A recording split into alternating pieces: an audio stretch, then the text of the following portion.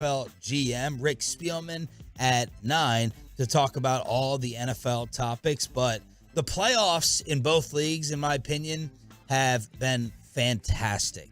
I thought that I'd have a lot less interest in the NBA playoffs than I have because the Dallas Mavericks are out. But, Bobby, you have 8 seeds, 7 seeds advancing, 1s and 2s, of course, because of that getting knocked out. And last night, the Philadelphia 76ers, without Joel Embiid, beat Boston in Boston. The Massholes get worked again in that building after the Bruins get eliminated. Now you have Philly up 1-0. James Harden, a career playoff high, 45 points. Just things you would never expect and you can never predict. Yeah, how do you let James Harden just completely turn back the clock like 8 years and ISO you to death all night, which is what happened. And I mean, 15 points in the last 10 minutes. He was on fire. The 3 was going in, but Boston that was a meltdown to me. Like you let Harden take over. There is no Embiid. You still give it up.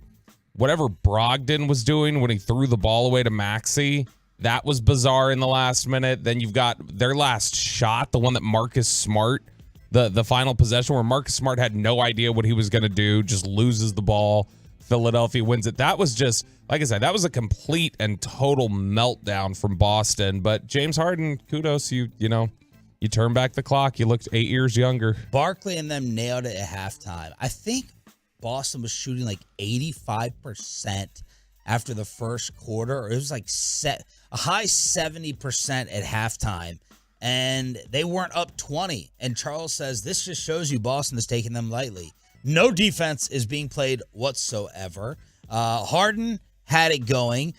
So did there was another player who had a lot of points at halftime that we usually don't talk about. Melton scored a lot of points, and Charles said, we saw Trae Young go off against Boston. It just takes one person to get hot. You screw around. You have Embiid come back for game 2 in the rest of the series. He's going to win MVP this year, and you're playing with fire, and it happened last night. Boston lost despite shooting 59% from the field. 59% from the field. Philly shot 50, and they get the game 1 win. So more torture for Boston, which I'm here for. You make 7 more threes than Boston, though. There's your discrepancy. You allow James Harden to just do whatever he wants. You have silly turnovers at the end of the game. You can't get shots off if you're Boston in the final minute on the possessions that you get. It's just that city of Boston right now has to be sick. Yes. After the Bruins the other night, the Celtics completely melting down in this game. Now, look, I still think Boston can win this series. Well, they're going to win the series. Man, you lose to the Embiid-less 76ers like that. Whenever he gets back, that's a mental that screws with you a little bit, I think. They're going to lose that series. I was just thinking, speaking of the fans, the brawls that we're going to get in the stadium and in the bars between the Boston and Philly fan base. Oh, it's perfect. That's all I was I was like, who do you take?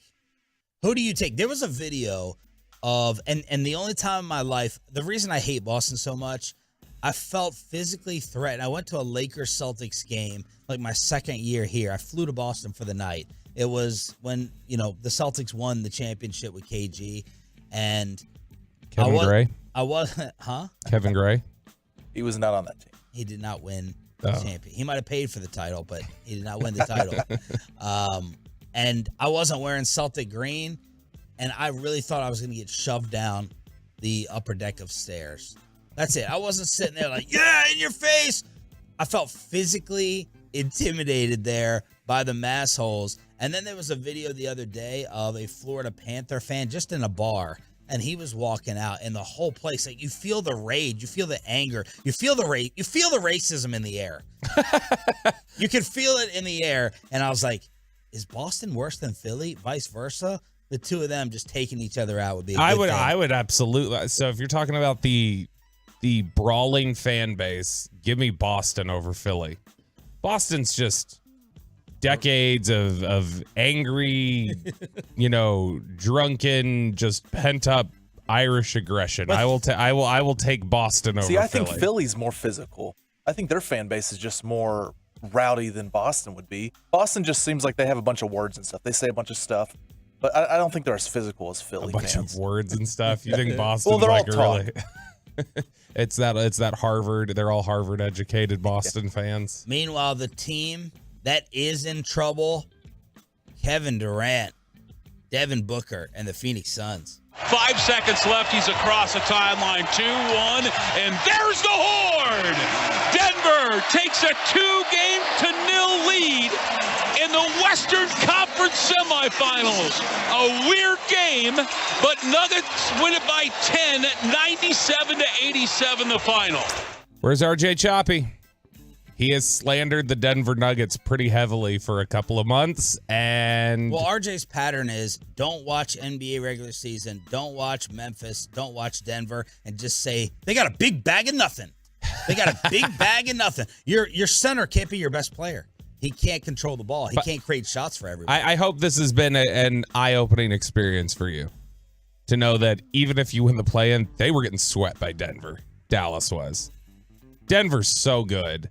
And I know people they struggled down the stretch and people want to ding them. And I understand the whole idea of Choppy's argument of this is why you don't, pick teams that run through big men. They can't get shots off at the end. They've been dominant and they have absolutely worked the Suns in these first 2 games. They dominated the Timberwolves. This is clearly the best team in the West. Trying to think about that statement. Are they now Warriors Nuggets? Could you say the Warriors are playing really well right now? Yeah, but I mean, like for instance, the way the Warriors played in that 7-game series against the Kings, I think the Nuggets would beat them in that series. The way the Lakers played against the Grizzlies, yeah. I think the Nuggets would beat the Lakers. So Nuggets to me are the best team in the West. They've got the best player in the West, and so that's the team I think that'll come out. And the TNT guys have been all over this. They're like Denver is they're too deep. You can have your big 4 with Ayton, Booker, Durant, and Chris Paul, but you still have to have depth. You still have to have other players that can do it on both ends of the floor. And right now, it's not happening. Meanwhile, you had 5 guys in double figures in the starting lineup for the Nuggets. The only one that wasn't was Michael Porter Jr. We know what he's capable of. And look, Jamal Murray, they won this game with Jamal Murray and Michael Porter Jr. scoring 15 points and not hitting a 3. That's the big stat that came out of this one. Jamal Murray was 3 of 15, and you still won by 10. Phoenix is in a lot of trouble, and as someone tweeted, get ready for Kevin Durant outburst. Get ready for Kevin Durant's meltdown on social media. That's where Kyrie's gonna go. Kevin Durant's gonna be like, Kyrie, I need you again. Jamal Murray he's focused on that girlfriend of his. He wasn't thinking of who's his girlfriend. Well, I don't know what her name is. The one on IG. The one who that video leaked of. Yeah. Him and her like a year and a half ago. I bet you do have that video, Peyton. No, but I mean, like Devin Booker, by the way, that's going to be my Jimmy Butler. After I was critical of Devin Booker and hit the way he plays in the playoffs. Here's his stat line through the postseason so far.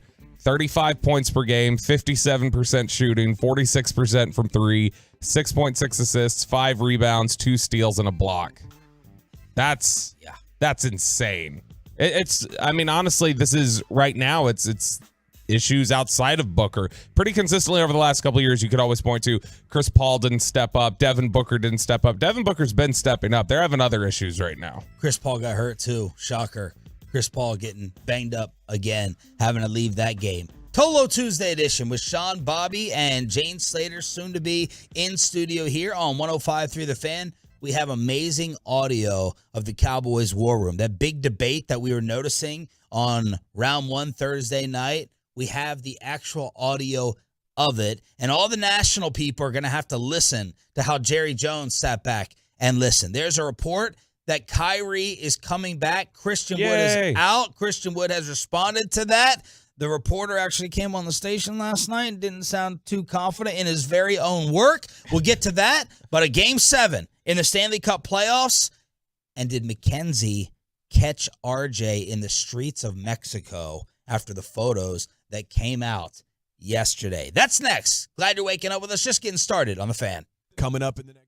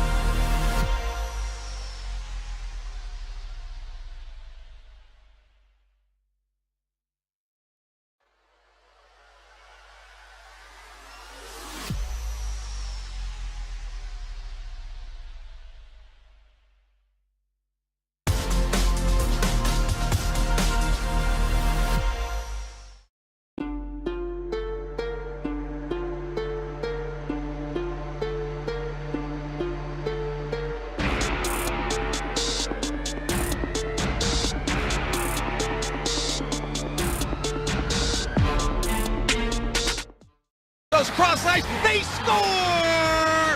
Eric Holla. It's 3-0.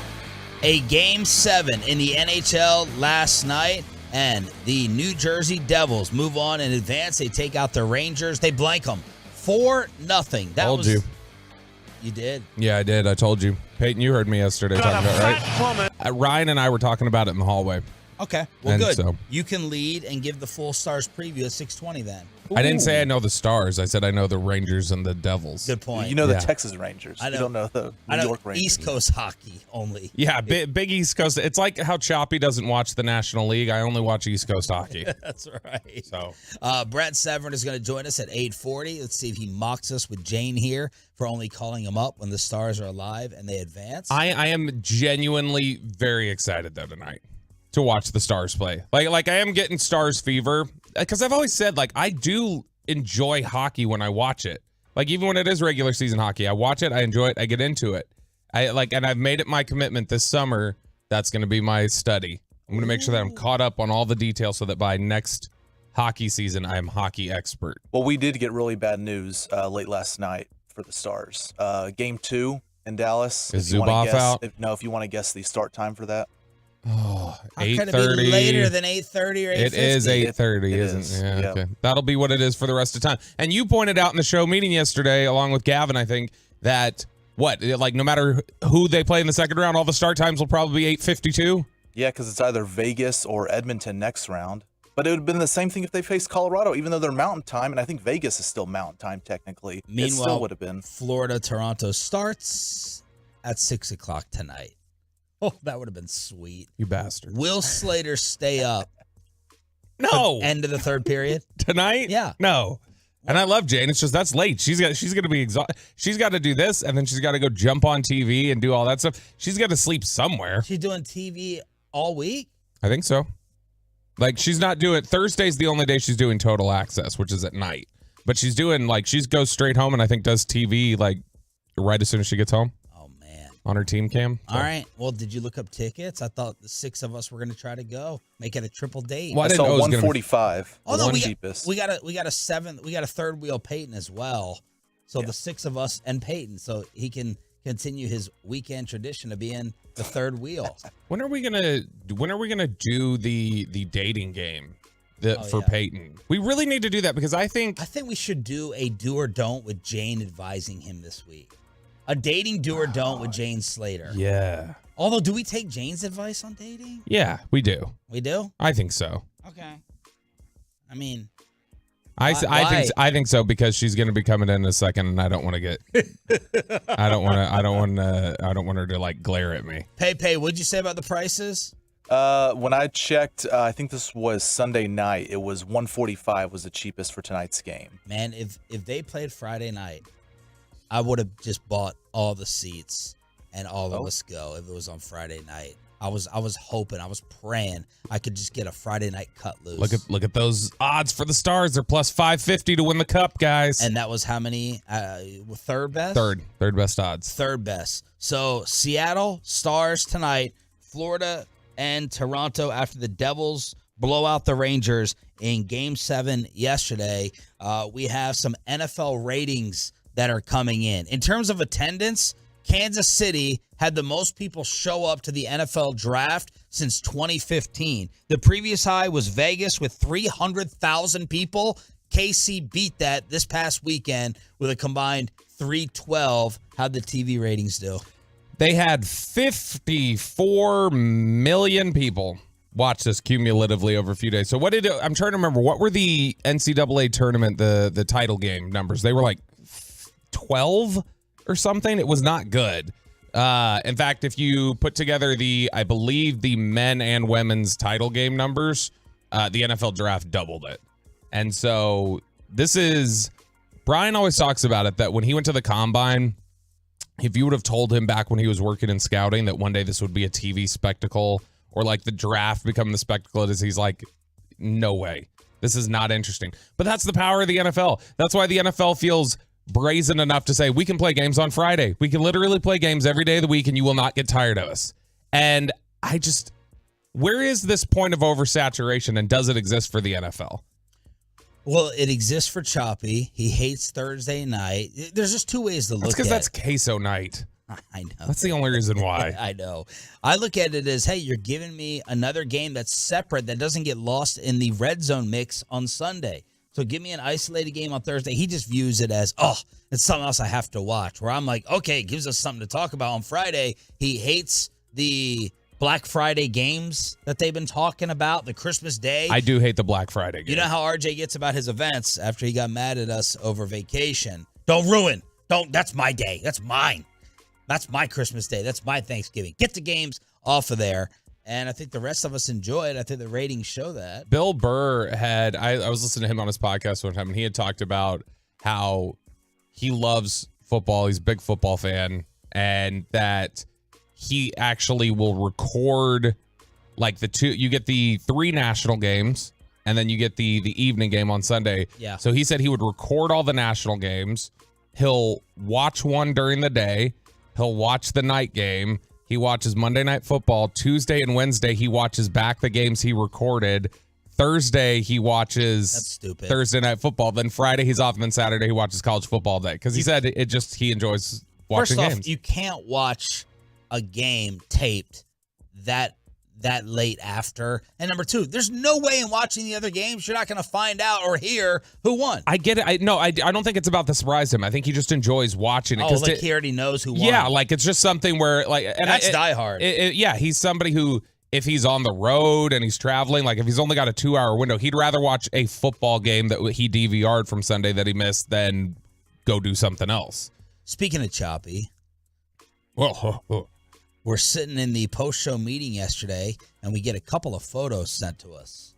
And Very X-rated. X-rated? Can we talk about it on the radio? PG-13. NSFW. For sure. And Really? RJ says Sarah is no longer in charge of the sunscreen as we get the front and the back shot of a sunburnt Ralph James Choppy on vacation in Mexico. Yeah, and man, as somebody pointed out on the Facebook yesterday, which you can go check it out if you want to see the pictures, go to the Sean and RJ Facebook page and check it out. It's the most recent post. But as somebody in the comments pointed out, said, what leaves those type of burn patterns? He goes, I am highly skeptical that can these you are ban the burns. nipples?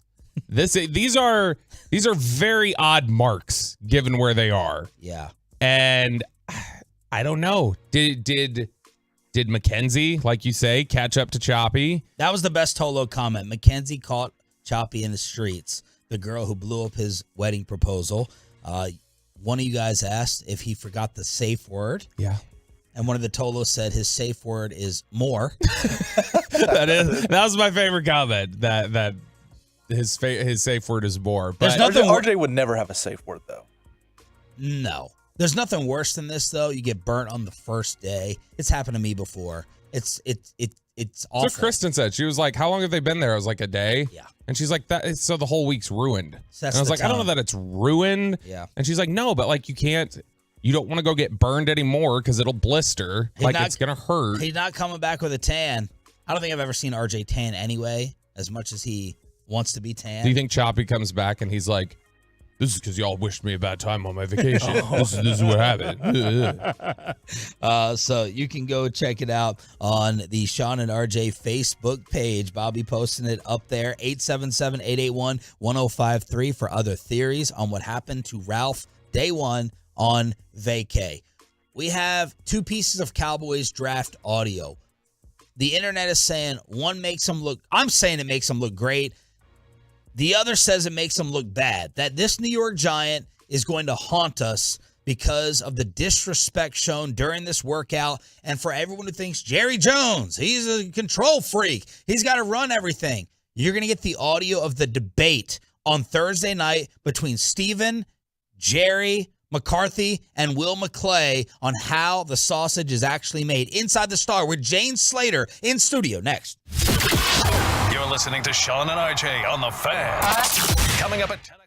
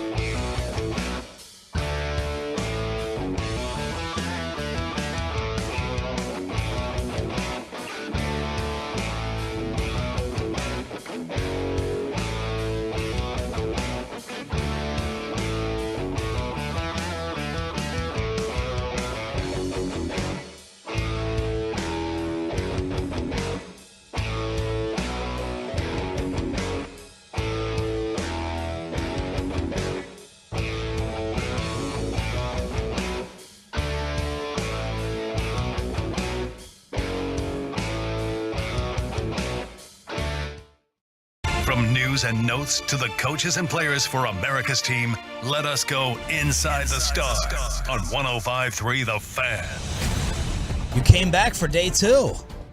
I debated. When did you have the Masterfully second so. thoughts? Last night or this morning? Yeah, probably when that alarm went off at about 5 o'clock this morning. After I left here, obviously I had to go do TV for NFL Network, clean the house, got a workout in. I was feeling good about my day. And then it's like you hit the bed. Yeah. It's always the second day when I do these morning shows. Wait till Thursday. Oh, Well, wait till Thursday she's not showing up. Wait till tomorrow because I got tickets to the Stars game tonight, which, as you know, Wow, I didn't think you would even stay up to watch it tonight. starts I at like you 8:45, 9. So I'm going to go home, I'm going to take a nap, and I'm going to come in here ready to rock. I would. So Oh, God. I did this for game 1. And that one went to double overtime. Sean, when do I... Where's the chain? Oh, the chain. It's over by Jane. You need to Sean, wear the when chain. have I not come to play? I mean, the worst moment in my career was Super Bowl New Orleans, and I was hungover. I've learned at my age you don't drink if you're going to stay out. My worst moment was Singing. the day after Super Bowl New York when we went out. Oh, I remember that. That was an abomination. That was awful. So My worst moment was 2 months ago. Yeah, his the day after at the Super Bowl. So how are you going to approach it tonight in terms of you want to have a little bit of fun? You going to go a couple Coronas? No, I'm not going to drink it all. Hurricane Jane has slowed down in recent I'm now years. in tropical storm depression. She is she's a tropical depression now. She's a low pressure system. Well, what made you decide that you wanted to go tonight? Brad Albert called me again. My girlfriend and I, Rachel Scoggins, we've been working on a project with Brad, and He is who? he's the president of the Stars. And we catch were in up, the Sean. box with Mr. Hunt of the Kansas City Chiefs and Troy Aikman. Why I love that stuff. I know. Why wouldn't I want to go to a clout box? But also, A clout box. we're not up in the clouds, we're in the clout. But we were good luck. So why wouldn't I go? You are going to be miserable tomorrow. I mean, Well- Bobby, I was really impressed with Bobby coming in here that next morning. Because I usually get criticism for my energy level on a normal day. Yeah. And that day, I should have been no energy. I came in on like 2 hours sleep because Well, I had this to is double overtime. awesome. You're fully embracing it then. She's got I'm the leaning in, Yeah. She got the Stars chain on, y'all, live on the Fan Cam, Twitch, and YouTube. Does that have some weight to it? It is heavy. It does. It's kind of heavy for a plastic chain. Now, what is What is it saying? Heavy as the crown? Yeah, heavy lies the crown. Yeah, that's what it is. Heavy lies the chain. Now, what's the attire? Well, last time I had a Stars beanie. Okay. So I kind of feel like I had to put it back on. Because Okay. I'm superstitious. Are you guys superstitious? I'm not Not really. superstitious. I'm a little stitious. You know what's so funny is he thinks he's funny sometimes, Sean. I know he does. That's a just bad an running old dad joke, joke. No, now Sevy told us last time because he came on right before game 1, and I had said, "How do I not look like a tourist tonight? What do I wear?" And he was very specific to tell me, "You can either wear a hat or you can wear a jersey. You do not wear hat and jersey." He I'm not a jersey you're- person, period. He says you're doing too much at that point. He said just grown one men- item. When grown men show up wearing jerseys or their sweaters, it is just so lame to me. There's a Careful. Note. There's a note I'll to write that down. to write down. Yeah. Are I you just bought a sweater the other I day. can't. So, What did you buy? no, I ordered a Jason Robertson one. Okay. He's What trying a to grow basic facial hair like beat. you. He's trying to grow facial He needs to hair. catch up. He's behind. So they don't know whether, there's a debate whether you call it a jersey or a sweater. It's to a start. sweater. Okay. So did you wear a sweater, and are you going to wear one? No, I told you I do not wear jerseys. Okay. Not even like I a- dated a guy once. You know this guy. We won't say his name on air.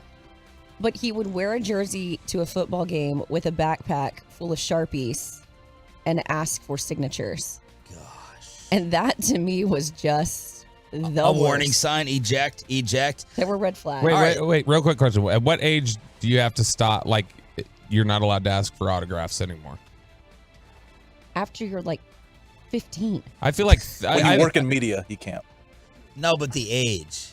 I feel like I always wanted a picture with them anyway. Yeah, Yeah, picture to me is always cooler. Yeah. but I always felt like I never had memorabilia. 13 roughly is Yeah. when you should probably I don't know. I always hate There the is idea of nothing robbing. worse when I see a father using their kid as a prop to go and get signatures. That's one way to get on my bad side if I'm at a game. But if I see a sweet kid, I will help him get, or her, signatures.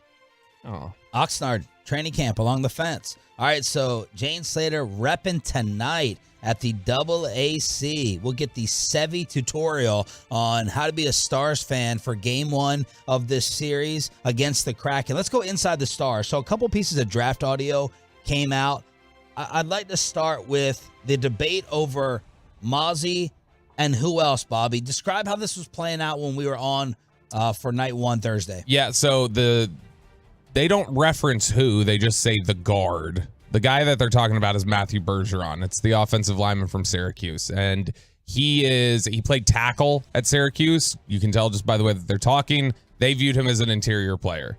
And a lot of teams around the NFL did. But Matthew Bergeron from Syracuse is the guy that they were debating. They had them right there. What does that tell you, though, about their concern about the guard position if they were willing to take one in the first round? So that's what's interesting. They are concerned about it. And they say they're not. See, Mitch LaPointe. Well, they didn't take one. Mitch LaPointe, well, here's the reason why. Mitch LaPointe, their national scout or their director of college scouting, came in at the DallasCowboys.com studios before day 3, and we asked him, like, hey, how's the guard class looking? And he was like, I'm not going to lie. He's like, it's pretty thin. There's not really any names left today. And so I think it's just they looked at that was the one pick where they could have gone with it. They didn't go guard. And then the rest of their picks, I think they said the value's not here. Guards have been snatched up. And I'm fine with that. Yeah. And that's where I think that was where, Aisha Morrison and I kind of went back and forth on it on day 2. That was my whole thing, was that I don't want to just draft a guard just to draft a guard. Right. The name's got to make sense value wise, and I don't think it made sense after round 1. Osiris Torrance in the second round would have made sense to me, not to them. I think they had him closer to like the 4th round. My point, though, is that obviously the first round is a coveted, need you to start today type of role. It just tells you that they see that it's a real need. That it's a real need. Now, do I think that they've got enough to figure it out? I mean, they did last year. Yeah. And Jane's Falcons traded for Bergeron on day 2. Here's the War Room discussion. McCarthy, McClay, Steven, Jerry on Mozzie versus the lineman. I'm ready to take the nose guard. I mean, we have them 1 and 2 together. You got 2 minutes. We're just getting warmed up. Well, who would you take? Personally, I would go with Mozzie because I know that he helps us now with the guard. I love the guard too. My question is, you're adding something to it where we have depth.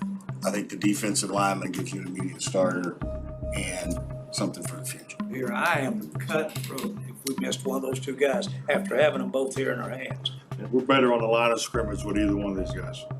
We've had offensive linemen there. We've had the opportunity to pick them. We've not had a defensive lineman, interior defensive lineman that high in quite some time. We're good. Let's keep on the phone. So here's what I was told on that, and you were kind of hitting on that, and you heard them talk about it. Depth of talent at position is considered in discussions when there's not much separation. Yes, so I think they had the same grade on those that's 2. what I'm saying. I think they had the same grade on Bergeron, Mozzie, and Laporta. I think it was the same number grade. Well, and so to your point, you've got depth at the tight end position. So that's why it does not make sense to grab a tight end there. And you have depth in the class. You Correct. looked at it and said, in the class, there's depth here. So then you go, okay. That's why I don't think tight end was even in the discussion at the end, is because they went, all right, there's depth at tight end. We can get a tight end at 58. Can we get a guard or a defensive tackle later in this draft? We don't think so. So, all right, let's look here and assess this. I think it's interesting that he says we have depth at guard, that we don't have a defensive tackle. So that means at least they feel a little better about guard than they do at defensive tackle right now. But then also to say they haven't had an interior defensive lineman up on their board this high available for them to pick in a really long time. And I think that's really interesting. I love the audio. I wish they'd give more of us that, not just for us as reporters, but to me, it gives access to the fans as well. And helps justify how they make some of this. I mean, why is it shrouded in secrecy sometimes? But don't you the think draft is over. Don't you think they do a great job of audio, They releasing do, but access? This felt even more transparent this year. Am I off on that, Bob? No, I mean, this is something they wanted to do So the team over at DallasCowboys.com does a great job. Caden Gates, Roxanne Medina, Scott Purcell, they all did this, and I thought it was great. But they wanted to do this in 2020. They'd started doing the same sort of series, then COVID hit, and they didn't do it, and so I think it just kind of delayed things. But this was something that they were trying to do a couple years ago. This whole thing is worth watching if you go to DallasCowboys.com or look them up on YouTube. It's like an hour-long special where they show the whole process leading up to the draft. But yeah, I think that there's definitely more here than has been in the past. I think it's something they wanted to do for a while. It's just it had gotten delayed. Number one, I said I love the access. It's awesome. Number two, though, the thing I love the most, Will McClay made the pick. Doesn't it give you a little... I love that. This is not a disrespect to Mike, Jerry, or Steven, but I think sometimes when you look at this draft class, I don't think enough of the fan base nationally recognizes what Will McClay is to them because he doesn't have the title. Yeah. Right? Because the storyline isn't as sexy to say Will McClay is really running it versus Jerry interferes. Right. It's collaborative. It really is collaborative. Yes. But I love that Will McClay got his due. They need Jerry Jones as the figure to, the overlord, the overseer who's interfering. Can I defend Mike McCarthy? I know you'll rather stop down. Can you cut the music for a sec? Over. Yeah. Save this. Yeah. Saying that Will McClay made the pick. I think that Will McClay won the argument in the end. I think Mike McCarthy has a big say in that room, and I think they were absolutely listening to his perspective. I think it just, as a lot of times happens in the draft room, if you have two people there, like two guys that are close on your grades, different parts of the room will say, all right, I'm going to take up the argument for this guy. You're taking the argument for this guy. This is why we need to take Bergeron. And so I think McCarthy absolutely stated his case, and I think they cut that out. I don't think they wanted you to necessarily hear everything they had to say about a player they didn't pick, because I'm sure it would show a little bit to fans like, oh, McCarthy didn't even want this guy, Mozzie Smith. What's going on here? And I think McCarthy is a big fan of Mozzie Smith, but that's why they cut that out. But I think McCarthy absolutely had a big say in there. I think he lost the debate. I think it's collaborative. I think that this is a group between Dan Quinn, Mike McCarthy, Will McClay, Steven. They've talked about this. This group really is kind of in lockstep. The other piece of video and audio that made the rounds, thanks to your boy Dove Kleeman or Kleiman, however you say it, Jalen Hyatt is working out with Cowboys receivers coach Robert Prince. Yeah, I saw that. And this is turning into Robert Prince disrespecting Jalen Hyatt, who goes on to the New York Giants, and this will set up Jalen haunting us in the NFC East for years when Prince was questioning his skill set. You know what you are, right? You know what you are.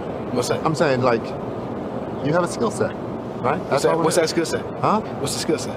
It's your speed. Well, I can run routes, though.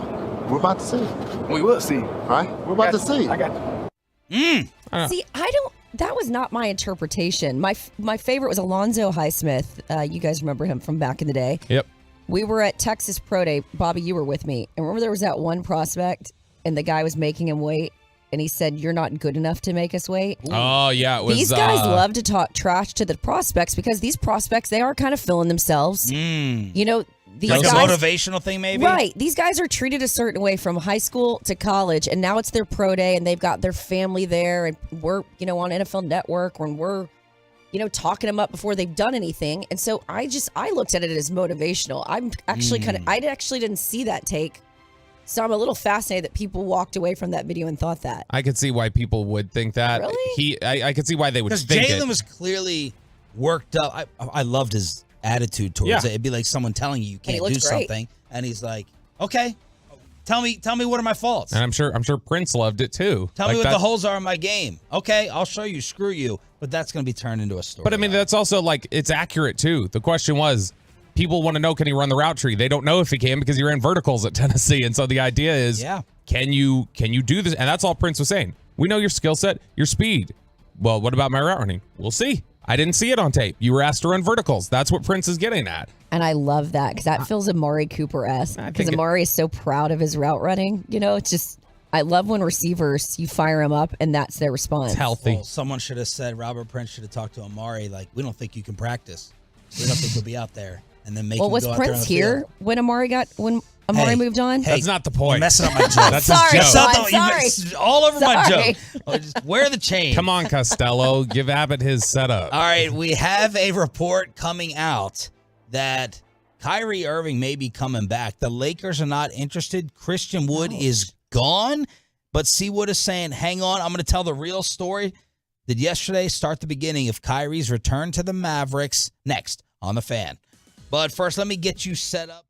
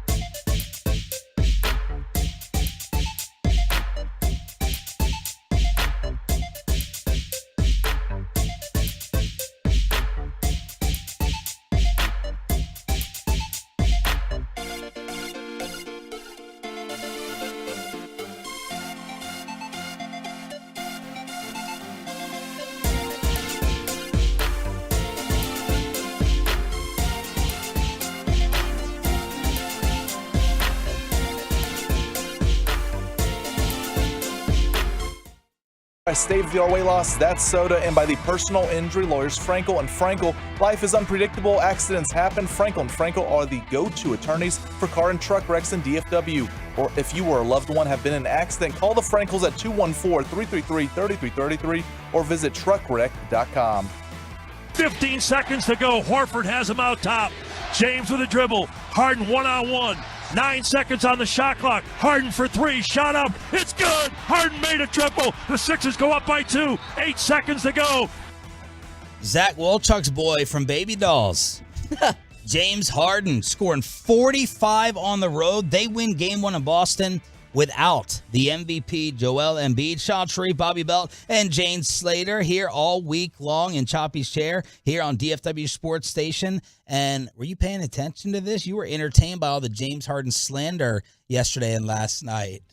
You know, I was watching not only Max Kellerman, but I was checking out Ramona Shelburne. They had Kendrick Perkins, Richard Jefferson on there. And Kendrick Perkins had particular umbrage with Richard Jefferson bringing up the narrative that James Harden is. And what his point was that he has an opportunity to change the narrative, but the narrative is always going to be Houston Harden and his extracurricular activities. Yeah.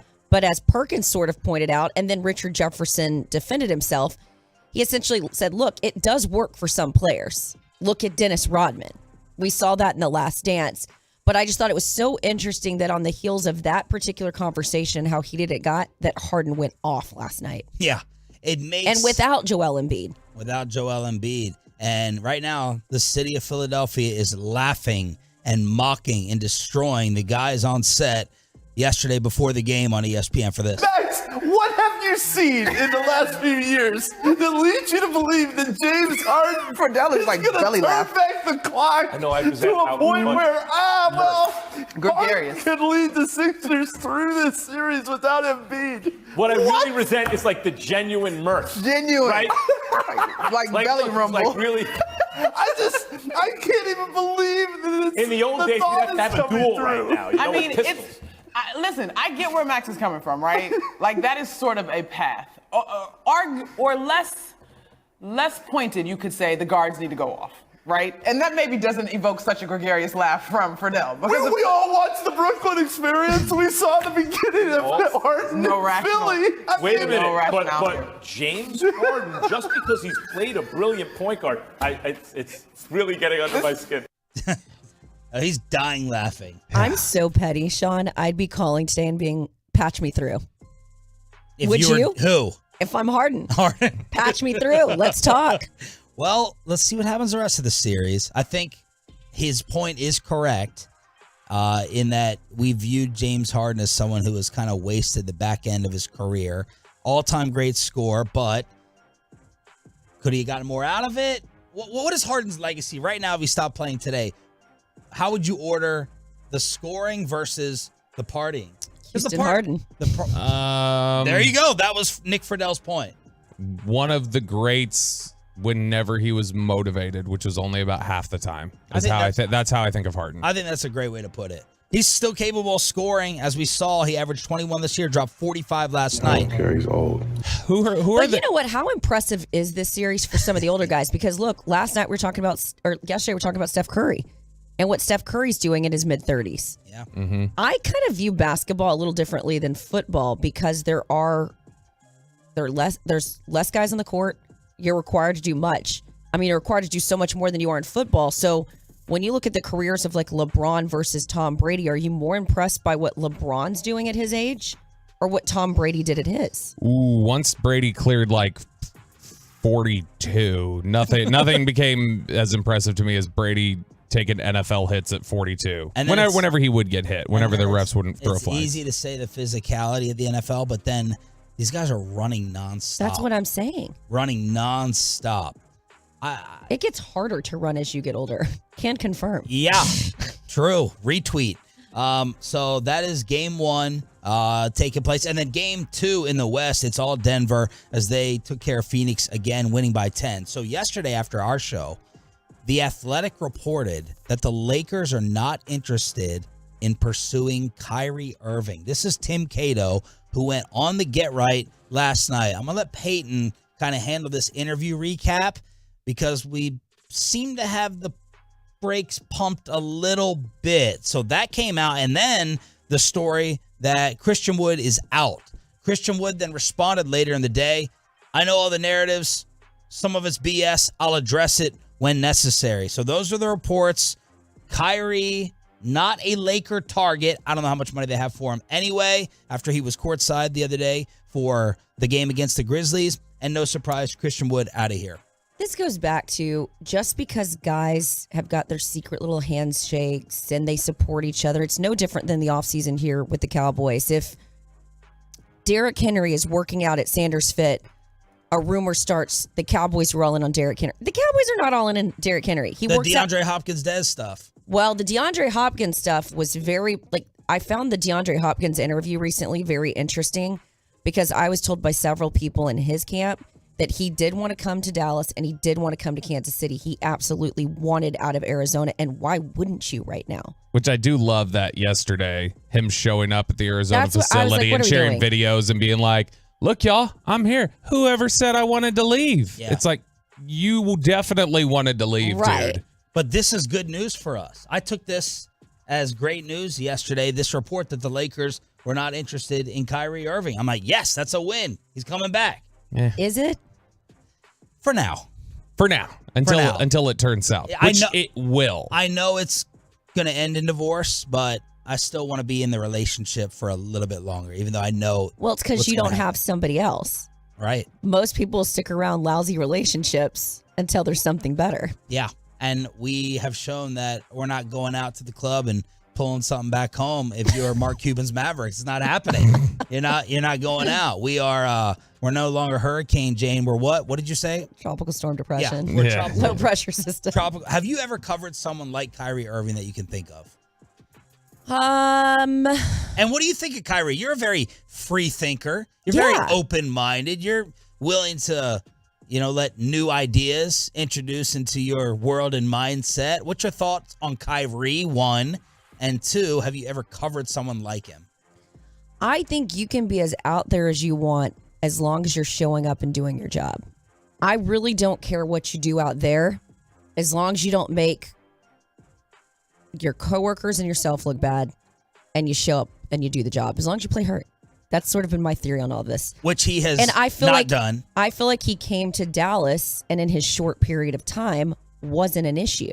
True. But to Bobby's point, give me a full season. Yeah. That was best behavior. Right. That was best behavior. What? He's sort of resetting his resume, I thought, for other people. Yeah, absolutely. So when you say somebody like Kyrie, do you mean with the controversies or the personality type, just the quirky? Personality. Someone that was like, is he crazy or is he? One, not Randy Gregory. Give me the other one. The actor. He was. David Irving. David Irving was different. And I loved David Irving. Amari was different. Amari was very smart, but Amari was different. And some people, Amari was so smart that cerebral. Amari was smart, and it was to the point that some people didn't know how to handle him. They were very confused by, is he passive aggressive? Is he? That's why I think you would always hear wildly different reports about Amari's personality in the lockers, because different people interpreted who he was different ways. He was a deep thinker. What I loved about Amari is he always asked the who, what, when, where, why, and how. And if you came to him without that, he sort of helped you recalibrate as a reporter. I always said Amari made me better. Yeah. Amari would, you get asked a question, sometimes reporters will fake their way through it. Or they'll fake the way through the answer if the player doesn't totally understand. Amari would sit there, listen to you for a few seconds and go, what is that? That doesn't make any sense. What do you mean? And he would tell you to explain it. Who was our other deep thinker in New Orleans? The one that had a lot of thoughts on COVID that a lot of people didn't like at the beginning. Stanford kid. Oh, Paulson Adebo. Yes, that's another one, deep thinker. Marcus Davenport, also in New Orleans, was a little different. What'd you say? Paulson went to Mansfield High School. He did. Oh, he went to high school where Peyton went. I don't mind deep thinkers. So I was like, all right, let's get Tim Cato on. I texted Kevin Gray. He's like, well, we're having him on tonight, meaning last night. So then I asked Peyton to go through this audio so we can use all these cuts, and keep looking. I don't see any cuts. Damn, Peyton, you didn't pull anything again? I don't see anything. I wasn't listening to the Get Right last night. Sorry. What did you hear? Wow, you're one of the few in DFW who isn't. Number one rated night show. What did you hear in this? Just, I mean, he was referring back to like his article, but it made it seem like the facts were already there, and that this was something that that was supposed to be reported as soon as the season ended. And then when they brought up Kyrie and stuff and wanted to return in Dallas, he kind of just referred back to Tim McMahon. It wasn't a ton out there that was like more of like an opinion of just like facts that had already been reported. So he didn't say it with his chest. No, he was kind of backtracking a little bit. Maybe he just didn't want to give a whole bunch. I don't know Tim a whole lot, but I mean, it wasn't a whole lot. From listening to it, because Peyton played it before we went on the air, he's like, listen to this. And it did sound a little bit like Tim had not expected the crush of coverage with it. And he was a little like, it's a headline on every website. Yeah. And he was like, it was more like something that just cultivation of things that have been reported. You know, Christian Wood's not expected back next season, and that he was saying it more just kind of in passing, and that then everybody dove it up. But look, here's the thing. Is that a stunner? Haven't we all said Christian Wood is not coming back next season? Look, you know what? It's funny. It's almost like when people are looking for news. I've had this happen to me. You put out a report that you don't think is going to be a big deal, and then it blows up. And in your mind, you're thinking, I didn't think that was a big nugget, but other people do. And you feel like you have to temper said nugget, even though you're like, I didn't think it was that big of a nugget. Yeah. Well, this is dry season now. So any little slip, any little word, any lubricant is going to turn into a headline. But look, this is basically process of elimination. Other teams don't have the money. The teams that do have the money aren't contenders. And it's not the way you want to get the girlfriend or boyfriend back, but it's like they don't have that many options out there. So you get them for a little bit while longer until they find something better. And that's the Kyrie situation. And I'm willing to take it. I'm willing to take it for now because you cannot lose him for nothing. Jalen Brunson 2.0. You're willing to just be... What do you want to give me an alternative? Don't say sign and trade, sign and trade. Tim McMahon laughed at the Anthony Davis sign and trade idea. The Lakers would never do that. That's not going to happen. I mean, if you give me some other options with some other teams, I'm sure Bassick has a list. What it sounds like to me is the passion's kind of missing in the relationship, but friends and family love them, and you like watching movies together at night. Exactly. That's what it is. Bam. Yeah. So Kyrie Irving, I guess, kind of, according to Tim Cato, is coming back. Christian, what we know, that is not taking place. All right, Sean, Bobby, and James got Peyton and Ryan in the back, live on the Fan Cam, Twitch, and YouTube here on DFW Sports Station. There is, people are calling this an all-time sports rant, and Jane Slater is not here for it. Plus, we're going to go inside Jane's world. What Jane learned today. See if it's something you already knew or not. Plus, is this all-time sports rant really something you've been feeling about your teams in the Metroplex? Next. But demand for unskilled...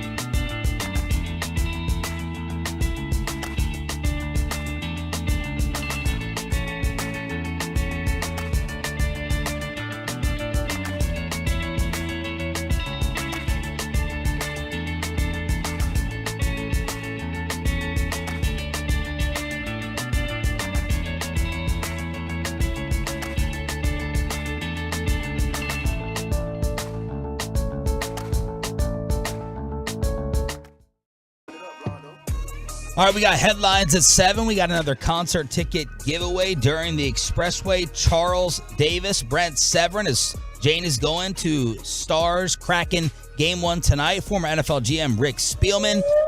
Whale, the show of whales. Did it go across the screen, Ryan? Not always. It did not. It did the first time. Why don't we do it always? Because you don't always know to sync it up. Like, I mean, they've got It's not just a button. No, hit? well, I mean, it is a button, but in order to sync up with like Peyton playing the drop, he has to know right when Peyton's I'd going to have hit to it. yell to Ryan, hey, I'm playing it now. So we can try it again if All Ryan's right. ready. Ready? All right, say one of the whales. Charles Davis. See, there we There it go. is. See, Jane, look behind you. That's good. The little whale Yeah, the show goes of across whales. the Sean, screen. you're such an incredible content creator. Yeah, that's why we have the highest YouTube audience of the station. We do. We have we're number one on the stream Really, and the that's YouTube. impressive given and- how early in the morning. Maybe that says that people are tuning in and putting this, streaming it to their TVs. I don't That's understand. how you do it, right? When you listen to stations. I listen to you guys on Odyssey. Okay, the app. We have the high app numbers as well. Yeah. Not only if the radio numbers can match, we'd be And good. then I get in my car. I truly am a Tolo. Like, that's no BS. Thank you, Jane. We thank love you. you. For I love that. you guys. Get you a Okay, meter. so you have been wanting to talk about this sports rant since the weekend. Yeah. Where was this from? At first, I saw Kyle Brandt post it, and this is from. You rolled your eyes. I know Kyle Brandt. No, I didn't roll my eyes. Well, I like Kyle Brandt. He can sometimes go off on the Cowboys, and it I think feels it's good. it feels like a bit. It feels like a Stephen A. thing sometimes. So I challenge him a little bit when I'm in studio. I like Kyle Brandt. Nah, I like Kyle. Kyle's carved out an interesting space for him, but I digress. Yeah. What were we talking about? The rant. Yeah, the rant. The that you saw Chicago from rant. Kyle Brandt. Brandt's rants. Yeah, so Brandt's rant, he was essentially posted this White Sox caller. I always love when people call in to these sports stations because they're so upset.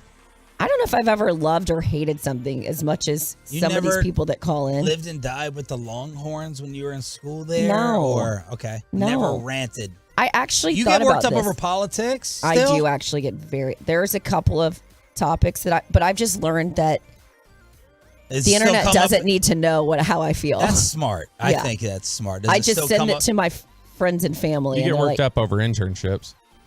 Does you it know? still come up at your family outings? A political conversation? Oh yeah. Well, in my family, it's very polarized. I've got some of my family that's very, very far left and others that are very, very far right, which I appreciate. I think there's a lot of interesting conversations that are had at our household, particularly our holiday dinners. Again, I digress. Yeah. But, What were we talking about? But shut up. So this caller called in to ESPN Radio and just went off about the White Sox. I believe in total, Peyton, it was like, a 7-minute rant. So we cut it down a little bit for you. A lot of it. And I'm curious for those of you listening to the show, and you can text us at 1-877-881-1053, the truckwreck.com fan text line. What gets you this worked up? Berto is on the west side. You're on ESPN 1000. What's up, Berto? I've been a diehard Chicago White Sox fan for nearly 40 years. Don't get me wrong. I'm angry, but it is a byproduct of a dysfunctional, abusive relationship with the front office and the ownership of the Chicago White Sox.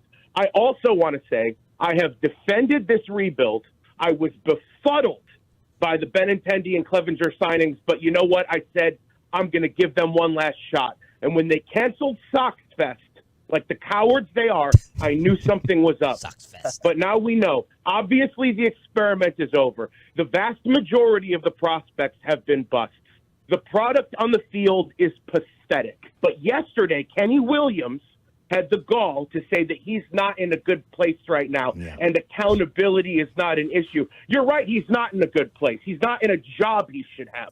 We keep going after players that Rick Hahn liked 5 years ago. Lance Lynn, over the hill. Yaz, over the hill. Benintendi, he wanted him in the draft 6 years ago. He's got a .1 WAR. Clevenger isn't just a clubhouse cancer and a disgusting human being. He's a horrendous pitcher. The entire organization is poison. Goodness. What that guy I- is so angry. What I loved about these radio hosts is they just let him have his moment. Yeah. And kick their honestly, feet up. I would have given this guy a show. He feels like a younger, more youthful Mike Francesca. Yeah, that's right. And he sounded a little bit about Kyle Brandt. People thought it was Kyle Brandt. thought perhaps it was a bit of his. He had to defend himself. It wasn't. But I have actually only been around one person that can truly get into these. It's like a full monologue, a diatribe. He's talking to himself. He just wants people to hear him out. It's Bobby. Sometimes we'll show up to the stadium on a Sunday, and Bobby will have these conspiracy theories as it relates to the Cowboys or life. And I just sometimes kick my feet up and just let him go. But I find that hard to believe. You've been in this profession for a very, very long time. This is like what fuels the people. This is our listenership, right? Right. People calling in, Jared Sandler post game going off, people losing their minds, sports bar atmosphere. Why do you think you're pointing this out as like very rare and unique? It's maybe I'm numb to it. I think like you're when numb I to listen to the post game show Cowboys, there are fans that kind of go to this play. I mean that was a well articulated argument, though. I mean the fact that he went on for 7 minutes. That's the thing, is that usually when you're that angry and that emotional, you're not making sense. Like there's a curve for me that like for instance, whenever we talk about Dan Orlovsky. Oh, God, I don't get this. Okay, that's fine. You don't have to get it. Actually, this is actually a great opportunity here because she will defend him. She defends him off Was the I air not to me. disappointed in you with your behavior at Super Bowl towards Dan Orlovsky? Oh yeah, Mom called. Yeah, she called and I was secondhand embarrassment Yes, because you were. you're more of a professional than that. That was fanboy behavior. Oh, don't just say the It fanboy was. thing. It was fanboy behavior. No, it wasn't. That had nothing to do And with it just fan. feels like irrational frustration with someone. I get the Stephen A. But that's a bit, but a lot of Dan's takes are fairly authentic, and I think he explains himself pretty well. That's my point. He takes a lot of this stuff, and look, I can't. Last time I got into the last reason that made me upset, I was told not to dive into that on the air again, so I can't mention that. But like, I think a lot of his stuff is just fraudulent. And if you look at the way he talked 5 years ago versus the way he talks now, he does not talk about the game the same way. Are people not allowed to evolve or have more nuanced takes? If it was like him progressing and like evolving forward, like this is backwards, like he's become more caveman like. Here's the deal. He gets pumped up by the fan base, other fanboys. And then he feels like he's got to plant the fanboy flag. Oh, Bobby. And I have to remind him, you're a professional. Look at where you're at in your career. This is conduct detrimental. Detrimental. What are we doing? How did you hear about, or did you watch or see the highlights? How did you hear that Bobby got up and stormed off during the Orlovsky at the Super Bowl? I was following it in real time on Twitter. Yeah. And I did. I called him. I was like, it was that and the Taco Charlton. Two things have never made me more frustrated with him. I'm like, you cannot behave like this in this role. I'm protecting you from yourself. So the number you protect me from myself too, Bobby. Like we've got each other's back. But that's about that rant that White Sox is on par with him defending the Dan Orlovsky behavior. I think the White Sox thing is more acceptable There's than Bobby Orlovsky. Bobby's worse. 1,000%. There's an anger curve is all that I was getting at. This was not meant to be the Orlovsky thing. There's an anger curve where you get angry. No, like for me anyway, as the more I get angry, the better I feel I become when I'm arguing a point. And then there reaches a point where you get so angry that you start getting flustered and words don't come out right. And then it starts. That's so when like, you get defensive, when you feel like no one in the room is supporting you. Right. So like right now I'm flustered with my words at this very moment because the curve has gone we've gone over the curve. The number one thing that came out about your day one appearance on the Fan Text yesterday was you putting Bobby in check. And people loved your glasses. That was also, people loved the glasses. But putting Bobby in check and making him shut up, that's what I'm glad it was the content with which I brought to the show that stood out. The big sis moment, which just struck again. All right, it's Sean, Bobby, and Jane here on DFW Sports Station 105.3 The Fan. You want some of the text response to things that get them worked up? The very first one, Bobby thinking Dak is elite. That just grinds my gears. Yep. We lose the last 2 years in the playoffs because of that elite quarterback. The Dez call, that was one. I think you're so far removed from it. When I listened to that clip, and I was actually surprised it got this much play on social media. People are like, all-time rant. I guess I wait to hear the yelling and the screaming first. Like, that's, to me, what defines the rant. But I think you're removed from it day to day dealing with like calls or anything to where I was like, that was nothing. That's mild. It's just interesting with the difference. It's mild. Again, I thought it because it was a well-articulated rant. Yeah. There was nuance to it. There were facts. He presented it well. I mean, I literally sitting back there, I'm like, I don't even follow the White Sox, but I'm on this guy's side. 817 Activision absolutely ruining Call of Duty for all of its fans gets me this way. Bassick. Just text in Bassick. Bad drivers, lack of common sense. If you're going the speed limit, stay out of the left lane. That's 512. Let's see here. What else do we have? Casual Cowboys fans who think they know things that gets them upset. Living in south of Houston, being surrounded by Astros fans, 817. So a lot of people get worked up about what other sports. drives me nuts, one of my rants, is my father will constantly text me, hey, did you see what the Cowboys did? Did you see? I'm like, I literally broke the damn story. like the news of the day? Yeah, I'm like, Dad, you know what I do for a living, He's right? sending you an Ari Myrov tweet going, look, did you see this story, It drives Jane? me insane. I mean, I literally have been a reporter for 18 damn years. He knows where I work. He knows how many platforms I'm on. And he will literally say, well, did you see this? I'm like, I'm all over it. Yeah. Yeah. Do they still watch you like on TV? No. Yeah. None of our parents do. Like my mom can't. She died, Sean, which you point out all the time. Oh my God. I knew you were going to bring that up. I knew you were going to say that. Yeah. I don't bring it up all the time. Don't look at me He like does. that. I don't look at I don't. Almost daily. He loves bringing it up because he knows how uncomfortable it makes me that he's bringing it up. I don't want to talk about this anymore. Headlines at 7. Expressway at 7:20. Go. I want you we're going to do it 40 after. I was going to say something, but I didn't respond there. I want you to big sis him 40 after every hour the rest of the week. That'll be our highest rated content. She will. Of your weekend here. Go ahead and big sis. And Bobby gets all flustered. He doesn't know what to do. You see? With us, he answers back, but he's got to sit here and take it, which is fantastic. All right, Stars game 1. Jane is wearing the hockey bling. Pavelski's coming back. Rangers back in action. NBA playoffs and NFL draft fallout. Headlines to get you ready for a Tolo Tuesday next. Well, look, life is unpredictable.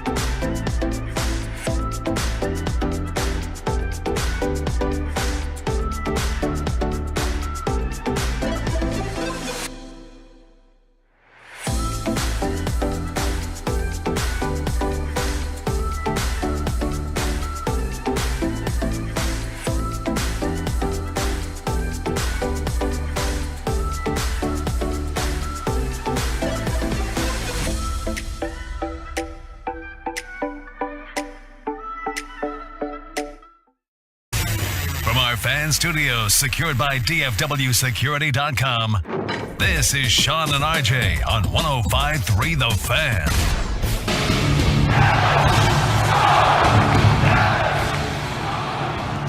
We always have morning show representation at the AAC. Choppy, Bobby, and now for the second time, Jane Slater in for the week, holding it up on the fan cam, Twitch, and YouTube, heading to game 1 tonight against the Kraken. What brought this on? Well, I got a text from the president of the Stars, Brad Alberts. My girlfriend and I, Rachel Scoggins, we are working on a little project with him on the side, and I was in the box with Troy Aikman and Brandon Morrow and those guys the other night, and we brought him good luck. So he said, we got to get you girls back here for the next series. And when I looked at the schedule, Thursday was going to look tough. I don't have to do any TV tomorrow, so I said, you know what, I'm going to power through, even though it's going to be a 9 o'clock start. Yeah. What is she in for with this 9 o'clock start and 5? Well, what time do you wake up now for us? 5 o'clock. Man, I'd love to know what she's in for the 9 o'clock start. I can only weigh in if the game goes to double overtime and she's leaving the arena at 1 in the morning. What's your cutoff point for leaving a game?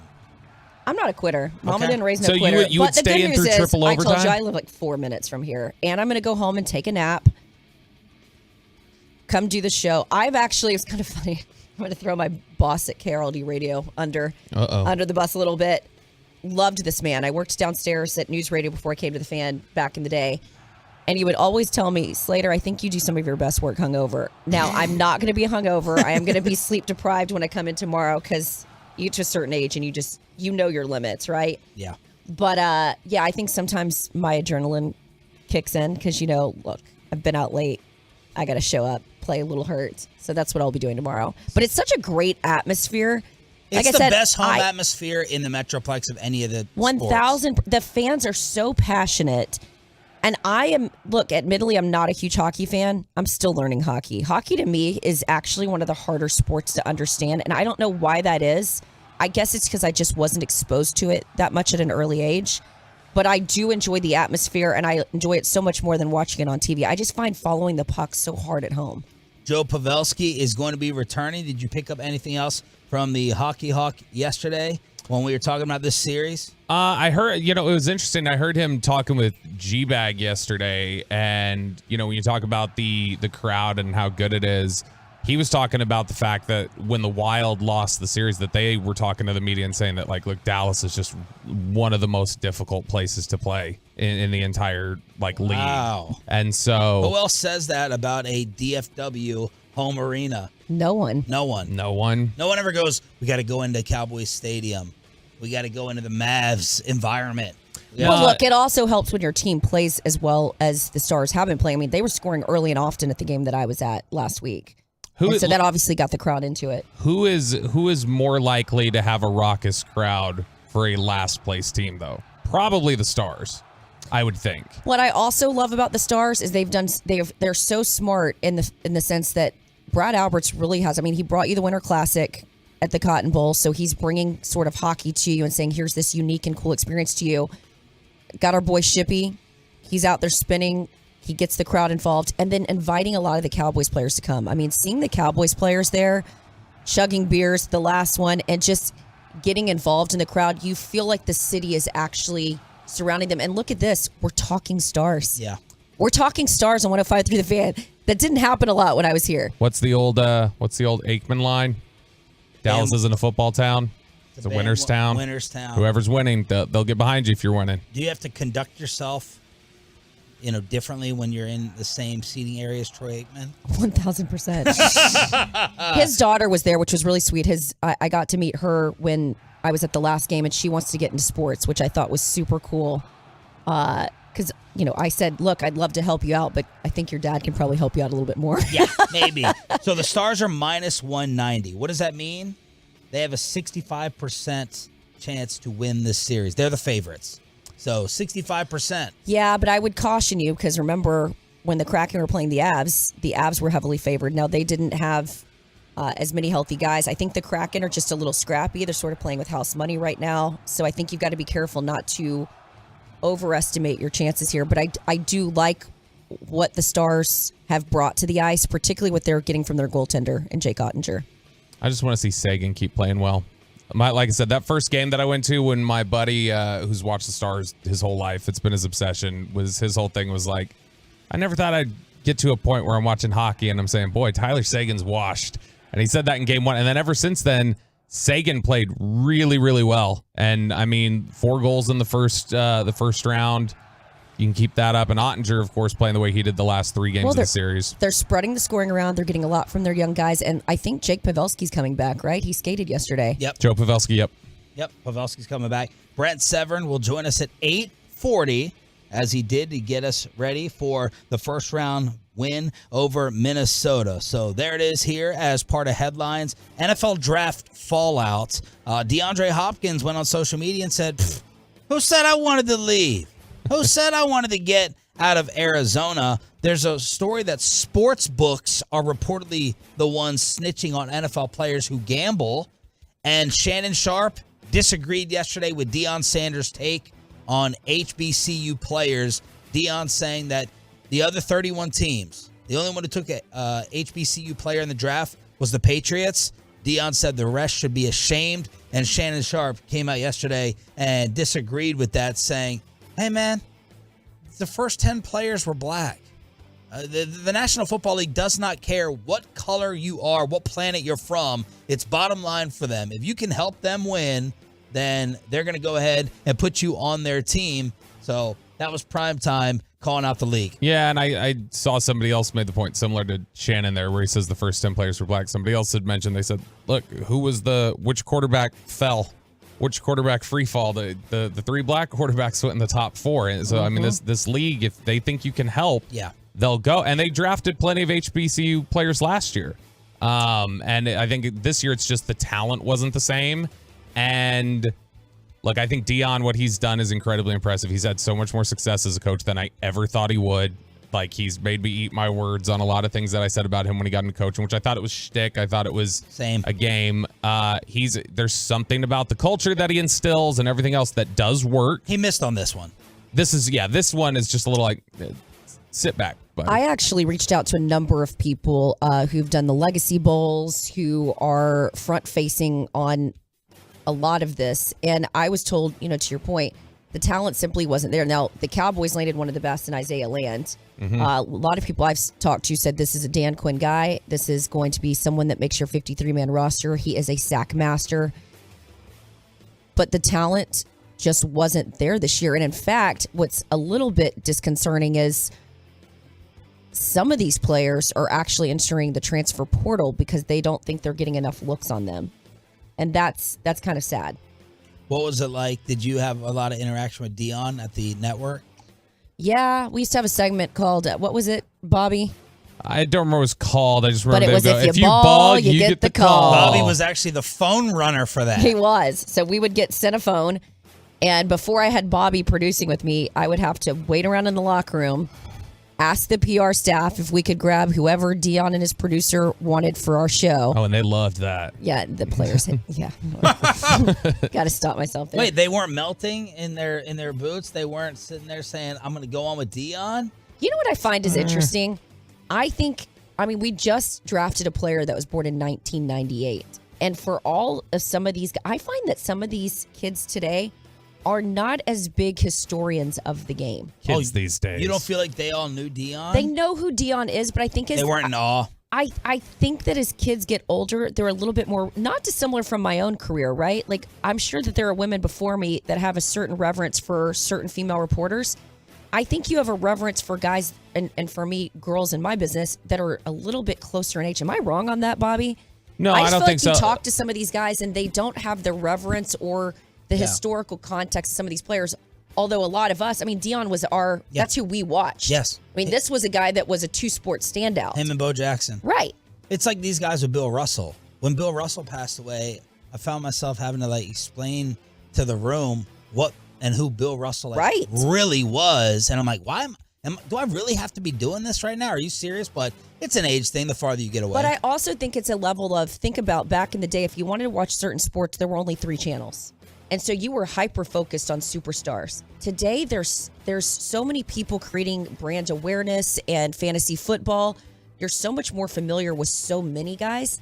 I don't think that there's Tom Brady is an outlier. Like Tom Brady will be that guy for a lot of younger guys and generations, but I don't think there's the same reverence for certain players as there used to be.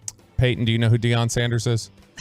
Yes, former Cowboys defensive. Do you know all the teams he played for? All right. Falcons, Cowboys. Do we go baseball too? Okay, I'm so proud of you you, do Peyton. Falcons. The fact that you do Falcons, I'll give it to you. So proud of you. All right, Brandon Staley is kind of getting laughed at.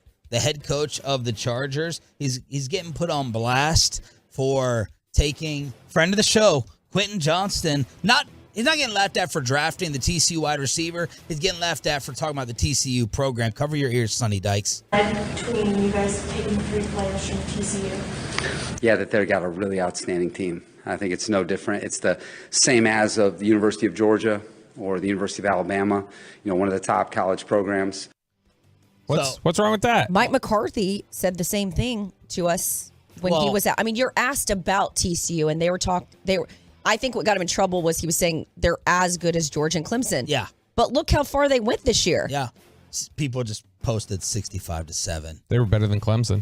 People saying 65. Yeah, you can't say they're better than Georgia. Georgia, dog walked them. But you can say they're better than Michigan. Sorry, Mooney DeMare. You love Sonny Dykes? I love how he's changed the culture. I was there at their pro day, and I've kind of been an adopted TCU Horned Frog for the last, ever since when I started covering them at CBS 11. And just the energy that was around that group when Sonny Dykes came in. Look what Sonny did. He's turned around, I think, 4 programs now. But look what he did at SMU. Look what he did at TCU. And Gary Patterson was a hell of a coach. But he got him further in his first year than Gary ever did. Now, some of those were Gary's guys, obviously. But look how high some of these guys got drafted this year. And the pro day, Bill Belichick is showing up to TCU's pro day. That was shocking to me. Yeah.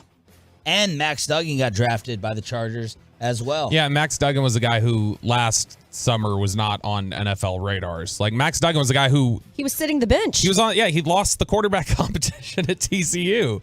And so, look, and like you say, he won with a lot of Patterson's guys in some respects, but that's again a testament because there were a lot of questions at the end of the year of why did Gary Patterson's guys go 5-7 or whatever it was the year before, and then Sonny Dykes comes in here and they're in the national championship. Didn't lose a game. Yeah, just other than the Deuce Vaughn, Cowboys great. NBA action last night. The story is James Harden without Embiid scoring 45 on the road and continuing to torture the massholes in Boston. The Suns are down 0-2 to the Denver Nuggets. They're in a lot of trouble, but we got some NBA trash talk. Dylan Brooks finally came out from his hole, and he was asked if he regretted poking the bear in L.A. That's who I am. I don't regret it. I'm a competitor. I compete. I don't think it got LeBron geeked up. Is he back in the playoffs? It's been a little while, so I think, he was ready to play. And overall, we just got beat better by a better team, bigger team, guys that have their whole team, the whole pieces there. And, I'm just going to, continue to be me and get better at what I do. He always has that energy. Half asleep. Look at Bobby's eyes, half asleep. Meanwhile, this reminded me real quick of the Juju beat when he was just, talking his talk after the Super Bowl. And it was like everybody had to check him real quick. It's like, bro. Yeah. Stop. You were part of a winning cast. Plus, the reports are that Dylan Brooks is not going to be back with the Grizzlies. Yeah, he may be off that team soon. Yeah, and look, there's they'll put up with attitude and things like that only to a certain point for your ability. And look, I think Dylan Brooks is a better player than Choppy has talked about him. I think Dylan Brooks is I don't think he's just a black hole. I don't think he's just an instigator, but you've got to be better than you were, and you can't run away when your trash talk failed. Where does everyone now have the Dallas Cowboys after everybody has drafted? Bobby has your post-draft power rankings, and Jane will participate in her first ever Ask Reddit, plus a 90s concert ticket giveaway for Turning It On, Leaving It On next. Wake up, wake up.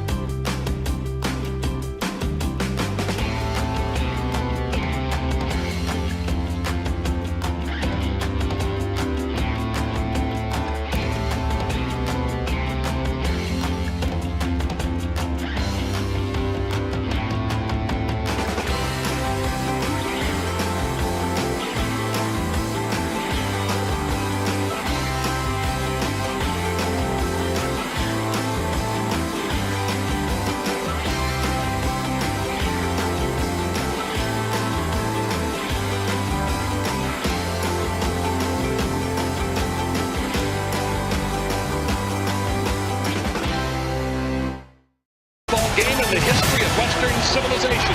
What a ride it's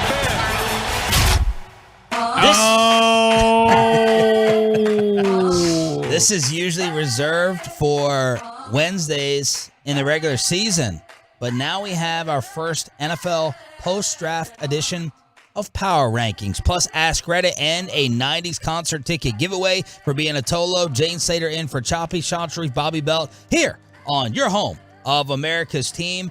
We had some Cowboys audio come out yesterday. We played it at 6 o'clock. Jerry, Steven, McCarthy, and Will McClay sorting out the pick of Mozzie over the Syracuse offensive lineman. I love that seemed to be Will McClay's first choice. That was very important to me after Rod Marinelli kind of did some things around here. Don't you disrespect. I'm not. One of my favorite coaches in the league. And I think Rod is in the Metroplex. Rod said he listens. Rod told us last time he was on that he listens. That's my guy. Yeah, and you buzzed him, and that was rude. You got the Peyton. question wrong. He did. Shout out, Coach. But we have another piece of audio. This is before they took Deuce Vaughn. What do we need to know about this setup? Yeah, this is so.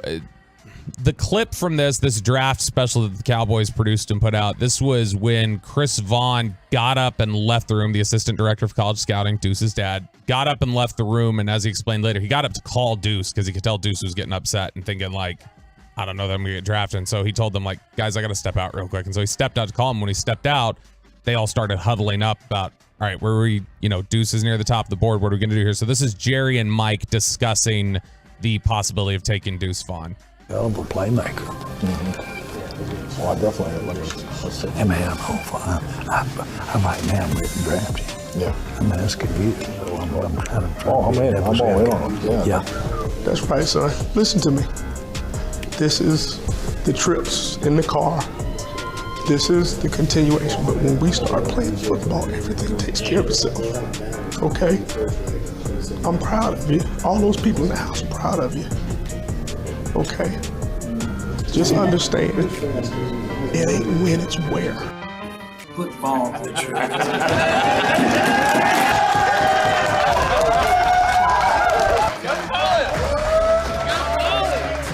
Hey, buddy. Hey, it's going good. This is Dad. My phone wasn't working. Look at here, man. You want to come to work with me next week? I wouldn't mind that. So great moment, and it's interesting there. That's again to the people who say this is all Jerry. Jerry's heavy-handed. You hear Jerry setting it up there, and he's saying like he's a dynamic playmaker. Mike's like, oh yeah, he does a lot, and then he says, but I'm thinking about driving. I'm asking you, what do you think about us doing this here? He was looking to Mike to see if Mike was on board with this. Jerry definitely is, despite what people think. Jerry is a consensus builder, where he just wears consensus, and I'm gonna follow what my team has to say about things. One of the greatest stories that I heard about Jerry was Jerry's the type of guy that will literally walk outside and ask the garbage guy, what do you think about this?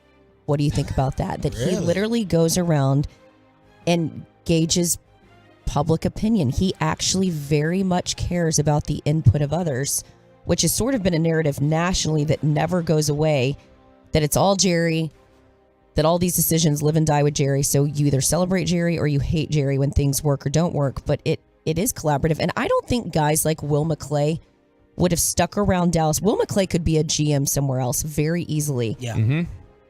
But it's the loyalty of a lot of people in his building. There's not a lot of turnover. And if you look at a lot of the players, these players are so loyal. So when people talk about Jerry, DeMarcus Ware goes and wins a Super Bowl with the Broncos, he's asking Jerry to help put him in the Hall of Fame. I think those are important things to think about when you think about Jerry. It's just a smart people skill, When you ask someone a question, first off, people love to be asked about their own lives. But then someone like Jerry Jones is going to ask what you think. Yeah. And he may not even take it into account or act on it, but it's just a smart thing in order to empower other people. Like, hey, what are your thoughts on this? What do you think about that? What do you think we should do?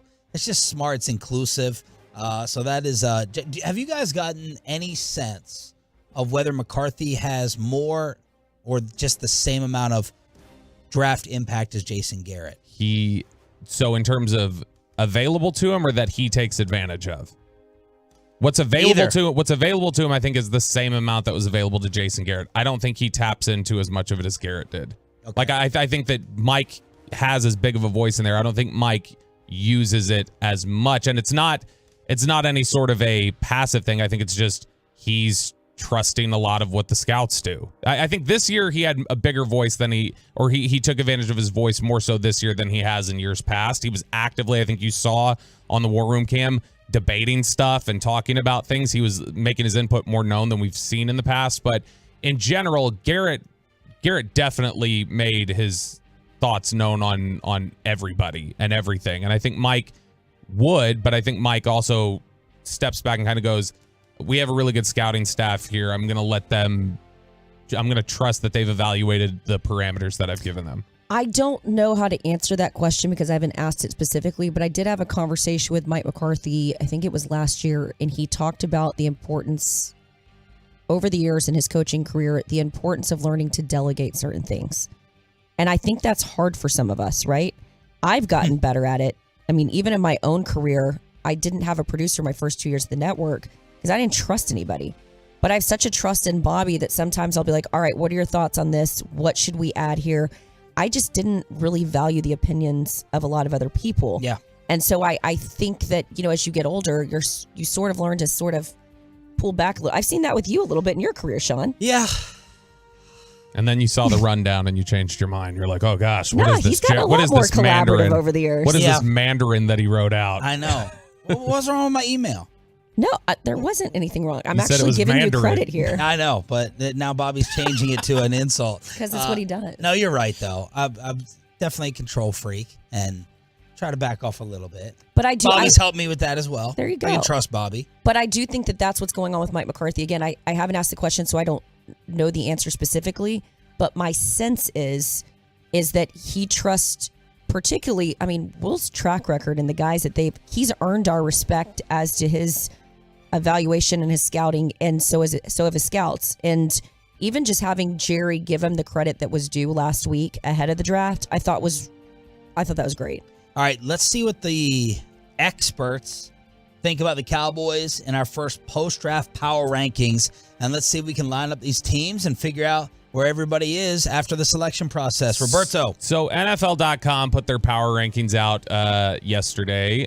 Somebody, I think Jane knows, a buddy of hers, Dan Hansis from the Around the NFL podcast. So Dan put out the NFL.com power rankings yesterday. It's the first one they've released since March 21st, which was their post-free agency power rankings. So the number one team, we'll see how far we get down until we get to the Cowboys. The number one team in the NFL is Eagles. Kansas City. It's the Chiefs. Says that last year the Chiefs traded away an all-time great at wide receiver, then won the Super Bowl anyway. Andy Reid and Brett Veach continued their wide receiver room build on Friday with the selection of SMU playmaker Rashee Rice. They really haven't lost a ton this offseason. I think Jane's Eagles are two. Jane's Eagles are two. My Eagles. You're wearing that green chain. And here's it. That's for the Stars. Oh. Get it right, Sean. All hail Howie is the opening line of the Eagles report, which, of course, as we heard yesterday. Jane, did you hear Schrager mention that he said a lot of teams around the league are getting annoyed with how much praise Howie gets? This is a fascinating... But I don't know if that's like... sometimes we tweet out these things because we're told, like, look, I'm a little annoyed with it. But this is another example of what we were talking about in the last hour. Mm-hmm. That one thing that he probably said, or I don't know if he tweeted, he probably said on Just Good Morning Football in passing. Yeah, like, it was a lot of GMs are getting annoyed. I talked to a lot of coaches that were annoyed with the praise that Sean McVay was getting as an OC. So it's like they can say that they're annoyed, but I don't think it's that big of a story, but everyone latches on to it, right? I do think that.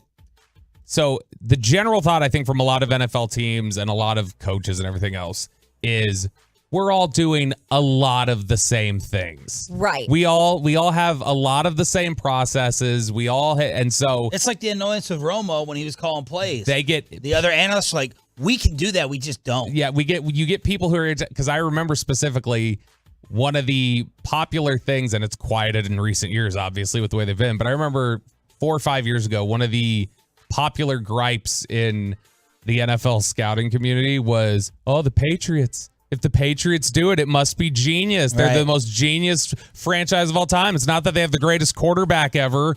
Like that used to annoy people in the league, was the idea that the Patriots do something some special sort of way that no one else can tap into. But the internet has a way of anointing people and things that don't deserve it, right? And that's Jane, proof. That's proof that they all listen, though. By the way, Oh, that they hear the 100%. Howie praise, they hear the McVay praise, they hear all that. But Jane, are these GMs petty enough as people to where this will affect them doing No. a deal with Philly? No. Okay. So they're not going to be like, I'm not going to call them to see if they're interested because Howie's the king. He's Mr. Perfect. They're not that petty. I don't think they're that petty, but It won't affect their business. But I think people are human, right? And so if you make a deal, like for instance, when the Lions traded to DeAndre Swift, it's sort of like, really, Lions? Really? You're going to trade away him to the Eagles? It kind of makes the Lions look like idiots. I'll say what's more likely to impede negotiations is when somebody burns you in a previous deal or you feel like they weren't. Like, for instance, I feel like it may have passed now, but there was a time a couple years ago where I think a Cowboys-Seahawks trade getting done was going to be difficult because of how each team felt the other handled Earl Thomas. I agree with you on that. But here's what I will tell you. Steven and John Schneider, the GM for the Seahawks, are very good friends. Oh, yeah, no, and I think it was more like those two organizations like, I don't like how much you clearly publicly coveted our player. And it's like, well, I don't like how when we stepped things up, it was, To be fair, that was Earl. The weirdest, if anyone asks me the weirdest thing you've ever covered as a reporter in the NFL was after the loss, I'll never forget Earl Thomas walking past all of our cameras in his Seahawks jersey and pants into the Cowboys locker room and literally saying to Jason in front of our cameras, if you can come and get me, coach, come get me. You just eliminated a team from the playoffs and you have the audacity to walk into their locker room. I don't care if you're friends with them or not. That ain't the time. A lot of players didn't like that. That was so How could you? That weird. upset a lot How of could people. you? That was the beginning of me publicly seeing Earl as like, little cuckoo. A lot of cuckoo. Number 3, the Cincinnati Bengals above the Buffalo Bills. The top, let me see here. The top 6 are all the same as they were after free agency. Number 4, the Buffalo Bills. The Buffalo Bills, man, I feel for them because every year you feel like, and there was the Bills hype train was choo choo, and I was on it. I was like one of the conductors. Yeah, me too. These guys are trying to sell Choppy specifically. I'm not selling on Buffalo. They're trying to start there's a little bit of an anti-Josh Allen, like Why? sell Allen for Burrow. It's very minor, but it's like Burrow's taking the lead. Josh Allen, the new choker, Stephon Diggs hates him. That's starting to form a little bit around Buffalo. So you would, if like right now you were starting a franchise, you would take Allen over Burrow still? Because that's Who would just you the way I take? look at it. Allen and Diggs or Burrow and Chase? Burrow and Chase. Yeah, I don't even that's think where I about was it. going with that. It's tough. Josh turning it over is my only hiccup. Like, obviously, he's a elite, superior runner to Burrow. I love Josh Allen. I do too. I think- also love what they overcome. I mean, let's talk about their open air stadium and some of the adversity they had last year with some of the snowstorms and having to leave and go and DeMar Hamlin. go play somewhere else. The DeMar Hamlin situation. I just always feel like they're in the midst of there's just drama for them, and they seem to overcome it. Would you take Burrow or Allen? I'll go Allen. But I'm a huge, mostly because of the way he elevated from his rookie season to what was it, his second or third year? He started working out with Palmer, not Romo. It was that second made him to better. third. Second to third, he really jumped. Now, but I just wonder if there was a little bit of a fall off when Dayball left, because Dayball had a lot to do too with some of his development. Yeah, Dable, Ken Dorsey, like everybody involved there. Now, when you look at, to me, for instance, when they were debating, when we played that audio earlier of Will McClain, them, they were talking about Mozzie Smith and Matthew Bergeron, and it's like they're graded right here. They're like right next to each other. That is Allen and Burrow to me. Like they're right next to each other. I don't think that like Burrow's super superior. I just think they're right next to each other. Is all. What's kind of a bummer is the NFC just isn't what it used to be. The AFC has just got so. It's not a bummer. That's not a bummer for us. That's great. But it's so fun, I think, to look at some of these young quarterbacks in the AFC and what they're capable of doing. Number 5, the San Francisco 49ers. They flipped at the end of free agency between the 49ers and the Bills. I think because it was mainly about just the quarterback question for San Francisco. But now you're boys with Kyle. I mean, sorry, So girl, here's the thing. boy, girl. Yeah, You're tight. Kyle and I went to college. You're and we they, were, them. Kyle with Kyle and I went to college together, and we were very, very good friends. But there is a weird disconnect now that I work as an NFL reporter. Sure. And he's a coach in the league Yeah, I mean, I don't talk to Kyle like we did in college. There is a weird, I can't explain it, but there's a weird disconnect. What do you think he wants to do at quarterback? That's a great question. Because no other team could be put. Bobby's number one claim to fame on this show was his Brock Purdy take. Right. Which was my Kyle Shanahan take, really. But no one else, it's a credit to Kyle, could be up here this high with all these questions at quarterback. So I've heard, he wanted Mac Jones. He still wants Kirk Cousins. Is it Lance? Is it Purdy? He tried to trade for Lamar. But here's what I'll say about Kyle. He has a strong vision for what he wants to do offensively and what he's been able to accomplish in the absence of having a strong quarterback. I mean, I think it's pretty clear he never wanted Jimmy G. Is it? I think so. Am I wrong on that? No, I think he was pretty clearly for about 3 years they're trying to replace him. Okay. All right. So even though he thought he could. Then he kind of made that dig. It's like, have you talked to him? Well, you'd have to get a hold of him. Yeah, that's right. Number 6. Dallas Cowboys. They are ranked number 6. No boost for them off of the draft. They remain solid where they're at post free agency. The next team in the ranking, number 6. Why do you think that is? Because I think that a lot of people felt like they covered needs, but they didn't get. That's sexy. They didn't get like impact. Like the top pick you had, the top impact player you picked is a guy who eats up blocks for linebackers. So I think that to a lot of the analysts, it's like, well, where are you picking up victories actively? Who's scoring? Who's preventing scoring? I think that unfortunately for Dallas, there's still just so many questions about Dak at quarterback. No, there aren't. Let's do this. No, but here's what I'm saying. He's the greatest. Let's do this. If the season had ended in Tampa Bay, I don't think they'd be at 6. I think he'd be up a little bit higher. But I think some people still question what Dak's capable of because of what we saw in San Francisco. And my argument is it wasn't Dak. Dak didn't have weapons around him. I mean, once you lost Tony Pollard, you didn't have weapons on the field. That's true. You had Lamb, but Lamb got bracketed, taken away, and Gallup just was not Gallup last year. And so you didn't have the ability to. If I told you money wasn't a factor, would you have been down for, and you had the number 3 pick, would you have supported them drafting a new quarterback? No. Okay. Because I think finding a quarterback is like lightning in a bottle. It's hard to find the Joe Burrow. It's hard to find the Josh Allen, and it typically takes 1, 2, 3 years for. It typically takes 2 or 3 years for some of these guys to pop. And I think what you've got in Dak is, I think what can't be lost on Dak, and people hate when I say this. Locker room. It's huge. Dude, it matters at that position. To play with. Guys want to come to the Dak yard and work out with him. Yeah. When they could be on a boat in Miami. It does matter. You guys overblow it. It's like I always say, you'll love this analogy. When someone's like, oh, what do you think about that girl, the new girl, the chick? And they go, she's nice. She's sweet. She has a great personality. She has a great personality. Marry the pretty girl, not the hot one. If you want to be happy for the rest of, do you know the rest of this oldie song I'm about to say, Bobby? I don't know. What are you about to say? Be happy for the rest of your life. There's my night. There's my 80s kid. There's my 80s girl. I'm surprised the Cowboys are higher than the Jets. I'm trying to think of the other teams that I thought they may have listed higher in the post-draft power rankings. Here's what I wish the Cowboys would do. I wish they weren't so nervous about bringing in a backup quarterback to push the starter. Do you think Dallas doesn't want to do that? But is that the reason, or is it a cap thought? A cap approach? You could draft one higher, and then you could use it as collateral to trade later. I wouldn't have a problem with that. Where did Aiden O'Connell go? McCarthy's boy? 4th round. 2? I don't remember who he went to, but he went right after them in the 4th round.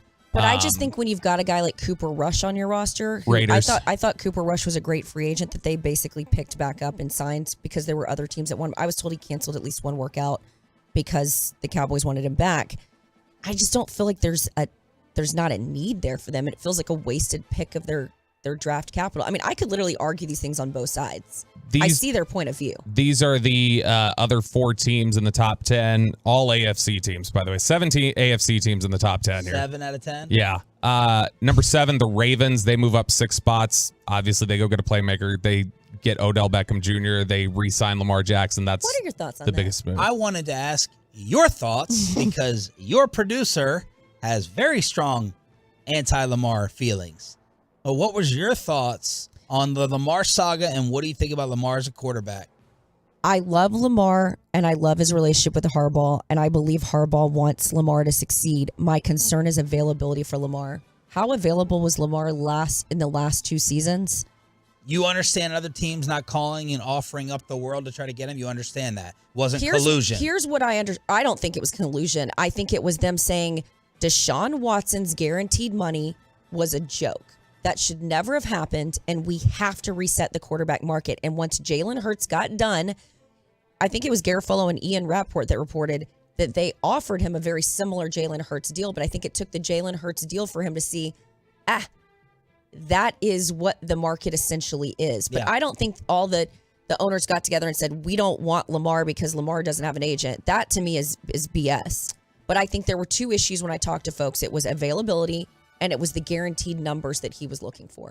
Final 3 teams in the top 10. Number 8, the Jaguars. They drop a spot. That's mainly just because of Baltimore going up. Number 9, the New York Jets. And then number 10.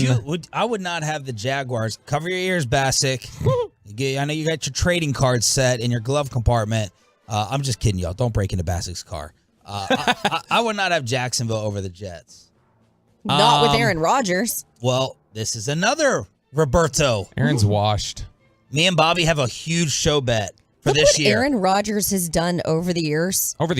But like with nothing around him. But he showed steep decline last year. And when quarterbacks decline, they tend to, it's sharp and it goes. But he feels fresh and motivated. But he showed the decline a few years ago. I mean, he's a petty prove-it guy. Yes. He's got that Tom Brady chip on him. And Tom Brady, I think a lot of people were like, what are the Bucs getting at this point? Bobby and I need a fair standard for the big bet we have on Rodgers' season coming up. Okay. I don't know whether he's top 10 in QBR. I don't know. We need to figure out. But I also feel like the Jets are just cursed. So yeah, that's true. There is that. So that's the top 10. 7 of the 10 in the AFC. Only San Francisco and Philly above Dallas. I've got an idea for a bet. I've been wanting one of the guys to do this for fantasy. I love my hot Pilates class. Obsessed with it. But for the most part, it's females. And there's some dancing involved. And there's a lot of hand clapping and a lot of hooting and hollering. Hand clapping, Sean. And so what I want is one of you guys has to dress up in a full leotard. Go to the hot Pilates class and film the whole thing. We're talking live stream this thing. Yes. Because I know he's washed. I know I'm going to win the bet. Then you should accept the deal. But what's the cutoff? Do they have to make it to the playoffs? They have to win it all. That's the measure. That's our problem. We got to because figure the out. AFC is tough. We got to figure out how we're going to measure. I think getting to the division championship would be enough for me. Winning the AFC. But that's a team account. I'm talking about the quarterback. The Broncos. Okay, get MVP again. The Broncos won the Super Bowl. Get MVP again. He's a 4-time MVP. Sure, if he gets the MVP. No. Yeah, that's I knew too he high of a wouldn't go for standard. that. My idea was to do the whole show in a box. A dark box like Aaron's getaway. You got to be in the darkness. Do the whole darkness time. retreat for the show. Sitting here in a cardboard box, just all black. Bobby could. Let me just tell you, just putting Bobby in a darkness room with nothing but just a candlelight. This guy has to constantly be stimulated. His ADD, and then you have to take away his Adderall. No, that would just be a bad show. Right? So there we go for that. 877-881-1053 is the truckwreck.com text line to hit us up. We got Jane Sater in for Choppy, Bobby Bell, and we got Peyton and Ryan in the back here on your home of the Cowboys and Rangers 105.3 The Fan. I almost want to just do Ask Reddit at 8. Yeah, because we usually get a lot of... whatever you want. We can move that. Charles Davis at 8:20. And Brent Severin at 8:40. So this was an interesting discussion while we're talking about the draft. I think James found this. Should Mel Kiper Jr. be in the Hall of Fame? Is Mel Kiper Jr. a Hall of Famer? While you think about it, I'll bring you this whole pumpkin pie obsession that he has. So this was the 40th anniversary of Mel covering the draft. That's fantastic. Which is impressive. Very impressive. He's a mayor. I feel like I'll get to it in a second. The pumpkin pie thing. So Mel Kiper Jr. eats. I had to write this down like I was taking stats because I couldn't believe it. Kiper eats multiple slices a day. Multiple. He eats a piece of pumpkin pie because there's certain foods you never eat outside of the holidays, right? Yeah, I'm a Thanksgiving pumpkin pie girl, and that's it. Not sweet potato pie, but pumpkin pie. Gross. Like cranberry sauce, right? Yeah. You ever I don't sit eat cranberry sauce either. You don't? You probably does. She have a same worst palate as No, you? no. She's better than I am, but I won't touch cranberry sauce. All right, so Kuiper, here it is. Pumpkin pie, 2 to 3 pies a week. No crust. 12 bottles. Barstool caught him buying 12 bottles of non-fat whipped cream to go along with the pumpkin pie. He also takes the cheese off of his pizza and eats it with mashed potatoes. Oh, he like scoops the mashed potatoes with the cheese. What the Will Levis is this? No crust, pumpkin pie 2 to 3 times. I was just curious about this. There are 46 carbs in just a slice of pumpkin pie. There are 25 grams of sugar. How is this man? Yeah, he's not have fat. diabetes? He's not fat. I don't think he has diabetes, but that's what they were bringing up. And then you saw the topic of whether Mel Kiper should be in the Hall of Fame. It's a Hall of Fame diet. It's a Hall of Fame blood pressure. What do you think? I absolutely think he should. I mean, when we talk about Jerry Jones is in the Hall of Fame because of his innovation with TV contracts and what he's done to move the game forward, think what Mel Kiper's done to move the game forward. Now, some could argue we hate the combine, we hate the drills. There's been talk about, how we move forward and assess players, but the way that the evaluation process and the fact that how many viewers were there this year? There were 54 million or something. 312,000 people over 3 days were in Kansas City just to watch it live. There is nothing like it. And the reason why there's so much interest in it is guys like Mel Kiper and the way that they talk these guys up for months. I don't have the energy. How many picks are in the draft every year? 300 and... It's a little, it varies by a couple picks depending on the comps, but it's like 250-ish, like right around there.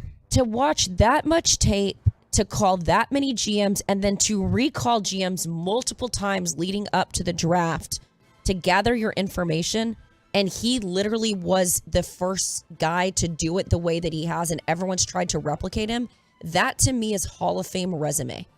So... Strong take. So there are two ways that he could be honored by the Hall of Fame. Are they talking about this, by the way, or did someone No, just throw it out? it was just thrown out. But I wouldn't be surprised if it gets a little momentum. Because one of the ESPN producers threw it out. So there's 2 different ways. So the contributor, the Hall of Fame contributor, which is what I believe Jerry went in as, and that's what Gil Brandt went in as. So the definition for the contributor induction to the Hall of Fame is an individual who has made outstanding contributions to professional football in capacities other than playing or coaching. So no playing, no coaching. Checks box for me. You're going in under that. Or there's a separate designation, and that's the Bill Nunn Award. And it's given by the Pro Football Writers of America to the reporter for their, quote, long and distinguished contribution to pro football through coverage. Now, technically, the Bill Nunn Award is not an induction into the Hall of Fame. It puts you into the writer's wing of the Hall of Fame. It doesn't actually get you a bust or a gold jacket. The contributor gets you a bust and a gold jacket. If anything, I might think he should get something like the Nunn Award. I don't know that he gets a jacket. I want to see it specifically just for the bust because I want the hair. Oh, gosh. So there's And then do you get to pick how you go in? Do you get to pick, I want to go in as 30-year-old Jane, not 75-year-old Jane? Right. That's a good question. I told Brian Mitchell once in D.C. he shouldn't be allowed to pick what team he goes in. Brian Mitchell is feisty. He said to say hi to you last week, by the way. Did he? Yeah. Where? They interviewed me over on the Odyssey station. Oh, they he said to say interviewed what's him. up. Oh, why didn't they ask me? Because I'm better than you. He wanted to fight. He wanted to almost fight because I'm like, your bitterness makes you not want to go in as a Redskin at the time. He wanted to go in as an Eagle. I was like, you can't go in as an Eagle. That's ridiculous. You shouldn't have the power to choose. Oh, he got triggered. But there's 2 ways to look at the Hall of Fame. Why do you believe that? That's interesting. What? Gil's bust was young Gil, by the way. Because, and I know this sounds very selfish and is probably wrong, you should go in like the way we all remember you as a fan. You know what I mean? Like, Brian Mitchell's an all-time great Washington player. He works DC radio. That's what he's known for.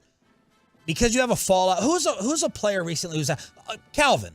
Yeah. Calvin Johnson has had a fallout with the Lions. I think they've kind of rekindled it. But let's just say Emmett is a better example. Charles Haley's a good example. Charles Haley. But Emmett Emmett's even better because Charles won titles both, right? You could argue both.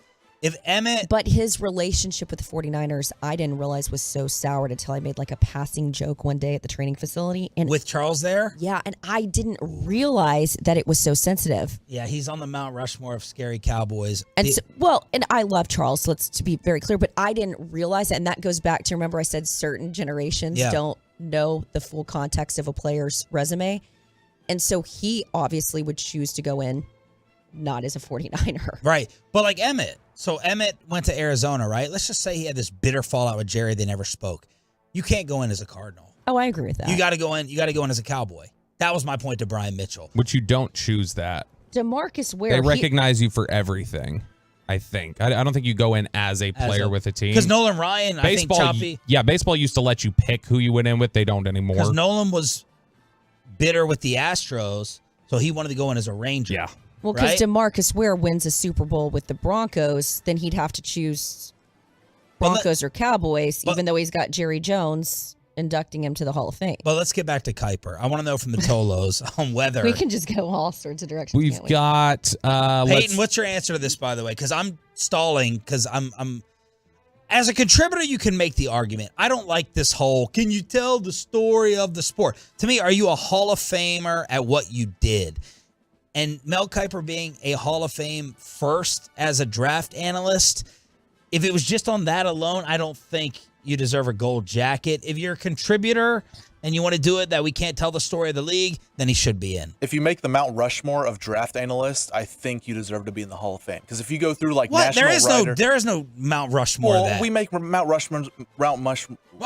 Oh my gosh, Mount Rushmores of everything. He's all tongue-tied with Jane in here. Mini Strowman over there. Then I mean, I think you have to do it. I'd put him in. So who's on your Mount Rushmore? That's my point. There's no Mount Rushmore of draft gurus.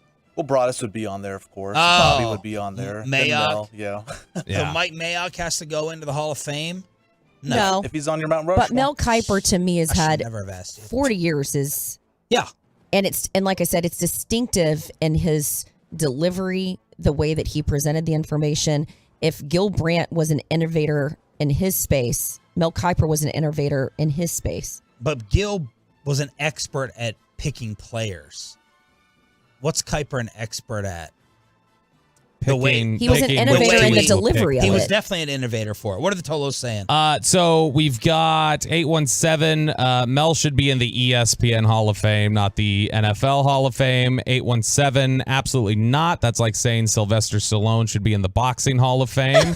Let's hear 401. Bobby, respectfully, you wouldn't be on the draft show if it wasn't for Mel. He absolutely belongs in the Hall of Fame, and I disagree with a lot of his analysis, but he definitely deserves to be. He is a pioneer. 682, Mel changed the game. He deserves it.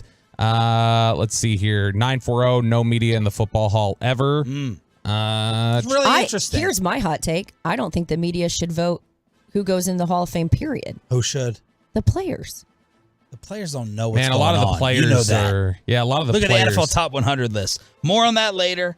We can obviously talk all day. We have a Tolo concert ticket giveaway, and Jane Slater answers Reddit for the very first time next.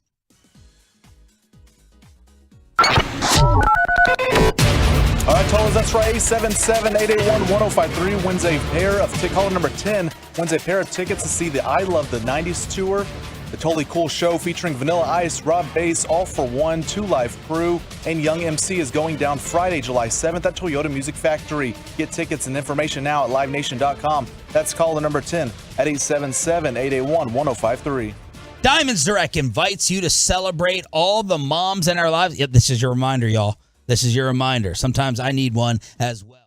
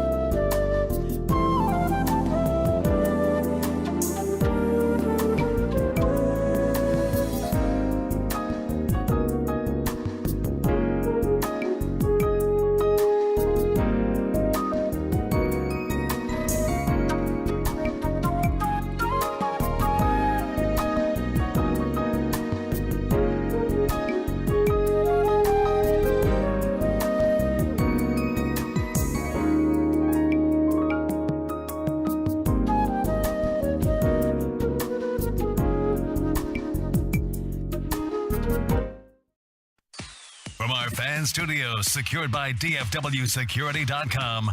This is Sean and RJ on 105.3 The Fan. Do you have a question, Kelly? Yeah, I have a lot of questions. Number one, how dare you? All right, we are a little later with Ask Reddit this morning on a Tuesday, but it's still here. We had a 14-way NFL discussion. Yes, we did. This is literally what our conversations feel like on Sundays because we have so much time between hits sometimes, and we'll go on all sorts of tangents. So we're ruining your show, and I'm sorry, Sean. That's what sports talk is supposed to be. Like you're just chilling and talking with your buddy. It does get a little bit out of control on game days. Some of the stuff we dive into is nonsense. So we're going to ask Reddit today. There are a number of popular questions that have been circulating Reddit this week that we'll dive into. Sean Sharif, what popular... We're doing this top of the hour? You've really let your show go. I know. Well, we had to shift. We had to adjust. You guys got out of control. You didn't pay attention to the clock. I was paying attention to it. I kept looking up like this. Charles Davis is coming up at 8:20. What popular singer wouldn't make it past American Idol judges? I need Jane's help. You don't know any singers? I mean, he just lives and breathes sports. But I don't know what wouldn't make it past American Idol. Like, who's a bad singer? Isn't everyone auto-tuned and everything is manipulated? Yeah, like who's a bad singer? Who's a bad singer? But like, who doesn't have a tragic backstory? Or I feel like when people don't know what to do with you, right? So like my thoughts on this would be like Post Malone.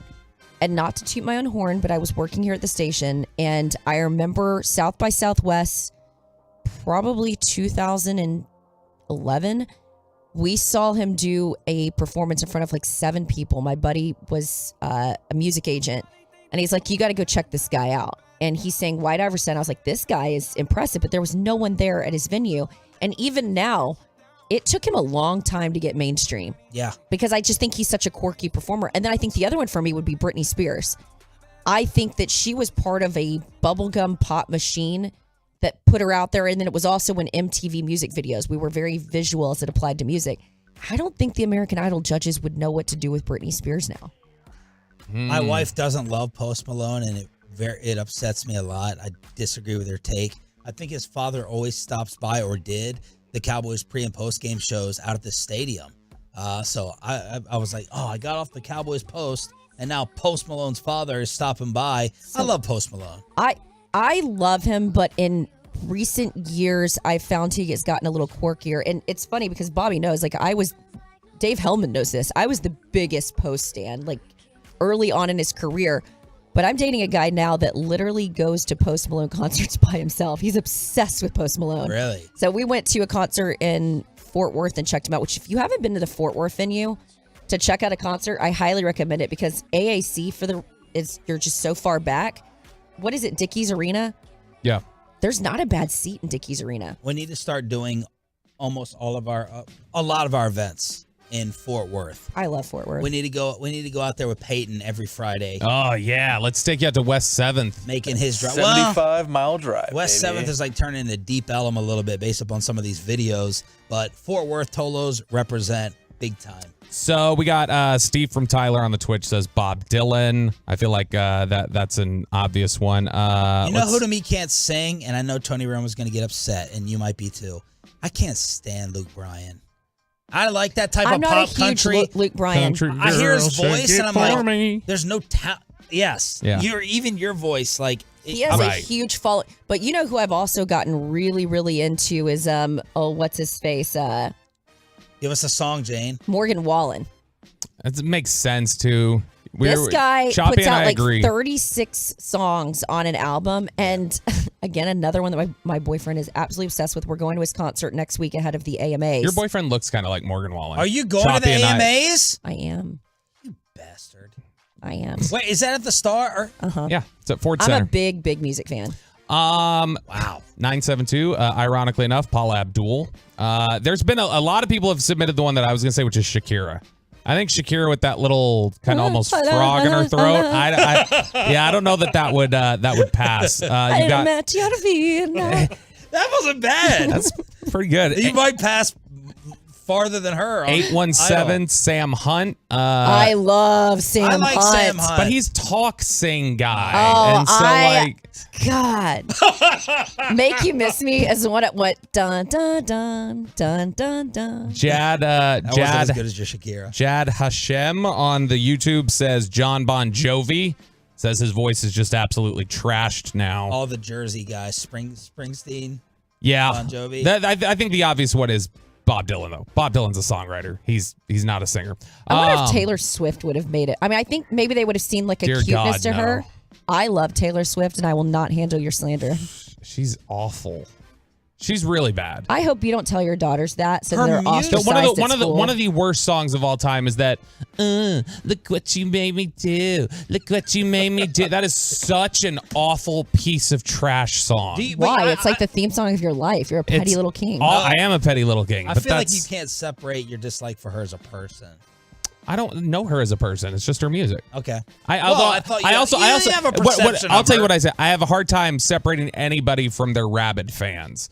So I have a hard time separating Beyonce from Beyonce fans, 'Cause he Taylor hates Swift from the Taylor cool Swift kids. fans. So that's what that is. Well, you said he was a fanboy. Why would he hate him? Peyton, now I know you live Outside in looking in. I know you live in Russell Manor, and so you may not understand any of this, but what is Plaza, some yeah. dead broke food that you will eat no matter how wealthy you get? Longhorn Steakhouse for sure. No, I'm joking. It's Taco Bell for me. Mm-hmm. I mean, I love now Taco my Bell. order makes it a little expensive because I kind of get usually 3 things and a drink at the end. They destroyed that menu, but what is your go-to? What would you order? Crunchwrap Supreme, cheesy gordita crunch, and I usually get like a loaded griller or something. Then I'll get the Baja Blast at the end. So Okay. it comes out to around $10. You know, not cheap, but I mean it's still really good. But it's cheap food. You had Taco Bell? Forget. If you could see the amount of fast food that I eat, I have to work out as much as I do because of the garbage that I put in my This body. woman will pound some McDonald's chicken nuggets. Like 8-piece chicken nugget before work, like every day. Really? It is. I You're literally. like the Ocho Cinco It now. is filthy what I eat. What else? Give us throughout the week. Give your 2 or 3 fast food orders. What sauce you eating with the nuggets, by the way?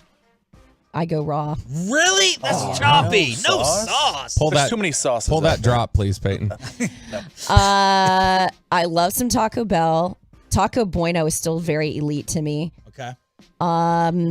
Mickey D's. Sometimes when I'm having a bad day, it's like my emotional support food. Which one has the best fries of all the fast food? Mickey D's. Thank you. I need a 2 cheeseburger meal, large fry, large Diet Coke. I mean, it is literally. That's my wife's go-to. And you know what I'll do? I'm so embarrassed by it. It's like I hide it from myself. When I'm done eating it, it's like I bury it at the bottom of a trash can. Like that didn't happen. Do you have your Diet Coke today? I already drank it. Oh, But the my- large? Oh yeah. But my You better drink some my coffee. broke food that I will never not eat, and I had it this week, was Kraft cheese. Like you got to have the Velveeta or the Kraft cheese slices, and a grilled cheese sandwich with Campbell's tomato soup. Oh, yeah. It just hits different. Yes, it does. I thought you were going to talk about your cheese crackers that you just discovered, your Ritz crackers with the cheese. Oh, I thought that was going to be a separate segment Oh, for us. good job. See, look at me. I'm not trying to wreck your show. Yes. I thought you were talking about the Cheese Whiz, too. I love That Cheese Whiz. Freaking spread. Do they still make it? I mean, if Yeah, yes, that's still if really it is out of the can? goldfish, I can those large boxes. I can finish that in like 3 days. Can she eat or is she being fake? No, you should see my plate at she'll- AT&T Stadium. Oh yeah, she'll load up the plate with macaroni. That mac and cheese. Oh, No, I'll tell you what it is for me, and you guys probably don't even know what this is. Devil's Food chicken spread. Do you know what Huh? that is? Exactly. That's my point. That's how broke I was growing up, you 1%ers. like you grew up with like 7 kids in a trailer. 9. It was 9 kids, and it Yeah, wasn't you're a the trailer. White Michael Irvin. 9 kids. But no, it's literally this it's this spreadable like chicken stuff that you put on some bread, you fold it over, just eat the sandwich. It's delicious. Like It sounds like Vegemite or like what is that? Choppy's tuna packets? I love no, tuna it comes packets. in a can. It I comes love tuna packets. It comes in a No, can. I'm saying I would think that he would gag and throw up because it I smells and looks probably like would cat have. food. I probably would if I hadn't grown up with it and Yeah. know I like it. So you'll still eat it? Yeah. You have canned chicken in the house. I don't think we have it right now, but I've eaten it in the last year. Wow. So it's good. Kenneth Hatter on the YouTube says Taco Bell steak quesadillas. What else do we have on the Twitch? Thank goodness Taco Cabana doesn't on the sponsor Twitch, the show. Shoot Brown 78 said potted meat and ramen. Ramen seems like the easy one. Everybody will Ramen always is- eat ramen. I gained a strong freshman 20 at Texas It's when I supposed to be the discovered freshman ramen. 15, Jane. Like freshman 20. 817 pimento cheese sandwich. I can't eat pimento. I can't go there. I I know love it's a pimento master's cheese. delicacy, but I can't go there. Why not? You don't like it? I love cheese, but there's just something about the way it looks. Yeah, it looks like curdled milk. But yet I'll eat Velveeta cheese. Yeah. Make it make sense. Ugh. Jane, what is the dumbest controversy of the last 10 years? That dumb dress thing. You Is know, that it's like, what controversy or color do you debate? see Oh, here? yeah, And it was the- like a big deal. Is that the Laurel thing? No, well, it's similar. Laurel. Yanni and Laurel was the other one. The blue dress, the dress was there was a picture of a dress, and some people saw blue and black, others saw white and gold.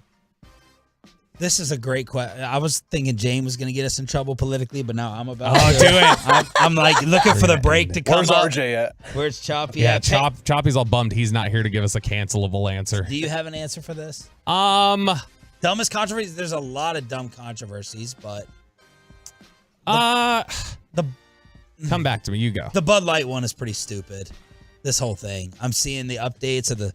Choppy told me a bar that he went to recently has gone 2 weeks without selling a Bud Light draft. 2 weeks. Really? The sales have plummeted 25%. I'm seeing from, again, I don't trust a lot of these news sources. Everyone has an agenda, but this whole thing is crazy. This whole thing's out of control.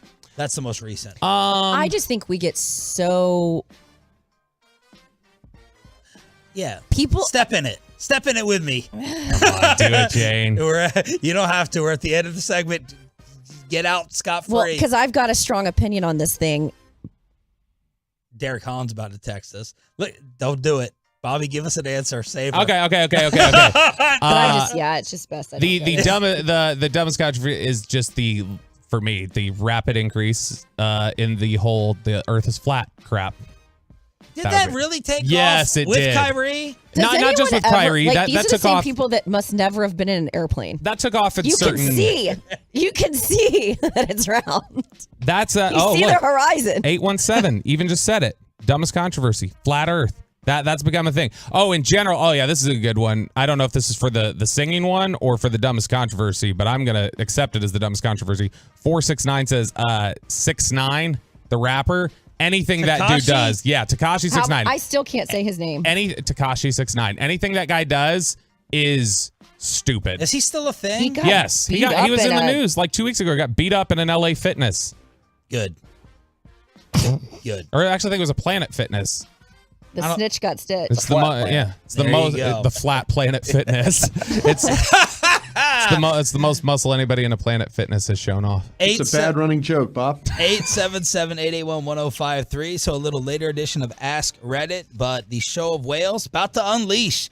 We got Rick Spielman, former NFL GM, at 9.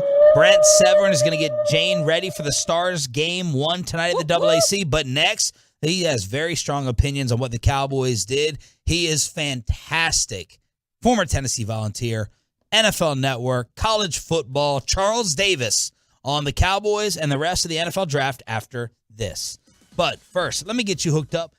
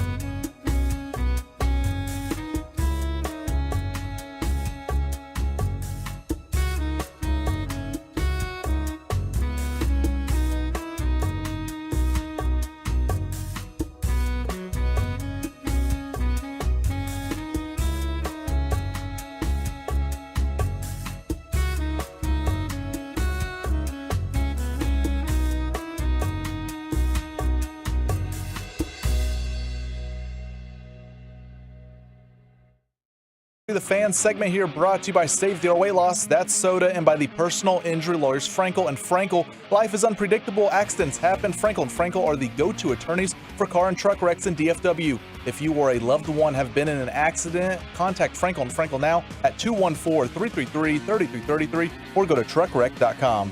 Jane, why don't you take the honors of the introduction of our guest right here on The Fan? Charles Davis, one of my NFL Network colleagues, draft analyst. You saw him on our 3 days of coverage on NFL Network. Welcome to 105.3 The Fan and our show. Appreciate you having you on. You are actually one of the nicest humans that I've ever worked with, and I mean that. So thank you for doing this, because I know you are absolutely fried from the weekend. Oh, that's awfully kind of you, Jane. I appreciate that. Thanks for the kind words, and that means I'm hiding it well. And hello to everyone else there. Good to talk with you all, and I appreciate you giving me that kind of grace there, Jane. But let's be honest about it. We work in sports. Everyone that we know thinks we're in a toy store and a candy store each and every day. So we're not breaking rocks. It can't be that bad, right? Well, I do want to ask you, Charles, for people at home, we were just talking about Mel Kiper's career and the 40 years that he's put into it. Yeah. How much work does go into draft analytical work and, just take us behind the scenes, the amount of time that's spent watching tape, but also checking in with the guys who are checking out film, or the strength and conditioning coach, or the GMs? Like, what goes into your job and getting people prepared for the prospects, and then the entertainment value that goes into putting on this show for 3 days? Well, Jane, you know and understand it very well, because you do something similar each and every day. I mean, everything that you're doing in terms of reporting on something from a team, following up on a story, getting to know people better, forging relationships that work, so that when you talk with them, there's a trust factor, and you know what you can and cannot use, all of those things. Mel, let's face it, Mel's the gold standard. All right. I think I wasn't there for your discussion, but I'm pretty sure the three of you had talked about when Mel began, this wasn't something the league was looking for.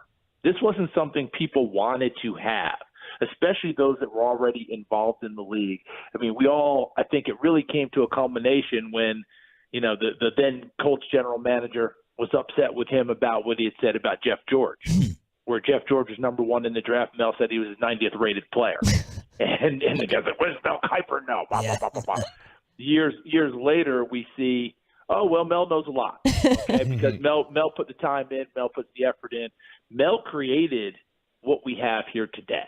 All right? So we have to give him the props he deserves, the respect he deserves, pay homage to him. He went from punching bag and punch line to gold standard, platinum standard, whatever you want to call it. He taught us a lot, too, along the way about what you have to do that. Because Mel was forging relationships at a time people didn't want him around.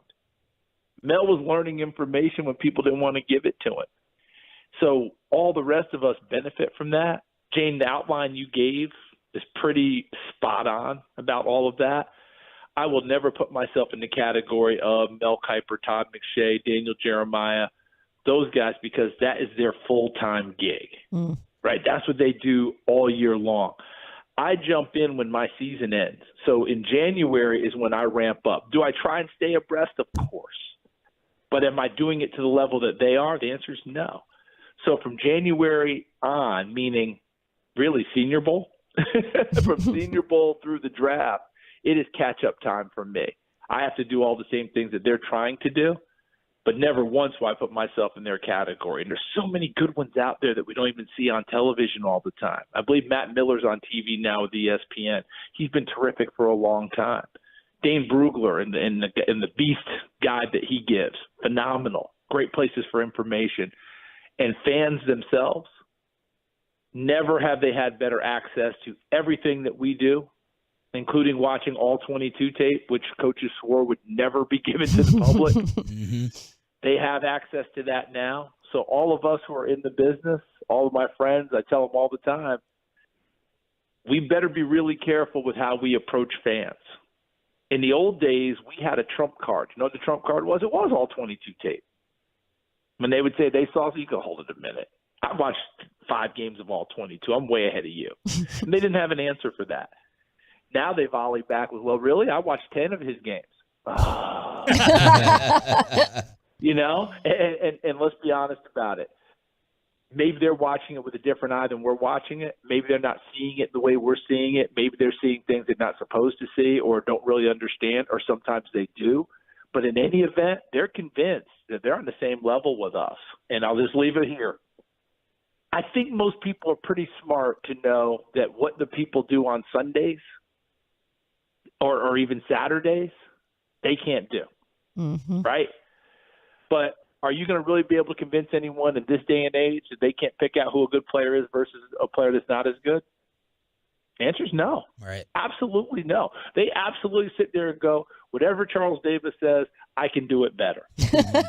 We deal with that in Right? our day-to-day jobs too, Charles. We do, absolutely. But in this case, it's a lot harder to make the case against them that they're going to buy because they have the access to information essentially like we do, other than probably the best relationships like you were able to form, Jane. Charles, give us your thoughts on this Cowboys class after the weekend. You know, I think it's a class filled with good players, and this is what you get when you're picking, at 26 nowadays, unless you're going to make some moves. And that's what you want to do. You want to be picking at 26, 27, 28, 29, 33. Why? Because that means you're in the mix. That means you're fighting for the whole deal. Yeah, it's a down cycle when you're picking because you'd love to be picking 1, 2, 3, 4, 5. But unless you've made a trade, and unless you pull off what Philadelphia did, right, to make the trade the year before, and then New Orleans goes in the tank, and you're like, great, we got to pick at 10. No one saw that one coming. Oh yeah, we got our own at 30 because we were in the Super Bowl. That's pretty spectacular. This Cowboys class, they filled a lot of needs in my mind, right? Because Mozzie Smith going defensive tackle, you're in a division where Philadelphia is going to run the ball. Here comes Saquon Barkley. Whatever the contract is, you expect him to line up for the Giants, right? So he's going to come at you and run at it. In D.C., they've got two good runners, Robinson, who went through everything last year and did such a great job, and the young man out of Memphis State, I don't know why his name is Antonio Gibson. So they're going to come at you running the football. The NFC East still is a big boy pants division. People want to line up and check you out. Mozzie Smith fills that need. Lou Schoonmaker, the tight end, obviously there were opportunities for a tight end earlier to fill the Dalton Schultz role. I feel like Schoonmaker, in my evaluation, is very similar to what you already have in Ferguson and Hendershot. There's not a lot of difference to me in watching it. I think Ferguson is somewhat undervalued at times. I think he's one of those crafty route runners who finds ways to get open that this year may emerge more because he might be more of a tight end one when it's all said and done, unless the Cowboys make other moves. So I'm going to bank on my evaluation of him. I don't care what his timing was. I don't care about that. You plug in his tapes at Wisconsin and watch him versus defenses, and he finds holes, he finds seams. He has a great sense of space and understanding what people are doing, leverage, all of that. Overshawn is exactly what you're looking for in terms of how the game is played nowadays. Former safety moved into linebacker, has the speed to run. We don't worry about size in there anymore. Like Leighton Vander Esch now is almost a dinosaur because he looks like a monster playing inside linebacker. The guy who was closest to him this year in terms of that size and bulk inside is a young man out of Oregon, Sewell, who ended up going, 5th, 6th round to the Bears? Because that type of size and just thumping ability is not what we're looking for in the league nowadays. We're going to play the run, sure, but you're playing the pass a lot more. Fehoko, good pass rusher. You always want to take a productive pass rusher and turn him loose in your lineup. And by the way, I think you guys already know, Isaac Seumalo, who's now in Pittsburgh from Philadelphia, the guard, his father was Fehoko's coach out of San Jose State. I think he's coached 2 of the last 3 or 4 Mountain West Conference Defensive Players of the Year. So he's got something going for him there. Richards, a little depth in the offensive line. Tyron Smith continues to go out there and do it. But at some point, and Richards really fills in best at right tackle in my mind. And then just going down through, look, Deuce Vaughn is going to be the key draft pick, the emotion, his father. But let's not get it twisted. He can play. How he will be utilized, where he will get his opportunities, and how he stands up remains to be seen. But I do see that he has Sproles-like abilities and strength. Now, Sproles was a little bit different because I don't know what Deuce benches, but Darren Sproles was benching 375 coming out of college. Ooh. Okay, so you throw that rock out there, that's a whole different deal. But I do like the opportunity Deuce Vaughn is going to have, and won't surprise me at all. He's not going to make the team out of pity. He's going to make the team out of ability. Charles Davis, analyst for CBS and the NFL Network. So quick question for you. There was a lot of hand-wringing, a lot of upset Cowboys fans when they saw Jalen Carter went to the Eagles. And he's a guy who was one of the most talented players in the class, but there's also a reason he slid to 9. I mean, there's definite questions about the work ethic and off-the-field stuff. But your thoughts on Jalen Carter as the Eagles pick? Yeah, and it's understandable. Look, if Chicago doesn't trade the pick to Carolina at 1, months ago, Jalen Carter, you remember at that time, I think all of you looked at it and probably saw people with those early mocks. Where was Jalen Carter going? 1 to Chicago. Mm-hmm. Yeah.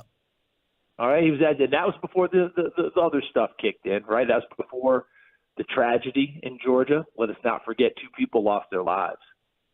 What his role in it, I can't begin to tell you. I know that case has been settled, for lack of a better word. I don't know the proper judicial terms, but I do know that once it was settled and his punishment was given, I did see that it was said this case can no longer be refiled nor retried. So it's done. Okay, now with everything else that goes with it, let's just not forget the 2 people that lost their lives. Then you kick into the other stuff that goes on. He shows up at his pro day, he's overweight, he's out of shape, he can't finish his workout. When you add all just those things together and he still goes at 9, does that tell you how talented he is? Right. Because you add all those things together with a normal person, the slide just continues, right? But I made this point all the way through, and I continue to stand by it. Think back in the past with all the people we talked about that said, oh, God, they've got all kind of issues, and, they may slide. Warren Sapp, I think that there was an issue right during the time of his draft, and I think it was, might have involved, drugs and what have you. I can't remember exactly what it was, but he might have failed a test or whatever it was. He went 11. Mm-hmm. Okay? We all sat there one night. I forgot where we were, what draft it was. Laramie Tunsil in a gas mask, smoke billowing, Confederate flag behind him. The optics could not have been worse. And remember all the texts that were coming out that were being released by whoever was upset at that moment, wanting to get at this kid. And it was all rolling out. It was happening in real time on draft night. He went 13. Mm-hmm. So my point being, we can talk about slides all we want. People learned their lesson on sliding on Randy Moss, didn't they? Yep. Okay, he went to 25. And never was Randy Moss suspended by the league. Never was Randy Moss in that kind of issue. Did he have trouble with other things? Sure. But that was more controversy than it was trouble. And by the way, he was destroying the league while he was doing it. Warren Sapp went to the Hall of Fame. Laramie Tunsil has signed 2 contracts now that made him the highest paid offensive lineman. I knew in my bones he wasn't getting Jalen Carter wasn't getting out of the top 10. Can you know organizations? All 3 of you know organizations.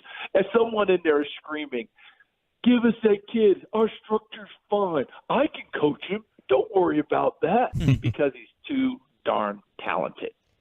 And that's what ended up happening there. And I can understand Cowboy fans being upset, but what are you going to do? Go all the way up from, 26? Yeah. to 9 or 10? No, that wasn't happening. Well, Charles Davis, you are incredibly talented, and I'm so lucky to call you a teammate. And I know that this is typically that time when you need to decompress. So I appreciate you waking up early and coming on and giving us such valuable information on 105.3 The Fan.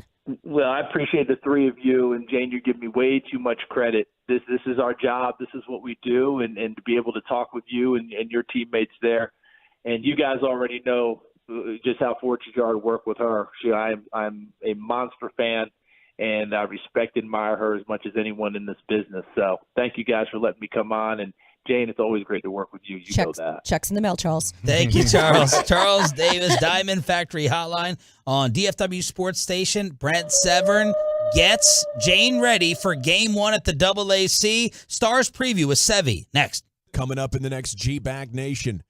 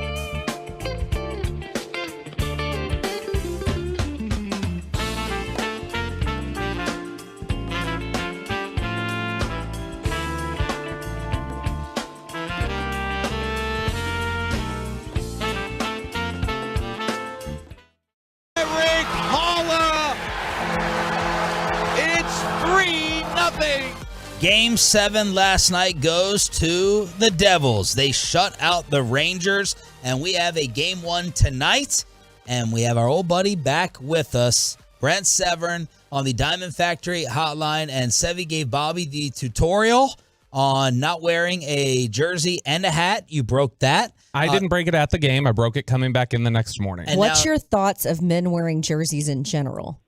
Ask Sevy. Or sweaters. Brent, that's on you.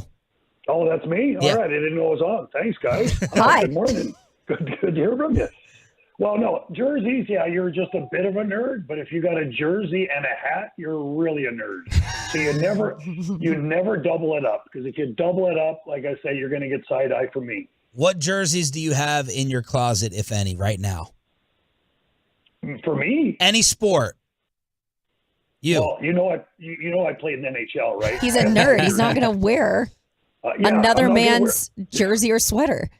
Or my own. I don't wear my own. I do wear it to the grocery store every now and then, sign a couple autographs, but that's kind of pushing it a little bit.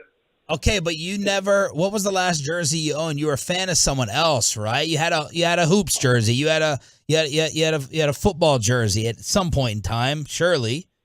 Well, you realize I'm Canadian, right? I don't watch any of those sports. Dang it! Fine. Yeah, you don't have a Montreal Alouettes jersey or anything? Oh my God, baseball too. You guys are really stretching it today. All right. You guys have had a rough morning, haven't you? No, it was actually, if you really want to know, it was a Wayne Gretzky jersey when I was, I think, 12. I can respect that, though. Well, hey, thank you so much. That is so nice of you. But my argument, the argument that we're trying to make, and I'm glad you're here to weigh in on this. I said if a guy is wearing a jersey past the age of 15, it's just weird to me. Another man's jersey. Yeah, I kind of have to agree with you. I have to agree with you a little bit on that. Just go enjoy the game. You know what I mean?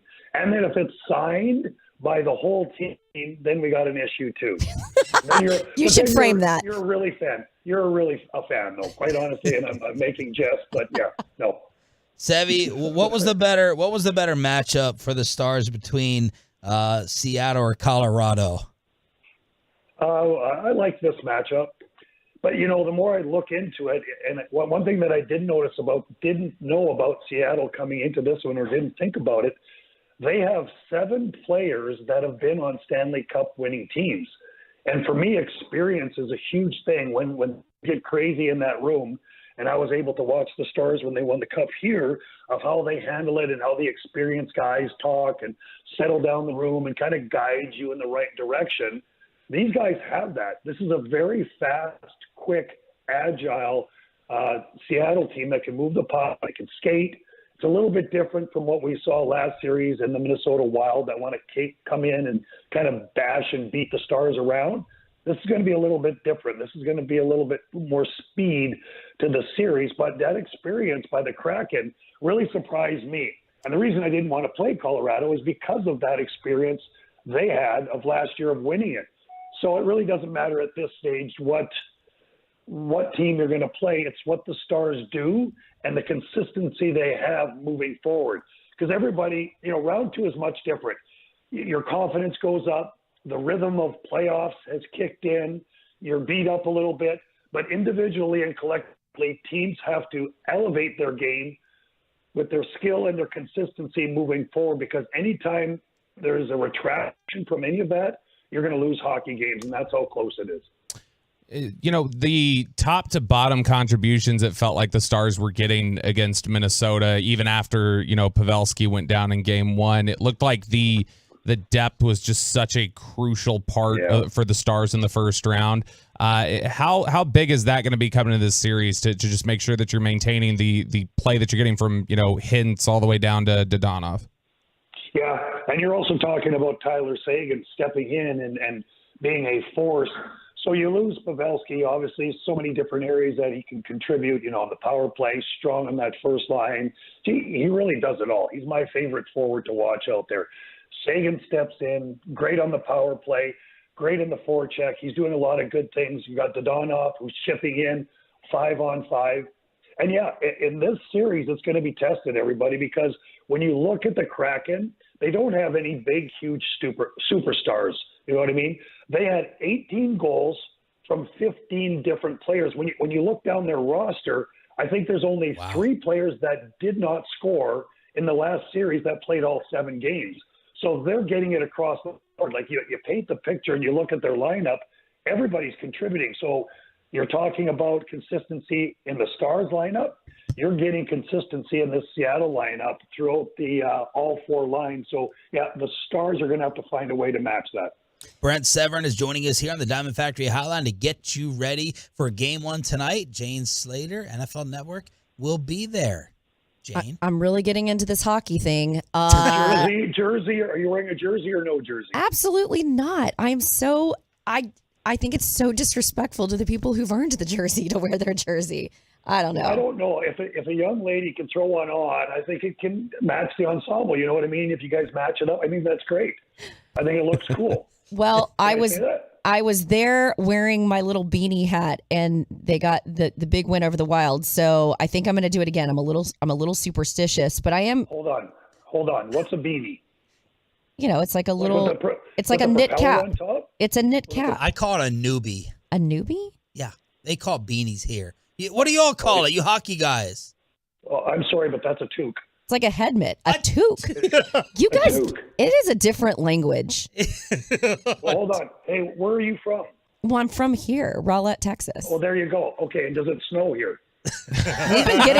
We've been getting more snow than usual. But usually no, yeah. So we have to take his word for it. The last time I cared about the Stars was 1999. You're welcome. All right, so let's move on. All right, so we have seen elevated play from these guys in the absence of Pavelski. Saw Pavelski on the ice yesterday getting a skate in. How close is he to returning, and how much of a difference maker will he be in this, given that you've got so many guys that can score for the Kraken?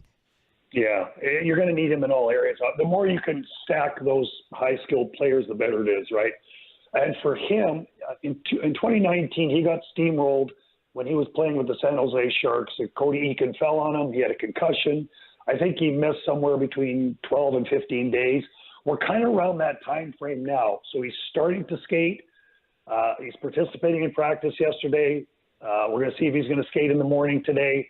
You would assume that he's getting very close. So important piece of it, any element, any offensive threat that you can add, it's better because, again, like you guys talked about, you want to get as many lines going in this series as you can. You throw Pavelski, whether it's the first line or the second line. That'll be interesting if he's ready, where they slot him in, because Tyler Seguin has played very well with Hintz and Robertson. Do you put Pavelski with Max Domi or Marchment to get that second line going? So that's something that you guys can watch to see where he's slotted in. So you mentioned 99. In 1999, we had this guy named Mike Keane. He was a third-line player, but he really was the glue that kept everything going in the room. He had skins on the wall. He had, 2 Stanley Cups. He's a great guy. He was tough. He can contribute. He was the guy that kept everybody, the top guns in Modano and Hull in order, and he brought us sluggos up to the middle, so everybody was at pretty even playing field. I would assume that Joe is that kind of guy. He's a conduit between the coach and the players, kind of keeps everybody involved. So on the ice, we see what he does. But I also think in the dressing room, he's a big factor, which is needed in these playoffs when things in that room get really crazy. You can imagine the anarchy that goes up with the fans in the room. You're trying to focus and keep that emotion moving forward and driven. So I think he's a big factor in that. What level has Jake Ottinger reached? Like we always look at these teams, with goaltender play, that's how far it can take you if someone gets red hot. How many goaltenders left in the playoffs are actually playing better than Ottinger right now? What did he show you in that Minnesota series? I'm sorry to say Grubauer on the other side, the guy that we're going to see tonight, has matched it in Game 7 against the Colorado Avalanche. So put your little boots on, get your beanies going. We've got toque, sorry. Put your toque and your sweaters on, and this is going to be a bit of a goaltending matchup. So the team that can get in and battle a little bit. The thing about the Seattle Kraken is, if you look at their last 7 games, they've scored the first goal. And if you've been following the Stars, and instead of just being bandwagoners and jumping on in playoffs, ooh, sorry. Guilty. see that it's real important to the Stars that love to get that first goal, and their game changes a little bit. Seattle has been taking that away from teams, and the Stars hopefully will not have to play catch up in that. But as far as Ottinger goes, yeah, he's been unbelievable. If you look at starting in Game 4 against the Minnesota Wild, the Wild in Game 4, they've been up. They were up 2-1 going into Game 4, so they had the Stars kind of reeling a little bit. They came out and they played fantastic. They actually dominated play. They got more shots. If not for Ottinger in Game 4, we may not be talking. You guys may not be talking. You may be looking at the draft or soccer. Call you next year. Our yearly call. Yeah.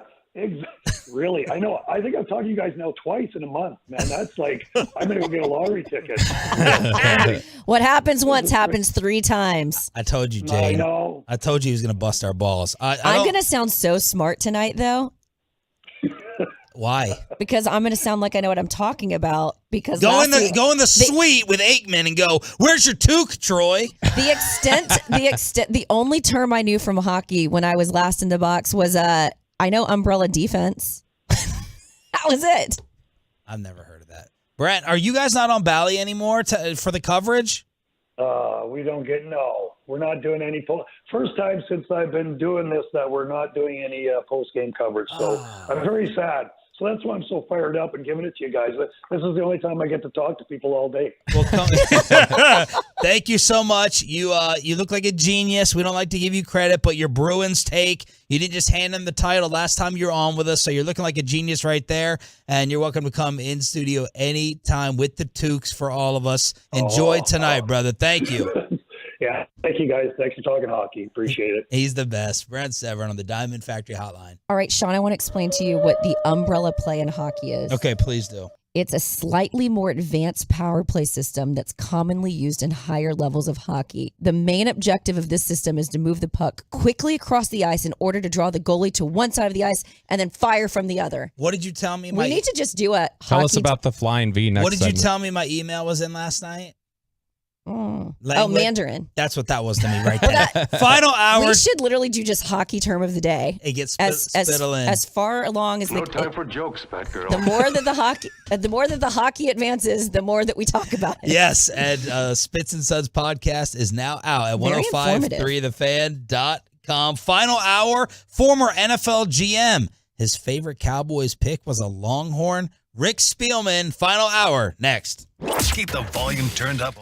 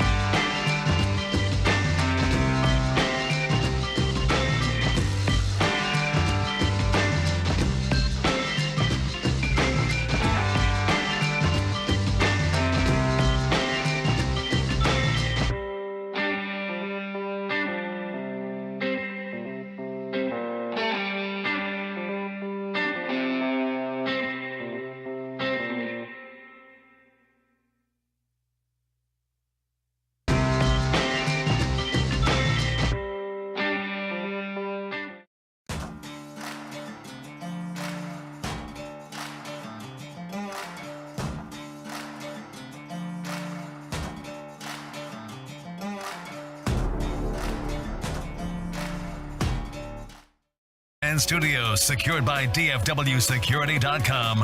This is Sean and RJ on 105.3 The Fan. Final hour on the home of the Cowboys. Sean Sharif, Bobby Belt, Jane Slater. NFL Network is in the choppy chair. Peyton is fist pumping. We're live on the Fan Cam, Twitch, and YouTube with former NFL GM Rick Spielman, now part of the 33rd team, the 33rdteam.com, with unparalleled NFL insight for fans, fantasy players, and bettors through the roster of NFL experience contributors. We've had on Mike Martz already, Tannenbaum. We always go ahead and play cuts and interviews from there. So it's www.the33rdteam.com. And Rick Spielman is joining us now on the Diamond Factory Hotline. Rick, welcome into the show. Thanks. I appreciate you having me on today. Last time I saw you was you were with your brother, Chris Millman. I was filling in on Good Morning Football. You guys were memorable guests. I enjoyed having you in studio. So thank you for joining us here in Dallas to talk a little bit about the draft. But I am curious because I love when you guys go from, the draft room to the other side of it, the analyst. How different of a pivot has that been for you? Where it's one thing to have in the building having spirited debates about some of your thoughts on these prospects to now having the entire internet come at you about some of your spirited thoughts. Yeah, well, first of all, I'm glad me and my brother, usually when we're together on a show, that ruins a lot of people's careers. So luckily you were able to survive that and move on. But I would say that the difference is you're so honed in on your team and what you need to address in the draft and the process. But when you become an analyst, you get a more global view. So I had to watch all 32 teams and how they responded. And it's interesting, just the personalities of the general managers. And, some teams will be more lenient on character guys. Other teams build it other general managers build it this way. So it's always kind of fascinating in my opinion, to get a global view of how each guy is building their roster and filling their needs.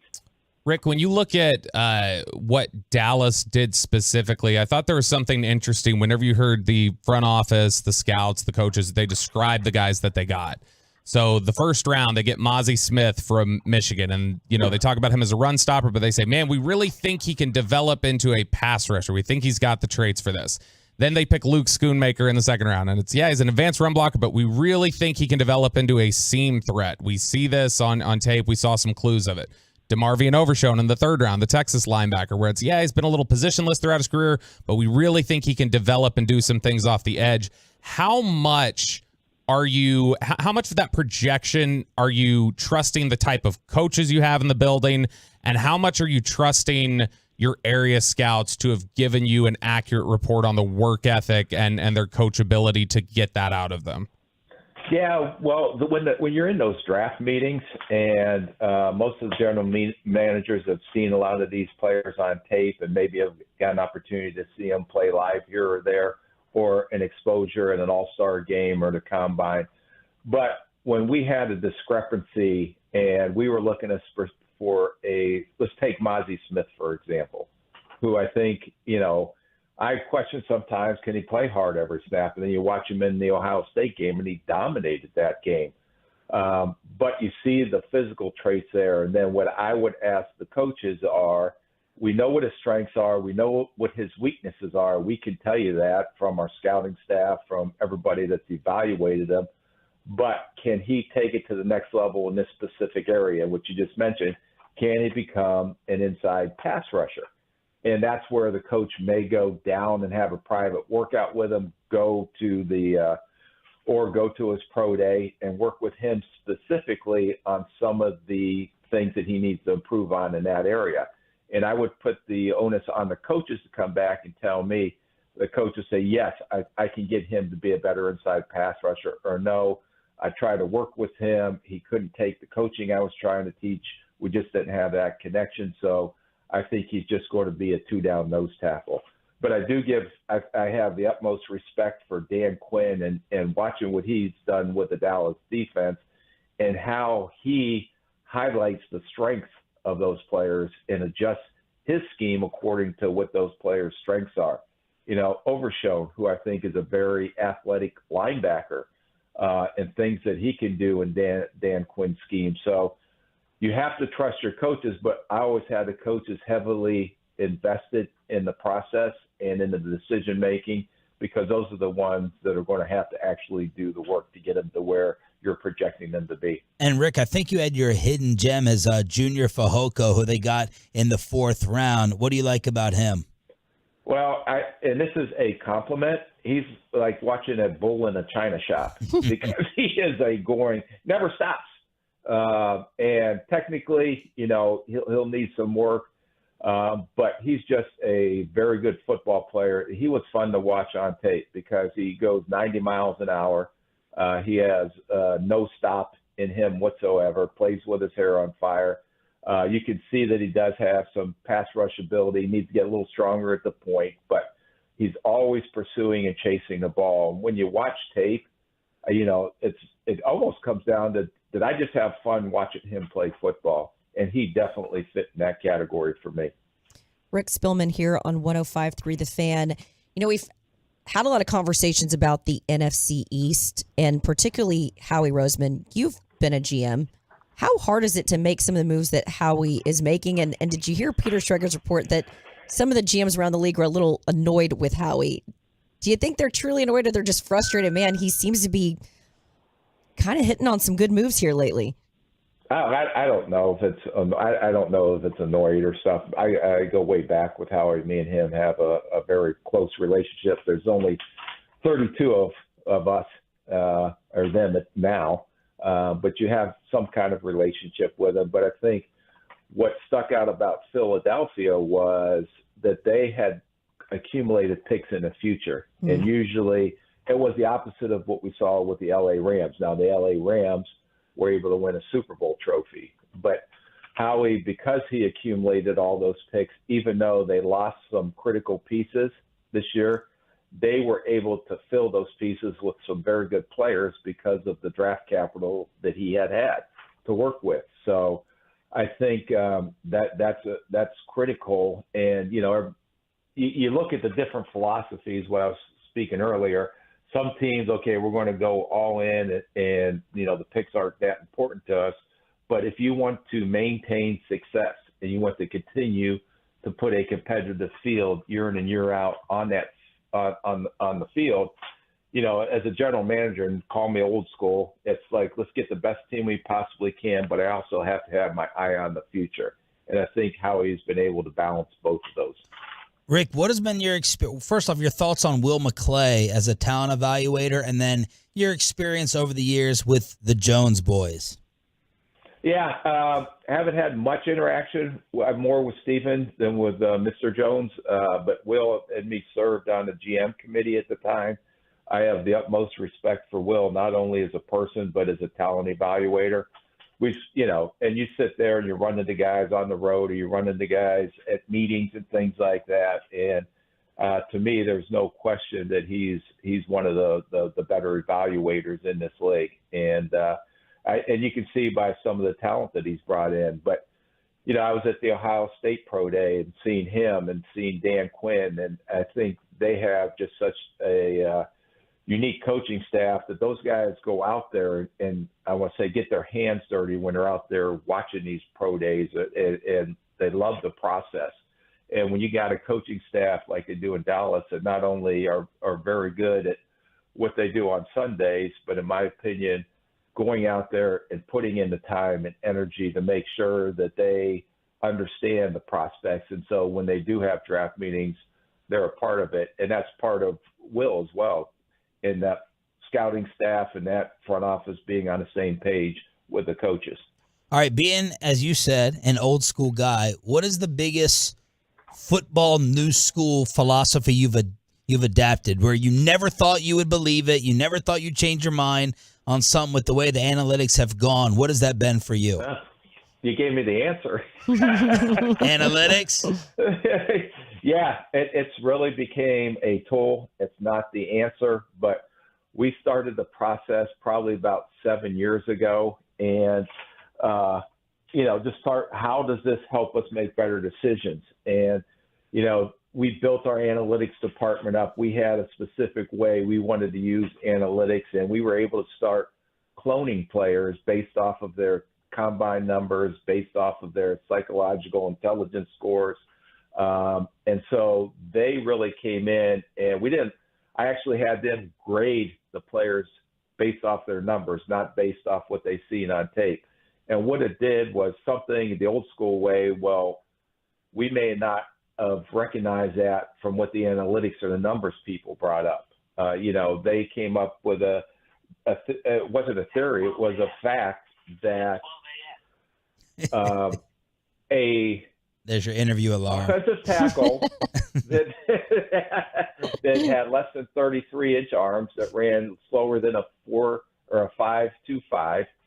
There were 7 guys drafted in the first 2 rounds since 2000, and not one of them ever played up to the grade that we gave them. So those gave you some talking points, but they always created conversation that maybe you never have had before because you didn't have those numbers. All right, I'm going to let you go with this because I know you got to run. You can even answer it fair or unfair because it's going to infuriate my co-host. It ticks him off when I tell him Dak is Cousins and Cousins is Dak. You had Kirk in Minnesota. Is that fair or unfair? Well, I'll just say this. I'll give you the politically correct answer for everybody else to determine. All right, get out of here. Go on to your other interview. Rick, we appreciate the time, man. Thank you. All right, thanks for having me on. Former NFL GM Rick Spielman from the 33rdteam.com, and they're doing something different in terms of that website and all the contributors that they have for it as well. Yeah, I mean, when we talk about Mike McCarthy, we make the joke sometimes about going into the barn and studying and doing everything like that. This has become a popular place to go get a re-education for a lot of these coaches. Doug Peterson spent some time there during his off time. A lot of these coaches go back and go, okay, this is a way to stay sharp, stay up to date on league trends, find out some new stuff. And it's been a really effective tool. So it's one of, I know, our favorite websites to grab stuff from and evaluate from. And by the way, speaking of Will McClay, Broadus just hit me up. They will have on Will McClay today. Look at that. 2:15 on the G-Bag Nation. Brand new segment. What did Slater learn today? Next on The Fan. But first, you got to learn to get up with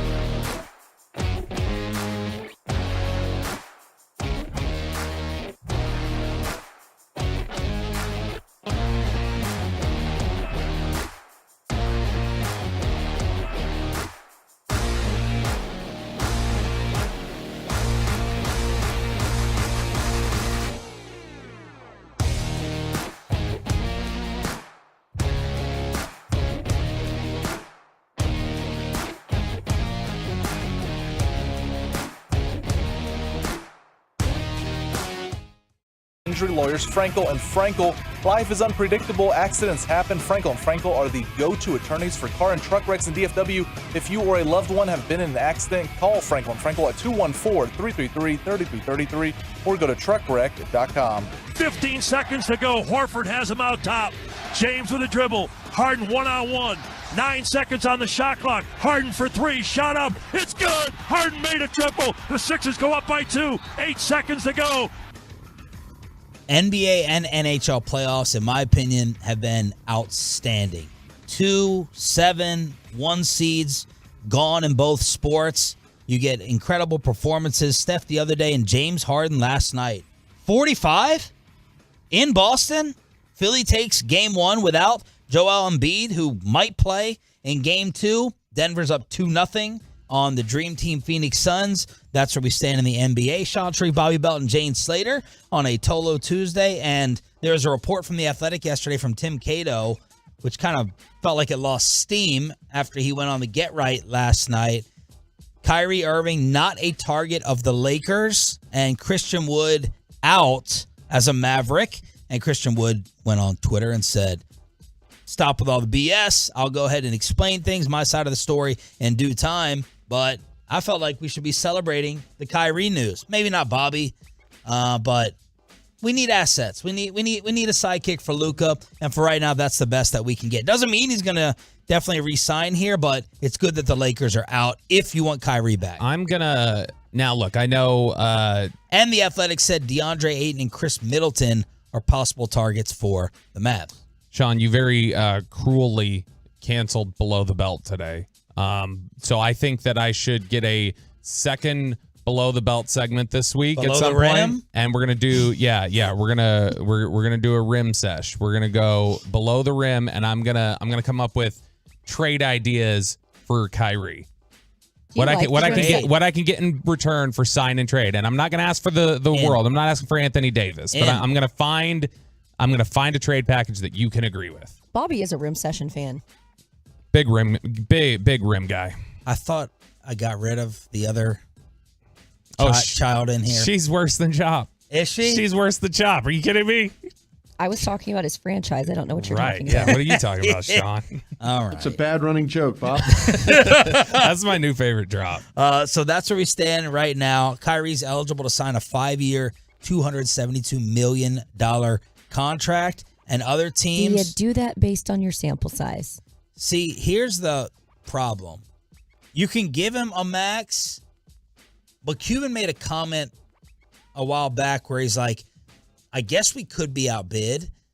And I'm sure Kyrie's side didn't love hearing that. It's like judging the rest of the league. Is anyone else going to offer him a max deal? Because if they're not, you can get away with paying him less. But you don't want to insult him and not give him the max. You're only as good as your options. And the options, I'm glad you brought that up. Lakers likely not to have cap space. The teams that do, Indiana, you're not going to want to go there.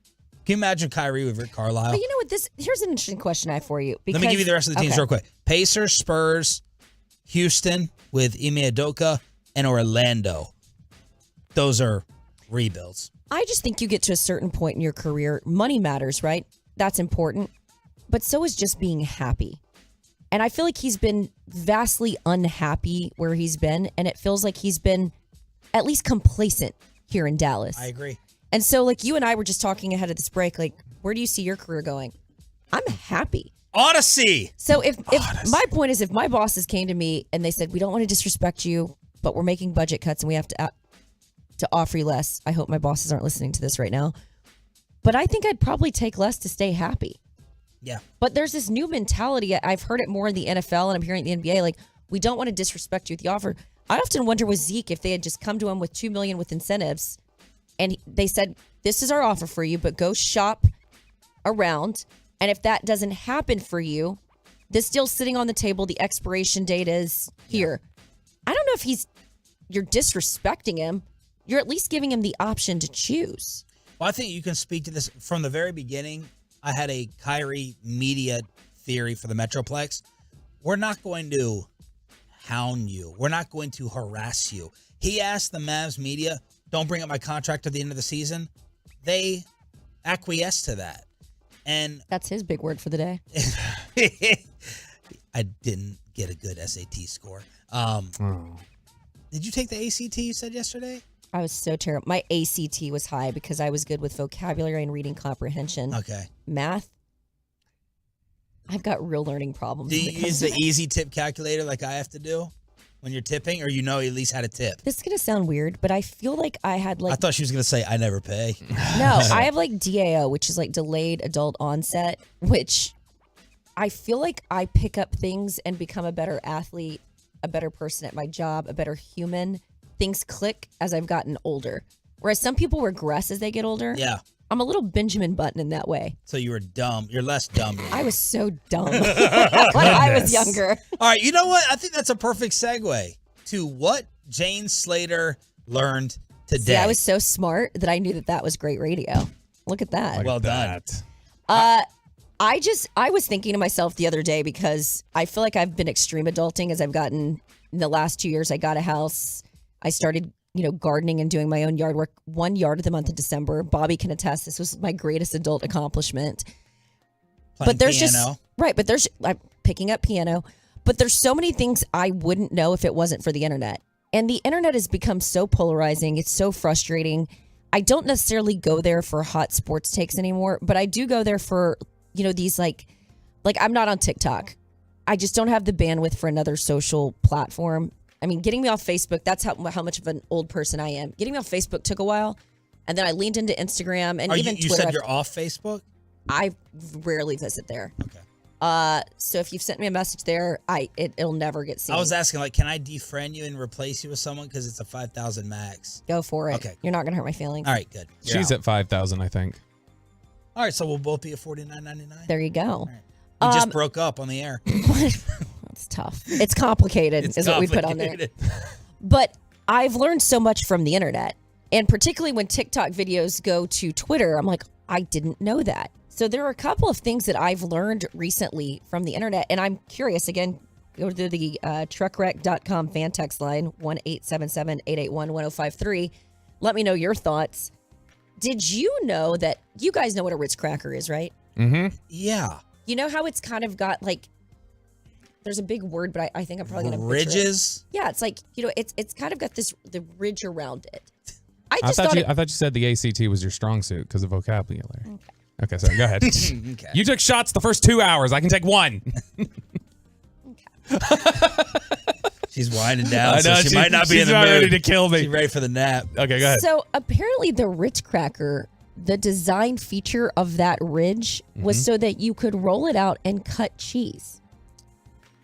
I feel like... You mean like dip it? Or like no, like cut you it? can actually cut it so that you can then put it on your cracker. I feel like that has to be the thinnest slice of cheese you're cutting, though, because I feel like any pressure in that thing's That's just what I thought. But cracking. Ritz actually put out a statement on this after this originated on TikTok. Boy, you are that hound reporter. Did you run down the statement from Ritz? Well, because I see stuff on the internet and then I'm like, I'm either going to Snopes or I'm deep diving to see, like, is there some truth to this? Because these days, especially with AI, I don't know if it's real or not. Pepe, did you know that the Ritz cracker can actually cut the cheese? I did not. I just take the cheese and cut it myself and then put it on the Ritz cracker. Oh, I thought rich people, you buy shredded cheese already. It doesn't come in the block. Well, we get the block. The block is for and poor then, people. And then we Although have the butler shredded up for us. The block tastes better. Okay, here's another thing I learned.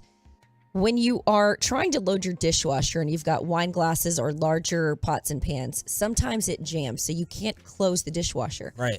Did you know that there's like 3 little wheels on the side of that top rack, and you can actually move that rack down to create more space up top? What? Like an oven? Like Yeah. the way You the can oven move is? the rack? You can physically move the rack down. And so this morning before I came in, I was like, I just want to make sure that this was actually right. Sure enough. Really? Mind blown. Never knew that. There you go. Never knew that. Of That's course, a good one. In your house, you probably don't do any dishes. You make Kristen do everything while standing over the stove. I mean, so we each have different talents. Hers are dishes, mine are making money. But so He's such an idiot. Oh my. What's Barkley say? Can you imagine how much he gets on our nerves every day? Oh, I've been And around she's him. committed to this. She's committed to it. And then I'll go home and I'll like try not to get murdered. I'll be like, it's a joke for radio, but like you guys know I'm serious. Yeah. No, you're not. You're so serious. All right, I've got other other extreme adulting ideas for you. Okay. I get so frustrated with mosquitoes and bugs in the summer. So I constantly let my dogs out to go to the bathroom on my side yard. And I've got my lovely garden that I'm What'd you growing ever all these do with flowers. We can move on. Would you ever do that babysitter in Oxnard that may have like dropped your dog or something? Is that person like in the listening area? No, but I had cameras around my house and I saw. So we're all sitting at the beach and we're all at the Rudder Room Beach. She's wearing the hat. And she's wearing the hat, and we're having a beer on Oxnard, and Jane all of a sudden gets this alert that this dude is basically. Did he kick the dog? Is that what it was? So my puppy was only about 5 months old, and this friend was nice enough to come in and watch the dog, and I noticed them sort of use their foot to push the dog.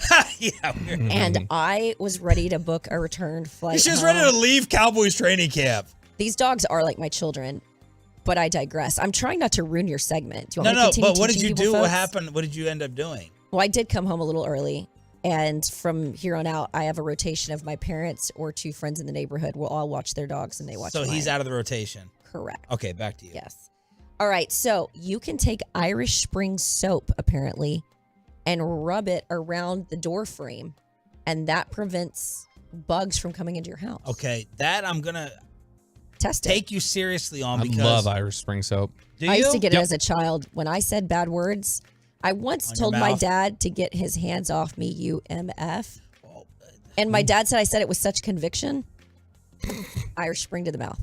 Really? Oh, yeah. So Irish Spring, rub it around the door to keep, because I put coins in bags that the reflection is supposed to get them. I bought stupid. I've done everything. I've paid for Terminex. Yeah, this sounds like wear a necklace of garlic and Peppermint. vampires won't The come near only you. thing that worked for me is I was in Bali and there's this lemongrass What oil. a drop. I was in Bali.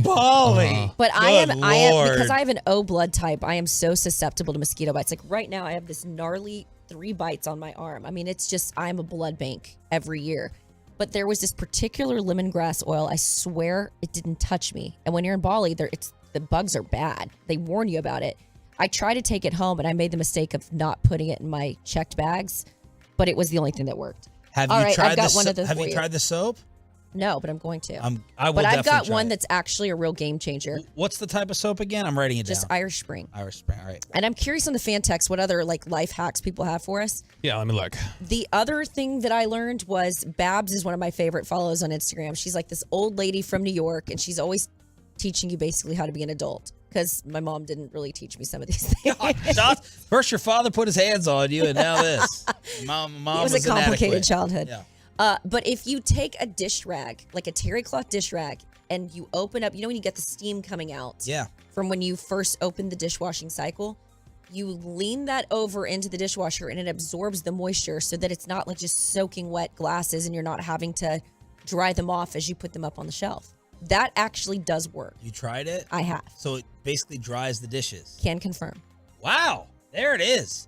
What Jane Slater learned today. Yeah, so there's a lot of people, there's a split I'm seeing. There is a bunch of people saying the Irish Spring thing absolutely works. I did it. And then you got other people that say the Irish Spring thing is a myth that never actually happened. I'll try it. I don't care. I'll Now try I'm gonna anything. try it. 214, hey Bobby, one of these days Kristen is going to kill you. 940, I tried the Ritz thing on a block of cheese. I had a block of cheese and a crushed cracker at the end. It's not cutting a block of cheese. I guarantee you that. Here's a It tip. sounds like it's more like the thin cheese slices. Here's a tip on tipping. Who cut? No one. And I always eats- over tip, to be very, very clear. Oh, you and Bobby, over-tippers. I was a terrible waitress for the 2 weeks I tried it Oh at Culpeppers in Rockwall. I have very weak wrist, so I couldn't carry the tray. From your mosquito bites. Yeah. I can imagine someone. My wife tells me, like, you could never work in a restaurant. You don't have the attitude or temperament. You probably would do the I was same. a great hostess. I mean, how many things could you bring in your hands, too, at a time? They are small. 817, here's a tip on tipping. If you're worried about adding it up, they say just look at the tax on the receipt and double then it up. double And then it. you're giving them basically a 16.5% tip. Well, And so- 16.5 is low That's just a nowadays. baseline to some people. I'm at Yeah. 20 at least, but I always go over 20. Will you let someone know they have horrible service by going under 20? Nah, because I mean, look, we have such when you travel overseas, You're a public figure too. When you travel, when you travel overseas, it is weird when you don't tip. But I mean, these people are not on a salary. And like I said, I've been a waitress and I know how hard it is. Gather the foreigners. I like this last one. 817 life hack if you hate folding laundry. Start the folding process naked and dress as you fold. You end up at least folding one less shirt, shorts, underwear. It's good. It's a good tip. Efficient, I will Sean. do from time to time. I'll just literally pull out of the dryer, and whatever's in the dryer is what I'm wearing that day. Yeah, absolutely. Yeah. That's why we love the morning show shift. It is a beautiful thing. Isn't it? Because it takes me, I'll be honest, it takes me about an ready? hour and a half to get ready for TV. My hair is the hardest part. I can put on my makeup in about 10 minutes. That's easy. But blow drying this hair, because I'm fake and I've got lots of extensions, it's a lot of work. Crosstalk with a KMC masterpiece is next. Coming up in the next G-Bag Nation.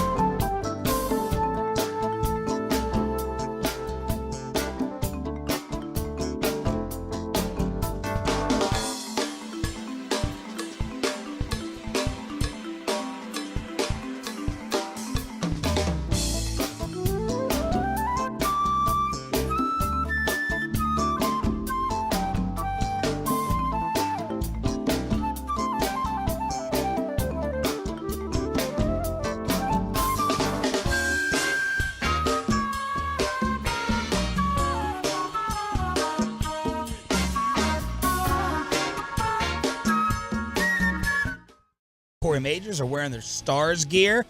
Jane, where's your chain? Oh, yeah. Chain gang. It's right. Are you going to take that to the game? No, because just like we got into the whole jersey discussion, like I will never pretend that I deserve a spot on a roster. She's like I'm not shaming. part of their success. I mean, you say that, but you did run the 40-yard dash at Combine. Well, I'm an elite athlete. Oh, okay, yeah. What was your time? Like It was a 5.64. I don't know, something like that. Could you beat Bobby over 18 holes of golf? 1,000%. Nope. I could beat him. I could beat him on the track. I could beat him playing golf. Look at the guy. He's not the most athletic guy. Who's the world number one golfer? Well, Right it now? changes a lot. Let's look. Rom is. Yeah, Rom. Could you beat Rom, Jane? No. No, just as ridiculous as what Because you just said to me. Oh my Oh, God. Is it because The she's a point woman? is, I don't think I'm a great golfer. I know that I will always be below average. I don't think I'm a Period. great golfer. I know I'm a great golfer. When is that golfing thing happening? Whenever Derek spent enough time perfecting his game to get We within have to. 20 strokes of me. Here's the honest answer. Derek is having to talk to a lot of people out there because it's going to take about 7 Pace of hours to play is play gonna be ridiculous. if we play every shot. If he has to You get know the what's ball out important of the in golf? bunker, it's going to take like 6 times for him It's to going get to the take ball out. 7 hours because I'm going to stop down at every hole and like break dance because No. I birdied it Here's again. what's important in golf is pace of play and good attitude. And both of those I felt very challenged when I played the PGA new championship course up there in Frisco. Shout out to Tony Fay PR that hooked me up. Nice. The par 5 was like 700 yards. Oh, wow. It was it's an incredible far. course, but it was so I would love to see this guy go play that right off the bat. Mike has one of those. You have wouldn't pace even of do play. well. There's a par 3 course that Taylor Stern and I went and played once. You wouldn't even succeed in a par 3 course. I am the best golfer that Taylor Stern knows. She's working for Live Golf now. No, she's like Koepka's She's PR Brooks person. Koepka's buddy. No, but she's working for Live now. Yes. It's awesome. So is Koepka. So she'll be back in the Cowboys soon. Oh my gosh. That was a live shot. You think That was Saudi's going to run out of money? That's a good point. What's coming up on the Like, show? we're broke. Nobody needs oil anymore. Today at That was- 12:20, we will have Bruce Bochy on the show. He is the Texas Rangers manager who just took down the Yankees. I mean, no big deal or anything like that. Yeah. Also at 1 o'clock, I have content that I stole from y'all's show. Okay. What? I loved the conversation because we have it all the time. What is the hat? What is the knit cap? So we're gonna do that at 1 o'clock. I thought it was today. the biggest controversy of the last 10 years. I like Jane I was thought like, you were I gonna got give an me life answer. hacks. I've never heard what Severin called it. A toque. A toque. I thought that was what'd you call it? A newbie. A newbie. Yeah, he called it a Well, toque. I just kept thinking, like, toque reminded me of when I worked with Elf. He'd call it, like, oh, you're landing on your tuka. Like, your tuka is Tuchus? your tukas. Yeah. Yeah, that's Oh, what it yeah. was. It was tuchus. What do you call it? But Yeah. Okay, No, are the we thing on asking the about hat. the butt or the hat? I don't know why I call it a toboggan. I don't know why where I got that from. So it's not a beanie? But if Yeah, it that's has a to have beanie is what I say It has to have too. the ball on top. It has to have the ball on top. So that's all. I don't know. So that's what we'll break down. We'll get the answer at 1 today. Synonyms. Beret. Bonnet. That is beanie, not a beret. Skull cap. That's not a skull cap. None of that makes sense. Okay, forget that. When's the last time you wore a beret? Never. Never. Why not? That's the French thing. French hat. The Bruce I Arians. really Is that the like Arians? this. I really like the I feel like it's a circular painter. motion. I feel like it's a very fancy painter's hat. Because he's not one of America's finest, and he doesn't live in France and eat baguettes. Yes. Yes. So, Make some croissants. what time will Slater be in tomorrow after going to the game tonight? I'm a pro. 9. 8:50 puck drop. She will either be in at 7 a.m. or she will be in at 6 a.m. with no makeup. Let's put it this way. If I could make it to that one Texas game we did, the first one of the year, Tampa, Tom Brady, and it was after the Alabama game when I had gone out and drank far too long. Normally on game days, True. I'm in bed by 7:30 because I have to get up so early, and it's like a 12, 14-hour workday. That was the most painful day in recent years that I've had Yeah, that was because Alabama broke my heart, and I didn't watch Texas again after that. she was every hit. She had the 1,000-mile stare waiting for it, and she would go like this. What am I talking about again? And then I'm on. And then it comes on, and then she's And just then you like, turn off. yeah, then she's like, Rich, today the Cowboys are gonna go, and it's like, oh, look at that, and then she immediately collapses. did you guys have the Tim Cato report in your show about the Lakers not caring about Kyrie? I'm going to kick that over to Mike. I think he has some thoughts about your thoughts.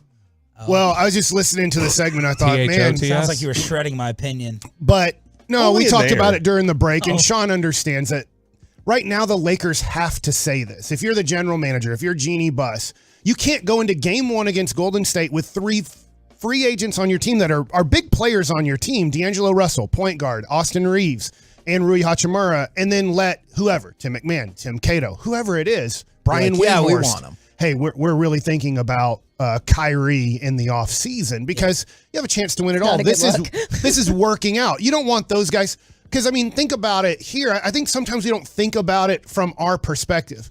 If right now we heard, hey, Babe Loffenberg might be coming to the Fan. And we're like, well, who's going to be out at the Fan if Yeah. Babe's coming in? Yeah. So now we start looking at our contracts and our situation. It's and, not a good feeling. And so it's not a good feeling. So you don't want your team, if they lose in 5 or 6 games to Golden State, I guarantee you that's Kyrie's dream. LeBron feels like in the way that Dennis Rodman going to the Chicago Bulls, I'm sure the Lakers have a lot of reservations about putting Kyrie on the team. But LeBron, probably like Michael Jordan, is like, I can handle him.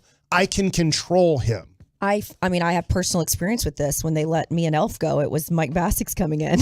Oh! I thought it was the other guys at the AM station. I thought that was the big Ouch.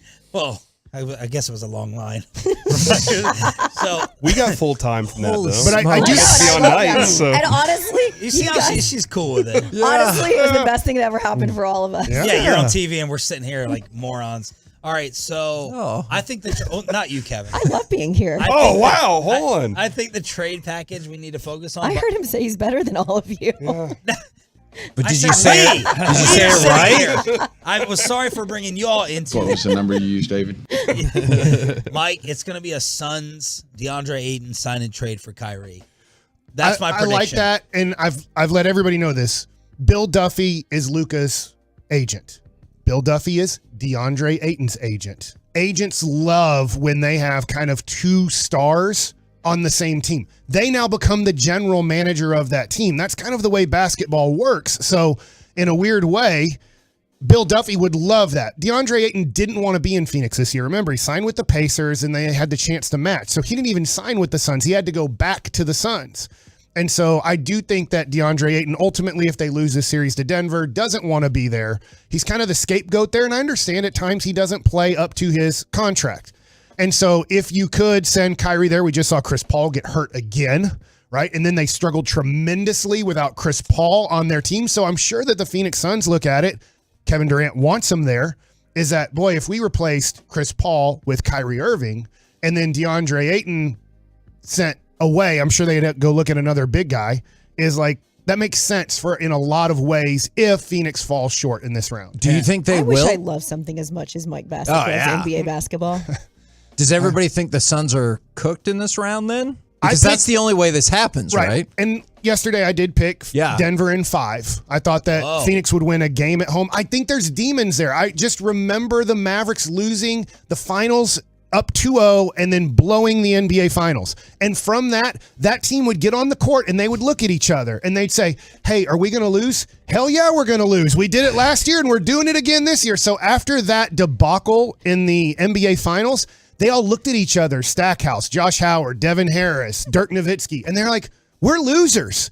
And I think that they struggle with this. Man. I think Phoenix right now, even though they got Durant, I think they look at each other their and they team has feel a better that pain player. of losing by 100 points to Dallas when they were supposed to win the championship. And that's a tough mental thing to overcome. This is why I told you your White Sox rant was weak. I was about to say, have you heard the White Sox guy?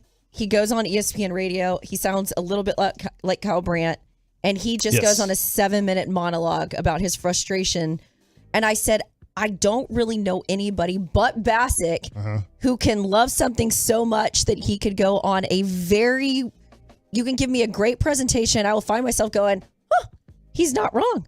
Like I cover the Cowboys and objectively have my thoughts on them as a reporter. But sometimes when you go on your rant, I'm like, But I see his point. But you're no longer a fan of these teams. Oh, that was a long time ago. Yeah. Mike, It's like, I always say it's like Wizard of Oz. You sort of pull the curtain back and you know how it's all happening. And I know that's the tough part about, It's honestly, sad. even like being a hardcore Mavs fan still is knowing some of the behind the scene things that happen and go, oh, should I be a fan of I'm this just not a massive fan of anything anymore. I didn't know about any of that. I've lost my passion. I'm vanilla. Apparently, I've offended the Green Berets. I'm sorry, Skip, Nance. Oh my God! See?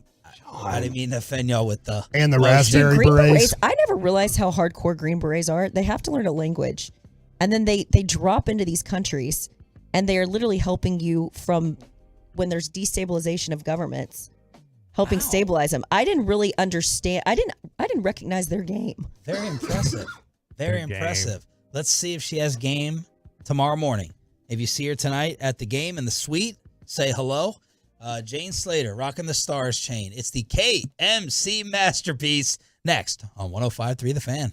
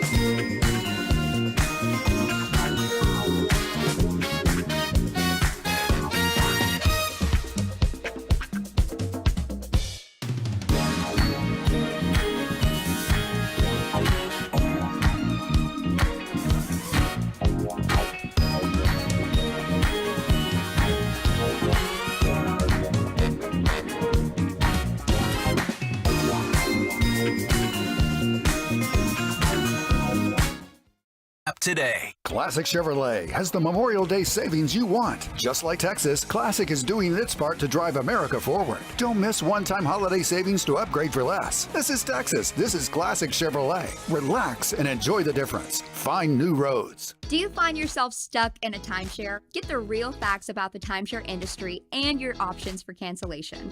Chuck McDowell, founder of Wesley Financial Group, has put together a free information guide that reveals the secrets the timeshare industry doesn't want you to know, including the 5 ways to get rid of your timeshare. Call now and get this timeshare cancellation guide absolutely free. Call 800-838-6161. That's 800-838-6161. 800-838-6161. RJ Chopper here for Gaylord Golf Mecca. Just a 50-minute runway to fairway drive from Traverse City to Gaylord. Here's Susan Wilcox-Olson. Recently, hot news is that the signature course, which is designed by Rick Smith, just was named one of Michigan's top 10 courses by Golf Week and a resort course nationally. It is world-class golf and more. And also in the Gaylord area, you'll find it's an alpine village filled with lots of tap rooms, food, and just 50 minutes from the Straits of Mackinac. Visit GaylordGolfMecca.com.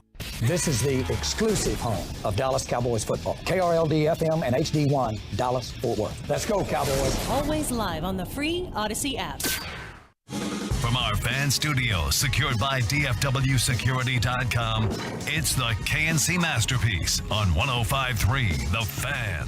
KNC Masterpiece right here on 105.3 The Fan. You got me, Kevin Hageland, Corey Majors, Mike Bassick, and returning for one day only. In your face. The man who was a hater yesterday. I was listening to the Get Right. Oh, and wow. everyone was calling him a hater. On the stars. Mr. Reginald Atatula. I don't remember what I was hating. It was exactly because you've been hating too much. I actually think it was about the draft, but I can see how yeah, that's fair. I could see how the stars would come up as well. Reggie, why are you hating? The draft is a glorified HR meeting. That's I will fair. not be silenced. Oh, you don't like the draft. It wasn't that you disliked the Cowboys draft. No, this was not it was more specifically about the Cowboys, not against the concept of the draft. I have heard his thoughts about the concept of the draft as a glorified HR meeting for a long time. I think he makes some super valid points. Nice. Why'd you hate the Cowboys draft? It was effective, but not inspired. That makes sense. See? I'm actually with Reggie on that. Like, you got good players. Hold on. I never get to do this at the beginning of the show. So now you're a hater. No, I'm not a hater. Corey and Reggie are haters. I never get to do this at the beginning of the show. Well, I'm always on the wrong side of this. I think Reggie's being more realist than hater here. So I appreciate Reggie's perspective on this. The fact that you're hating on his opinion makes you a hater. Wow. But I really do like Kevin. This was one of those drafts where you got good players. What do you think about the idea that a cynic is what idealists call realists? I'm gonna have to go look up all those words real quick and come back to you on that. All right. But did you get a great player, or were you in position to get a great player? That's potentially, because who is the potential great player? Well, and this is what I want to know. I'll give you two answers. All right. And I want to know, how far do people track it? Do you track it past rookie year? Like, everyone's going to be focused on like Joey Porter, right? Yes. Or if it's Nolan Smith, whoever your person is. Are you going to track it past? Don't do that. Are you your going to person? Yeah. Are you going to track it past the first year and be like, you know what? After 4 years, we definitely made the right decision. Or is something going to happen in game 2? You're like, Cowboys are stupid. You know what? That's a really good point, because with the Amari Cooper thing, here we are still looking at that thing, right? I think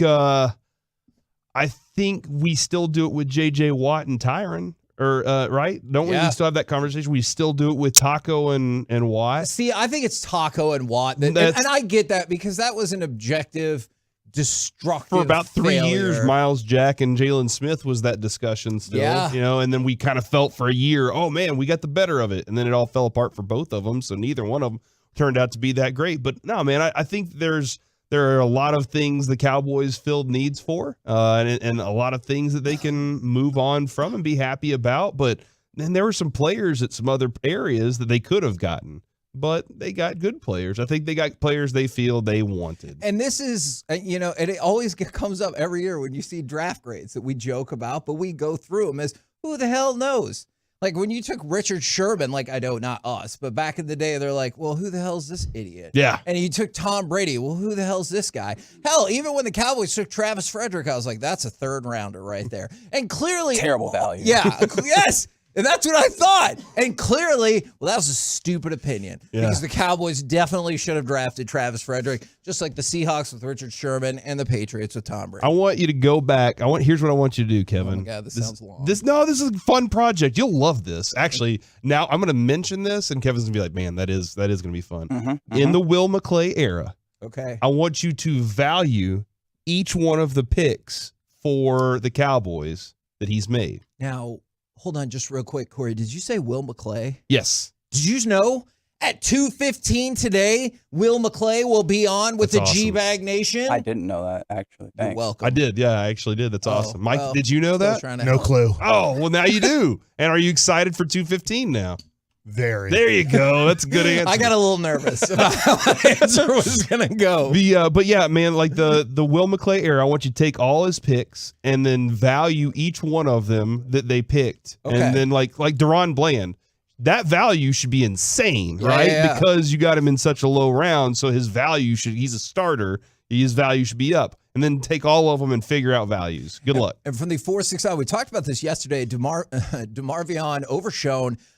It has become crystal clear is the most polarizing of the class because from the 4-6-9, he's going to be a beast and can play all three linebacker spots. And I totally hear you, and I hope that is correct. And there's other people who are like, I don't know how he's going to translate to the next level. And I think perhaps He's a special teamer this year. Like that's where he's going to be. He's going to be in special teams this year, and he might be a contributor. You could say all three linebacker spots. I'm just not quite sure exactly when he'll get his opportunities to play at linebacker. Now, I want to talk about something that I do feel confident about. If we can go to cut number 12 right here, is Martin Perez primed to have another excellent season? 2-2. Strike three called inside corner. Sinker at the top of the zone. So Perez, who always gets a lot of backward Ks, gets the strikeout. It's his second strikeout of the game. So last year, Martin Perez had a year that I'll certainly admit, I don't know if everyone's on board, is like pretty darn surprising. Is that a fair? Very. I mean, think about it. $4 million is what you got. A 1 year, $4 million contract. That meant that most of Major League Baseball did not see him as a starting pitcher in 2022. They're just like, hey, he's probably the way that we are using Dane Dunning and Cole Reagans. Yes. That's what people felt like Martin Perez had become. And then he surprisingly made the All-Star team and deserved it. And Major League Baseball didn't buy it, right? Because he accepted the qualifying offer at a time when, let's be honest, Right. a lot of players do not accept the qualifying offer because they're like, I'm going for that multi-year deal Right. and everything. And just it felt like the market wasn't there because everyone was like, yeah, you're like a 4.5 ERA guy. I'm not buying it. Right. Is that again? Yes, I think that his agent said, hey, you like it in Texas. I probably don't think I can get you a $20 million a year contract on a multi-year contract. So this locks you in at almost $20 million for 1 year. And if you do it again, he's still young enough that I could probably go out there if I'm the agent, say, if you have another season like you just did, I can probably go out there and get you a 3-year, $60 million contract. This is interesting. He's thrown almost 70% of his pitches are strikes for one. Yep. He's striking out, let's say, 26 strikeouts, 9 walks. Like that right there is significant for he's pitched For a non-strikeout yeah, pitcher. he's not a especially. big time strike. Yeah. He's mostly in his past history been known as a double play guy. But Mike, he's pitched 5.2, 5.2, 6.1, 6. Is he still building into I might be a 7 innings guy, or is 6 about all we'll see from him now? There's no such thing as that anymore. If you go look at the league leaders in innings pitched, very few guys average 6 innings or more per game. I'm so glad that you said that because check this stat out. This blew my mind. Martin Perez has the longest active streak in Major League Baseball of pitching consecutive 5-inning games. 36. Think about that. 36 is the long. So he pitches at least 5 innings. Yes, Okay, gotcha. Not exactly 5 innings because then you'd be like, wow, what a weird niche stat. That's a good follow-up question. He's gone 5+ innings in 36 straight starts. It's the longest active streak in Major League Baseball. It's the longest left-handed streak for a Rangers pitcher ever, and it's the 4th longest streak for a Rangers pitcher ever. It's tied with Nolan Ryan, it's right behind Nolan Ryan, Lance Lynn, and Yu Darvish. Okay. He's one behind Nolan Ryan for being 3rd most consecutive starts of 5+ innings. Oh, he's breaking at a that. time when Mike talked about this, you don't see the 7-inning average guy. Having somebody who consistently is out there every single time is a huge thing. This year has yet to give up more than 3 runs in a game. That's awesome. And it's early. Like, I will obviously couch all this with it's been 6 whole starts. But what's happened in his 6 starts? He's 4-1 with a 2.4 ERA. If you don't believe that wins are a pitcher stat, totally get that. His ERA is 2.4. And so my question is, at a time when we're thinking DeGrom is going to be it, or Evaldi, or Gray's going to stay healthy and he's going to be it, or whoever or Heaney or whatever, is good old Martin Perez going to just be the little engine that could and keep it going again? I do. I think that. By the way, I was just doing some quick math. I was just making sure you knew your mic was off. No, thank you. But Sandy Alcantara. Are you telling him how to host? Oh, man. No. Sandy Alcantara last year pitched 228 and 2/3 innings in 32 starts. He did average 7 innings a start. That's the only player to do that. The next guy, Aaron Nola, threw 205 innings and 32 starts, and that was about 6.5.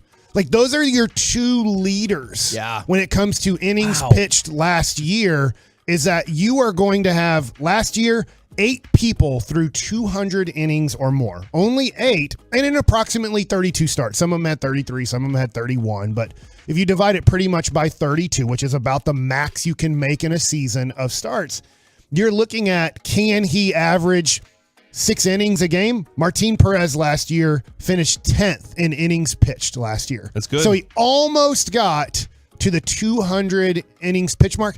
I believe he can do that because he also is, like, when you're a high strikeout guy, I'm looking at it. The only person, there's 2 people there. Corbin Burns and Garrett Cole had a lot of strikeouts in their 200 innings pitched.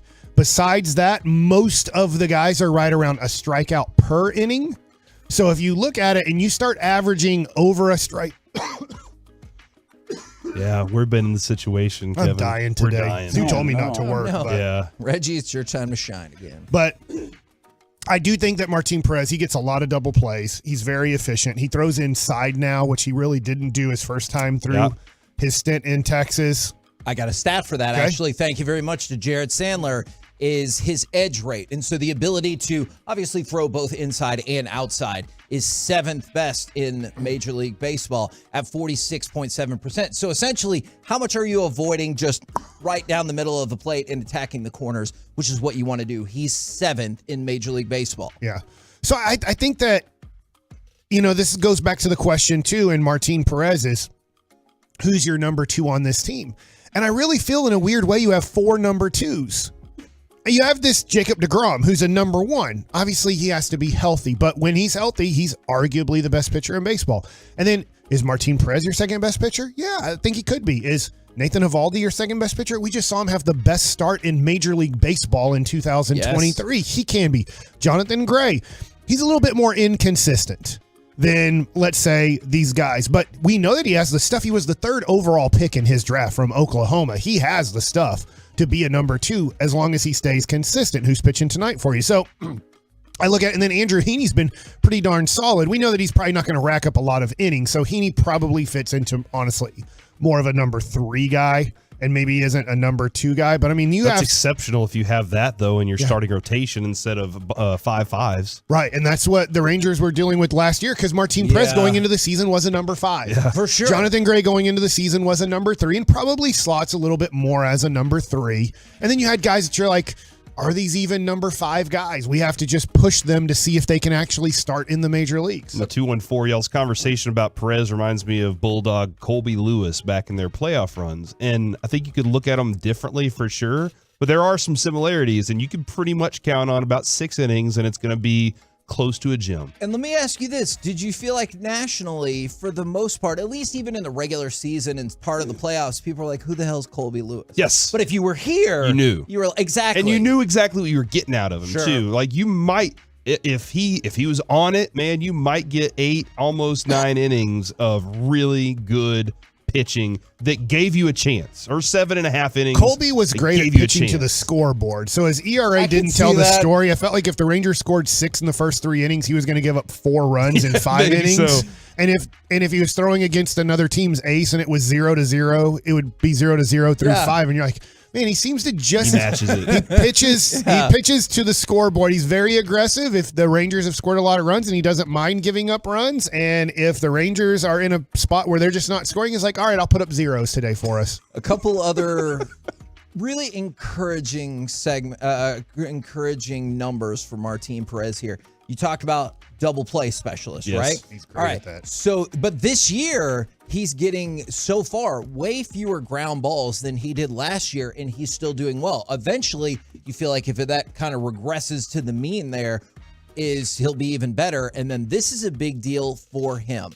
In non-2 strike counts, when a player is less likely to chase after a pitch, opponents are chasing 33% of the time against Martin Perez. That's the best in Major League Baseball for starting pitchers. And you don't necessarily think of, and I don't mean to say Martin Perez can't strike people out, but he doesn't have the prototypical stuff. He's not a 9 strikeout guy. Yeah, that you think of as a strikeout guy, and yet he's getting people to chase pitches once again, and I'm super encouraged by what he's doing thus far.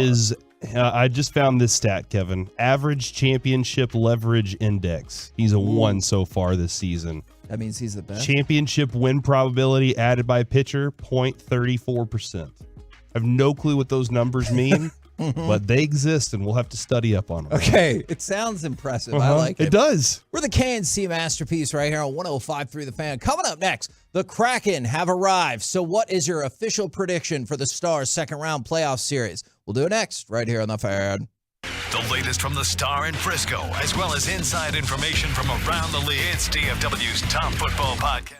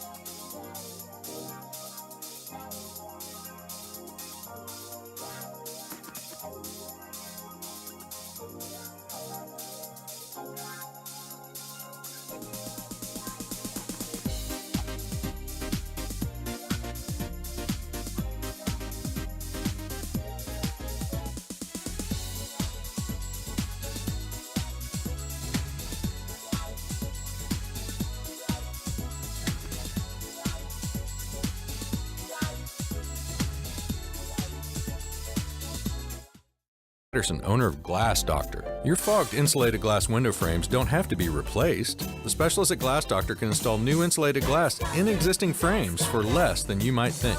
Visit glassdoctor.com today. This segment of the KNC Masterpiece is also brought to you by State of the Art Weight Loss, that's soda, and it's brought to you by Frankel and Frankel. Life is unpredictable. Accidents happen. Frankel and Frankel are the go-to attorneys for car and truck wrecks in DFW. If you or a loved one has been in an accident, call Frankel and Frankel for a free consultation at truckwreck.com or call 214 or 817-333-3333. Hearing it from the crowd here at XL Energy Center in St. Paul. Here's a chance for Wyatt Johnson, and he scores! His first Stanley Cup playoff goal for the 19-year-old Johnson, 2-0 Stars.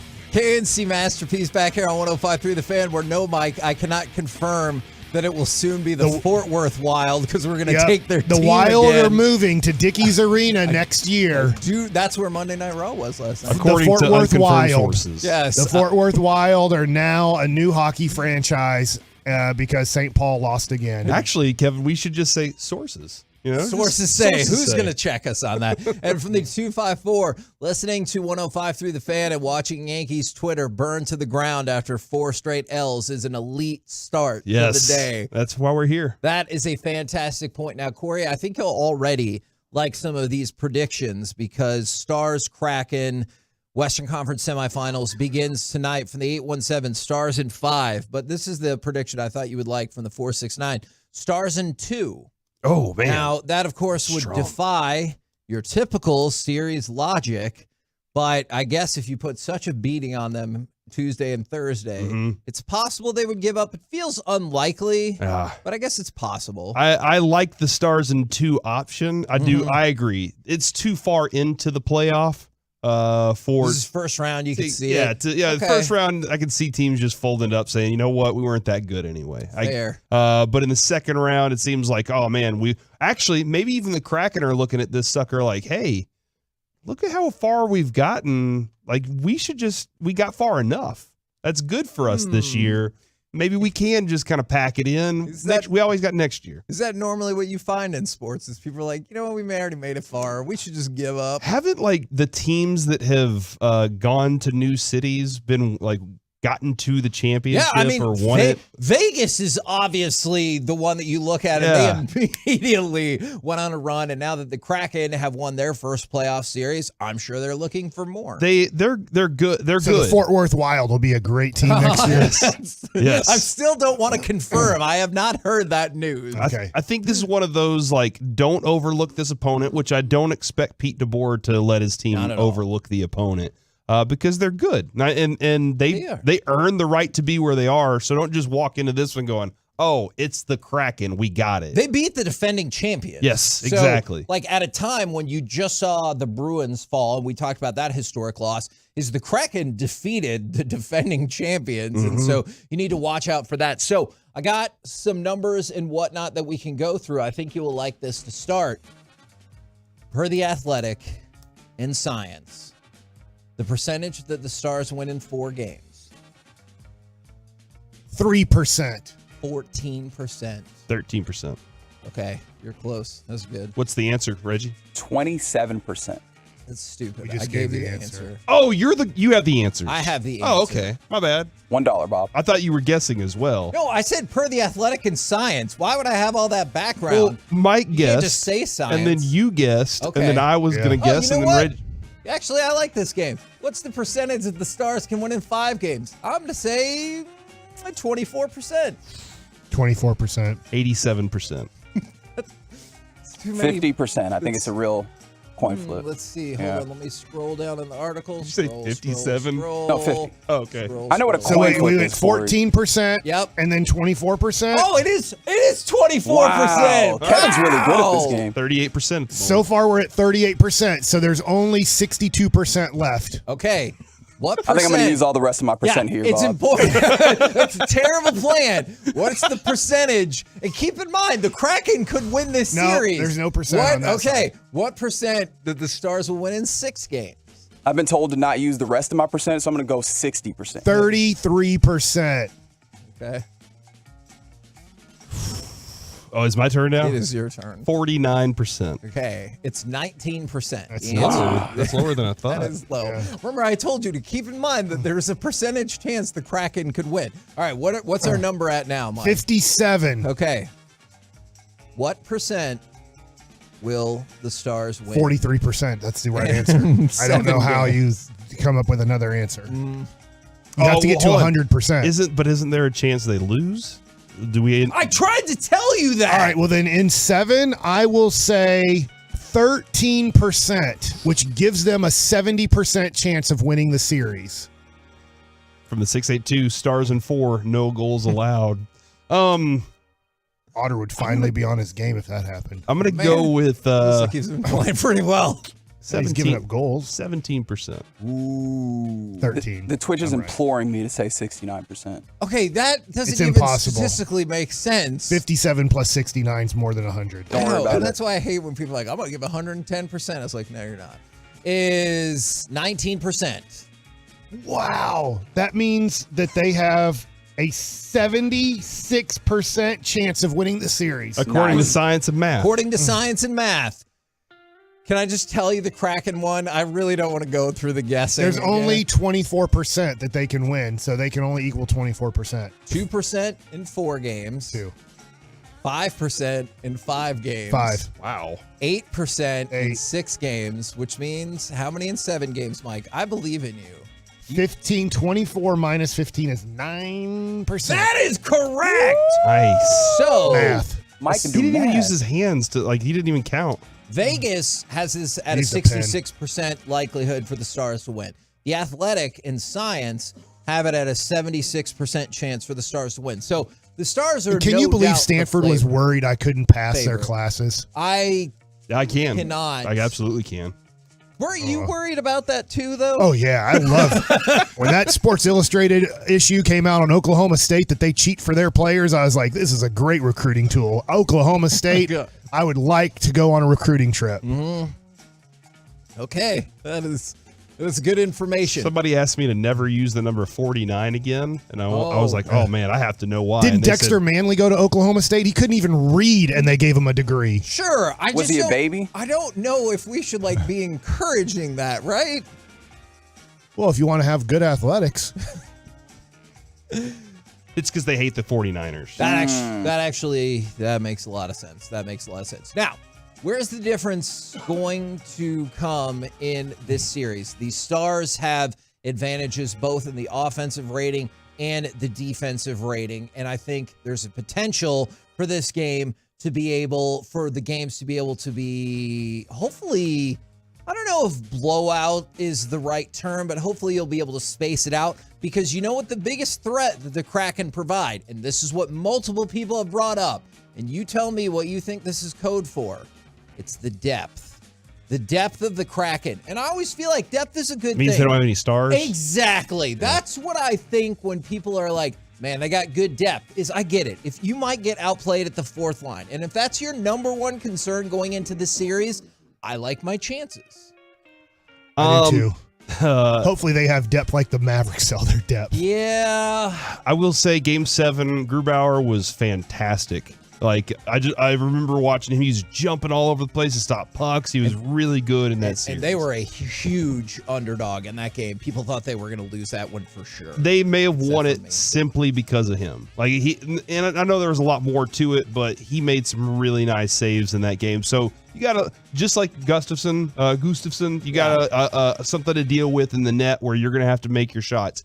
I'll be honest, Kevin. I think this might be the one where 5-on-5 is the Stars' advantage. Okay.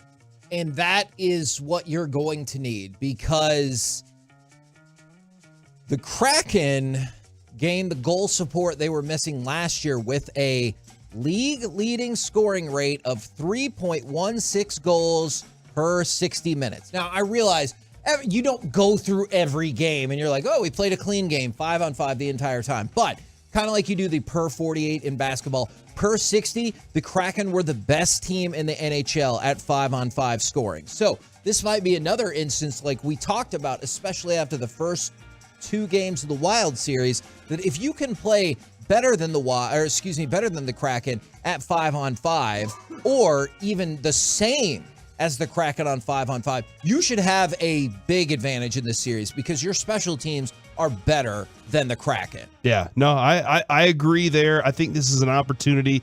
I'm very curious how I think Robertson, Kevin, this is the one for him. You've been asking for him to be like, hey, this is the one where we might see an even more special Robertson. So in the 5-on-5 part, I mean, we know what we're going to get in the power play out of that group, especially with Pavelski back. And I wanted to talk, I don't know how much time we have to talk about it, but the fact that he is back, maybe we talk about it in the one today. Sure. The fact that he is back, they didn't shift the lines much. They actually said, Pavelski, we're moving you to line 2 here, and we're putting you with Marchment. I think that's going to have a significant impact because I think it makes the team better if you're getting the Tyler Seguin that we saw in round 1. Because the Tyler Seguin that you saw in round 1, we love it, right? Absolutely. Did we stick with Seguin Genesis for that? Because I know we have the Benaissance. I think we just, you know what? Here, let's just go with Seguin. Let's just go with Seguin on this one. I think that's a good approach because, you know what? We don't need to make up any silly nicknames or anything like that. We know who the guy is. He's a stud. And he's going to be a stud throughout the playoffs because he wants that cup. And this is an important question from the 817. What if the depth they're referring to is how far below sea level the Kraken exists? Oh, man. I did not take that into account at all. Yes. So that's a fair point. And Seattle's above sea level. So even if it was below, like New Orleans, they're below sea level. These will be late nights again for fans. We talked about this the other day.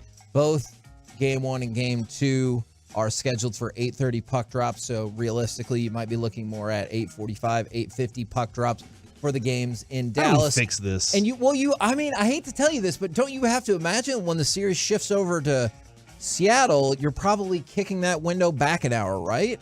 Like depending on the rest of the schedule, wouldn't you think like a 9:30 puck drop makes sense? Yeah. You're not going to get earlier puck drops, I don't think. The way to fix it, move to California and take a 13% tax rate on your state taxes. But I get paid more, right? In that state? I don't know the pay rate for people in California. Companies keep up with cost of living, I think. I was going to say move the Stars into the Eastern Conference, but I guess what y'all are talking about I like that too. idea. That feels easier to achieve than changing state tax rates. We can move the Stars to California, and we can move with the Stars. Did you just give our team away? No, I'm taking it with me. It's because he heard about the Fort Worth Wild, and he's like, "Now the Metroplex will still have a team. I don't want that team. It'll be fine." Again, I'm not confirming any of those rumors. Okay, but what's your prediction? What's your prediction for this? I think they get it in 5. In 5. Okay, I'm going Stars in 6. My prediction: Pain. Stars in 5. You want to get with a real woman, Adrian? I mean, a man. You want to get with a real man? Oops. That's very progressive of you, Mike. Well, that was a subplot that was not entirely addressed in the Rocky movies, unless you count Apollo Creed and Rocky Balboa in Rocky 3. I would certainly listen to that. I saw them running on the beach. I would certainly listen to that. Gonna start running around going, boy named Sue, and then we're gonna have some weird situations. But coming up next, Mr. T wanted to get with Adrian. I know, it's so weird. He did. It's time for Baseball Nuggets with Mike Bassick, where I pray we actually shift to baseball and don't break down more of the romantic politics of the Rocky movies. This pitcher's getting a lot of respect, and this one for the Rangers isn't. Next. Coming up in the next G-Bag Nation, we have Will McClay joining us at 2:15. The Nation runs 2 to 6:30, then Rangers here on the Fan.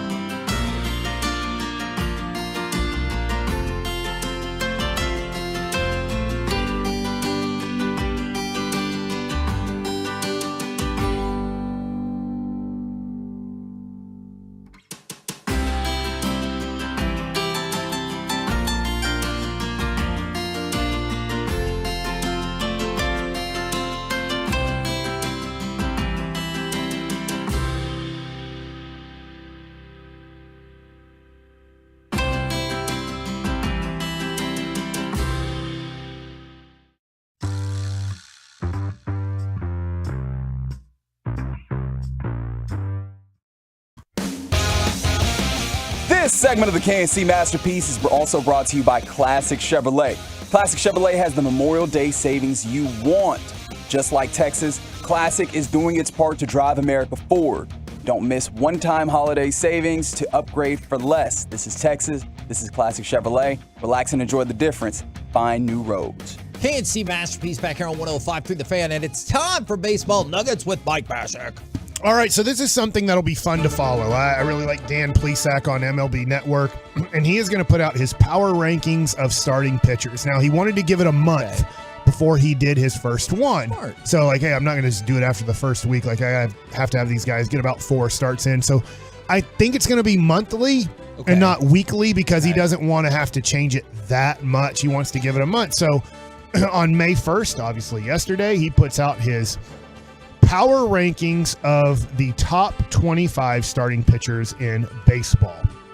This will tie into tonight's game versus the Arizona Diamondbacks, which I think a lot of people think of the Diamondbacks as a kind of a rebuilding franchise who's not very good. By the way, they are 16-13 to start the year. Garrett Cole is number 1. We just saw Garrett Cole pitch. The only reason the Rangers scored is because he decided, I'm not going to cover first base. And then he covered it late, dropped the ball on a double play. And the Rangers scored 2 runs in that inning off of a ground ball to third base, pretty much. Like, it was, Garrett Cole has been dominant this year. I have no disagreements that he's the best pitcher in baseball today. Number 2, Shohei Ohtani. Totally get it. I mean, dominating pitcher. There's no reason why he's not a top 5 pitcher, so I'm not going to argue. You mean the home run hitter Shohei Ohtani? The home run hitter Shohei Ohtani. Doesn't he have more hits than he's given up hits? Yeah. Number 3, if you guys want to look up his stats, I think he's an unknown, as like a Ranger fan unknown, is Shane McClanahan.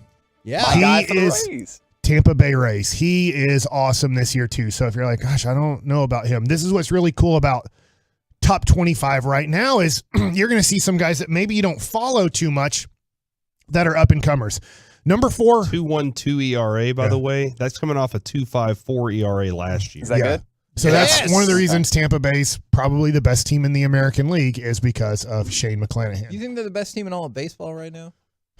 I'll say yes, but I'm a big Braves fan too with what they've been able to do. Number 4, and we'll stop right here, is Zach Gallen. Zach Gallen is pitching tonight against the Texas Rangers. I'm going to be coughing all day. I'm sorry, guys. He right now has 51 strikeouts and 5 walks. Wow. He has a whip of .77 with it, which is 4th in all of Major League Baseball. He's 4-1. He has an ERA in the low 2s. The Rangers are the underdogs tonight. So the Rangers are 17-11 on the year. Because of him, right? But right now, if you wanted to bet on the Rangers, because Zach Gallen's pitching for the Diamondbacks tonight, the Rangers are underdogs tonight in this game in Vegas. Now, I'm not telling you to bet on the Rangers. I would not recommend betting on baseball. There's just, to me, too many variables on a given night that I am not an expert at all. Never bet on baseball. And they'll keep you out of the Hall of Fame. So. Yeah, so I'm not an expert at all on betting on baseball, but I think that I find it interesting when the Rangers are playing so well at home. Great home team. Just came off of winning 3 out of 4 against New York, and they're like, yeah, the Diamondbacks are the favorites tonight because Zach Gallen's on the mound. He had 192 strikeouts last year, Kevin, with a .913 whip. He's already at 51 strikeouts now. Like this early into the season. He's 12 strikeouts per 9, it looks like, on this. Wow. And this isn't like he had 1 year, I don't understand it quite. Where he had a 4.3 ERA. That every other year it's lower than 3. It's like in the 2.5s, 2.6s. So like this dude's really good. And then number 5 is Spencer Strider, who is just awesome in the National League. In fact, until yesterday, he did get the win yesterday. He was able to get 5 innings in and not pitch well, but still get the win. And so when it comes to pitcher of the month, I don't know if those come out today. I feel like they should be coming out really soon because I feel like Josh Young's going to win AL Rookie of the Month. Oh, for sure. And then I don't know if anybody else can win anything for the Texas Rangers in this month. But I'll tell you this. Jacob deGrom did not have a bad month. I get he just got hurt and he went on the injured list. but he has right now the second best whip in all of baseball at .76. Galleon's fourth at .77. So it's very close up top. But he's 2-0 with a 2.67 ERA, and in 30 1/3 innings pitched, he has 45 strikeouts and 4 walks. That's really good. 11-1 K. Wow. And in 30 1/3 innings, he has 45 Ks. So, Dan Plesac, I found his number one biased. Now, sometimes you can forget, but in his top 25 starting pitchers, he does have Martin Perez at number 20. But not DeGrom? DeGrom is not on his list at all. And I think that there's I don't know. Now, the MLB network is in New Jersey, so very close to New York. I forget what city it's in, but it's pretty much in the New York area. And I'm just wondering how big of a bias there is that he left the Mets and went to the Rangers. That out of all the guys, and you're listing at the end of the list, just to give you an idea, Hunter Brown's 19, the phenom for the Astros. Yeah. Martin Perez is 20. Graham Ashcroft is 21. Hunter Green is 22. Mitch Keller is 23. Tyler Wells and Josiah Gray are 24 and 25. There's no way that those guys are better than what Jacob deGrom has done this year. Well, I think you can ask him. A lot of people have been like, why is this guy not on here? Yeah. And he's like, look, this is 2023 alone. Right. So, Okay. like, I think DeGrom's been phenomenal. 2-0, 2.67, 45 Ks, 4 walks, a .76 whip. That's second in all of baseball. Yes, I'm gonna tweet him because a lot of people are tweeting at him. Why not this guy? Why not this guy? I kind of love this. I do want to see if he answers back on this. Look, and I know we started the show with Martin Perez. He's been really good, but Jacob deGrom, especially, and I know you can't do this. You take out that first start, he's been unstoppable since then. And so that's where I just don't get it. And I think there is a bias, especially in that New York area, to shun Jacob deGrom because he shunned the New York Mets. It's interesting. But I get, at the end of May, if Jacob deGrom starts one start in May, I don't know, but let's just say he does. I understand not top 25 because now he has missed 4 or 5 starts. I don't know when he's coming back, but if you just want to rank based off of Jacob, what he's doing is, I love this. Hey, man, I'm not looking at past for the most part. I'm looking at now. Yeah. And if you look at now, you'd have to say there's no way he's not top 25. You want to keep him out of the top 10? Fine. Hey, you know what? I would have an argument that he's top 10.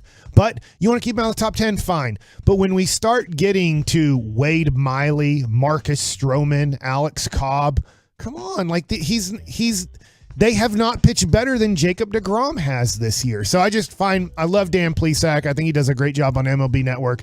But I think I found a major bias here, and he is not a Jacob deGrom fan because he's unreliable because of injury. I totally get having that opinion on him. But you can't say 1 month into this season, Jacob deGrom is not one of the 25 best starting pitchers in baseball. And they're also 6-0 in his starts. Yeah.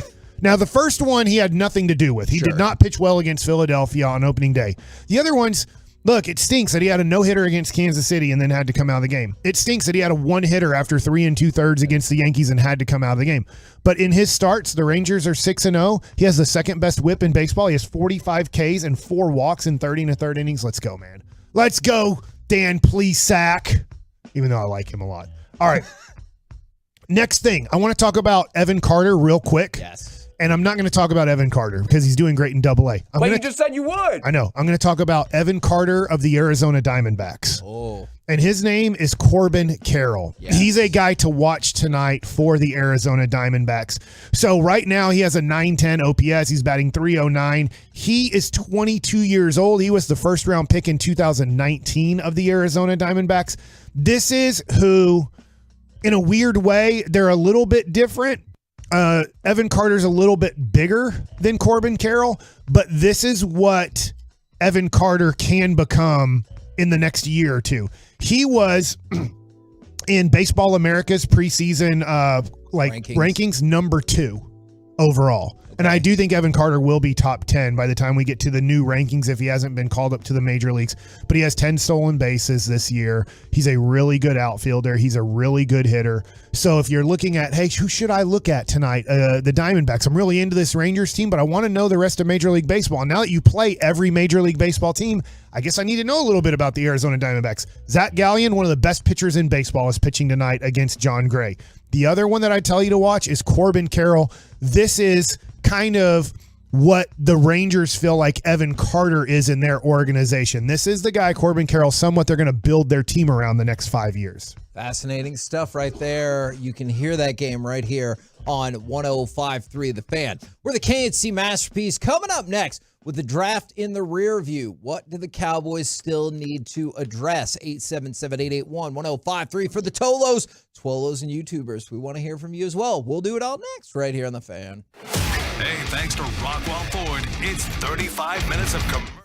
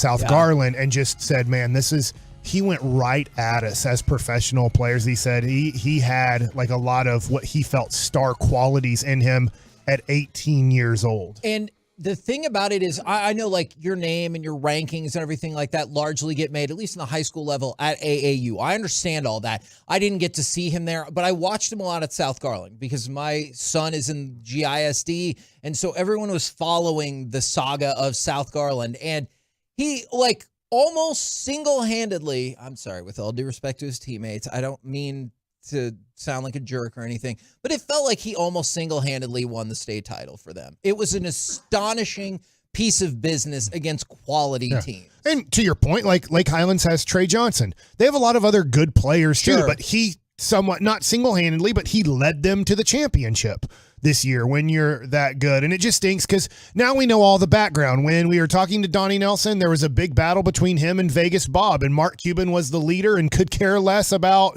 like really leadership. And so then you have a mess in the draft room and you get Josh Green, who, let's face it, he has been a disappointment. It doesn't mean he's going to be a disappointment his whole career, but when you look at Tyrese Maxey, when you look at Desmond Bain, when you look at Sadiq Bey, you just look at who the Mavericks drafted in their chaos of a draft room, and then they take Tyrell Terry with the first pick in the second round, who retired 1 second after his career started. Like, it was a total debacle, and it's somewhat ruined or helped ruin the Mavs franchise by Mark Cuban's lack of leadership and knowledge of running a basketball franchise. You know, Corey, you said something earlier about like if you still look at Taco and TJ Watt and stuff. I am guilty of still thinking about Tyrese Maxey being on the Mavericks, even though like it's not going to happen. It didn't happen. It's not going to happen. It could happen.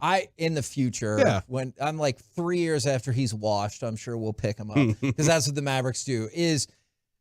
I still think about that sometimes. He's super good. Yeah, he's a lot of fun to watch. Now we're going to talk about football here.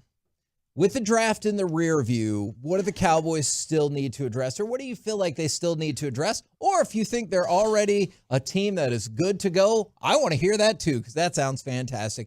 877-881-1053. What are the biggest needs for the team going forward? I think kicker is, I'm not joking about this. I'm with you. Kicker is on the top of the list. Now, what Bones' decision is going to be is very interesting because do you want to go the Robbie Gould route where you got a kicker that's very consistent, can do his thing, but now you got to create another spot for kickoff because Anger's not a kickoff guy. So that's one of the things is what are you looking for? Because out of nowhere it became strong leg. It's very similar to pitching, Mike, where, hey, velocity is all that matters. Strong legs all that matters. Well, can you make your extra points? No, not really. What's the big deal? Like, our kicker's just fine at that, right? No. I'm the fan. Oh, dear. Here's Brett Maher for the extra point. Left hash. The kick is blocked. Oh, dear. Oh, boy. But I don't know that that's his fault, but still. It was his fault. You don't know. We saw the replay. And Brett's going off a line. After the replay, we're like, oh, that would have missed by 20 yards. I think we got lucky here. Brett Maher, I like calling him just Maurer. But, like Joe Maurer? Yeah. But the whole thing of like, well, he didn't miss field goals. Well, he never really had any tough field goals to make during that pretty much yippy stretch. He yipped out. He was going to yip out. He was going to yip field goals too if there were a lot of opportunities. You don't just yip extra points like, I'm fine from all these other spots, just the extra point. No, he was going to yip. It was just that there was very few opportunities to start yipping field goals too. And so I don't know. When somebody starts yipping, I'm afraid to bring them back because all it takes is, let's just look at, for some reason I'm drawing a blank. It's not Brad Hand, but the guy for USA who ended Jose Altuve's first 2 months of the season. And he couldn't throw strikes. Well, remember, he yipped out and had to retire and then figured it back out. And then he yipped out again for Team USA and is now trying to figure out how to not yip in this regular season and had to take a mental break. So I am scared, to your point, Corey, if it's like, just bring back Maher.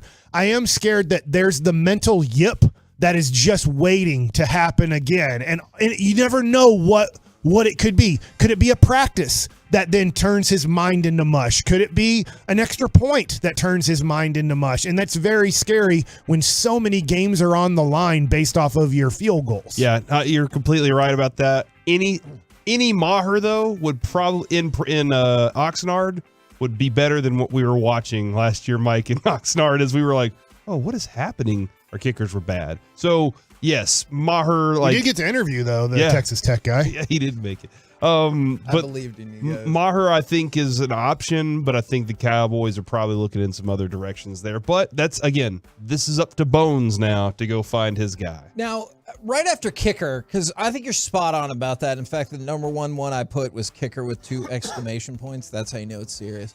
Is what do you think leads the fan text right now? I bet receiver for a lot of fan text. Left guard. Okay. But you have a left guard. Chuma Udoga? No. Tyler Smith's your left guard.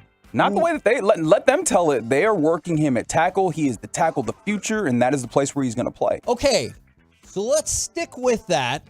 And let's stick with Udoga, and let's stick with my idea that you should still consider Dalton Risner, formerly of the Broncos. I'm not telling you that Risner is going to change the world or anything like that, but he is somebody. Free agent. Yes. Okay. Yes. Right. And nobody's picked him up. And I get it. Like, I know what Mickey would tell me right here. Well, there's a reason he hasn't got picked up. Like, I understand that. But he's a good run blocker. Pass blocker, mediocre at best. But he also doesn't commit any penalties. All right. So he is an excellent run blocker for an offensive line that maybe closer to the left side could use a little bit better run blocking. And so I just want that up for consideration. But you brought up something really interesting because I have still been trying to wrap my head around that. Let's say that we go with Udoga at left guard and Tyler at left tackle. Yes?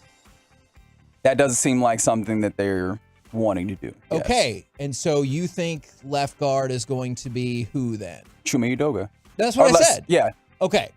Yeah. Okay. So then that puts Giannis at center, and then Zach Martin at right guard, and Terrence Steele at right tackle, which means Tyron Smith is your swing tackle. Is that how you envision it, or do you think I've got that inaccurate? I think you're right. Okay. So my question about that then is, I don't hate that plan at all. I wonder if that's how it was described to Tyron when he restructured his contract that is largely based on play time.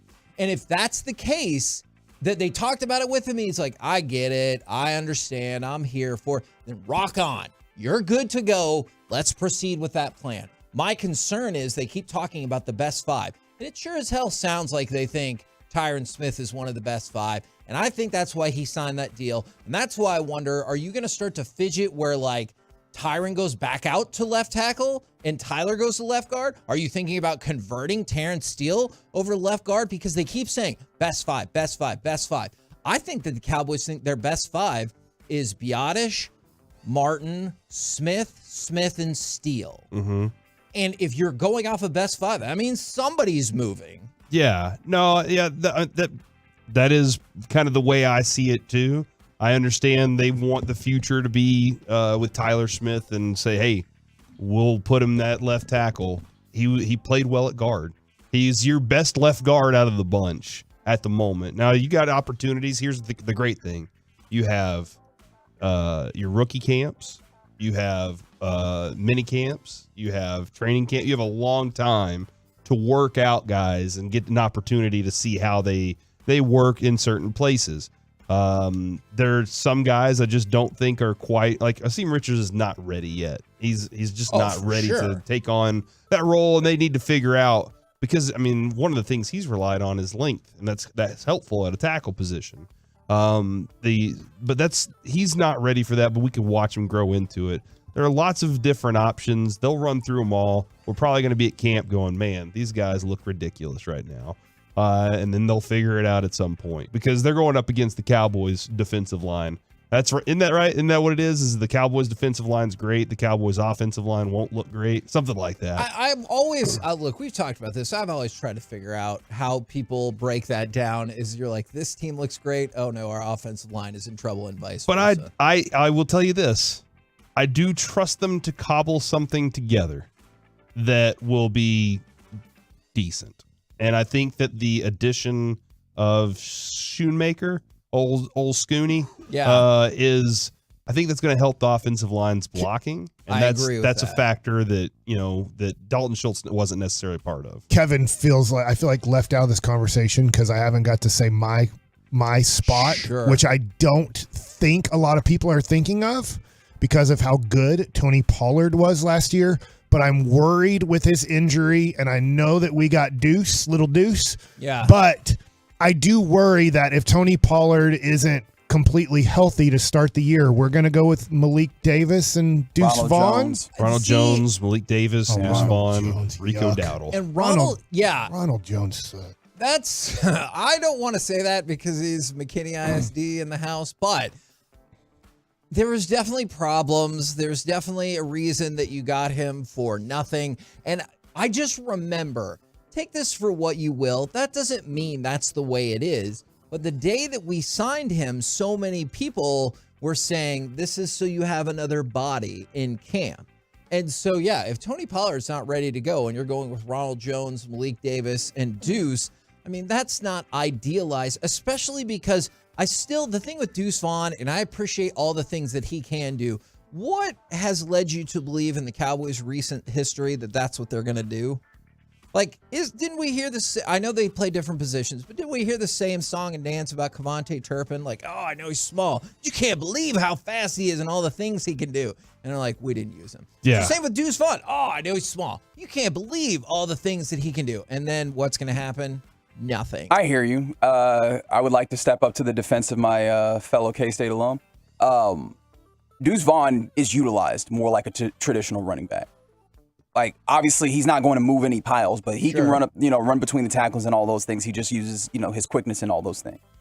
Kevontae Turpin is not utilized like a normal wide receiver, and I think that's the tough part about his usage. Yeah, they thought he was kind of a bit. That's the way they treated him. Mostly was like, hey, we're going to put you out there.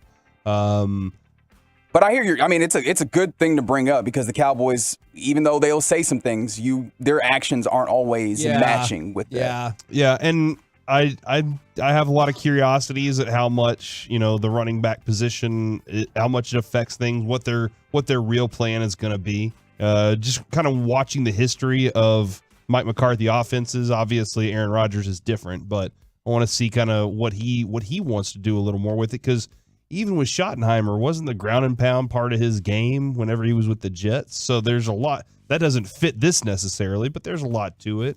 And Kevin, I mean, Jerry Jones said the ship hasn't sailed there. We haven't made a decision at all as far as our interest in Zeke. Nothing we did today changes that. I haven't ruled Zeke out.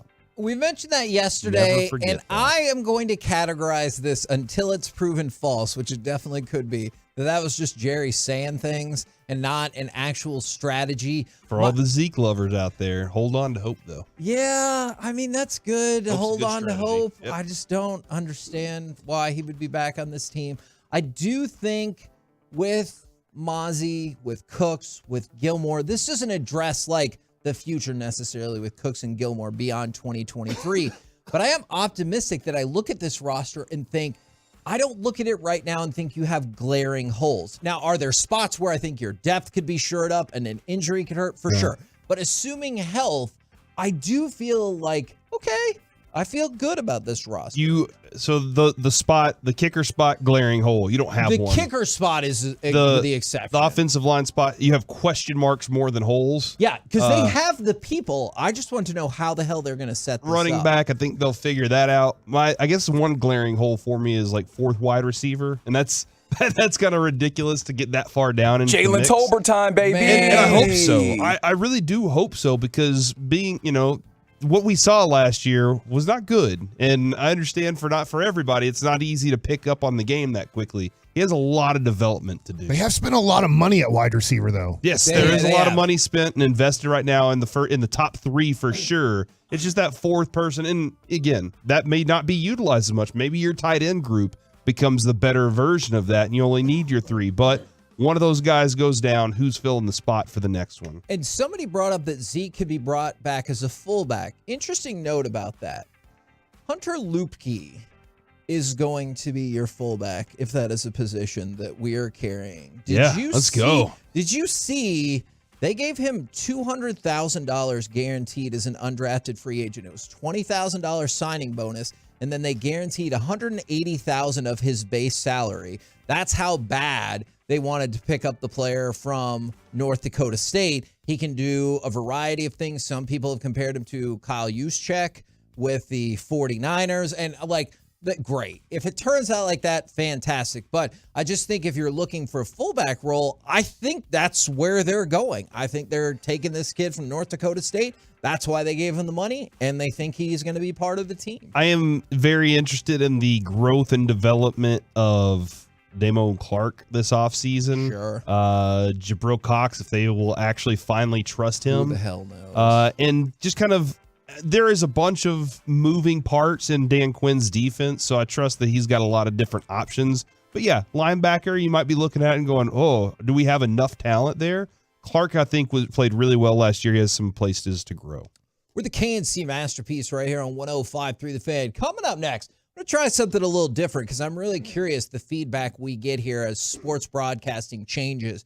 How important, if at all, is it to have announcers at the actual venue of the game they're calling? 877-881-1053. We'll do it next right here on The Fan. All right, Tolos. You have a full month now of incredible savings.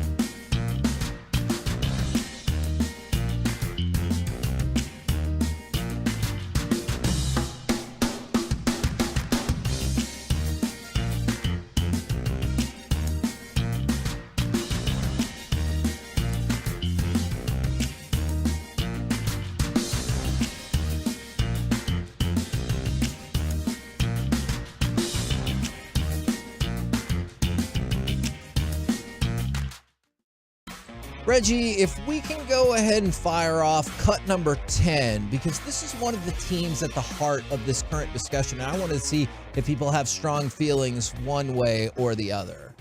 Nice back of the net for Tavares. Tavares coming out, sends it in a goal. They score! They score! Holy mackerel, they score! Morgan Riley! Mo Riley! The Leafs have won it! They're going to the second round! Do you believe this? Holy mackerel!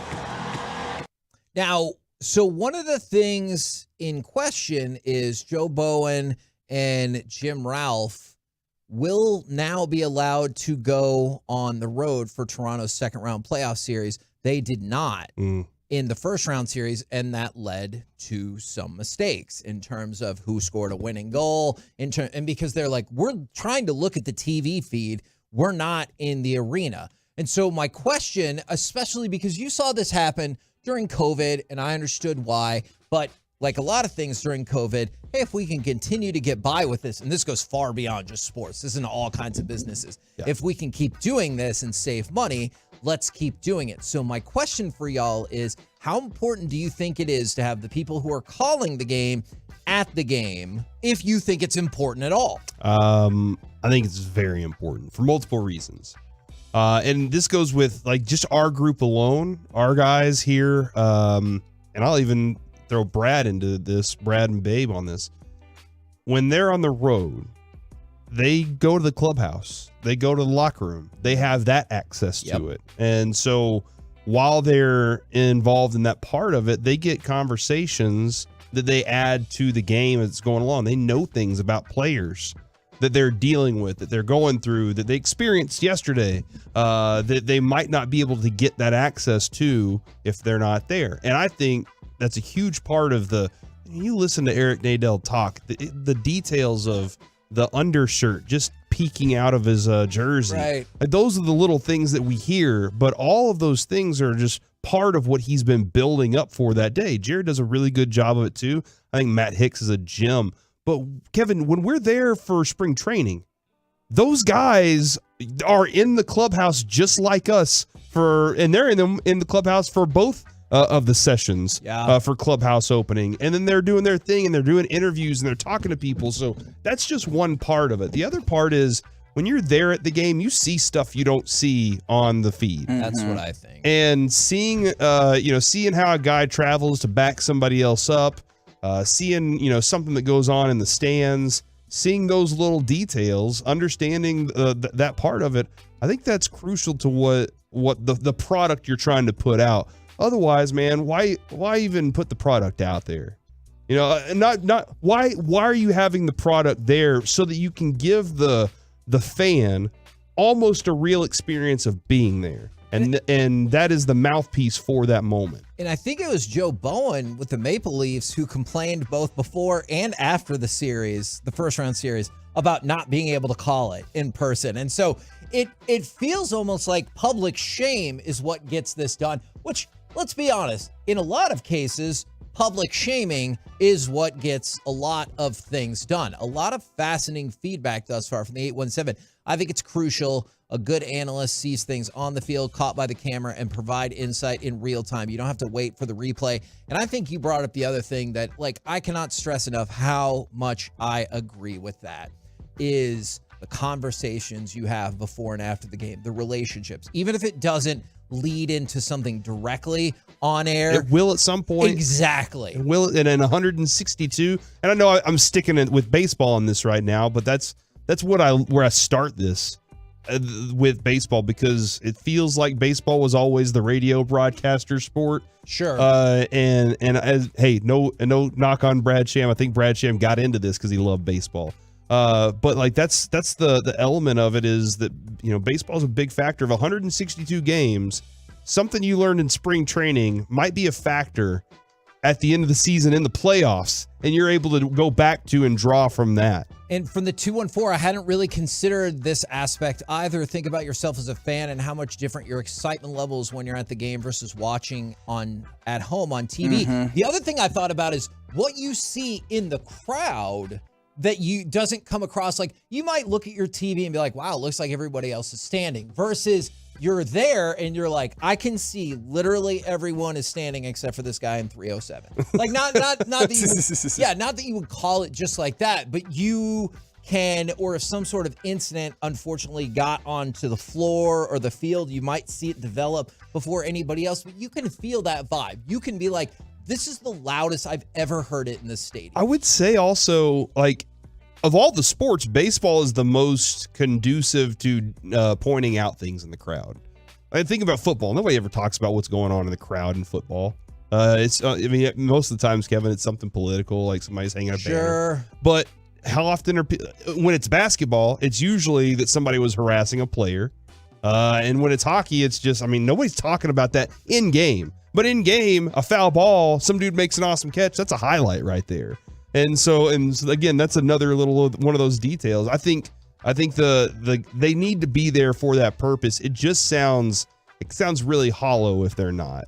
I think also, and this is like a little less tangible and a little bit more like philosophical, but let me demonstrate what I mean. And I think you guys doing radio for as long as you have, you know this concept, the idea that you can hear a smile through the radio. Yes. Yeah. Right.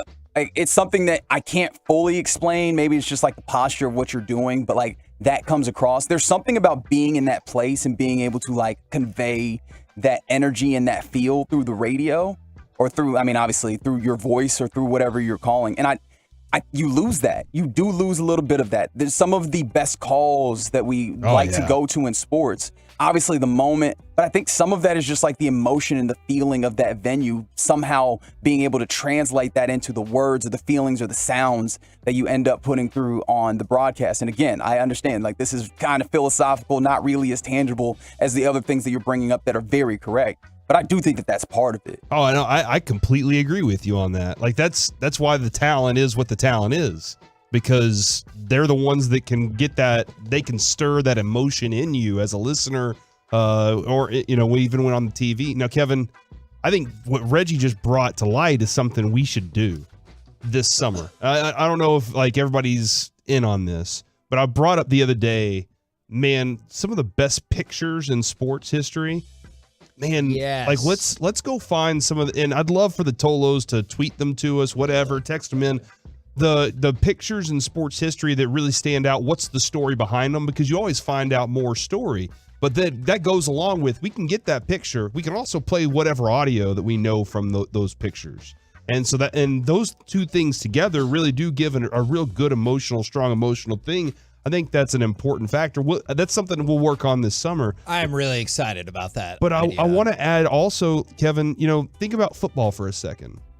When the announcer's there, if he's watching the feed from the game, do you think he's ever seeing what's happening on the sidelines? No. Like if there's an argument happening on the sidelines or an injury that like a guy walks off, he's not seeing the same thing in those moments. And I know they have sideline reporters, but those sideline reporters even during the COVID times, Kevin, were elsewhere. But to save money, I feel like they're like that would be a first position they would say see you later to. And that's why, and I want to hit a couple of people are overwhelmingly in favor of this, which honestly I'm a little bit surprised by from the 214. I would venture, but here's the alternate, is I would venture most fans can't tell when a broadcast is done on site and how many fans would pay to have a broadcast on site versus remote. Is if it's our show, I think you definitely can. But if it's a broadcast for like a sporting event, you might not be able to tell until, like, for example, they got the call on who scored the game-winning goal wrong.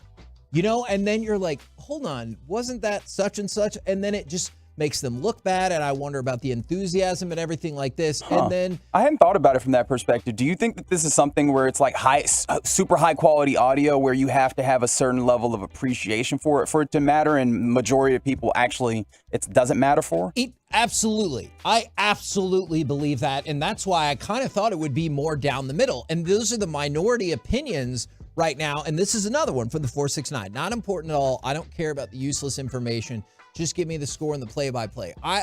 That just doesn't appear to be the overwhelming sentiment, is too much happens off screen. I'll never forget Kevin Harlan calling the cat on the field during the Cowboys game because he saw that whole thing develop. And from the 214, it's a great opportunity to visit with other home team announcers and maybe get even more insight from there. And one of the reasons we have so many of the great relationships is because we are able to see these people in person. Right.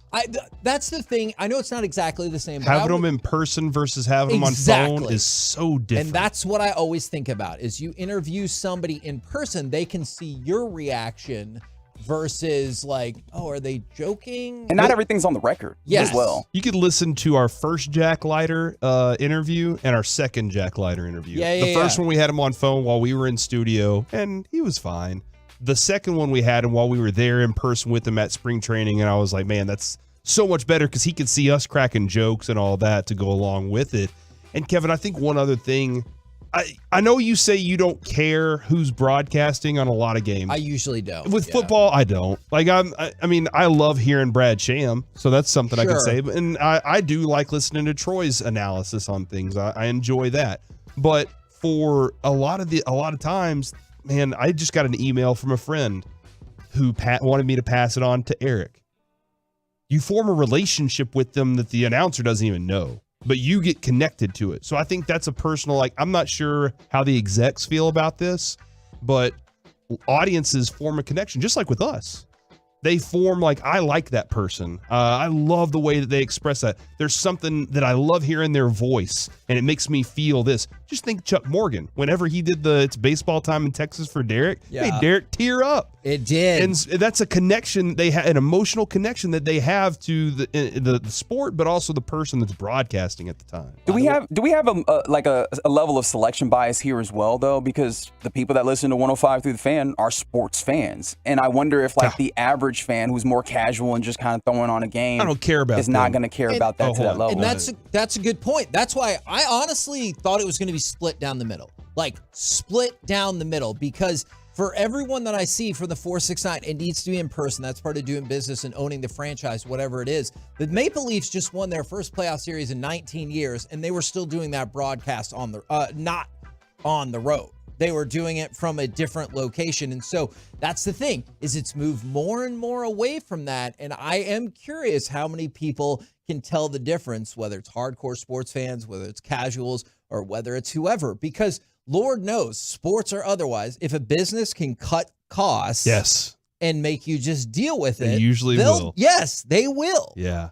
We're the KNC Masterpiece right here on 105.3 The Fan. Coming up next, it's time for Gridiron Gravy, where the NFL Draft once again proves that LinkedIn is still a big deal. No, it's not. We'll do it next right here on The Fan. Texting enrolls you into recurring automated text messages. Consent not required to purchase. Message and data rates may apply. Hey, Dan, how you doing? Haven't seen you around the gym for a while. Yeah, I've really fallen off. Since I turned 40, I just don't get the results I used to get. Could be lower testosterone. Lower T. Yeah, I went through it a while back. Once you hit 40, your body has less free testosterone. I got Nugenix Total T, and it's made a huge difference for me. I've seen that ad on TV. Is it for real? Oh, yeah. The patented key ingredient is something called Testofen, which helps boost free and total testosterone levels to help you trim up and stay lean. And it's made a difference for you? Man, I feel like I'm in my 20s again. At work, in the gym, and in the bedroom. Are they still giving out complimentary bottles for people to try it for themselves? Yeah, you just need to send them a text. Text ROCK to 42424 right now for your complimentary bottle of Nugenix Total T, the #1 selling testosterone booster at GNC. Plus, text now and we'll include a bottle of Nugenix Thermo, our most powerful fat incinerator ever, to help you get back into shape fast. Absolutely free. Text ROCK to 42424. That's ROCK to 42424.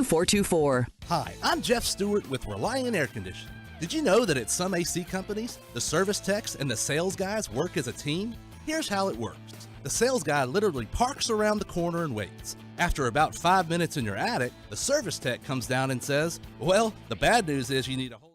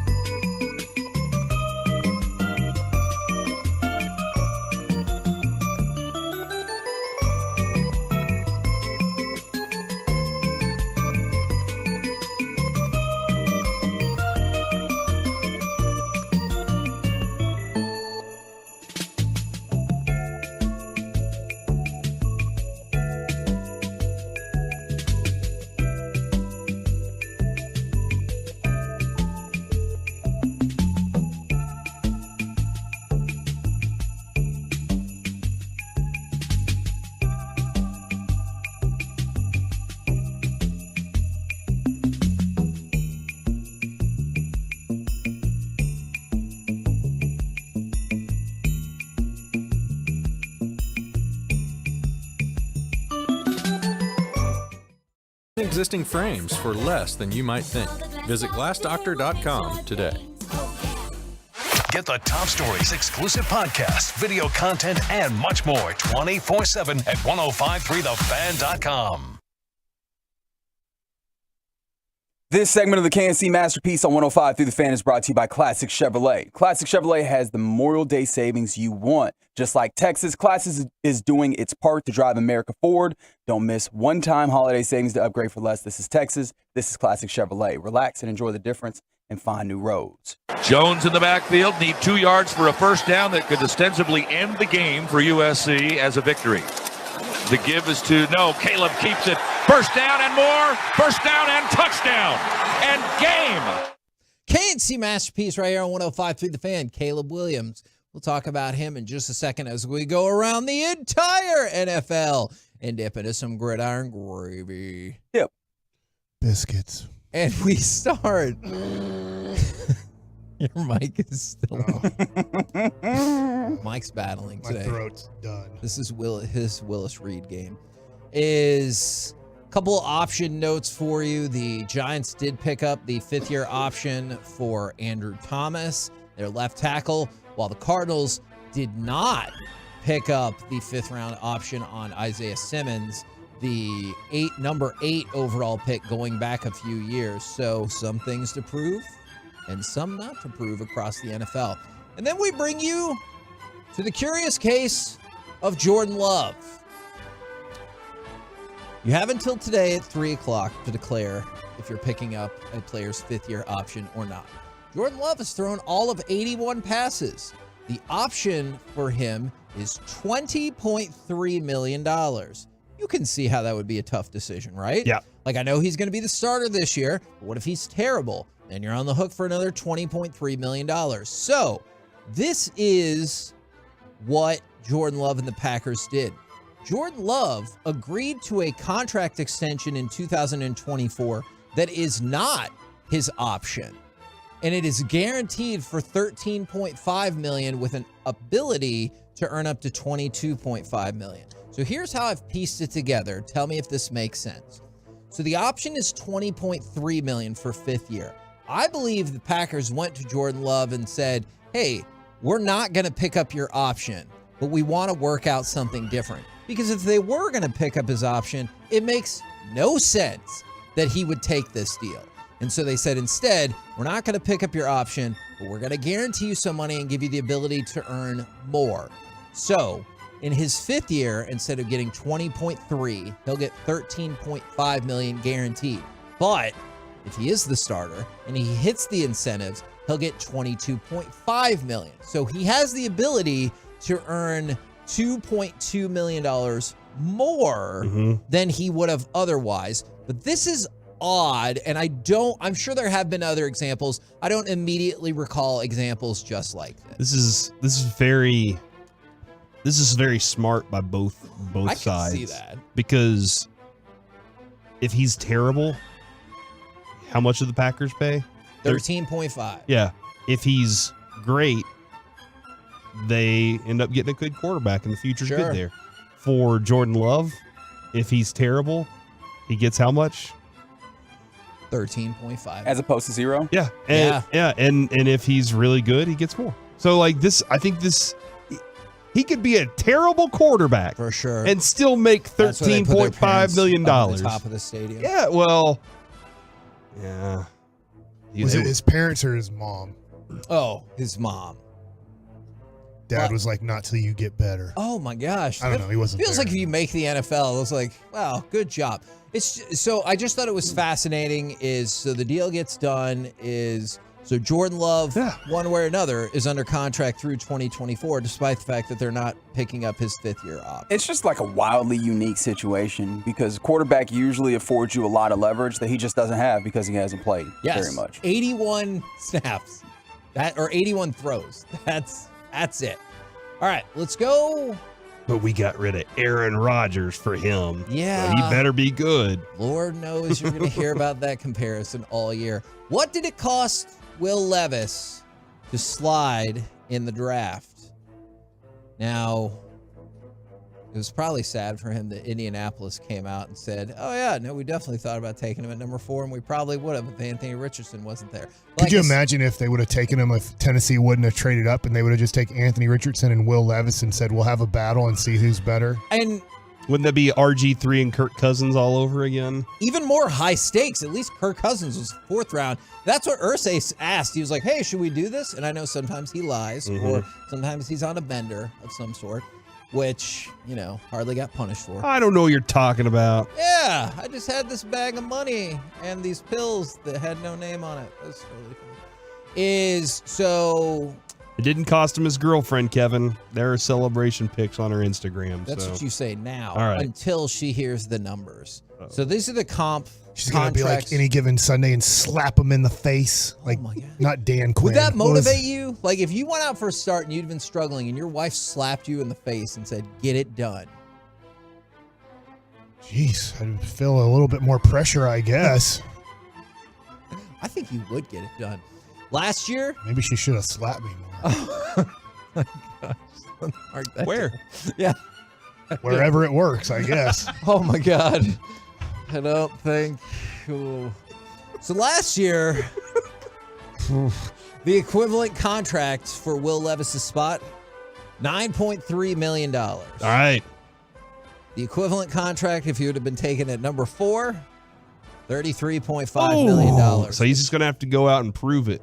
He's at least in that rookie deal, set to lose approximately $24.2 million from where he could have been taken. Yeah, but versus taxes. where he did. You don't want that money on Yeah. the Well, you don't want that money because then you got to pay, what, Yeah. 10 to 12 million in taxes? Yeah. That's fine. I welcome that. For him, you just can't think of it as this was my money that I lost because you'll never be able to deal with that. Just it was never yours. You're right. Des had that experience where he was always trying to make that money back from how far he fell. Oh, that'll ruin But you. man, dude, who does he have to compete with? Ryan Tannehill? Who they were actively trying to unload. Did they And draft a Malik quarterback Willis. the year before? That was Yeah. Malik Willis. Yeah. He's got both of those guys. He's got to deal with. Supposedly they're out on Malik Willis. I don't know if that's really true. But then again, DeAndre Hopkins even came out and he's like, who said I wanted to trade? I didn't say that. And so we'll see how that goes. He's working out with Debo Samuel right now. Oh. I just saw a video. You'd love to see it. I know there's Cowboys fans who still think it could happen. Let's talk about LinkedIn and the power of LinkedIn, more powerful than you can even imagine. Sean Clifford, the former Penn State quarterback who was in fact drafted by the Packers For some unknown reason. that is fair. Well, one of the things he did after he was drafted, he changed his LinkedIn profile, where now you can congratulate Sean Clifford on starting a new position as football player at the Green Bay Packers. Because you've seen LinkedIn before, like that's how it works. So Sean Clifford's new position is football player at the Green Bay Packers. That's very Penn State of him. LinkedIn is the 16th ranked social networking site. Do you use LinkedIn? I have a LinkedIn page. I do too, I have but not don't updated really... it in a while. Yeah. Facebook is number 1 with 2.96 million. That makes... YouTube at 2 with 2.2 billion. I'm sorry. I was gonna say. And WhatsApp at number 3. Oh, yeah. And then Instagram at 4 and WeChat at 5, TikTok at 6. We've talked about this before. Twitter's 14. With our refugee kids, they're all about WhatsApp. So, Oh, yeah. Yeah, that is a huge spot. Do you think Twitter fell whenever Musk bought it? Is that what happened? I do not. No, it's a little more niche than we like to give it credit for. Gotcha. And behind Pinterest. I usually accept requests from people on LinkedIn, but then they're like, hey, would you like to get into this exciting career of whatever? I'm like, The multi-level marketing scheme? Yes! Usually that's what it feels like. The computer that I had signed up for LinkedIn on. Uh-huh. What were the words you just said? The computer that I had signed up for LinkedIn on. That makes sense. Is, I don't know where it is. And so how would I ever get my password? Is this like a Gilbert Arenas thing where his hard drive or his computer got thrown into the pool? He goes, how am I supposed to get my Netflix password? That was a real thing that happened. I love that. That was a real thing that happened. That's kind of how I feel about my LinkedIn password. How am I supposed to get that? Yeah, nobody knows. All right, Caleb Williams. Not surprisingly, the quarterback from USC is the overwhelming favorite to be the number 1 pick in the 2024 draft. He is number 1 at -550. Drake May is second at plus 600. Corey, can you guess who's third on that list? Or should I say, should you guess who's third on that list? Oh, I shouldn't guess.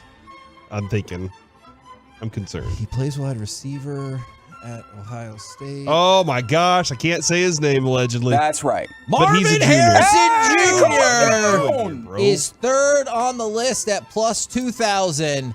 And by the way, just to prepare yourself for the draft going forward, Kool-Aid McKinstry is seventh on the list to be the number one pick in the 2024 draft. Bama players. So just prepare yourself. I know, accordingly. I want Kool-Aid. Just in general? Well, yes, always. Mm-hmm. But What's your favorite flavor? Red?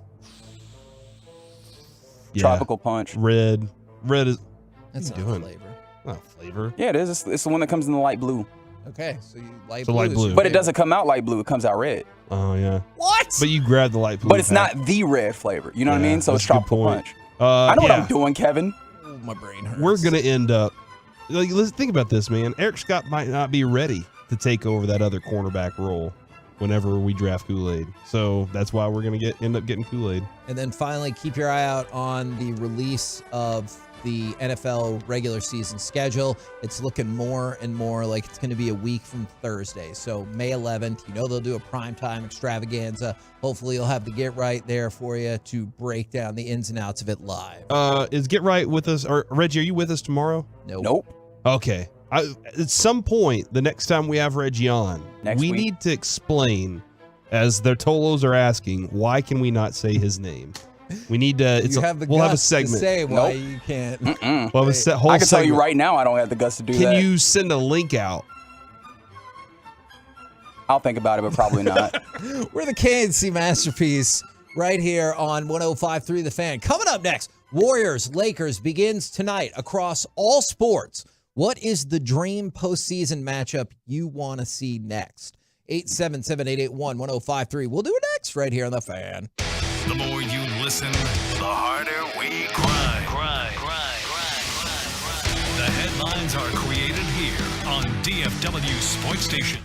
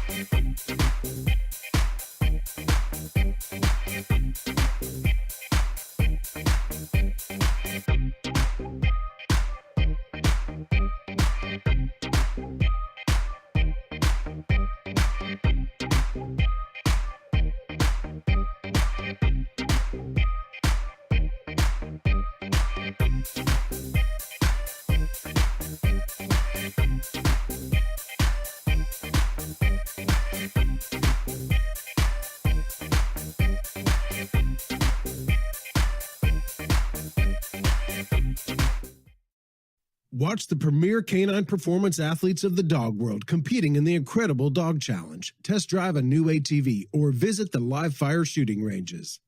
DUX, the show for everything outdoors. To learn more, visit duckexpo.com. Come out to TMS to enjoy this family-friendly event. For tickets, visit duckexpo.com. Tired of picking between Cousins Barbecue Prime Brisket, Duroc Pulled Pork, or Ribs? And, well, you get it. Now available only at Cousins Barbecue Monday, Tuesday, and Wednesdays. DFW's only option for all-you-can-meat Prime Barbecue. Why pick between quality and quantity when you can come get it all at Cousins Barbecue? Looking to start a new car lease? D&M Leasing is the Dealer Rater 2023 Leasing Company of the Year in the United States. D&M Leasing thanks their loyal clients and local community for the years of support. This honor wouldn't be possible without you. Now it's your turn to find out why D&M Leasing is the best leasing company in the nation. Get any make, any model, anywhere. Call 972-35-LEASE or 817-35-LEASE or visit dmautoleasing.com and start leasing today. We make leasing easy at D&M. Enjoy the taste of victory with Evan Williams Bourbon. Grab a cocktail at Globe Life Field or enjoy at home. Evan Williams is a proud partner of your Texas Rangers and reminds you to think wisely, drink wisely. Evan Williams Kentucky Straight Bourbon Whiskey, Bardstown, Kentucky. 43% alcohol by volume. Your turn it on, leave it on. Home of America's team is 105.3 The Fan. Tolo, baby. KRLD FM and HD1, Dallas Fort Worth. Always live on the free Odyssey app. From our fan studio, secured by DFWsecurity.com, it's the KNC Masterpiece on 105.3 The Fan. KNC Masterpiece back here on 105.3 The Fan. So I got a twofold question for you right here. Lakers Warriors begins tonight. What's your interest level in that? And then go beyond that, because I know they've, like, Steph and LeBron have faced off before, obviously in some very well-known matchups.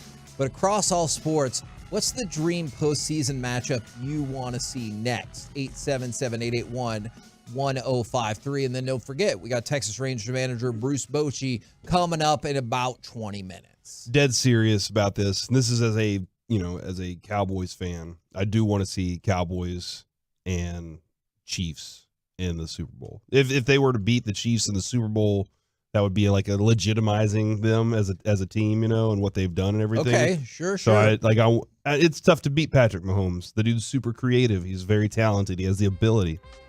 But also, if you were to do it this year next, Philly got a chance and lost. And then you did it. So. That makes sense to me. My initial thought was I would love to see the Cowboys and the Eagles in the NFC Championship game, because obviously this is a very well-known, very intense rivalry. And to see it with, stakes for the Cowboys, that would be the highest stakes you've experienced clearly since 95. Yeah. I think that would be an amazing atmosphere. And with Joe Burrow, a lot of what we say is, man, he beat Patrick Mahomes, going on his way to the Super Bowl. Sure. Well, he didn't play against Patrick Mahomes, but yes, he did defeat the defense that plays on the same team as Patrick Mahomes. But that would be legitimizing of Dak, in that Dak had to beat Patrick Mahomes on the journey to get there. And so, I think that would put a lot of people in a weird situation, especially the texter who's always like, Dak will never win a Super Bowl. Would it, Corey, or would the final score be 17-14 Cowboys, and people are like, see? We're going to move the goalposts. That's what's going to happen. It's going to drive me so insane. People have decided, one way or another. I think the people who support Dak and love Dak, I don't think there's much he can do to change their mind. I damn sure think the people who hate Dak, there's not much you can do to change their mind. Cowboys make it to the Super Bowl, it's not because of Dak. Or the Cowboys, if you love Dak, they could make it to the Super Bowl by winning every playoff game 6-3, and people will be like, I told you, he's the best. I do think Cowboys in the Super Bowl. It's part of the dream. Almost I don't even know if it matters who they play if they were there. I mean, in a weird way, the Steelers are probably the big rival situation in Super Bowl. But I brought up the Bills too. I don't know if that does anything for you. Right now, though, the Chiefs are the dynasty in theory, know, and that's where bringing that down would be a big deal to them. I'll give you another one, which I don't think a lot of the United States or world would care about, but it would be unbelievable here and in New York. is if the Rangers faced the Mets in the World Series, and it was Jacob deGrom who has led the Rangers. Like, he just wins every game he pitches in the playoffs, and then you get kind of Verlander versus deGrom in game 1 of the World Series. And so I don't think that would have a lot of a national connection. Sure. But I do think like that would be just amazing for Mets fans and Ranger fans that deGrom would have carried the Rangers to the World Series, which he was not able to really accomplish in New York. So I'm with you on that. I went a different direction with baseball. I had 2, and you'll see the underlying team is Angels versus Yankees in ALCS. I just love the idea of like Garrett Cole against Mike Trout and Ohtani. Or on the flip side, dude, we got that Shohei Ohtani Mike Trout moment, and exactly. It was special. And that's what I want to see again. So I want to see like it's Garrett Cole against Mike Trout and Ohtani. And then maybe in the same game, and if not, maybe the next game, then you get Ohtani versus Judge versus Stanton. And then even progressing in the World Series, like Angels versus Dodgers. Like I know it's not likely, and that's why I said dream matchup. I want to see the elite of the elite going against one another, like with so much on the line. And depending on how you feel about the World Baseball Classic, but in the moment, it felt like a lot was on the line. That moment was incredible because you were going skill against skill, best against best. And I would love to see that in a high leverage baseball situation. Yeah, man, when you talk about that, Mike, now I'm like picturing the rest of that series and how that all goes. And is it against Verlander or is it against Scherzer? And I'm presuming it's Scherzer in this, but that back and forth, that battle between those two guys, and then can he look at it and go, I picked the right team. I went to the right team and got the right. I have 4 pitchers behind me that are really good. Can I ask this question about LeBron and Curry, which start tonight? Because I think I'm going to say Reggie wasn't lucky enough in this situation. Reggie wasn't old enough to understand Magic and Bird. Nope. And that started basketball. Yeah. And pretty much, I know this is the world of cards. They weren't even making basketball cards. That's how irrelevant basketball was in the 1980s. And they said, screw it. Fleer was like, let's start making cards of basketball because it seems like people are starting to like NBA basketball. And that's why that set is so magical. By the way, the 86-87 set, I know everyone thinks it's just because of Jordan, and I get that. But like everybody's freaking rookie card is in there. Hakeem Olajuwon, Charles Barkley, Isaiah Thomas, Clyde Drexler, because they just didn't make basketball cards. 82, 83, 84, and 85. Topps, Fleer, Donruss, kind of your 3 major card. They're like, we're not making basketball. We don't care. It's a stupid sport and nobody likes it. Yeah. And so I don't feel like, I want y'all's opinion on this. I don't feel like this has the Magic Bird connection, and we're trying to make that connection. Can I tell you, I think a little bit. I agree with you. What do you say, do or don't? I agree with I don't feel like it is as connected as we want it to be. I think I don't agree with you because I think in this surprise, right? You know what I'm saying, Corey? Contrarian. That's true. Okay, first of all, Reggie's definitely right about that. Let's hear your opinion.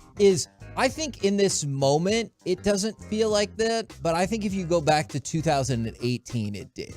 Like when you saw 3 finals in that quick span, I think it did feel like, and I know KD took up some of that bandwidth, but I did think it felt like LeBron against the Warriors in whatever iteration, or LeBron against KD, or now LeBron against Steph. I felt like it was a big deal. Yeah, and I guess there was a real hate with Magic and Larry, and they were the same age. And then they go to the 2 most popular teams in NBA, which they pretty much still are the 2 most popular teams, is like Boston, LA just has a certain feel to it. Historically, Golden State, Cleveland does not. Yeah, now it's Golden State, LA, which there's some rivalry there. I always couldn't stand CC, my buddy Sabathia, who was like, I'm a Lakers fan and a Golden State Warriors fan. I'm like, you can't do that, man. I can't be a Spurs fan and a Mavericks fan. Just because Golden State sucks doesn't mean you can jump on the Shaq, Kobe bandwagon, CC. Right. But that shows how Laker fans are. Is like, I just look at it and there's just doesn't seem to be a real hate for it doesn't feel like they're fighting each other's legacy. Like, who's going to be the legacy owner of the last, I don't know, let's say 10, 12 years? I don't feel like there's that kind of. I'm intrigued about this matchup. I really am excited. I hope the Lakers fall flat on their ass and lose every game by 40 points. But If I I know tried they to won't. reframe it for you, I said, here's what I say. This is for Steph Curry. He needs this to try to break into the top 10 players of all time. Oh, I think that's wrong. He's not a top 10 player. I will get into that at another point. I was looking at this. I just don't think he is. And then for LeBron, he needs this to continue his pursuit of number one. Like, for all the people who never changed their mind about Jordan, he sees this as number 5. And if he gets to number 6, he's the man. We could talk about it now, Reggie, but it sounds like you and I will not be on the same page with Steph Curry. I think that, to go back to what Mike was talking about on the idea of Magic Bird, that was very particular because they both came in at the same time. And I think that what skews this is that Steph came in after LeBron. In fact, LeBron seemed to have a perspective of Steph that was like, little bro. Yeah. Until it became a level of adversarial. Yeah. But this does, in some ways, to me, feel like the battle for like who is like the main star of a particular, maybe not a whole generation, because again, there's that skewing, but a particular subset of time, a particular era in the NBA. And like you can point to Steph Curry for a while if you want. In fact, we started having those conversations until 2016, and we were like, okay, we can't do this ever again. Right, we were looking at who would be better than LeBron, and now we just got to leave it to LeBron. And I do wonder if this ends up being like some level of bookend to that conversation that started in 2015. And that's why that's why I'm super interested. Yeah, I feel like series. Our answer will come out in the wash in some ways. Now, there's a whole bunch of other answers, as you can guess here. U.S. versus Mexico World Cup final. Holy crap.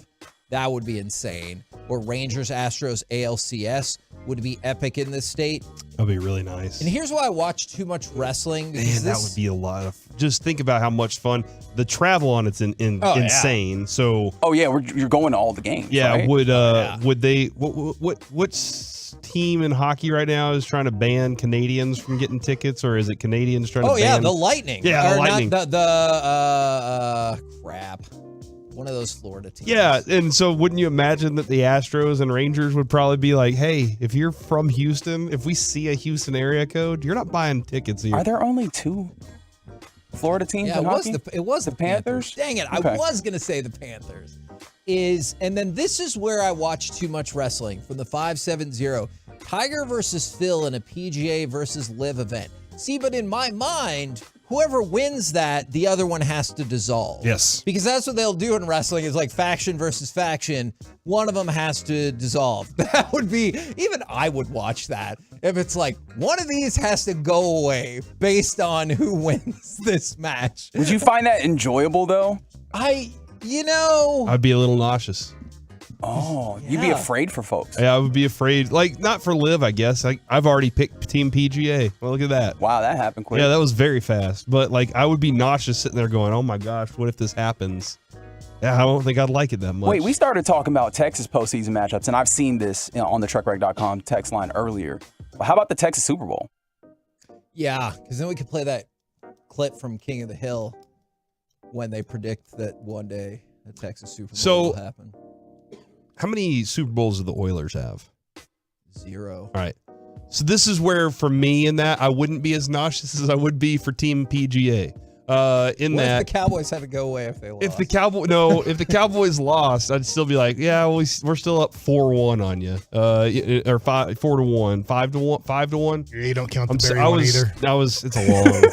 So I would be like, yeah, we're still up. We got 4 on you, and so that's where I would be in that. But I also wouldn't want to see that moment where I just have to deal with all the Texans fans. My buddy's a Texans fan. And a White Sox fan, and a Minnesota Timberwolves fan. How is this happening? He's one of those guys. Fascinating. Yeah, and he didn't. It's not like I'm, Lakers, Yankees, Cowboys. Like those are not the best teams to try and hitch your bandwagon to. Yeah. So that's Corey versus the IRS. Oh It's no! Not me. Do you have tax issues, buddy? No, it's not me. It's the wife. Anyway, that's a different story. What? A different time. Holy cow. For the 561, because they've been listening since the beginning, the Dallas Stars versus the Fort Worth Wild. Again, can't wait. I'm not confirming any legitimacy to But the you're not rumors confirming it. It's a great point. I don't know that. It could happen. You have to wait till the offseason. They have to wait till they give away the Stanley Cup, and then we'll I think from that's there. when Minnesota's going to announce, you know what? Once again, it didn't work here, but it works in Texas. Dallas they just keep taking it, and we can't stop giving it to them. From the 425, Texas versus Texas A&M for national championship in football. I was with you until you said football. Texas A&M does not make the national football championship, except for like 1939. You think Harden can keep it up? Like what we saw last night? Do you think that he can continue that? I was surprised they won that game, so I do not want to rule it out. Because I'm trying to I mean, strip clubs, Kardashians, alcohol. Seems like maybe high calorie foods can get in his way, but right now he's locked in. And he's scoring he scored 45 last night, and he did that with 5 or fewer free throws, which is something that he did not do. Like, it seems like he's doing some level of reimagining himself. Yeah, and that's kind of like where I am with this. I don't know who he's been a really talented player his entire career. And I don't know who his rival is. I'm not I think sure. Mike started listing him earlier. Yeah. Oh. Strippers, Kardashians, alcohol. Those seem like teammates to him. You know, it seems like he's perfectly happy welcoming, at times. Frenemies? We're the KNC Masterpiece right here on 105.3 The Fan. Coming up next, let's talk with Texas Rangers manager Bruce Bochy. We'll do that next right here on The Fan. Are you ready for some commercial-free KNC?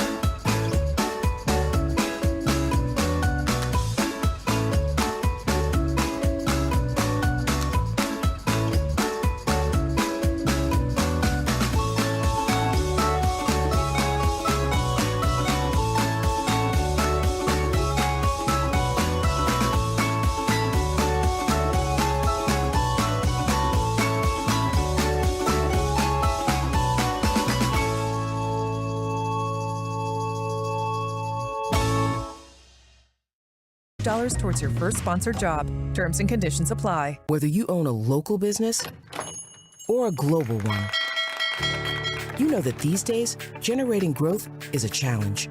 By teaming with Bank of America, you'll not just stay ahead of the curve, you'll move it. With access to experts, award-winning insights, and business solutions so powerful, you'll make every move matter, locally and globally. Visit bankofamerica.com/banking for business to learn more. What would you like the power to do? Copyright 2023 Bank of America N.A. Navien tankless water heaters, the proven leader in condensing technology. Request a Navien because you deserve the best in endless hot water delivery. Learn about Navien's condensing tankless water heaters and find a Navien contractor at tanklessmadesimple.com. Count on Navien. I used to get frequent heartburn at night, so I made Prilosec OTC part of my morning routine. One pill in the morning, 24 hours, zero heartburn with Prilosec OTC. It's possible while taking Prilosec OTC. Use as directed for 14 days to treat frequent heartburn, not for immediate relief. When you start your journey with Soda Weight Loss and Nutrition, one of the first things they do is take your photo. Every now and then, I'll look at my before pic from 6 years ago. Then I look in the mirror, and I am so thankful for what Soda, S-O-T-A, has done for me. Before, 260 pounds plus. Today, still 180. The old me, a hot mess. Me now, healthy, happy, and loving life. You can go to SOTAweightloss.com and see hundreds of before and after photos of me and so many of my fellow Soda clients. It is astounding. We've rebooted our bodies, energetic, healthy, enjoying life like never before. Say yes to Soda. When they transform your body, you're going to look back at the old you and say, wow, it'll bring tears to your eyes. Check it out. SOTAweightloss.com. Soda's vetted and chosen by your Dallas Cowboys. SOTAweightloss.com. I can't wait to see the new you. Soda is state of the art. The upcoming segment of the KNC Masterpiece on 105 through the Fan is brought to you by Bacon Plumbing. At Bacon, we are dedicated to our customers, and now is the best time to upgrade to a new high-efficiency HVAC system. Plus, we're offering HVAC tune-ups for only $55. Everyone loves bacon. KNC Masterpiece back here on 105.3 The Fan. And I hate to say this, but was Mike right again? Because I clicked on an article. Now that the Grizzlies have said, under no circumstance will Dillon Brooks be back with the team. USA Today has betting odds. Oh, my gosh. 5 teams most likely to sign Dillon Brooks. Number 5, you'll probably guess where this is going. The Minnesota Timberwolves. 4, the Rockets. 3, the Trailblazers. 2, the Kings. Number 1, by a pretty decent little margin, the Dallas Mavericks. Oh, my gosh. Is that Sean's dream, or did Sean back off that real quick? Because Sean was just like, I love this guy. And then I think once he turned into a fraud, Sean was like, never mind, that dude's a fraud. So he probably will be a Maverick. Yeah. We need defense, Mike. Yes, and it says, whether Kyrie Irving decides to re-sign or not, the Mavericks desperately need some help on the defensive end of the court. Reggie, do you feel like Dillon Brooks plays good defense or talks like he plays good defense? Yes. He might be on the phone. Oh, yeah. Looks like Reggie is on the phone. I actually think there are times when he plays good defense, but I don't think it's defense to the point where he's like, see, I told you I'm one of the best. Like, yeah. I think that's the disconnect, perhaps. Yeah. They're desperate for players and they need people that don't make any money, and Dillon Brooks probably won't be offered any money. Right now, brought to you by Louisiana Hot Sauce. We bring on Texas Rangers manager Bruce Bochy. Good afternoon, sir. Hey, guys. How we doing today? We're doing good. I wanted to know, I brought in honor of your interview today, I brought in one of your old baseball cards. It was the 1987 baseball card of you, kind of the wood-based baseball card. Were you into baseball cards? Did you collect your own baseball cards? Oh, I did. I loved them. I was one of those kids that lost a fortune when my mom threw them away. Trust me. I did the cards in the spokes of the wheel. I'd say we flipped them. We did everything. I was so into cards. I don't think there wasn't a card I did not have, and still don't know what happened, but I was definitely into them. Who was your favorite player as a kid to collect? Who are you most excited to get out of a pack? You know, it's funny. The biggest for me was Mickey Mantle. I was such a Mantle fan, but I was a Reds fan too. And for some reason, I loved this Vada Pinson.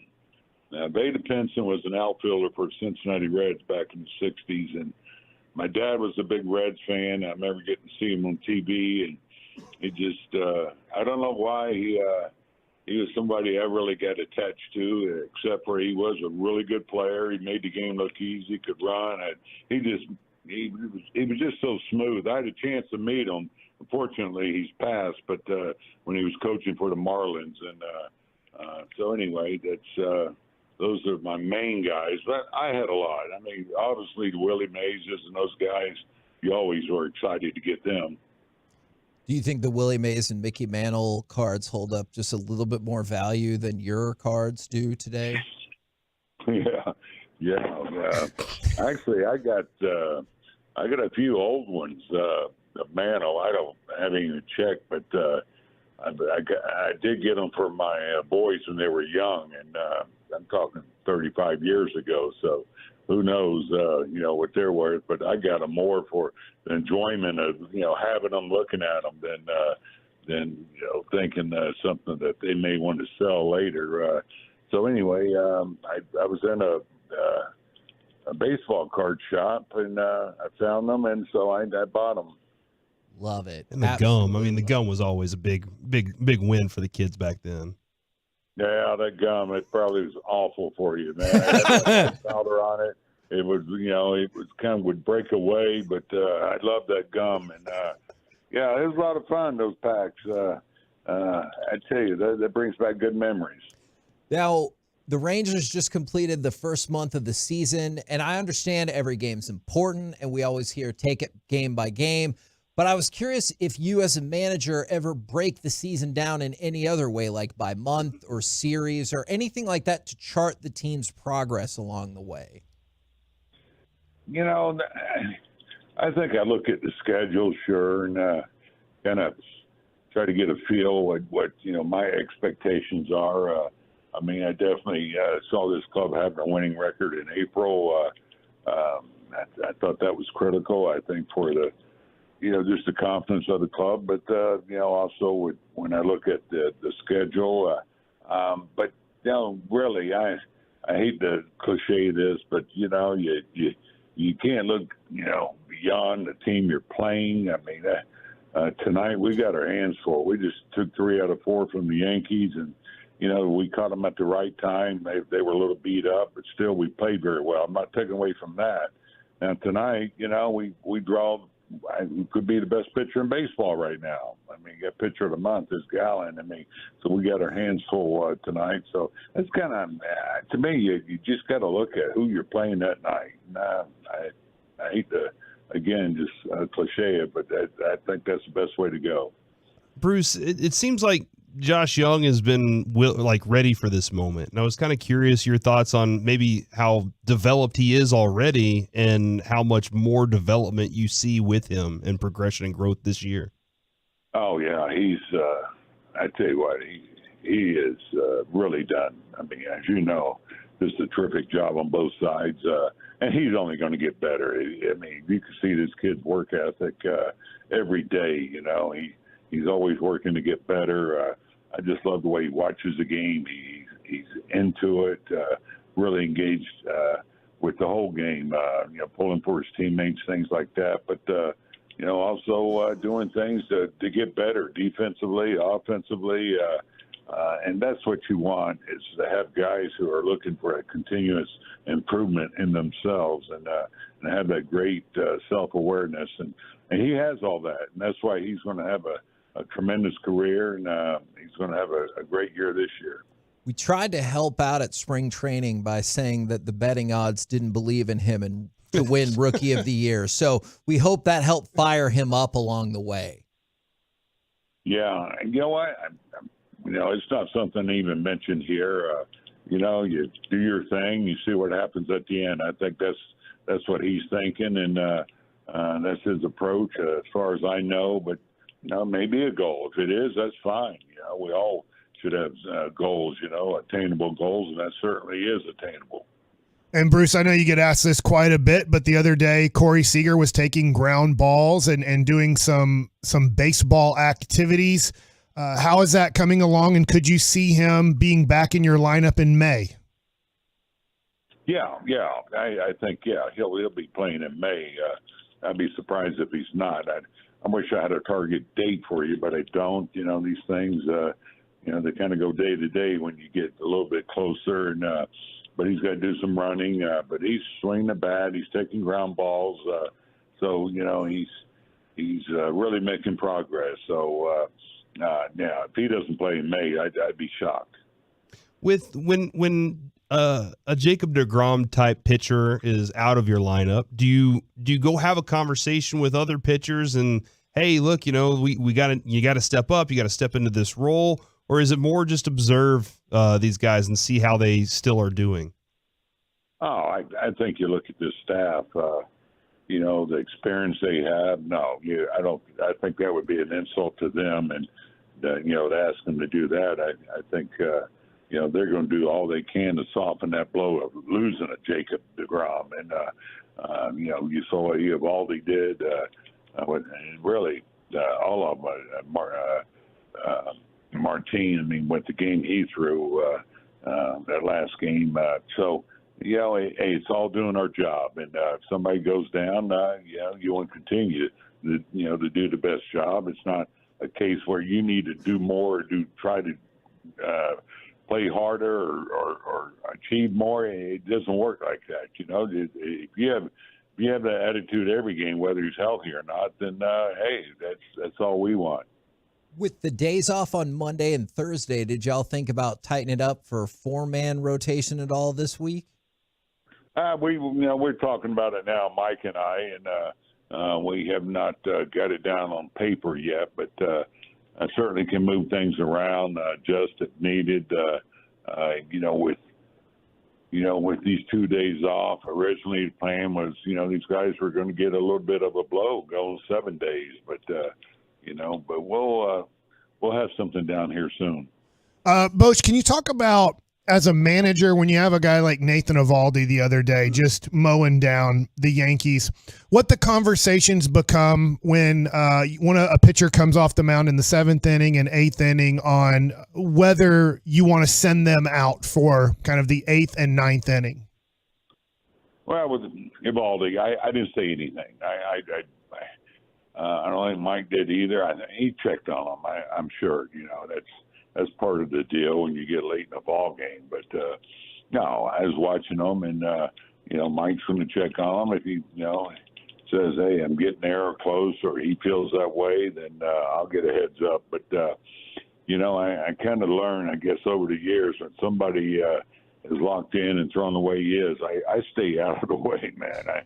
I don't, if I see him laboring, obviously I got to get guys up, whatever. But that's just a case where you have an elite starter that's feeling great that day, and when you have 10 starts, you got so many that you're going to feel like that, and that was his day.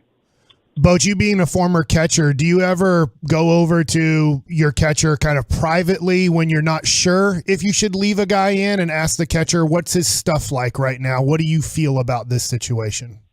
Yeah, I do. I haven't this year, with Jonah, to be honest. I've talked to him on the mound a couple of times about certain pitchers, but as far as checking on them with their stuff, no, we're kind of trusting our eyes right now, but I will.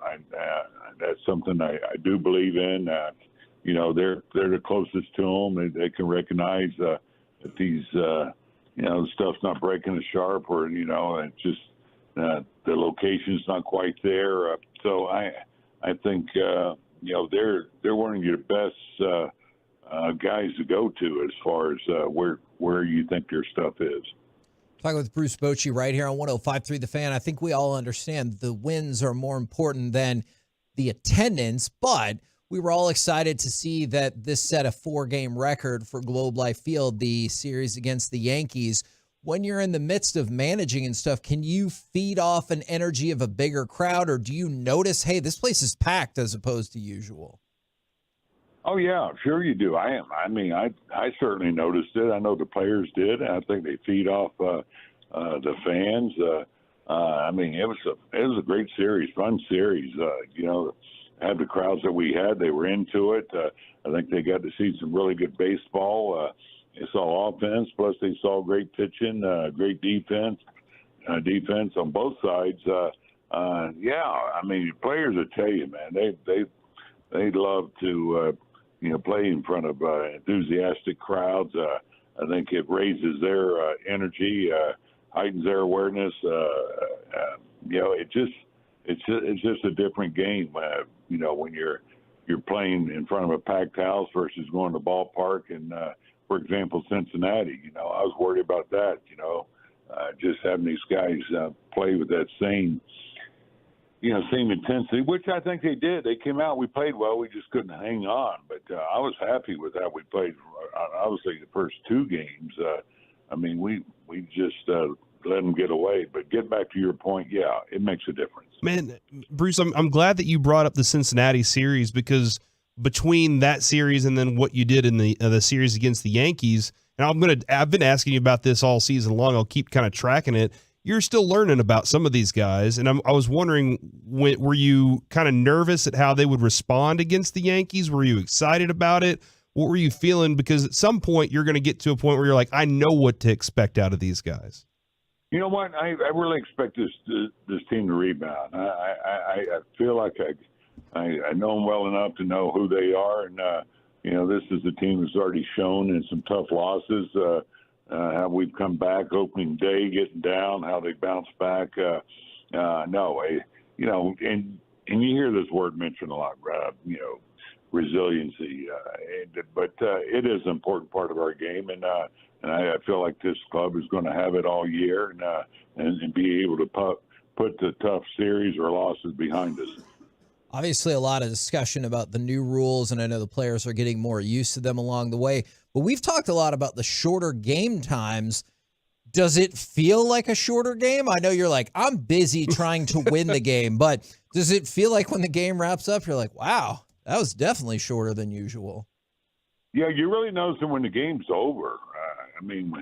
With Nate's game, Evaldi's game, it was a night game. Granted, 6 o'clock, and I got in here. It was like 8:15, and the game was over. I went, whoa! It just, just not used to it, and so it's. I tell you what, I love it. I think it's made a more entertaining game, faster pace, more action. It's enabled you to use players probably a little bit more. For example, Jonah, I brought him back day games after night games just because the workload's a little bit different now. So, no, I think it's gone very well. What do you do with that extra time? You pop on Netflix, or what are we doing? You know what? Hey, it's funny you say that. I actually was a little lost. Like, what do you do now? But, we just sit around and talk here and end up heading home. But actually, my wife was picking me up, and she was shocked. So, she usually comes, if she doesn't come to the game, she'll come about an hour after the game, and she came a couple hours after the game. And she goes, man, I didn't know the game was going to be over that quick. Well, fantastic stuff. Obviously, love the winning streak going right now, and we appreciate your time as always, good sir. All right, guys, always good talking with you. See you next week. Right on. There you go, Texas Rangers manager Bruce Bochy. Now, unless we want me to stall for a minute, It's time for Mike Likes It. Okay, guys, so I had a fun call this morning as I needed to call up the MLB pension plan, and people ask a lot about, hey, you probably get a pension? I do get a pension. Now, awesome. Obviously, I'm planning on taking it a lot later in life than any time now. I might get like $3 a month, I guess, if I took it now. But I did not qualify for a huge pension plan like our buddy Derek Holland. And people usually ask, well, because in the NFL, I believe you have to play 3 full seasons or you do not qualify for any pension at all. I think in Major League Baseball. I'm not sure the exact qualifying date, but I want to say it's like 60 days. It might be even less than that to qualify, that you get some sort of pension. Obviously, a guy who's played 10 full years in Major League Baseball, I believe they get over $200,000 a year at 65 years old. Whoa. So like Ken Griffey Jr., or, you just think of anybody who played 10 years or more in the majors, or Bruce Bochy right now is collecting, on a yearly basis, approximately $200,000 a year from his pension plan, because you can get, let's say you had 5 years as a player. Yep. If you're 5 years as a manager or pitching coach or batting coach, like there's only certain coaches that get qualified for pension, but you can tack those on. You can't get more than 10. 10 is max out. But if, let's just say, Bochy played 5 years in the majors and then 5 years as a manager, he's then a 10-year vested player. But I hadn't called up the MLB pension program or plan ever in my life. I just knew, like, I've qualified, but I don't know exactly what I'm supposed to get when I turn 65 years old. And you can take it earlier, and they have to calculate what you'd get if you take it at, let's say, starting at 60 years old versus 65. But I didn't even have the number, and they've never sent me anything in a long time. Like, it's been good 7 to 10 years since I even got something in the mail. So I'm like, hey, Dad, my dad's former Major League Baseball player. I'm like, what's the number to the pension program? Yeah. I just need to kind of get this information, as this financial advisor would like this information. And he gives me a number, and I call it up, and I'm not really listening to what the lady says when she answers the phone, but she doesn't say like MLB pension plan, program, whatever. And I'm like, yeah, hey, this is Mike Bassick, and I'm a former player, and I'm just wondering about my MLB pension plan and what I'm going to get when I get older. And she goes, this is a medical office in San Antonio, Texas. So I don't have your MLB pension plan, but I don't want you to quit on that or give up. I want you to go after that. That seems like a really important thing in your life. That's so nice. So she supported you, even though she's like, that's not me. She was awesome. I was just dying laughing. I was laughing on the phone. I'm like, I'm sorry. Obviously, I have the wrong number here. She goes, oh, it's okay. Don't give up on that pension, though. Wow. Don't give up on it. I like that. I have a Mike Likes It story that you'll love, I think. Okay. Did you hear about your guy, Nick Kyrgios? No, he quit. No, he helped. He did good things. Okay. He said his Tesla was stolen from his mom at gunpoint. Oh, geez. In Australia? Isn't he Australian? Or am I crazy? It was in Australia. Okay. And so I guess he was within sight of it or coming back to the car or something. So he made sure to track the vehicle's location, alerted the police. They caught the guy who held his mom up at gunpoint. Well, Your guy. That's a good deal. That is a good deal. All right. And he probably yelled at the referee or something. I don't know that or his parents for getting the car stolen. I just liked when he was in the Wimbledon final, and within a few points, he's like, you know what? He had totally lost it and just started yelling at his parents in the stands. And I'm like, oh no, this is great. It's great. But I felt horrible. I'm like, he has lost it again. And he lost really quickly after losing it mentally. Yeah. You can't yell at your mom in this situation. She did her job. Yeah. When you're getting robbed, your job is to get robbed. Yeah. All right. So I watched a movie this weekend with my wife. And it was the Whitney Houston movie. It's on Netflix now. Dance with somebody. Yeah, and it was a good movie. And I was a big Whitney Houston fan. I still like her music a whole bunch. Obviously, she's not here anymore. Rest in peace. I wanna discuss this when it comes to, it seems like singers, more than actors or actresses, and more than former athletes. Now, maybe I'm wrong about this, but the Ray Charles movie, the Johnny Cash movie, the now Whitney Houston movie. Obviously, we know about Michael Jackson. There's not a movie on him. Or Prince. There's not a movie on him. If there is, I'm sorry. But it seems like if you get to the point of being the most popular singer in your generation, it seems like you have major, and I mean major, drug issues that sometimes bring you to death. Now, obviously, for Ray Charles, he ends up living through it and lives a longer life. For Johnny Cash, he lives through it and lives a longer life. But then for a lot of other people, it feels like, that they just end up, they can't handle that fame, that success, they turn to hardcore drugs and they end up eventually killing themselves. Usually it seems like in their 40s at some point. And so I was just wondering through this Whitney Houston story, and obviously Bobby Brown contributed a lot to her death. Yeah. But like why do you guys think when it comes to, instead of acting or actresses, and I know that they have issues too at times, or famous athletes, Michael Jordan, LeBron James, you name them, why does it feel like the singer seems to really go into hardcore drugs and kill themselves somewhat by accident? Access, I'd say.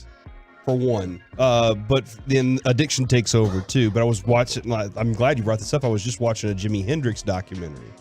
And one of the women says, she's like, we always knew that he could take more than we could of whatever it was. But he had to do that just to get to normal. Like the way he was on such a high level, and then people would stutter. They would be all about, I got to get to talk. I got to get in that chair next to him and talk to him. And as soon as they get there, they'd stumble all over themselves and then be like, do you want some drugs? And and ultimately it was just always there for him. I think that is very, very fair. I have another thing. And once again, anxiety has a lot to do with it too. I could see that. This comes from a comparison from the world of wrestling that I actually think is fair. Is wrestlers will tell you it's impossible to replace the adrenaline of the crowd. Yep. And so you mentioned Whitney Houston. There was a time when she was the biggest thing in the world. Then there was a time when she wasn't. Like, not to say that she wasn't still a big deal. Same with Johnny Cash. Same with any of these people. But at some point, usually you go from a certain level to maybe even a level below, and you're not getting the same response, or you're not getting the same sales, or whatever. The Elvis movie just came out, right? Yes. He killed himself in his 40s, right? Or it might have been in his 50s. He died, but yes. And he didn't, and I shouldn't say suicide.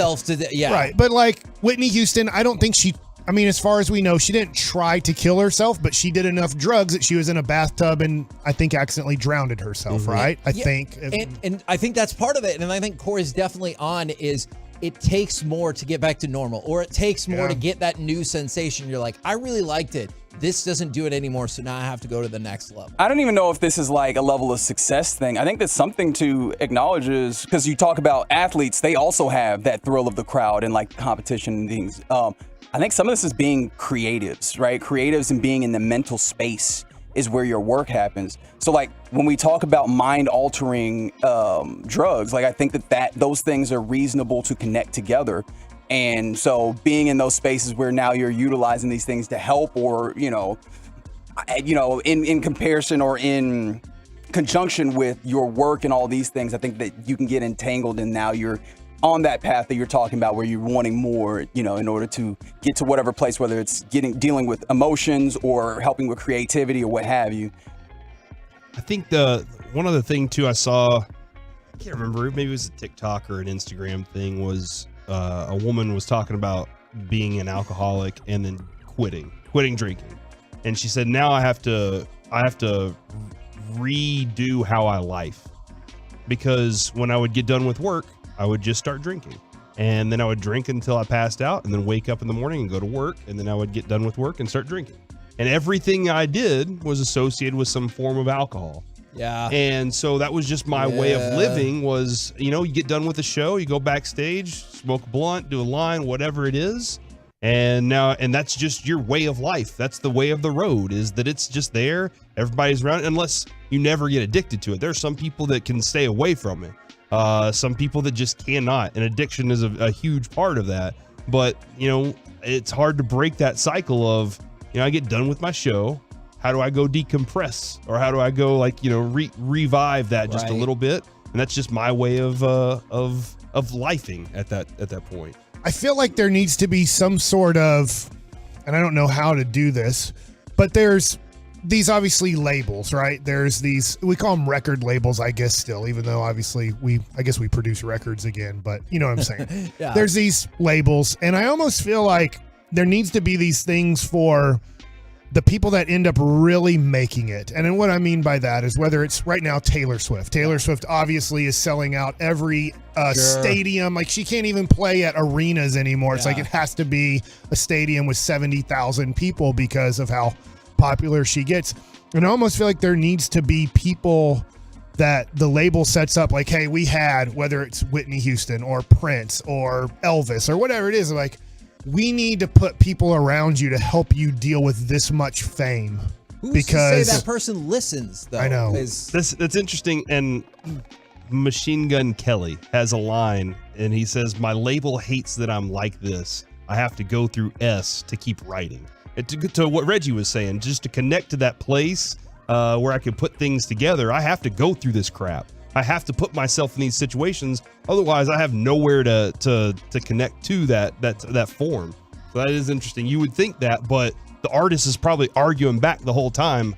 I can't do that without these things. I have to be me. I just found it interesting that it seems like, in general, I get there's Mickey Mantle, who Bruce Bochy just brought up, who obviously dealt with alcoholism throughout his playing career and later in life, is that it just feels like, for some reason, the famous singer seems to go through a lot more than, let's just say, famous actors in my life. Tom Hanks, Denzel Washington. I'm sure there's some that I'm forgetting about that probably had to deal with drugs and alcohol and ruined their career, but it just feels like it doesn't happen as much to the famous actor, actress as it does to the singer. Oh, we've had a lot of actresses rehab and things of that nature. And wouldn't you argue like that they just didn't make it far enough to become like River Phoenix immediately jumps to mind as somebody that everybody thought was going to be like the dude.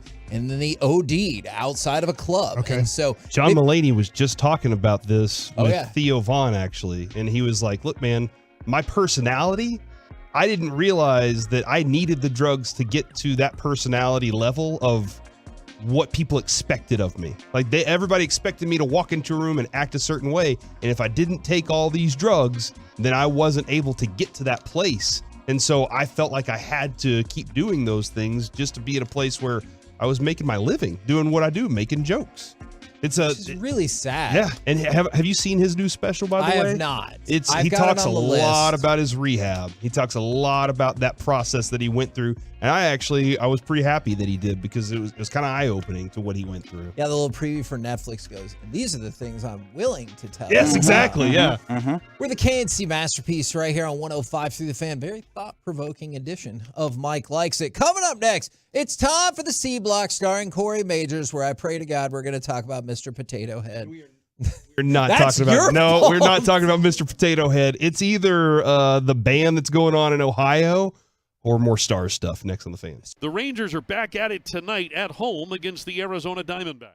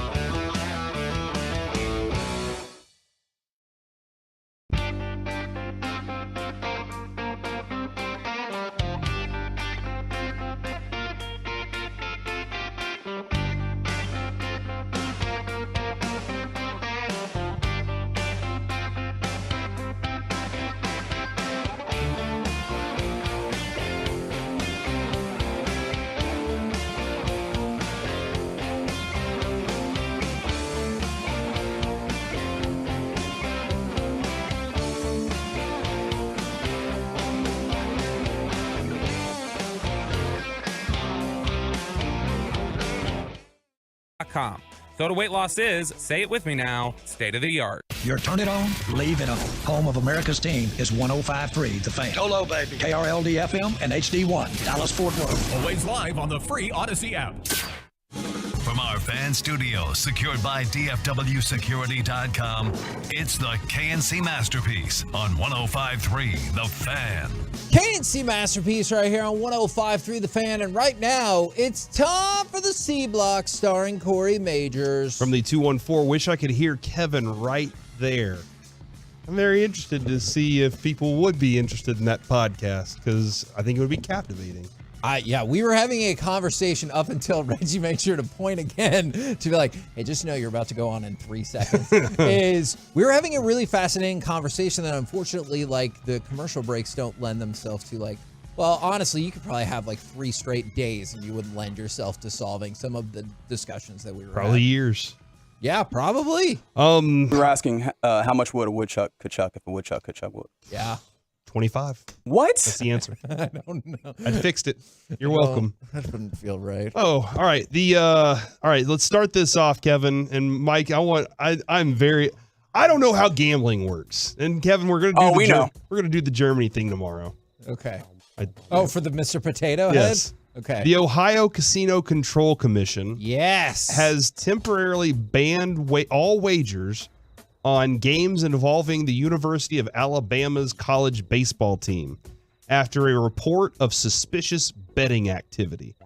Alabama sophomore Luke Holman had been scheduled to start the game, but was scratched just a few hours beforehand with a back injury. Kevin, I want you to take note of what I just said. Okay. He was scratched a few hours before the game with a back injury. Yep. He leads Alabama at starters in strikeouts, wins, and ERA. Yep. He had been listed in the game's media handouts as the starter prior to the game. Reliever Hagan Banks was told an hour before that he would pitch. So somewhere in between the announcement that the starter would be and an hour before the game started, they changed pitchers. LSU won the game by massive favorites, 8-6. They closed at a -245 on the money line. LSU had been up 8-1 through 7 innings and quelled 5 unanswered Alabama runs en route to the victory. The day of the game, U.S. Integrity, an independent firm focused on monitoring insider information and referee compliance in betting markets, reported to the sports books, its partners, there was suspicious wagering activity on the game. And that's one of the tough things if you're going to gamble on like college baseball, for example. Because let's say Texas and Oklahoma, they're playing and they're both even top 5.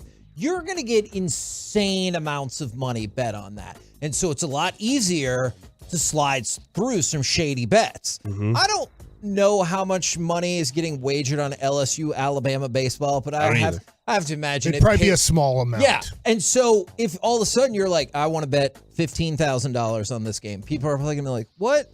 Whereas if you bet $15,000 on Texas OU, people are like, sure, get in line. I know it was on Netflix, and I can't remember the kid's name, and he's obviously an adult now because he played with like Mario Bennett, who I can remember from Denton, who played at Arizona State. But there were the two guards, the point guard and the shooting guard, decided to start shaving points. And unfortunately, it got caught, and one of them was from Dallas right here. I can't remember. But because it started getting passed around amongst all the students that, hey, there's money to be made here, our 2 guards are tanking the line. And because it was being run through, one of the students who was having he had his own book pretty much in college, and a lot of kids do this, unfortunately.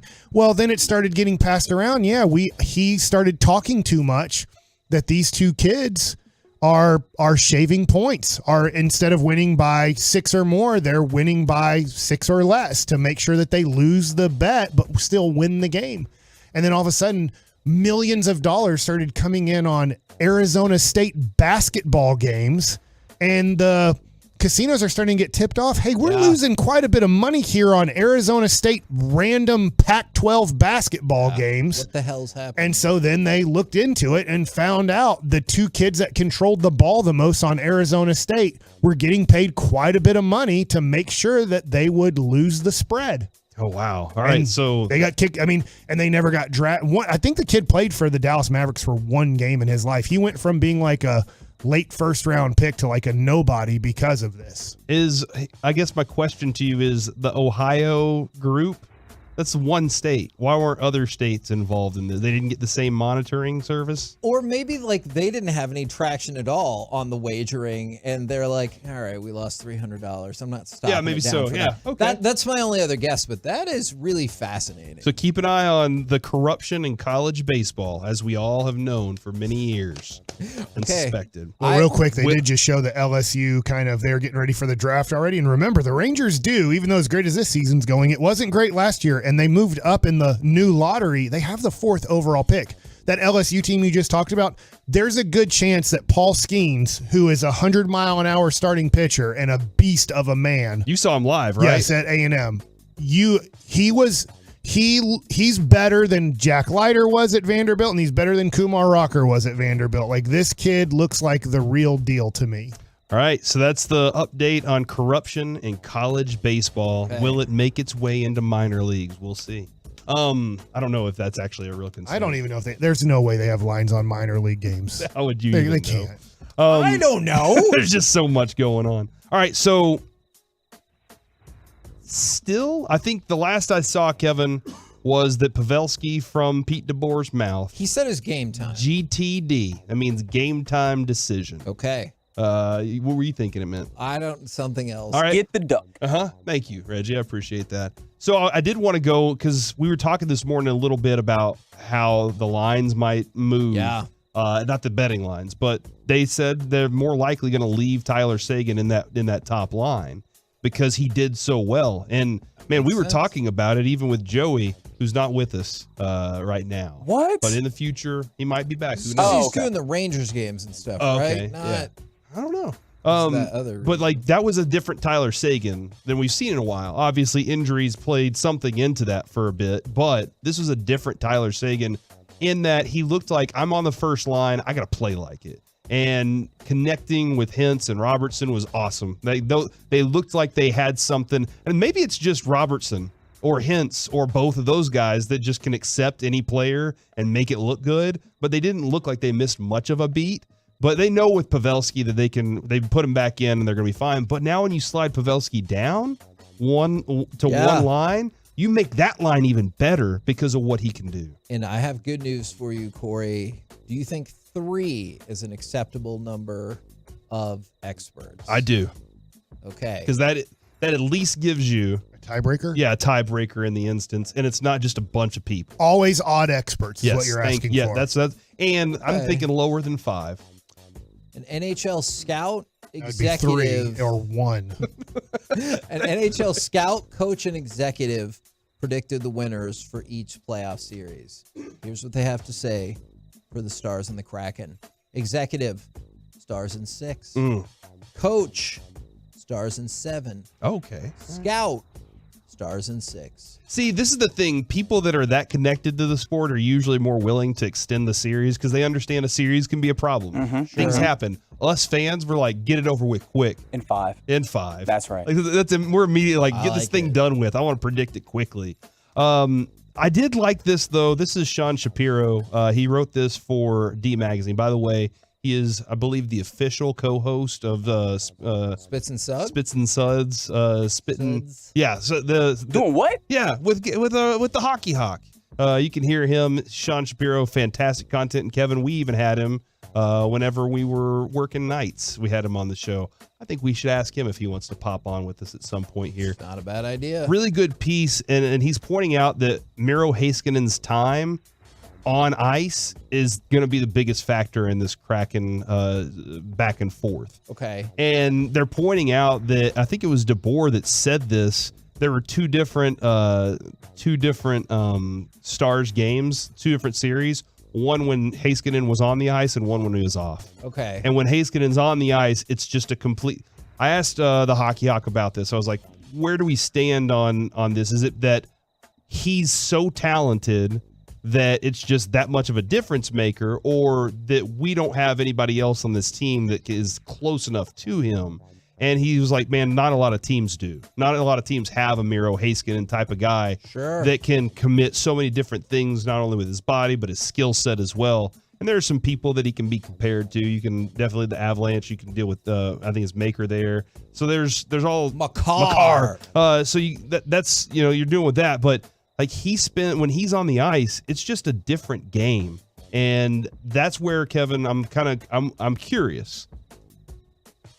Is this going to wear him down and that causes a problem for the Stars, or because his body's prepared for it? Yeah, I don't think it is. Like, I think I know we don't talk about this as much in hockey, but I think his usage rate has prepared him completely for this. So are you saying, well, I wait for the Robertson series? We might have just seen the Ottinger series. This could be the Heiskanen. It could have been the Hintz series. Heiskanen was definitely, a huge factor in the last series too. Sure. I mean, just watching how effective he was on the ice.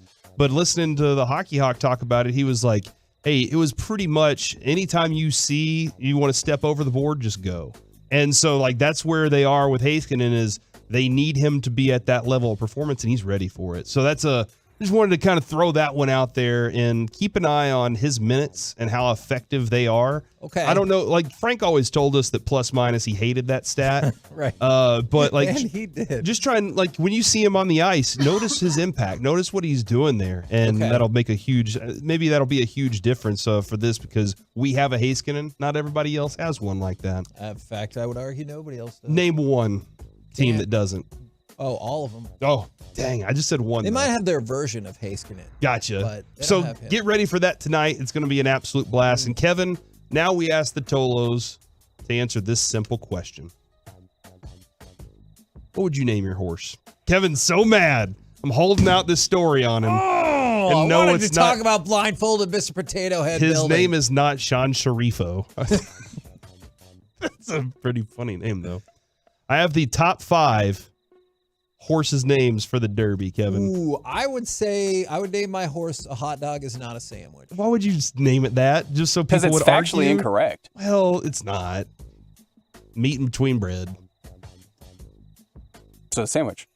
No. It is a sandwich. It's a hot dog. There you go. Oh, yeah, I'm with you then. I'm with you. Yeah, he's factually incorrect. He's factually incorrect. That's right. Gotcha, yeah. Or I would fine. If I need to get on your side, Reggie, I would name my horse Popcorn is Trash. I'm in. Like, I would just want something that would catch people's attention more Reggie than hates popcorn Puncher. too? Reggie Yes, hates he pop- does. He said, I think the word was popcorn is useless. Which has inspired our new segment, which might roll out tomorrow, Useful or Useless. Yeah, that's our new segment, Reggie. Unfortunately, you won't be here for it. Sorry. But you can always revisit it if you like to. Oh, actually. On the Odyssey app? I wanted to play Cut 20, Reggie. I wanted to play this from this morning. This is not about horses. This is What are you going to name your horse? Jane Slater, Britt Severin this morning talking about hockey. That's a long name for a horse. I was there wearing my little beanie hat, and they got the big win over the Wild. So I think I'm going to do it again. I'm a little superstitious, but I am. Hold on. What's a beanie? It's like a little. with the It's like a with the knit propeller cap. on top? It's a knit cap. I call it a newbie. A newbie? Yeah, they call beanies here. What do you all call it, you hockey guys? Oh, I'm sorry, but that's a toque. It's like a head mitt, a toque. You guys, it is a different language. Well, hold on. Hey, where are you from? Well, I'm from here, Rowlett, Texas. Well, there you go. Okay, and does it snow here? We've been getting more snow than usual. But usually no, yeah. So we have to take his word for it. Ernie? So there you go. That's Jane Slater, who's been filling in for Choppy. And that was a conversation this morning that caught my ear because, Kevin, a beanie has the little fuzzy ball on top.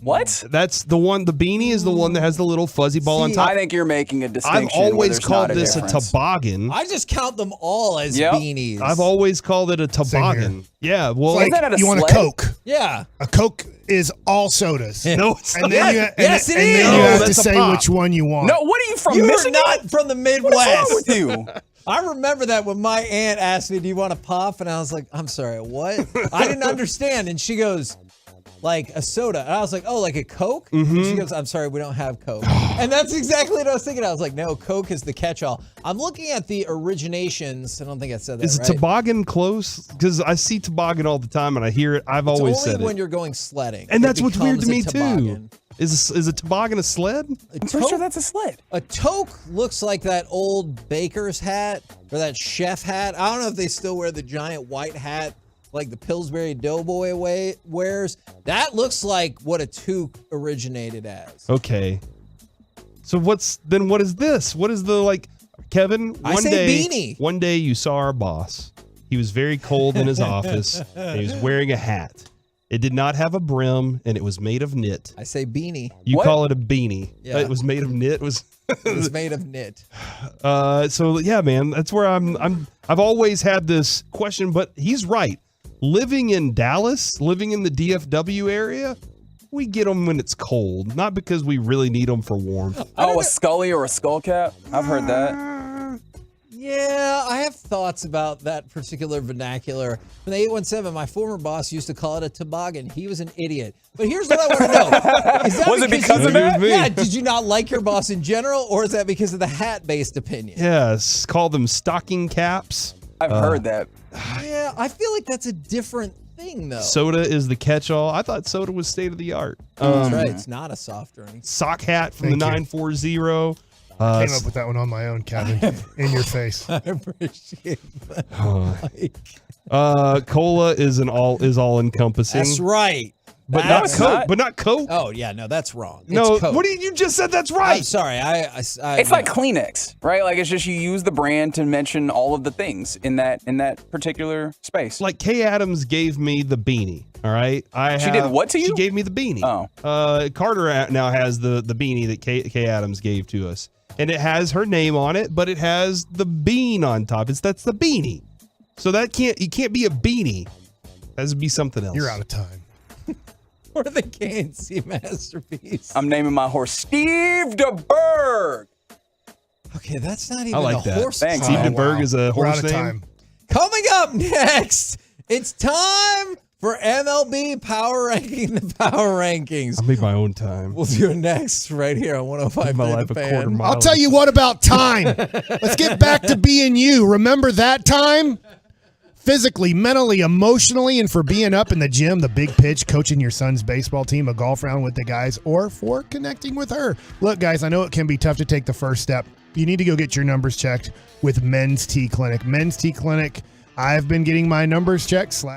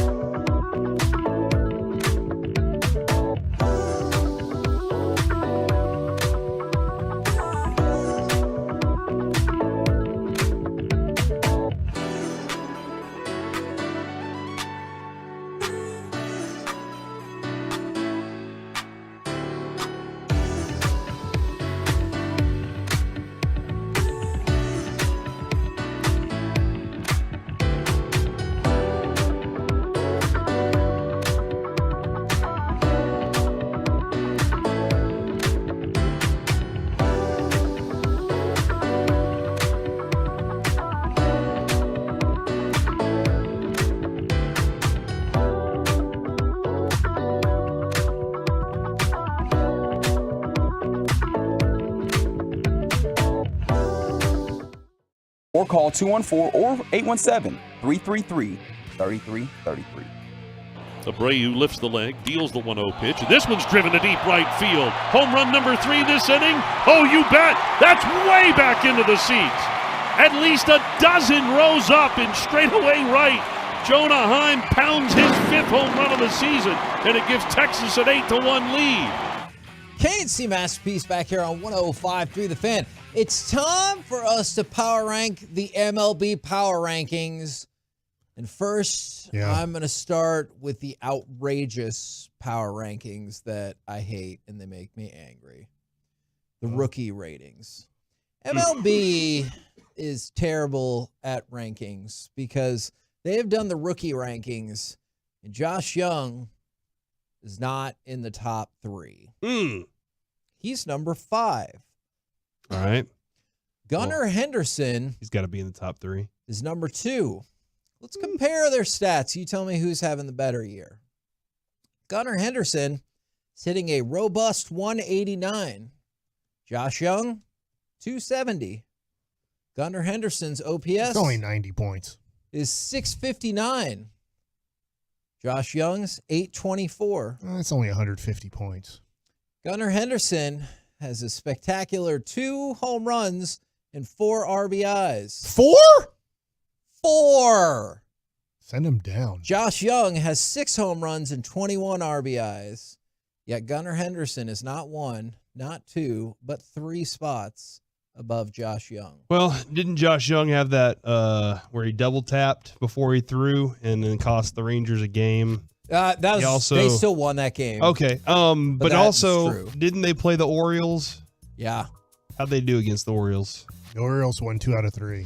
Orioles are 19-9. Not because of Gunnar Henderson. Absolutely. Yeah, they're having to carry his butt. Yeah, he stinks so That guy far. Mateo's doing great. He's at on the better shortstop, though. team. That's not. There's just Gunnar Henderson. That's just silly. That's just taking who is ranked number 1 or 2 and He was number 1 last week. Last week. What? He was number 1. That's it. MLB quit. They need to stop ranking the rookies. This is what it says. Henderson hasn't gone up to the greatest start, but we remain unfazed. Well, they're proving themselves by keep ranking them in the top 3. Number 1. I wonder this, Mike, because I think we're all a little surprised by Young's power. Like we always knew he was a hard worker, but I wasn't expecting this type of power. And I'm kind of interested in where they think like this isn't going to keep up. And so maybe they're a little scared. And with Henderson, they're probably like, no, it's going to grow from here. So that's just where I am at the moment. I mean, the one thing is Young is older for a rookie just because coming out of college, and Gunnar Henderson's a high school guy. But this is just silly that you would even compare the two. The stats aren't comparable. Yes, it's not even close. I mean, they should honestly think about sending Gunnar Henderson back to the minors. They are in a position, you just mentioned their record, 19-9. Now, in a weird way, it's kind of like we can carry him. The Cardinals are off to such a bad start. They took a dude who went on a 12-game hitting streak to start his career in Jordan Walker and is like, hey, man, we're losing and we want to win it all. We have Nolan Arenado, Paul Goldschmidt, and you're starting to struggle a little bit, and we can't keep losing games. So it's weird because Jordan Walker is even better than Gunnar Henderson. Now, with that in mind, would you like me to rule out the MLB.com power rankings and go with CBS or The Athletic? By the way, Corbin Carroll is number 1, and he's is. playing tonight, and he is off to a great start. So that's their Evan Carter, if you weren't listening to Baseball Nuggets, who's already up. Yeah, go ahead and eliminate MLB. Okay. Yeah, they're out. They don't know what they're talking about. They obviously hate the Rangers. Dan Plesac said Jacob deGrom's not a top 25 starter this year. By the way, they also have the Rangers the lowest of any of these 3. So You know what? That's it. We're going to form our own MLB in Texas. Okay. Let's Just call like it- we're going to succeed from the nation. No. I believe if you do that, country you want of to succeed, Texas. though. Don't You don't want to do fail it. if you do Yes. that. Yeah, we want to succeed. No, don't do that. You want CBS or do you want The Athletic? Let's move away from succession talk unless it's about the show. All right. Let's do The Athletic. They seem to be. Weren't we like 3 last week They'll or probably something? have Oakland number 1. No, this is more reputable. Oakland is, in fact, in last place. What? And they're called the Athletics. That's true. Yet here we are, just ahead of the Royals and the Rockies. All right, who is the number one team in all of the land? The Devil Rays. They're just the Rays now. They'll still be the Devil Rays. They can't succeeded get that rid of it. name. It's like the Supersonics. They're still the Sonics. Is that what you wanted to say? They're not a team anymore. They don't exist. I don't know about some of the things that you just said. All right. The Rays is correct. Who is number 2 on the list? I like the Braves. Rhymes with Rays. Oh, is that right? You picking Blue Jays? That is incorrect. No, the Braves. correct answer was Braves. And that does not rhyme with Rays Yeah, Rays either. and Braves sound the same. Jays rhymes with Rays. I think they all But they're the rhyme. Blue Jays. Blue Jays does not rhyme with As long Rays. as it ends in an S, I think it works. I don't think that is accurate. It has a Rangers, similar Rays. vowel sound. They both start with an R and end with an S. Corey, you were wrong. The Blue Jays are third. I wasn't wrong, but and guess what? The Braves were second because The Blue Jays are third? of rhyming. The Blue Jays are, in fact, third. That's a good one, man. Bo Bichette is kicking butt. And Vladimir Guerrero Jr. is doing great, too. Who is after the Blue Jays? I honestly need to look at standings. Okay. I do know that Your obviously hangover the glasses on. Orioles. Is it another AL team? Or let me click off of Dylan Depending on Brooks what year you're asking this question. oh my gosh. standings. Brewers. The they're Milwaukee good. Brewers They're really good. are correct. Here's how good they are. I have Devin Williams as my fantasy closer, and he has like 3 saves because they keep winning games by 4 or more runs. Can they win some games that are closer, please? I need some saves. Should have got Emmanuel Clase. He's been getting saves out the wazoo. That's okay.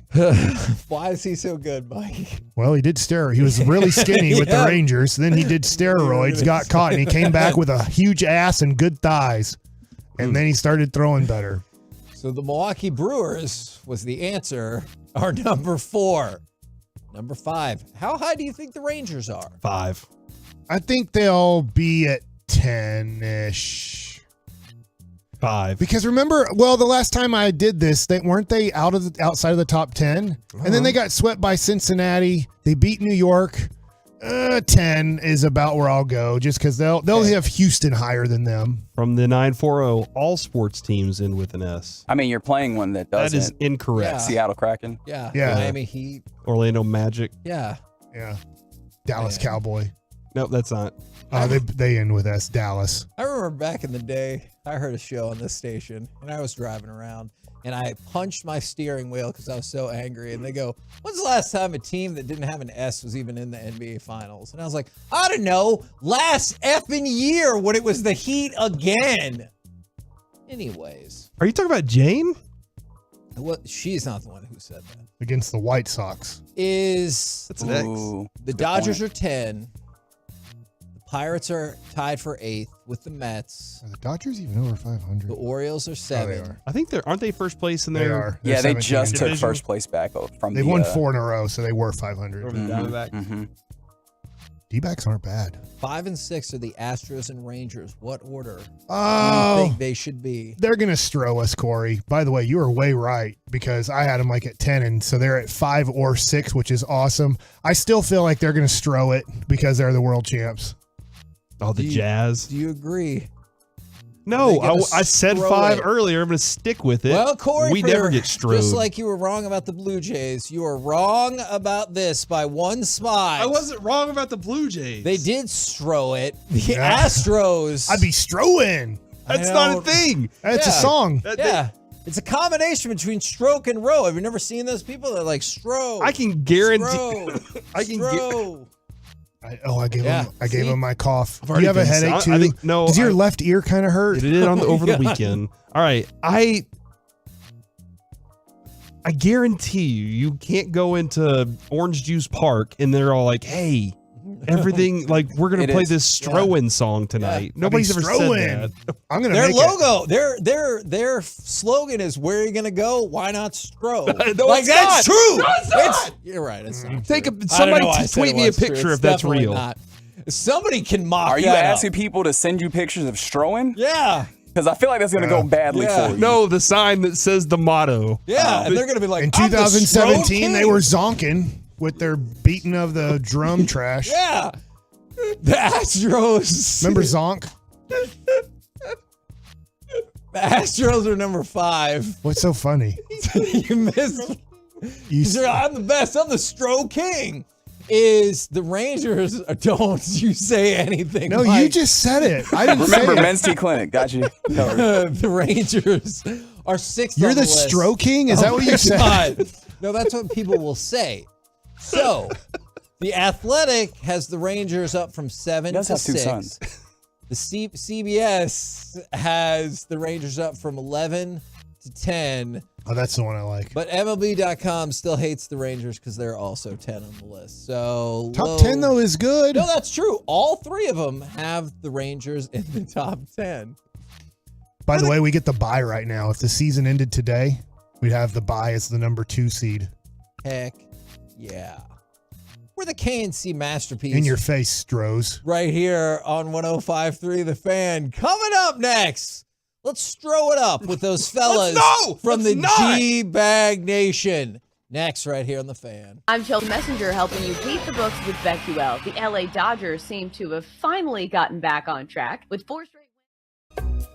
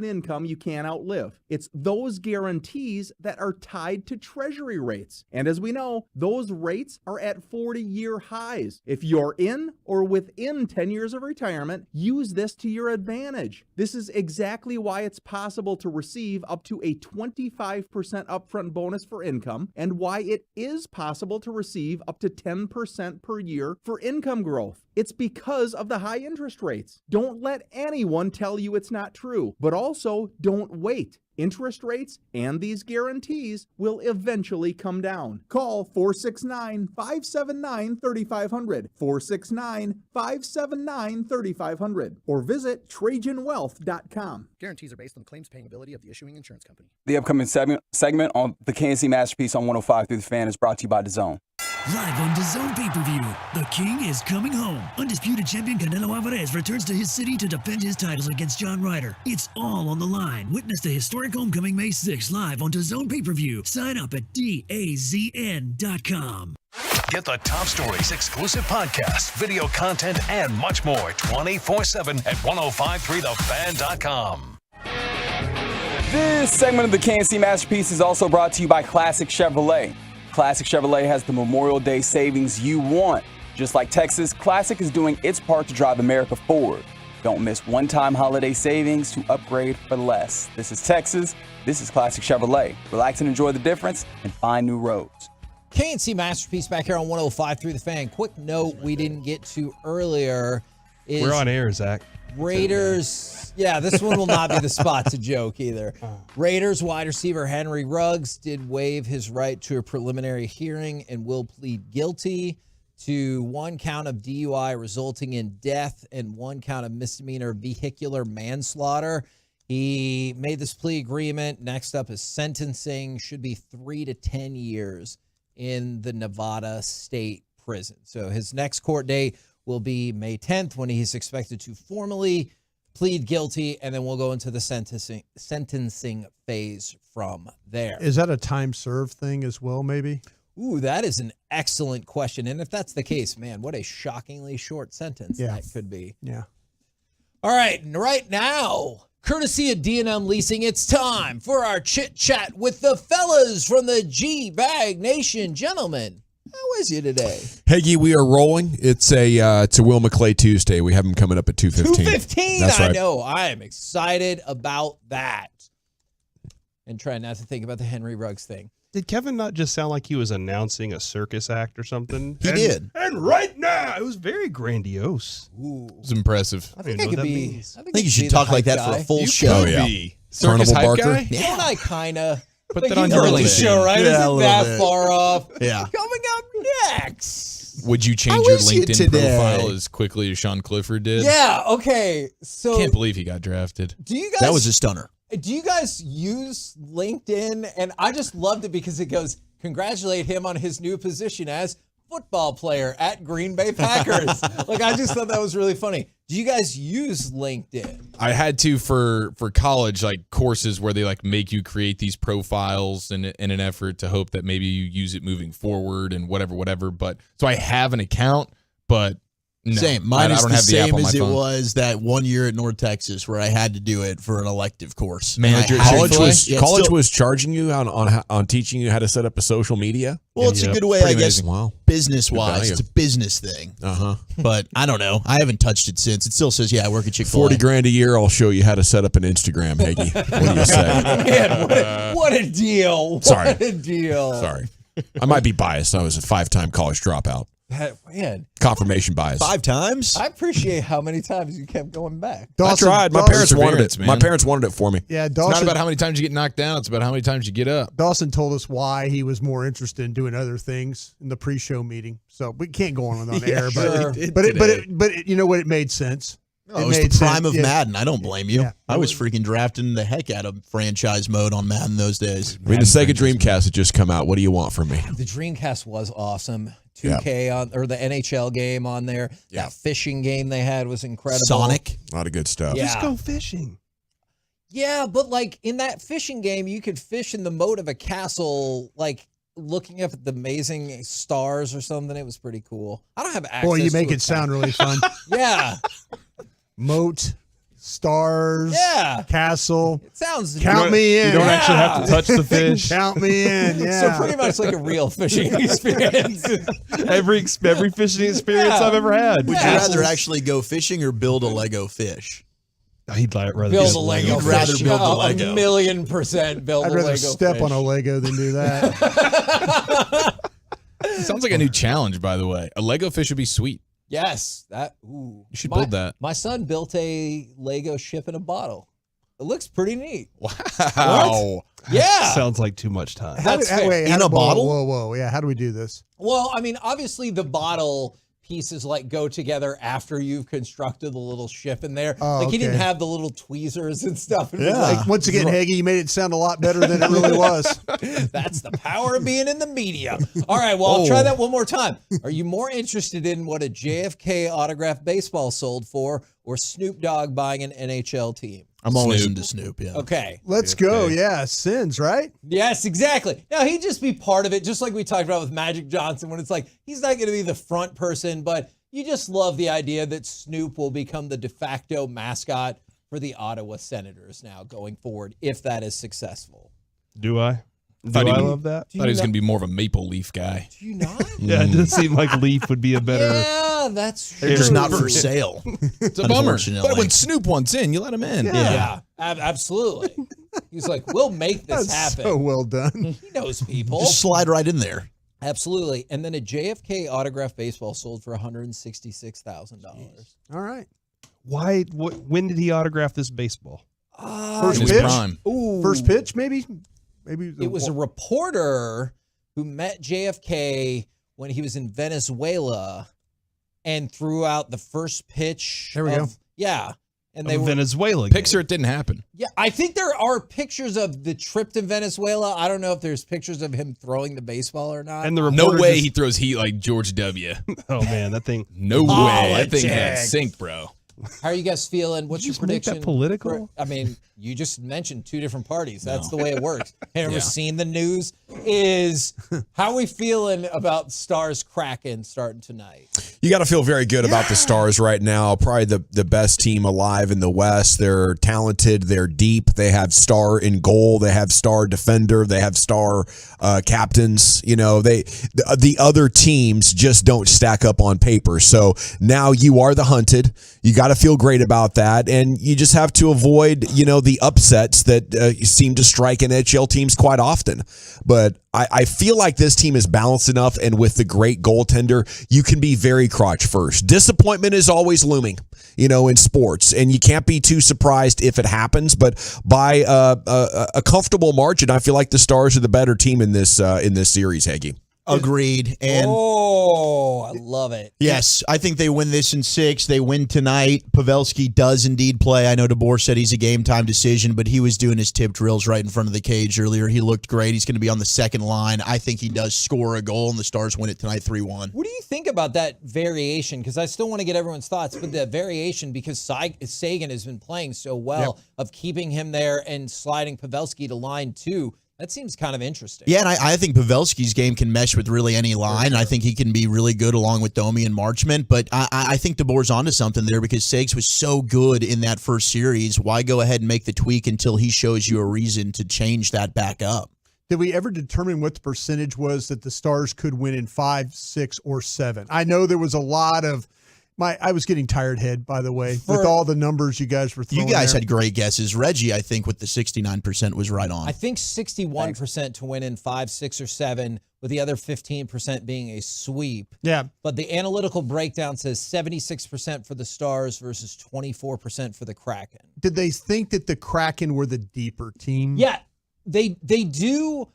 But the thing about that comes up is sometimes I think depth becomes substituted for because they have no star, right? Yeah. And so I do appreciate their depth, but I also think maybe the Stars' depth is being underrated, especially if those are the first 2 lines that you're throwing out there. Yeah. And the other thing is, have you seen they still, as of like an hour and a half ago, still haven't figured out the setup for games 3 and 4 yet? We got something going on in Krakenville. Exactly. And so what's the concerts? Janet Jackson again? I don't think it's Janet Jackson again. Tears for Fears. But the Kraken floated the idea of let's play the games back to back on Sunday and Monday, and that got shot down by the league. But yeah, so that is what they floated is let's have game 3 on Sunday, game 4 on Monday. I'm assuming maybe it would be an afternoon, nighttime kind of thing. NHL said no dice, so back to the drawing board. I mean, talk about not caring about your players. I mean, you are talking about like absolute wild animals when it comes to hockey players, but dear God, that would not be nice. I think they just have to sacrifice a home game in this situation. Sorry. I support that.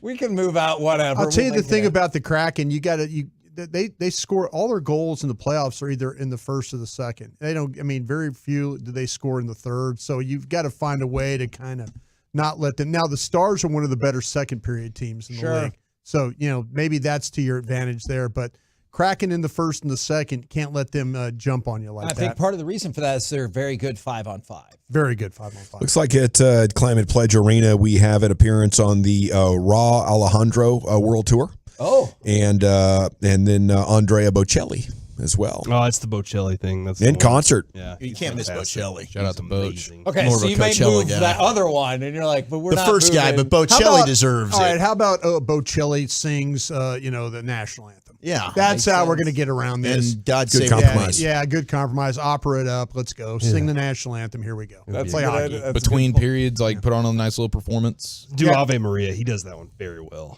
Ooh. Yeah. Name Especially another. that makes me think Can of you name Penguin and another? No, that's the only one I've ever seen him do. So. It's the only one that matters, dude. Okay, I didn't know if you knew other. That was the only one I've seen him do. What do you guys think coming off the show today? Oh, Silent Night, maybe? I don't know. Coming up at 2:15, one of the greatest wills in all of DFW history, in all of sport history. McDonald. Will McClay. I love it. Roll home with the G-Bag Nation. Remember, tomorrow we'll be out at the ballpark from 10 a.m. to 12:30 doing our show. So tune in or come on by right here on 105 through the Fan. They trust in Will, Kevin. I do trust in Will. Coming up on the Fan, get ready.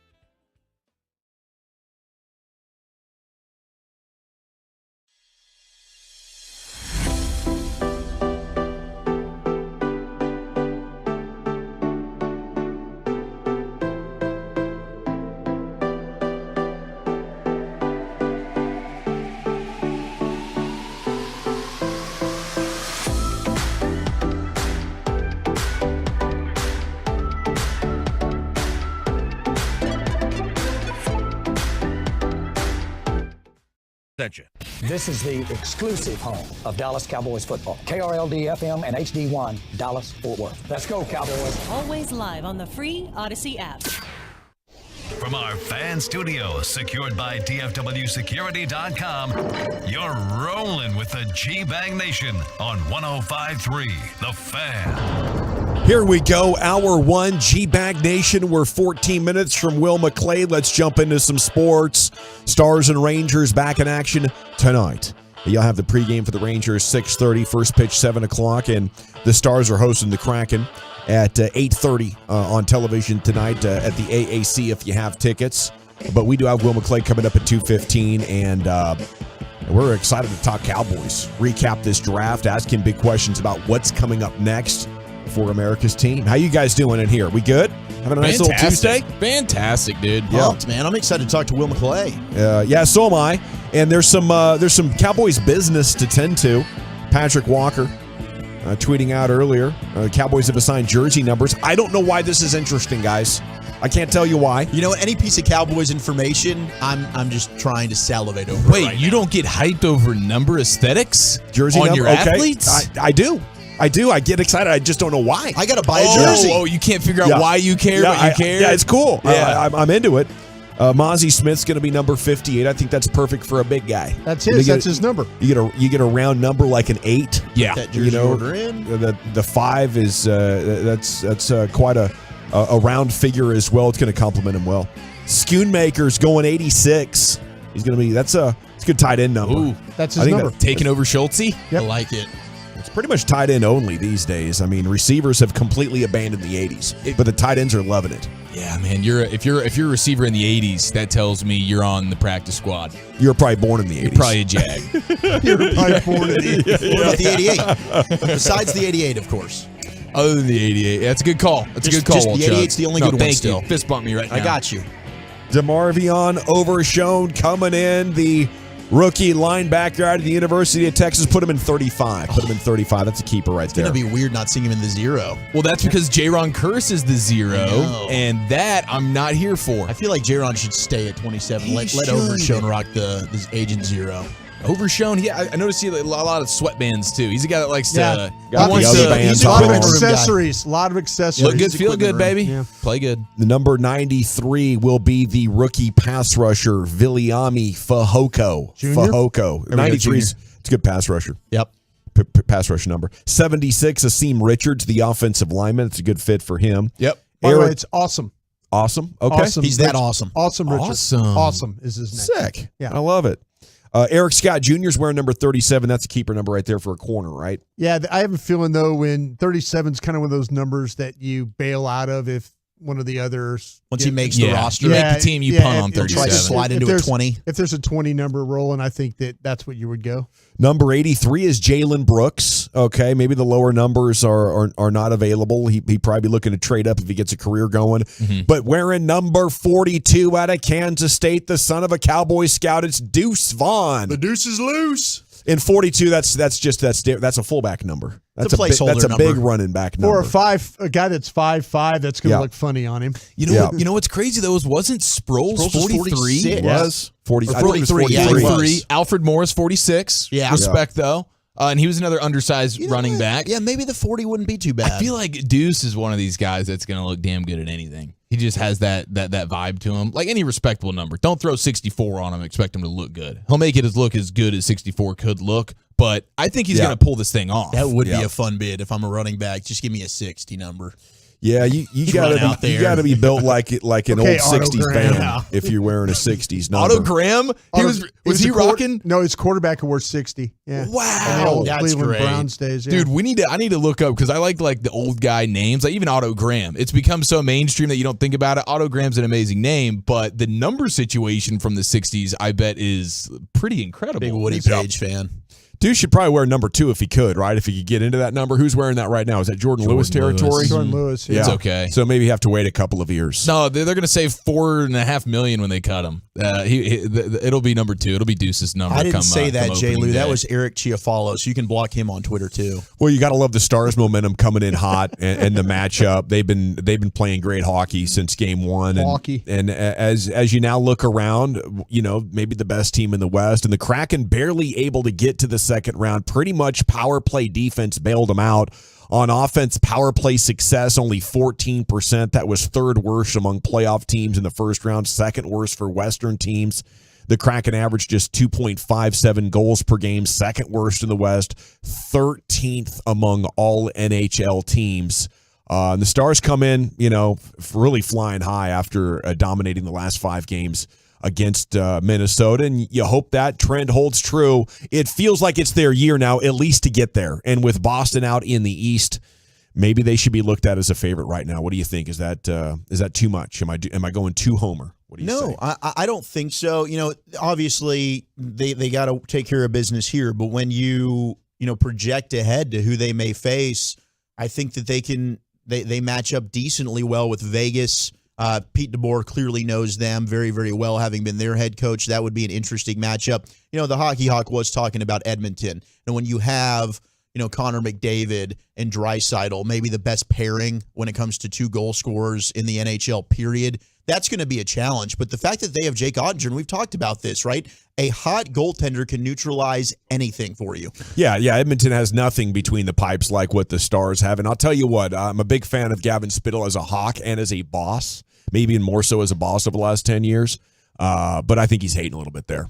I think he is always a little bit pessimistic on the Stars. Been a little cynical but about it's our good, guys. right? Yeah. Just over-deliver and just lower your expectations. Somebody's got to be a critical media member. Just happens to be our program director. Ask Jim Nill. About that, Nobody wants to bring the heat to this team like the boss man does. I think he went over the line there, brought us. Oh, well, I will say this. So he's throwing haymakers. Hit him. No, he's taking a cue, like the ownership here in Dallas is calling the Dallas media way soft. Yeah. And Spittle took that to heart. You know what, Miro Heiskanen, why don't you pick it up, huh? Why don't you go out there and be the best defenseman in all the NHL? You don't think it's just an emotional hedge for Spittle? He doesn't want to get too excited? It could. That's a good point. 817 is 22 retired. Not officially, but as Deuce Vaughn said, it's not even something he wants to get into. No. So he's going to go with a different number. Massive game from the Beard last night. James Harden perhaps rewriting his postseason legacy, going for 45 without Embiid, and Philly takes game 1 over Boston. An incredible finish.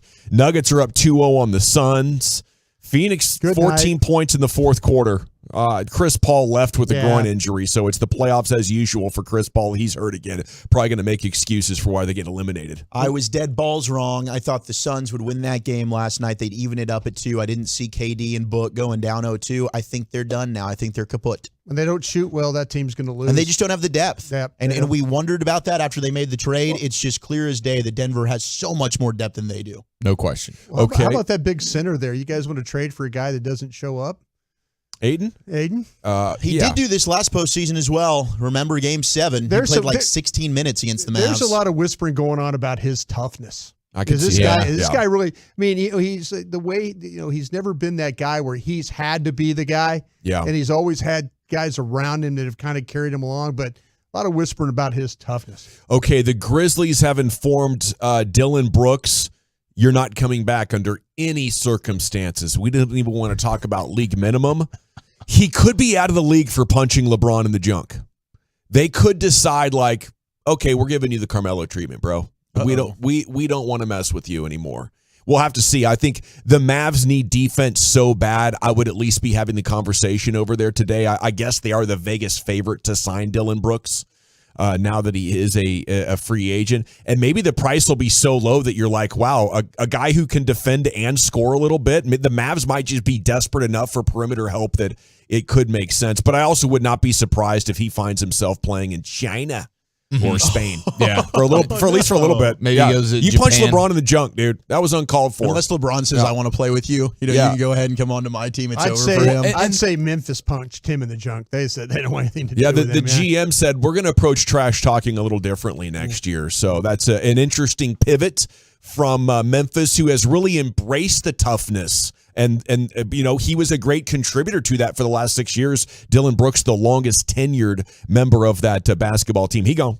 Dude, I really think, it's the punch, sure, and it's all the trash talk, but it's not backing it up with his production on the floor. He literally crumbled. Like, he's at the microphone talking all this talk, and then he gets in the series, and he's patently awful. He got in his own head. He completely collapsed, and so teams don't want anything to do with you. You can be the talker guy if you're backing it up. Yeah. He did not do that. We got to run because Will McClay, essentially the Cowboys GM, he's got an official title and then what he really is. But Will McClay is set to join you right here on your home of the Cowboys. He's next on 105.3 The Fan. Hey, thanks to Rockwell Ford, it's 35 minutes of commercial-free Fan and the Expressway. Sean and RJ mornings at 7:20. KNC Middays.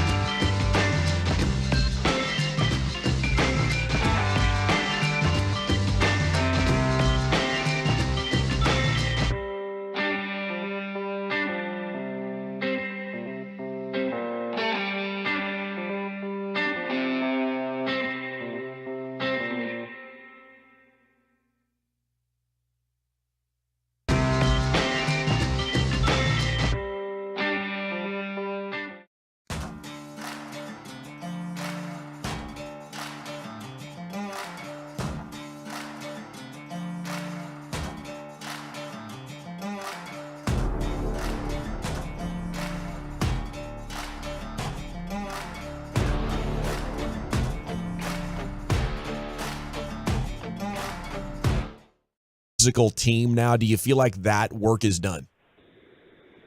It's never done. You're continuing to try and do that. I think that, every year and every opportunity to acquire a player, we're looking to do that. They've got to be able to play the position. They've got to fit the standard. But we're also, trying to increase that. There are questions and things that we ask to try and dig just how much dog do they have in them, and that's part of the equation and what we're looking for to add to this team.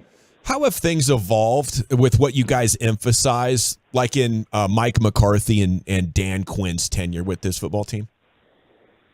I think that for me it's changed because we're looking for good football players. Every team has a scheme, and you put players into the scheme, but the willingness to find out what a guy can do and then say that this is how I can use it and it fits into our offensive or defensive scheme.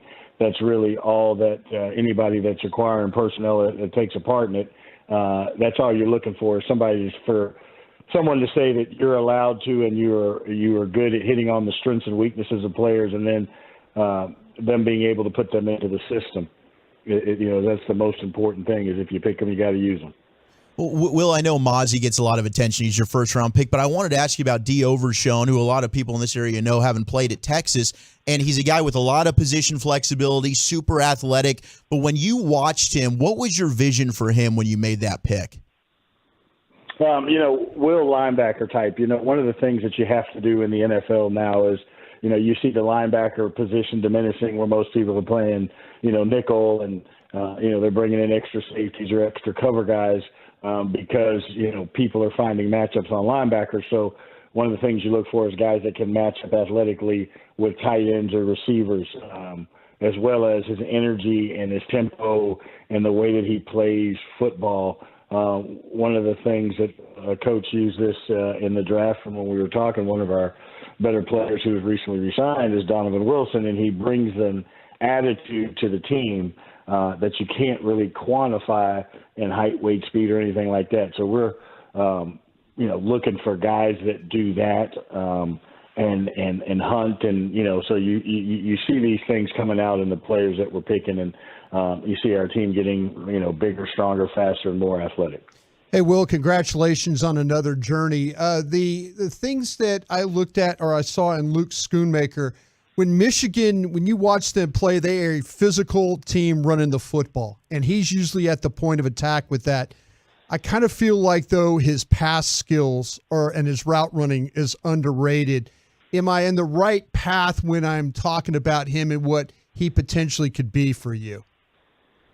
Yeah, that was one of the things that attracted us to him, is the fact that, number one, he played in that system, as you stated, at Michigan, where they run the football. That's part of their identity, so he is trained in that, but also really excited about what he can bring to the passing game. When you look at, the athleticism and, all of those things and how it's used, and he's got, that frame and size, plus, running under 4.6, shows you his ability to potentially threaten the middle of the field, but he can also get in and out in routes. And we just feel very happy with him, while there are plenty of people who had other choices. One of the things that we felt good about was the quality of the depth of the tight ends in the draft. And so while it was a position that we were hoping to address, we weren't going to force anything, and we landed, and we feel like we've got a player that not only can block but has the ability to affect the passing game. And the next player I was looking at as you were going through this draft was Awesome Richards from North Carolina. And, Will, I got to be honest with you about this kid. I know people have talked about him being like potentially a guard. I might leave this kid at tackle and let him go. I mean, I can tell you plenty of those games where the Clemsons and others in that ACC, this kid looks like a tremendous athlete for you. Yeah, I mean, he's an incredible athlete. He's got length. He's got bend. We need to continue to get him stronger, but his ability to pass protect is something that's appealing as a tackle. But one of the things that I know Mike talks about a lot is wanting to move the tackles inside so you stay athletic, you stay long, you stay big in there. They've got to have the strength to anchor in there, but the versatility of some of these guys, because there's, it's tough to find, 5 quality linemen for 32 teams. And so if you build a depth and you have versatile pieces, when you have, injuries that always come, and these guys get trained the right way, you have enough depth to go out there and continue to play your style of football. So versatile players like Asim is, it's big in what we're trying to build. Cowboys VP of Player Personnel, Will McClay, with us here in the G-Bag Nation. Now, I did want to ask you about Deuce Vaughn, right? I mean, first off, Deuce is electrifying, pound for pound. I think he was one of the most fun studies in the entire draft. But what a unique and special situation you had in your war room with Chris Vaughn, his father. What was that like for you? But you're also getting a hell of a football player there in Deuce Vaughn. Yeah, the number one thing is, getting a hell of a football player. And in a safe game, guys that can win in space and create their own space and do explosive things. Deuce has done that ever since he's been in high school and probably before that. So getting him and adding him as a weapon was a huge deal. But the experience is one of the things that I will take with me forever. Brian's been in Super Bowl and we're trying to get there, and all these different experiences that you have in the game are what keeps us in it. And that was one of the most unique and most special situations I've ever been in because of the quality of man that Chris Vaughn is, and then the quality of young man that his son is, and to see that passion for your child, but also for doing his job and being as unbiased as he possibly could, tells you just everything you need to know about Chris Vaughn, which produced Deuce. And so we feel like that you're getting a guy that's going to overcome all odds and do whatever he can to help the football team, and nothing's beneath him, and you can't, he'll do whatever you ask him to do. And it's just, one of the scouts came back, Justin Stuckey came back after getting character information on Deuce, and he said, he came back in the office and said, boy, I hope that people talk about my kids half as good as they talk about Deuce Vaughn. So it was just a surreal moment to go through that. And it, in Texas we say faith, family, football in those orders, and we got a chance to experience all of that in the war room on Saturday. Yeah, Will, when we had a chance to interview him, I said, hey, congratulations of overcoming your father as a character problem, a flaw maybe that, your mom and all that can know. But no, it's a great family. You're absolutely. And again, thank you for allowing us, the scouts, to come visit us with us on the draft. I was going to ask you about about Mazi Smith. You made a very passionate, and I'm not going to say a speech. You gave, Jerry Jones asked you your thought on the player, and you gave your thought on the player. Talk about that and what the purpose of that particular talk at that moment, what you felt like you had to do to get that done. In every draft room, you go through these moments where there's players that are there and they're up on your draft board for a reason. You like them. But when it comes time to make a pick, Jerry, I talked to the scouts about it. We are the lawyers presenting the case. What I wanted to do at that point in time is present the case with, I was asked a pointed question of who I thought was better.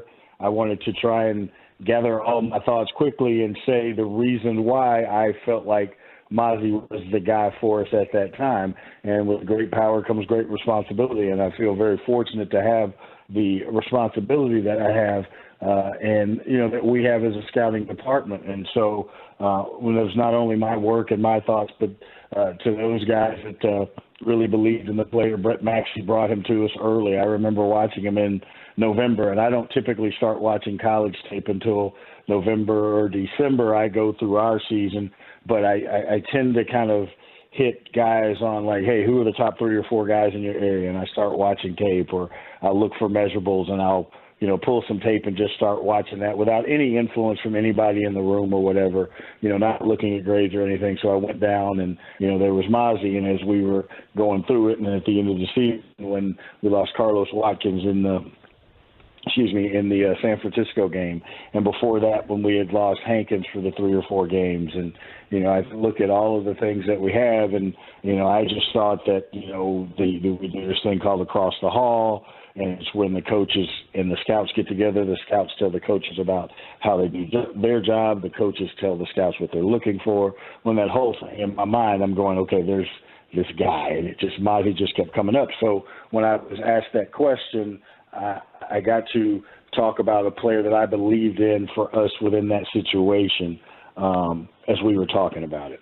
Do you see Tyler Smith playing tackle? And if so, what's your vision for left guard? I mean, that's a puzzle that will be continued to be figured out because we have talented people there. And what we want to try and do is get our best five, and that's what training camp is for. That's what OTAs are for and all those things. It's easy to say it should be this, but you want to go through it. We have a new offensive line coach. We're doing things new offensively, so it's an opportunity to start fresh and put the best five on the field. One thing I will know that Tyler should and will be in that best five. I was surprised you guys didn't come out with another offensive lineman, Will, before a pick 169 anyway, a higher one. What gives you confidence to not add another player higher up? Well, we've drafted people. We've seen guys develop. We signed Chuma Adoga in free agency, we just feel like the development of that group is continuing to grow, and you can't pour all of your resources into the offensive line. But if you have quality people and you have young guys that are continuing to grow, college football is not played like the NFL. So when you draft a kid out of college, there's going to be growing pains. But you want to pick the guys with the traits and with the mental fortitude and the ability to continue to grow. Everybody doesn't have all 5 first-round picks on the offensive line. So it's those guys that come in that are willing to put in the work, that are willing to learn from these stages. We got a lot of young guys that we have invested in, and it's their time to shine, and it's their opportunity to shine. We'll continue to try and add to that, but there's also other holes and places and things that we need to do for our roster. VP of Player Personnel for your Dallas Cowboys, Will McClay. You're the best. Thank you so much for your time, sir. Thank you, guys. You got it. Will McClay here on 105.3 The Fan. With great power comes great responsibility, he said. Spider-Man. Yeah, a little bit more visible in this draft with the speech. I do believe strongly it's time to give this man his title. Yeah, and Will is one of those guys that he's in a really good situation. The Joneses, they respect him. He does a great job of dealing with what he calls a Bermuda Triangle. The Joneses at the top, the scouts on one corner, and then the coaches on the other, and his in the middle of the triangle there. But he does a great job of navigating all those kinds of egos. The calm and the storm. Exactly. It's a huge blessing he can be involved. I mean, he really brought this draft together. He's a big reason it's dominated him and the scouts over the last 10 years. And you got to be very appreciative that Jerry has found a way to keep him satisfied because most everybody in that position would have left probably 4 years ago when he first started to get recognized, maybe even after 2016. It's time now for the G-Bag of the day. Into the Pimp Cup we go. Here's Lucius. Let's go to WFAA-TV, a little throwback. What was that quote he just dropped on us? With great power comes great responsibility. Spider-Man. Let's go to Cynthia Getty-Images. 12th. And who's your favorite Marvel Comics hero? Mine is Superman. Remember the motto? With great power comes great responsibility. Oh, no. Well, Superman's DC. Love you, Cynthia. The Spider-Verse of a different kind, I suppose. But he's gay. I mean, he's blind. That was Cynthia, too. I love you, Cynthia. Oh, that's Cynthia, too? I love you. I'm not even trying to joke with you like that. You know what I'm saying? It's all fodder and whatnot. It's all fodder. Check 1, check 2. Big shoes. Really, really big shoes. Big shoes right here today. We got Calm Down Gary is our winner. Calm Down Gary is a man named Gary, invited his friends over to go, do a little fishing in his honey hole. Hell of a spot. I think Gary might have a little substance abuse issues or something, because you don't remember inviting some people over? Likely. Well, the people showed up, they started fishing, and Gary started shooting at them. Oh, come on. What are you doing out there? What's going on out there? Guys, there's somebody yelling at us from that house up there. We have permission to be here. Hey, you don't have no permission to be here? Ron, dude, this guy's literally yelling at me for fishing here. Dude, we're with Ron.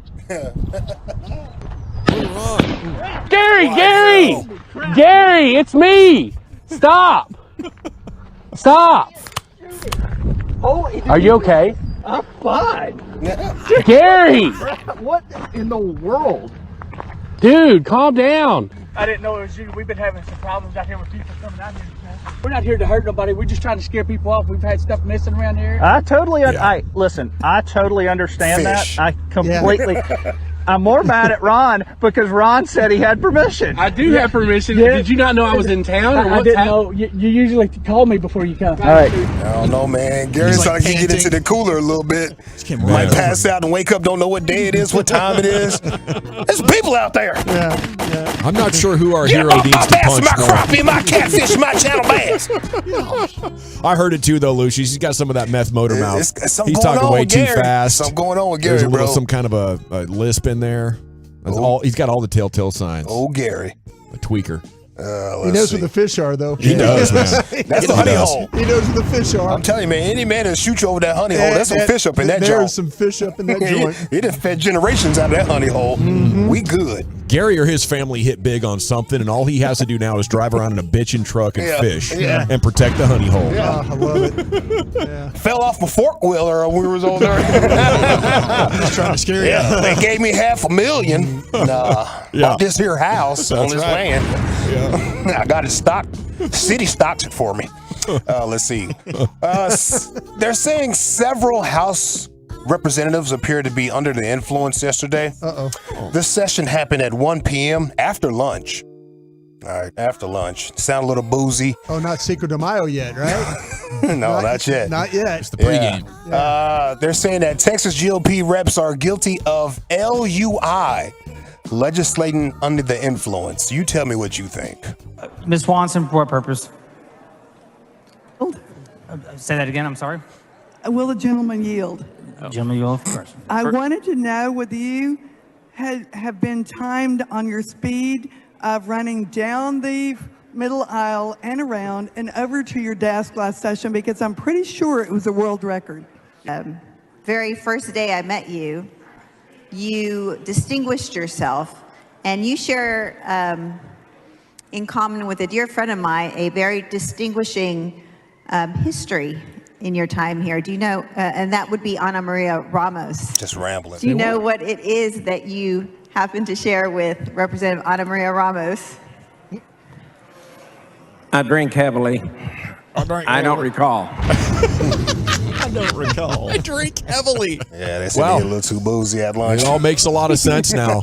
I imagine they're getting boozy at every lunch. I mean, that's what I see when, let's talk about that Bill Bob here. I'm pouring up some scotch here. Yeah. They're always pouring scotches and stuff Always. like that. God. If you don't have a bottle or three behind your desk, you're not doing it right. Yeah. I guess it takes the fear away. It does. It's like a modern episode of Deadwood. They're waking up. They got business to do. They're pouring Peaky out. Blinders is one of those. Peaky Blinders. Peaky too. Blinders. Yeah. They'll talk about just what they're going to have for dinner over about 4 drinks. Yeah. No doubt. Yeah, They're constantly drinking. Plenty of gin on this show. That's how Jerry ran the Cowboys from about 96 to 2014. Let's go to the Am I Phillies. Oh, I'm sorry. What? Sorry. No, go ahead. We're going Get in to your bag. Phillies. Get in your bag. Yeah, that is Jerry at all the time. Yeah. So when little eyes be bugging out a little bit. He's kind of red. I'm a wildcatter. That time he had to take his hat off and he didn't have his wig on. I was like, oh man, he had to be hammered to do that. Oops. Got a little loose. Let's go to the Phillies broadcast. There's a promo right here. What are they giving away? Clear space on your shelf and get ready to bring home a legend when the Phils host the Dodgers on Friday, June 9th at 7:05 p.m. And all fans 15 and over receive a Johnson Controls Dickhead What? Allen Bobble figurine. Order tickets now at Phillies.com. Wow. Who was the manufacturer on that? Johnson. All of the outs for Walker have been strikeouts. The first one is up and into Mookie Betts. It's amazing. There's no dump on that play-by-play. No, there's not. Don't acknowledge. Just laugh. They're out that there. delay all the way down. It happens. Hysterical. Magic of live broadcasting. Hysterical. The Dick Johnson. It's crazy, right? How that happens. Yeah. Johnson Company. He Yeah. couldn't help it, bro. He couldn't help it. Yeah, he couldn't could help not it. help it. His little cartoon brain put it together. That's weed. Oh my Lord. Karaoke Kid right here drops a very foul, flagrant word while doing a karaoke song to Biggie, doing a Biggie song. Foul word. That's on it, Biggie.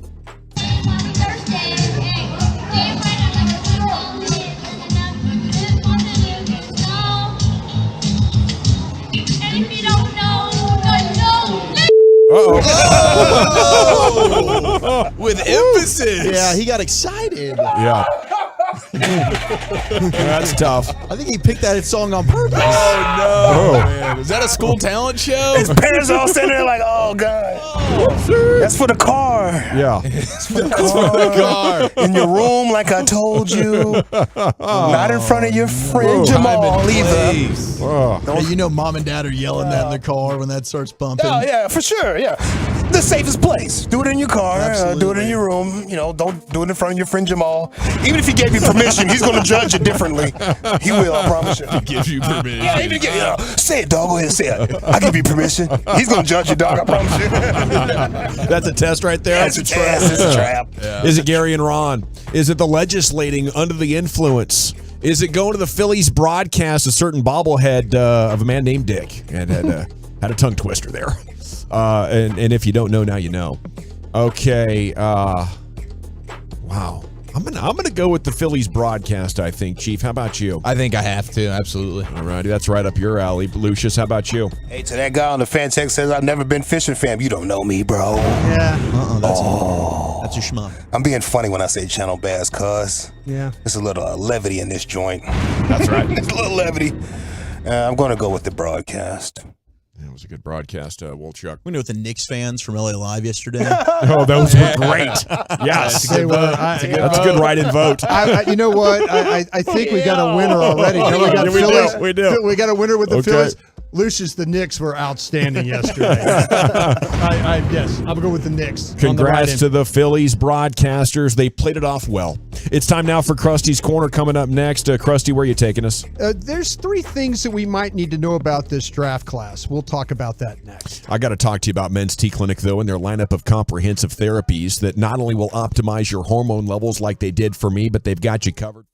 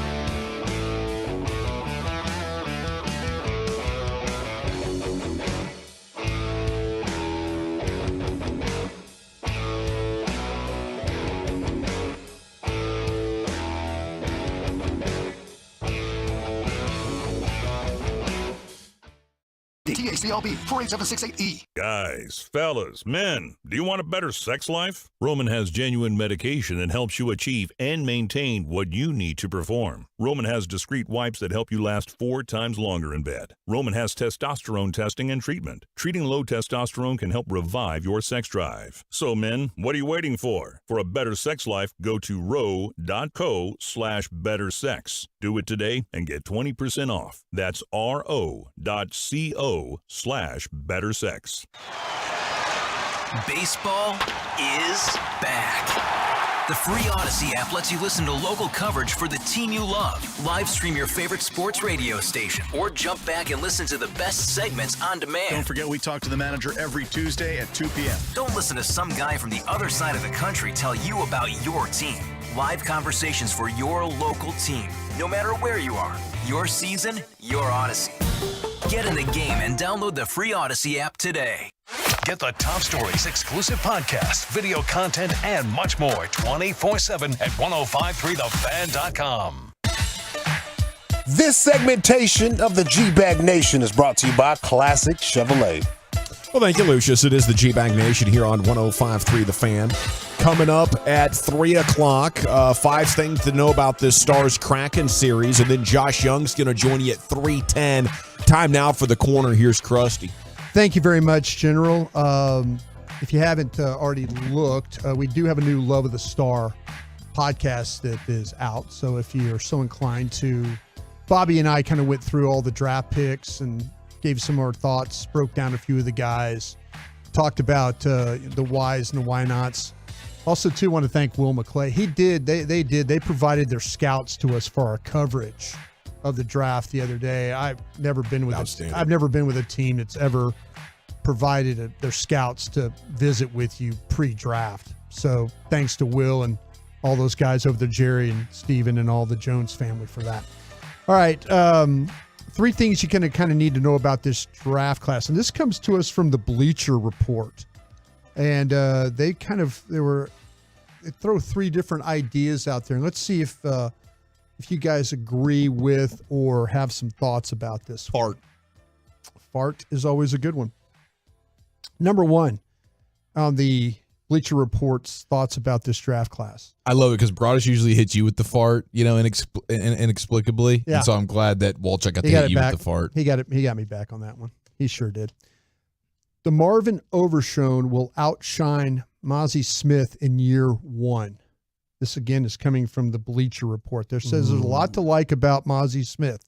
Physical phenom with a ton of size, 6'3", 323, and power.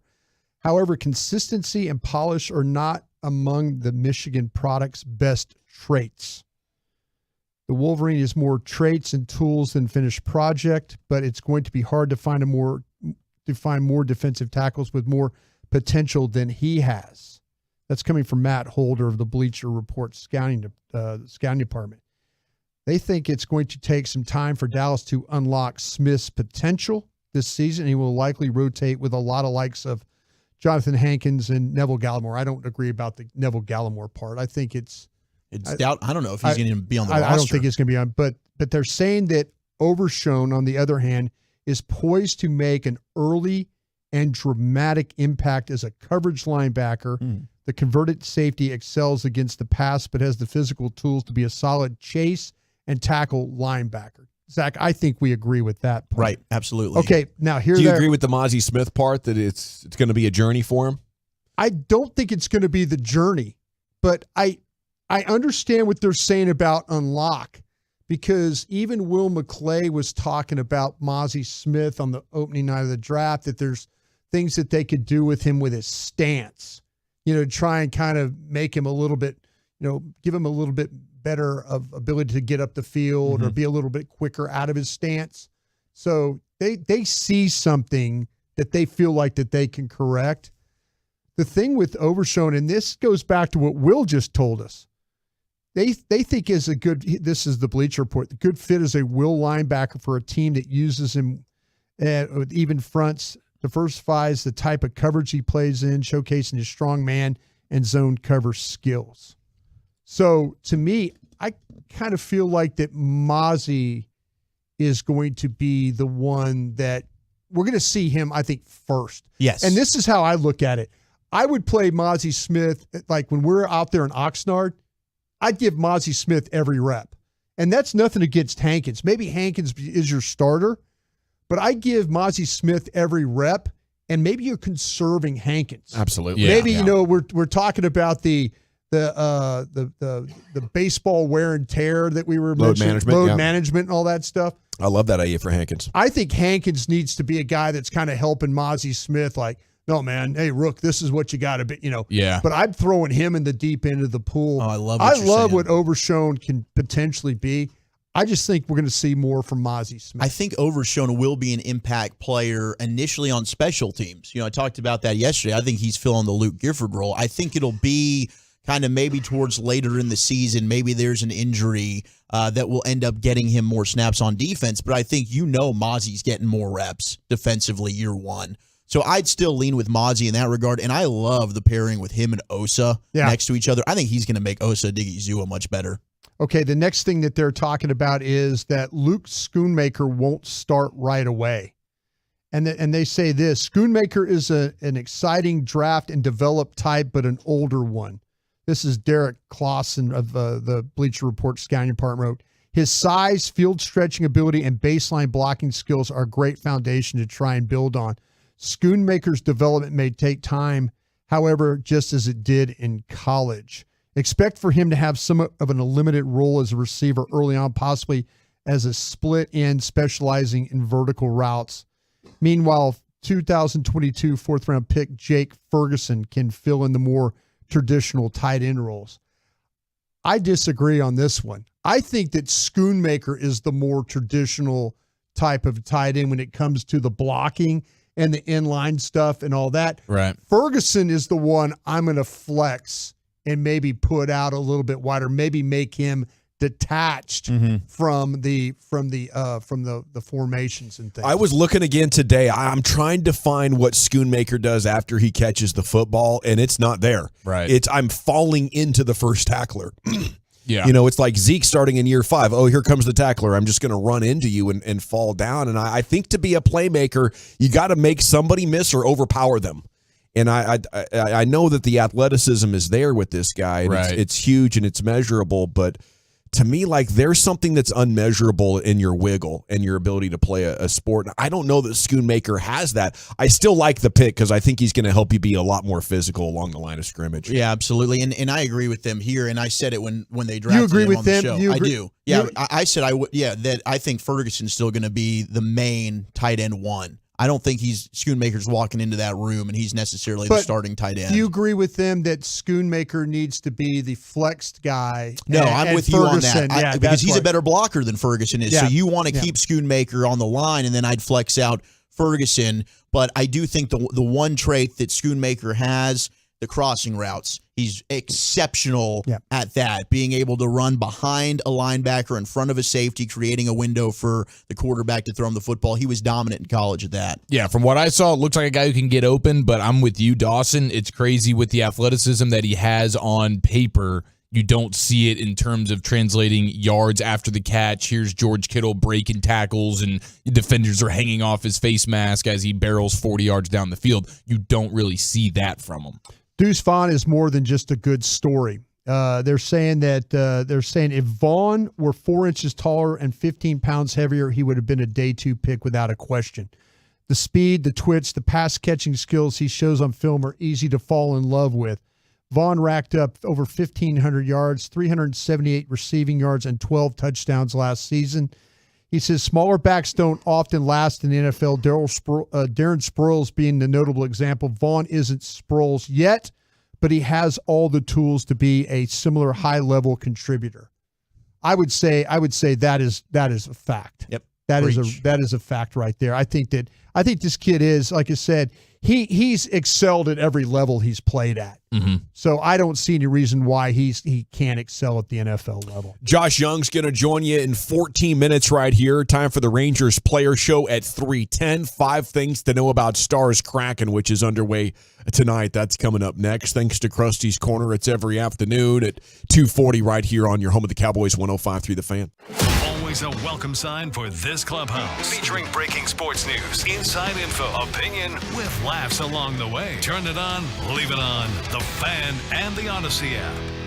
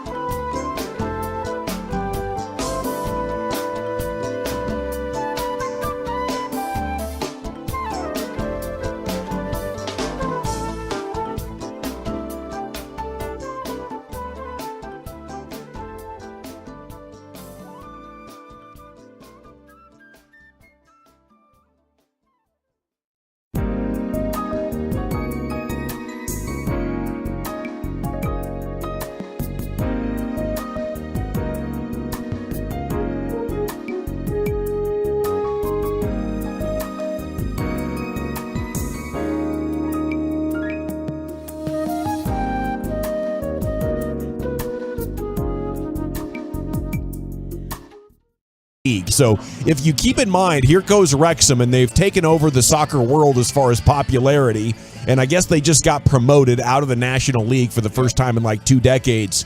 They're coming to the U.S. to play. They're not playing the MLS. They're not playing the next league down.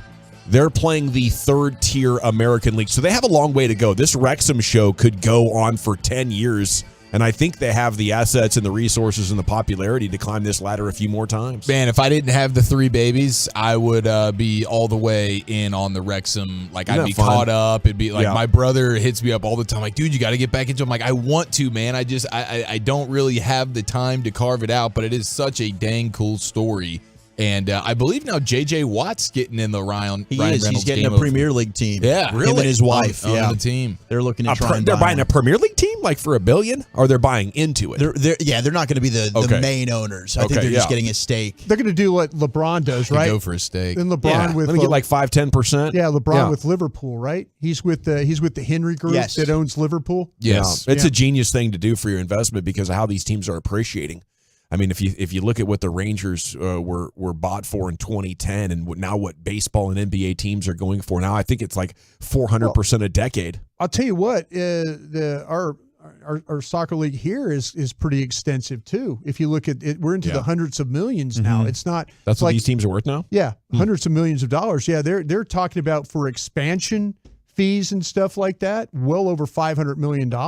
We go to the morning news. 5 things to know about Stars Kraken. Different type of test for Dallas in round 2. Second-year Kraken team will test the Stars' depth.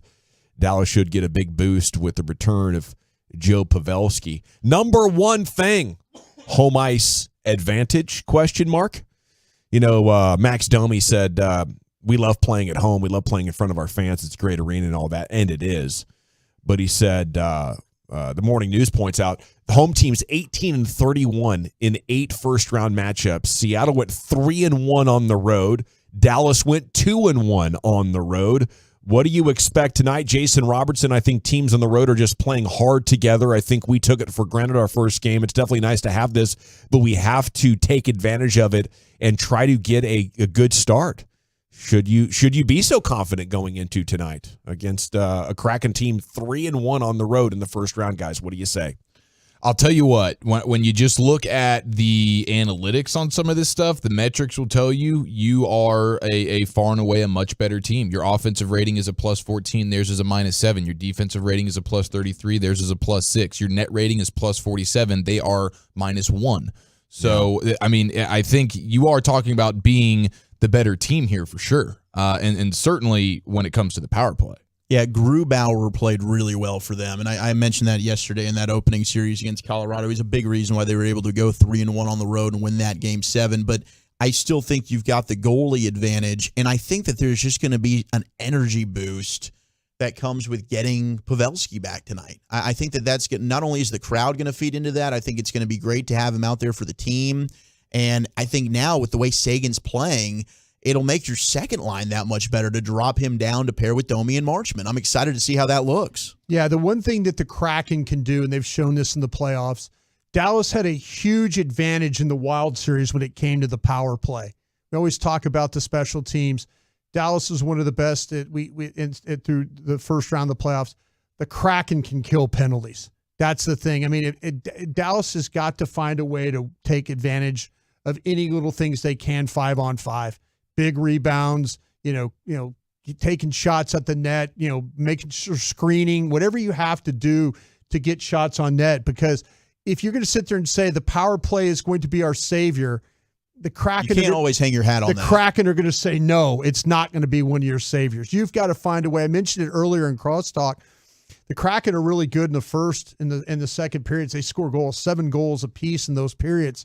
The third, not so much. Dallas really a good second period team. So, yeah, you've got to find a way to make sure that the Kraken don't jump on you early there, and then you take advantage of that second period and maybe build you a little cushion, and then you've got the better goalie in the third to kind of square some things up. Coach said today he's officially a game-time decision, but everybody's expecting Pavelski to play, right? Right. Okay, third thing to watch, you mentioned the power play. Wild accumulated over 20 penalties in 6 games against the Stars in round 1. That resulted in 9 of the Stars' 21 goals. Where is the power in this matchup? There were plenty of power play chances against Seattle. However, that could be a different story. The Kraken averaged just 6 minutes in penalty minutes per game in round one, the lowest among all 16 teams. Hopefully, what you're looking for here is that you have them outskilled and are so much faster. They're out of position. They got to use their hands. They got to use their bodies to defend more, and they're giving up penalties just in their desperate attempts to defend you. So we'll see. I don't think you can expect them to be as undisciplined as Minnesota for Seattle, but Seattle loves to play a physical game. Mm-hmm. And if you get them frustrated and they can't stop you in any other ways, they're going to have to resort to it. Yeah, but that's what you have to worry about, too, is the series move on. The officials in round one trying to establish what penalties are going to be called. The trippings, the interference, the things that, that you would traditionally, you think, they should probably let that go. In round two, they could let these guys play. So that's the thing that you have to worry about if a Stars fan is that, are they going to let the Kraken just be physical in this game and not call these things that we saw in the first round? That's a great point, how things get officiated. And certainly Minnesota felt like they got hosed, but Stars fans had, took issue in their own way for some of the decisions that were made in round one. So hopefully it's clean, but it's usually a surprise if there's not at least one officiating controversy per playoff series, regardless of sport. Okay, we have a balanced attack as the fourth thing to know here about your Seattle Kraken. The interesting thing is they had 6 players with at least 20 goals in the regular season. 40 was the high from Jared McCann. And they have some good players, don't get me wrong, but they lack the star power. They get it done with more of a team effort than individual stardom. And, for me, guys, it's the star players that get the job done in the postseason. It's the guys that have true belief in themselves. They are able to be more present, less anxious, more confident, and those are the kind of players I think that the Stars have more than Seattle. So I think that trend right there, that stat from Seattle is a significant favor and probably the biggest difference of the two teams, just outright star power at the top end. Sure. I mean, the Kraken are deeper than Minnesota is, in my opinion, but it goes back to, hey, you got Ben now on the third line. He's been able to really have a little bit of a throwback this year, and you see some of the old Jamie Benn. The Stars also have goal scorers on every single line, but Seattle, I think it's like 13. They got double-digit players with 13 or more goals. The Stars, I think, only have 6. Dallas right now has the 4th best odds, by the way, to win the Stanley Cup. So, and the Kraken has the worst. So we're sitting at 4? Sitting at 4, second in the West. It's Toronto that's got the best odds. What's our number? You're sitting at plus 550 right now for the Stars. Ooh, I like it. That. Take it to the bank. Yeah. All righty. It is the G-Back Nation here on 105.3 The Fan. We are preparing for the Rangers player show right here on 105.3 The Fan. And we got a special one today. This is going to be a lot of fun. He is off to a hot start. Already has a number of home runs and getting the job done for the Texas Rangers there at third base in his first full season. Josh Young here on 105.3 The Fan. He's brought to you by the Junior Rangers and Cars for Kids. And a good afternoon, sir. How the heck are you? I'm good. How are y'all doing? We are doing great. Is there? You sound like a confident man. There's nothing here that's surprising you, right, Josh? This was this kind of level of success is your destiny. How you feeling about this great start you're off to in 2023? I feel like I had a decent start so far. Could cut the strikeouts down some. But other than that, I feel like everything's been going pretty well. Well, what surprises you then about being in the show full time? Is there anything that is different than what your expectations have been?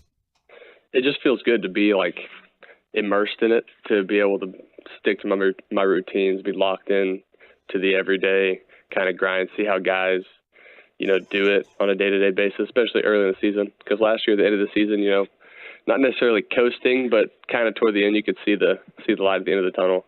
Yeah. So now to see the guys going through kind of what their routines are at the beginning of the season and jump in with them, it's been a lot of fun so far.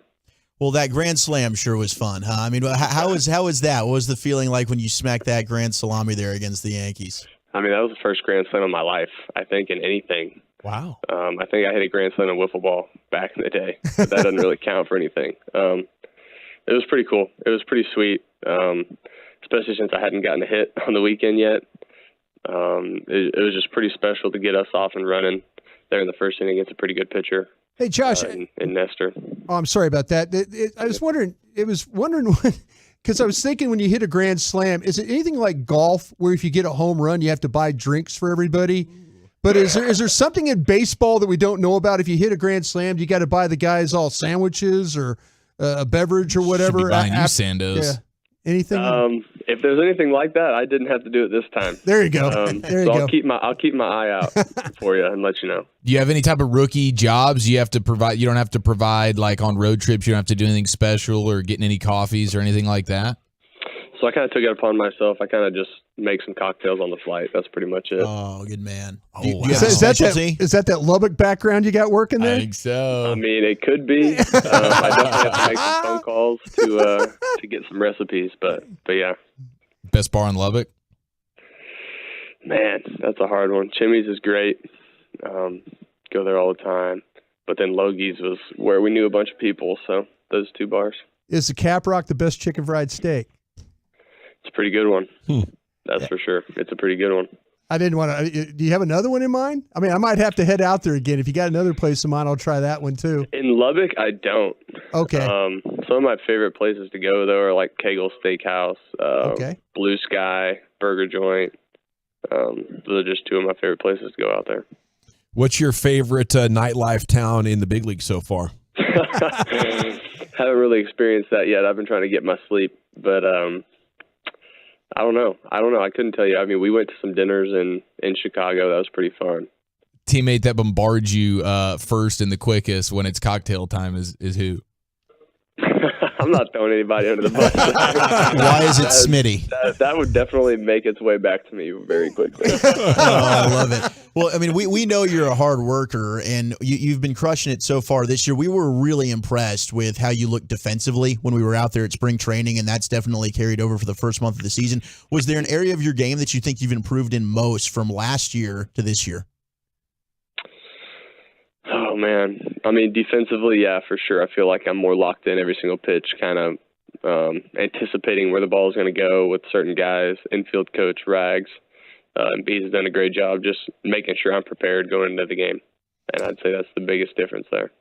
We had Chris Young join us yesterday, and he told this story of before the season. I guess manager Bruce Bochy had told you, hey, you're going to have some great times at the plate. You're going to have some struggles, but defense is the thing you can bring to the game every single day. Do you remember that discussion, and what's that message mean to you? I mean, yeah, he was like, hey, you're going to struggle. Be the best defender you can be every single night. And it's just kind of like play your role. Like, you're not going to go up there and hit a homer every day or drive in 4 or whatever it is. So play your role on defense. Get us back in the dugout. Make a play. Always be locked in.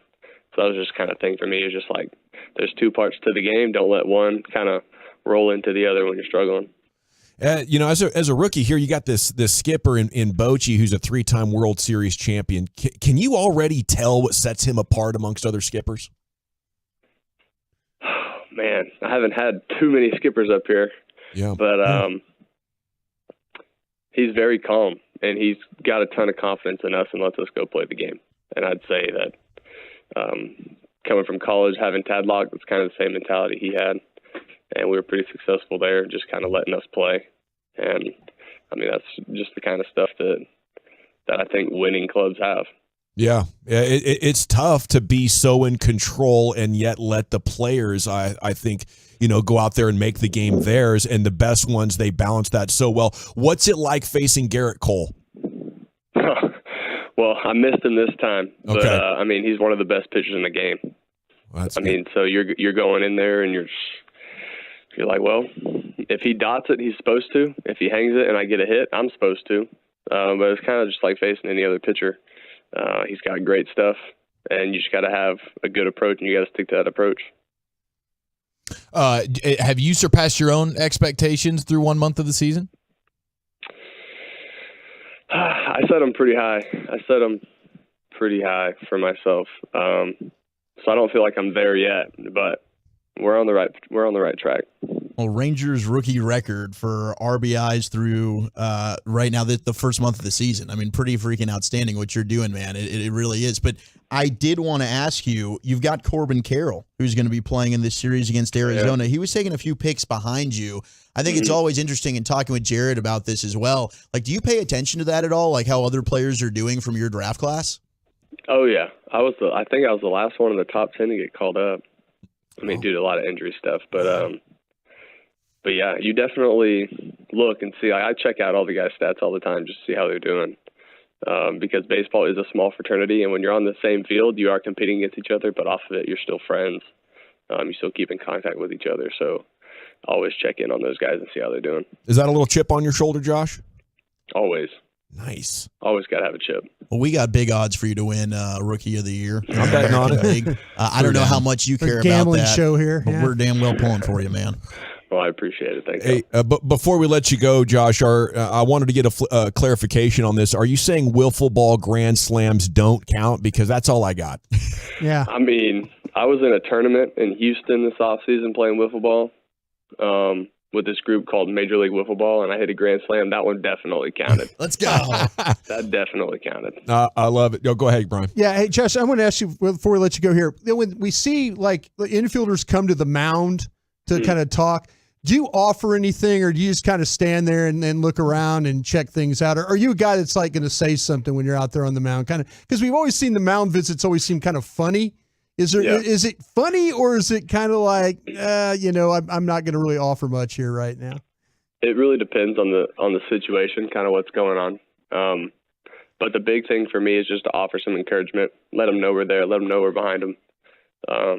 Especially if they're up there and, they've had a longer inning or they've had a couple tough at-bats that didn't go their way. Just let them know, hey, we're still behind you. You going to go crush this batting practice now or what? Do what I can, yeah. Love it. Well, give him hell. We'll be pulling for you, sir. Thank you so much. Good to check in with you. Yep, I appreciate you guys. Thanks for having me on. There he goes, Rangers third baseman Josh Young here on The Fan. Yeah, and for appearing with us today, Josh will be receiving a $100 gift certificate to Pluckers. We got 8 of those Pluckers locations across DFW, so make sure you check one of those out. But thanks again for Josh Young for being with us, and thanks for Pluckers for doing the sponsorship with us. Indeed. Yes, great stuff. Best value picks of the NFL draft. Which one was the Cowboys' best? We have more baseball coming up around the bases. A rim session at 4 o'clock as another big night of basketball in the NBA is on deck. So much is going on, and we're back to discuss it with you here in the nation. The more you listen, the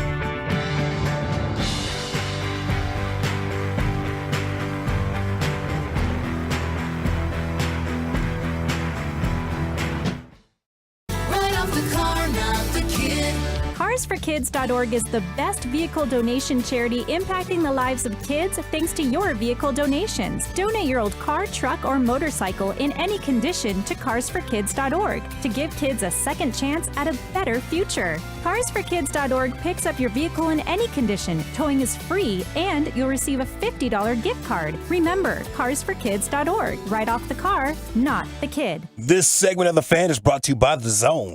Live on The Zone pay-per-view, the King is coming home. Undisputed champion Canelo Alvarez returns to his city to defend his titles against John Ryder. It's all on the line. Witness the historic homecoming May 6th live on The Zone pay-per-view. Sign up at DAZN.com. Welcome back, G-Bag Nation. Hope you're having a great day. We got some Cowboys draft content here for you as we have ESPN Insider's top draft values for every team. This is Todd McShay, ESPN senior writer. I'd love to know from Wolchuk and Broadus, our Cowboys draft insiders and experts, who they thought was the best value of the Cowboys picks, and then I'll get you what McShay said. There's a reason you need a special license to drive a big truck, so companies that hire drivers and put them in a big truck should be held accountable for what happens when one hurts you. You need Franklin Frankel. Consultation's always free at truckwreck.com. Broadus, Wolchuk, best value pick of the Cowboys. My best value pick was actually Deuce Vaughn in the 6th round, the K-State running back. And, he's gotten a lot of love, and he's going to be a fan favorite because he's one, just a hell of a football player, but also the story with his dad, Chris, being in the scouting department. But he was the one guy that I had graded around higher than when the Cowboys actually selected him. The rest I actually had graded probably outside of Junior Fehoko. I had him in the 4th round. Awesome Richards I had probably around the 5th round as well. But Deuce Vaughn was the one that I think when you're talking specific value pick, that was the one that they hit on for me. Yeah, it was Deuce Vaughn because I look at where I pretty much had everybody right where my 146th player was Deuce Vaughn. He was picked at 212. That's the biggest gap, 70 slots. Yeah, let me be honest with you. I kind of felt like Dallas took Mozzie Smith at 26. I had him at 39. Schoonmaker. That was the biggest reach? Well, I wouldn't call it a reach. Okay. I would say that they went probably a round earlier on that one than I would have gone. I'd call that a reach. Well, I to me, when you're picking late in the round, they weren't going to get back. Mozzie Smith was not going to make it to them at 58. Right. It was the same thing with Schoonmaker. I just don't. I mean, to me, that's the difficult things that you deal with. If you would have picked Mozzie Smith at 13, 14, I would have said probably a reach. But you're in 2nd round player territory at 26. You're already there. And gotcha. so to me, in the Schoonmaker one, that one went early too. I mean, Dallas took him at 58. I had him at 86. The Overshown one was a little bit closer, 90, 108. So I mean, it was a little bit closer. I was dead on about with Richards. I had him at 169. He was 61 on my board. So the one that was the best value to me was the Deuce Vaughn pick when I had him at 146. And he went at 212. I think Todd McShay was looking at it from a little bit more of a team needs perspective. Maybe, you guys are more traditional scouting where he is on your board, where he went for your best value pick assessment. He's kind of looking at it like it has a trickle-down impact for the Cowboys. It makes it easier to keep Micah Parsons on the edge. It provides much-needed depth behind Leighton Vander Esch, who had a solid season coming off 90 tackles, but you need depth there. And Overshown has tremendous range in his versatility. Flies around the field, enough quickness to spy quarterbacks, can cover tight ends and running backs. 50 games of experience under his belt, coming off 89 tackles and 4 sacks in his final season at UT. Bit of an inconsistent finisher, though, and improving his strength could unlock his potential as a pass rusher, but he could develop into a starter. I'll tell you what, to me, the strength, I don't think that is a problem because there's plenty of times that you can watch him in these games where he steps up at the point of attack and the ball carrier's not carrying him 3 or 4 extra yards downfield. No, he's he stepped up and it's hit and stop. Knockback. Yeah. Type of hit, Not too. him getting knocked It back. seems like he just plays out of control sometimes, and he flies around, and it pays off because he smacks people. But then the other side of that is you're just sliding off. That's exactly right. I don't think they had a real clue for how to use him at Texas. Yeah, and that's the thing. I don't. I mean, shots fired at Gary. Having Dan Quinn makes you feel great about I this. don't, and that's why when you start to tell me about these defensive players for the Cowboys, and I'm watching them how they're using Curse, and I'm watching him with the whole thing. We talked about it. Zach and I interviewed Justin Stuckey, the scout for the Cowboys, who was the first one to file a report on Micah Parsons. And I asked him the question. I go, "Did you see him as a pass rusher?" He goes, "No, absolutely not." That's Dan Quinn. That's what they're doing. To me, they're going to figure out what Overshown needs to do, and they're going to put him in that situation to have success. That part of it, I believe in that. I believe in him, that staff, and what they're going to do with these defensive players. Agreed. We have the NFL's best draft value picks for all 32 teams. Todd McShay there putting in a call for Overshown there for the Cowboys. Elsewhere in the division with the Giants, John Michael Schmitz, center, round 2, pick number 57. And that's tough. They've been working hard to try to get that offensive line put together. And maybe last year was the first signs of them having some success in that regard. And now they add a center in the second round. If he hits, they could be pretty impressive here. Maybe heading for a double-digit win season. I loved Giants. him. He was one of my favorite players in the draft. I had him as my 25th best player, which I think was higher than a lot of people. But it's rare that you watch a center play and you see the movement and the impact that he has on every single snap. John Michael Schmitz, he's extremely balanced. And I do think that the Giants, when you look at, they've spent a first-round pick on Andrew Thomas, first-round pick on the other side from the Alabama kid that they took a year ago, and then now with John Michael Schmitz at center, they are developing a nice, well-rounded offensive line, and that is a little bit scary for the future. I think Jalen Hyatt is their best value pick. Yeah, I think Jalen Hyatt was probably a borderline 1 or 2 on a lot of people's board, and to grab him at 73, that's a team that was playing with a bunch of slot receivers and no talent on the outside. You got a legitimate dog out there now playing. The guy that's going to be a vertical threat, a guy that's not afraid to take routes inside, a guy that'll make adjusting catches. I think Jalen Hyatt is the best value pick. I think where they grabbed John Michael Schmitz is right where they had him. I had him at 51. They grabbed him at 57. Like the pick a ton. But I like Jalen Hyatt more in the third round. I think it's a great value pick for them. 3 surefire starters. And each pick of their first 3 picks are surefire starters. And then Gray in round 5 is probably going to be a day 1 contributor behind Barkley. Well, and they were trying to move up apparently to go get Zay Flowers in the first round, is what reports said today. So they were hunting wide receiver. Well, the Giants have made their offensive line better. The Cowboys have not. And I asked Will McClay about that. I said, I was surprised you guys didn't add another guard. He said, well, we believe in our guys, but he also said you can't have great players at every position on the offensive line. And I just find this so interesting. Like, the reason you couldn't score in the playoffs against San Francisco is you couldn't protect Dak well enough or run the ball. What am I missing? Once you get to that level in the playoffs, divisional round and beyond, you're probably facing top 10 defenses. Yeah, I think my biggest gripe about this is not like I think Overshown will be used properly and it's good, but it almost feels like a luxury pick. You got your defense is dominant. You got a lot of versatile chess pieces for Dan Quinn to work with, I feel like. And offensively, it's like you could have gone another weapon there, or if there was an offensive lineman, and maybe you guys would say that if they took an offensive lineman in round 3 instead of Overshown, it would have been a major reach. To take there. Okay, now was there? I think it came down to him or Roschon Johnson, to be honest. And they had Overshown a round higher. Gotcha. Than what they had with Roschon Johnson. Well, then you have to understand that, and I get it, but it is. I was hoping to get more offensive players, whether it be alignment or whether it be more weapons. This is a team that, how much can Overshown? I mean, maybe he's awesome, and it's like you have to play him all the time, but it feels like, man, this defense is so dominant. It was kind of a luxury pick there.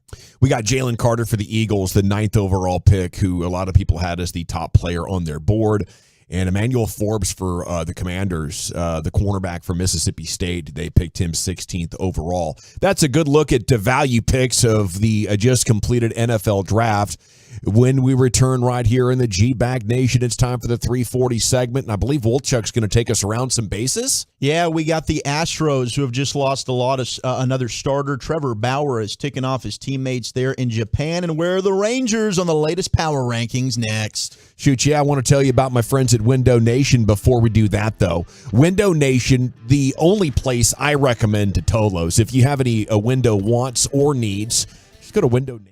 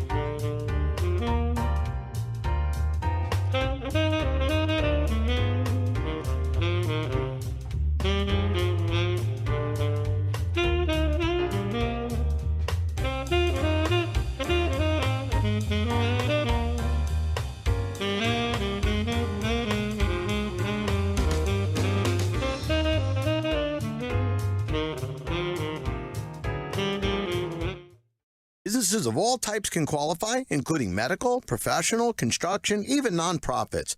Please don't miss out on this. Even your doctor would tell you to get an expert second opinion, and we do a lot of work for doctors. Download the Innovation Refunds app now or go to getrefunds.com to potentially get a payroll tax refund of $26,000 per employee. Getrefunds.com. GetRefunds.com. When you start your journey with Soda Weight Loss and Nutrition, one of the first things they do is take your photo. Every now and then, I'll look at my before pic from 6 years ago. Then I look in the mirror, and I am so thankful for what Soda, S-O-T-A, has done for me. Before, 260 pounds plus. Today, still 180. The old me, a hot mess. Me now, healthy, happy, and loving life. You can go to SOTAweightloss.com and see hundreds of before and after photos of me and so many of my fellow Soda clients. It is astounding. We've rebooted our bodies, energetic, healthy, enjoying life like never before. Say yes to Soda, and when they transform your body, you're going to look back at the old you and say, wow, it'll bring tears to your eyes. Check it out, SOTAweightloss.com. Soda's vetted and chosen by your Dallas Cowboys. SOTAweightloss.com. I can't wait to see the new you. Soda is state-of-the-art. Hey Rangers fans, this is Marcus Simeon. It's time to sign up for the official kids club of the Texas Rangers. Hey Chuck, tell us about all of the great benefits of being a member of the Junior Rangers. Thanks, Marcus. Junior Rangers receive a duffel bag, warm-up T-shirt, Rangers cap, tickets to games, and more. It's a $220 value for just $25. Sign your kids up for the Junior Rangers, presented by Golden Chick. Go to TexasRangers.com/Junior Rangers. Get the top stories, exclusive podcasts, video content, and much more 24/7 at 1053thefan.com. This segment of The Fan is brought to you by Classic Chevrolet. Thank you, Lucius. It's time to go around the bases. Here is your escort, Wolchuk. Love being your escort, Gavin. It's one of my favorite duties in life. And we've got a lot of buzz that the Rangers. Oh, there's at the a top finger. Of the AL West. Oh, what do you got? He's got a broadest finger pointing at the screen. They're showing us Micah on the screen? No, they were showing Lee Steinberg. Oh, gosh. You want to do your Lee Steinberg here real quick? No, is this what you tell us or what's going on around the bases today? Well, let's make sure you don't leave without your pass, Lee. Where's my pass? I don't represent any baseball players, I don't think. Maybe you can ask somebody for me. How'd you get Mahomes? You know. It's just, it's pure luck. A long time ago, I was really good at this. I was really good. I like how you do the eye roll, too. Yeah. Just like him. He's working in the eyes, man. I loved you and Jerry Maguire. I was one of the best agents ever. You're a thespian over there, bro. Thank you. Really were. You smoking on that Joe Burrow? Yeah. Yeah. You see my pass? It's in your back pocket there, Lee. Just double check it. Thank you. I'll see you guys next year in Vegas. See you, buddy. Yeah, thank you. Dude, Lee's going to be an animal in Vegas. Are you kidding me? Gosh, I cannot wait to cut it up with Lee. Hit the town, hit the strip I with wonder Lee. if we'll get invited to his Super Bowl party. Probably not. Oh, we will. Not after hearing my. I don't think. He's a Dallas guy, too. Yeah. He's probably hanging out right now with his main client, Pat. We love you, Lee. Cursing you. Big Tolos. So, Ranger fans, we're holding on to first place in the American League West here at 17-11. Astros on Sunday night, they got a 4-3 win over the Phillies to avoid a sweep, but their starter Jose Urquidy left the game with a shoulder injury. He's now on the injured list. Oh, look at that. Yesterday, their righty Luis Garcia left their game with the San Francisco Giants after just throwing 8 pitches. Now, Garcia's never been on the IL throughout his career. But there is a likelihood now that the Astros are going to be without 2 starters for a minimum of a 10-day IL stint here with Urquidy and Garcia. So maybe more of an opportunity to put a little bit of cushion here between the Rangers and the Stros. More cushion for the pushing. Love cushion for the pushing. You know that, General. Got to take advantage of these guys being as banged up as they are right And no now. Altuve, because you know that Right. lineup's going to start to smack the ball once Altuve gets back.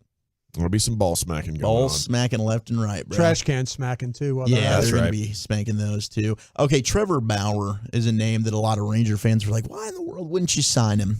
I got a couple of reasons. Well, he ticks everybody off, and he's doing something that is considered to be a little bit disrespectful there in the Japanese league that he's playing in, because after Too much wasabi on strikeouts, his sushi. He's going full Dylan Brooks. he is doing the sword celebration, the strikeout sword. And is that a euphemism? No, it's it's literally he's putting the sword back in the sheath or whatever it's called. I think Like that's a the samurai. word. I think it's the holster. It's not. That's It's for the guns. sheath. It is the sheath. sheath. Yeah. It is. Yeah. So he's going up with it, right? I saw the No, video. he goes of this. up He really goes high. up real high, and then bam, Very back down into the hip. But we know about how important the samurai sword is in Japanese culture. And one of their relief pitchers, Yasuaki Yamasaki, is calling out Trevor Bauer and saying, don't be an idiot. This is disrespectful. There are better ways to go about this. And apparently some other players on the team feel the same way.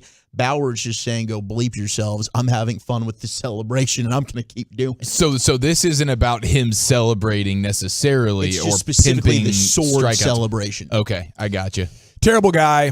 Obviously, when you visit a culture, you should do your best to, especially if you're profiting and, you're working with them and for them and it's their people. I just think more respect for their culture is huge here. And this story, more than most others I've heard about it, accurately describes why nobody in baseball likes him. He's just a bleep hole. Yeah.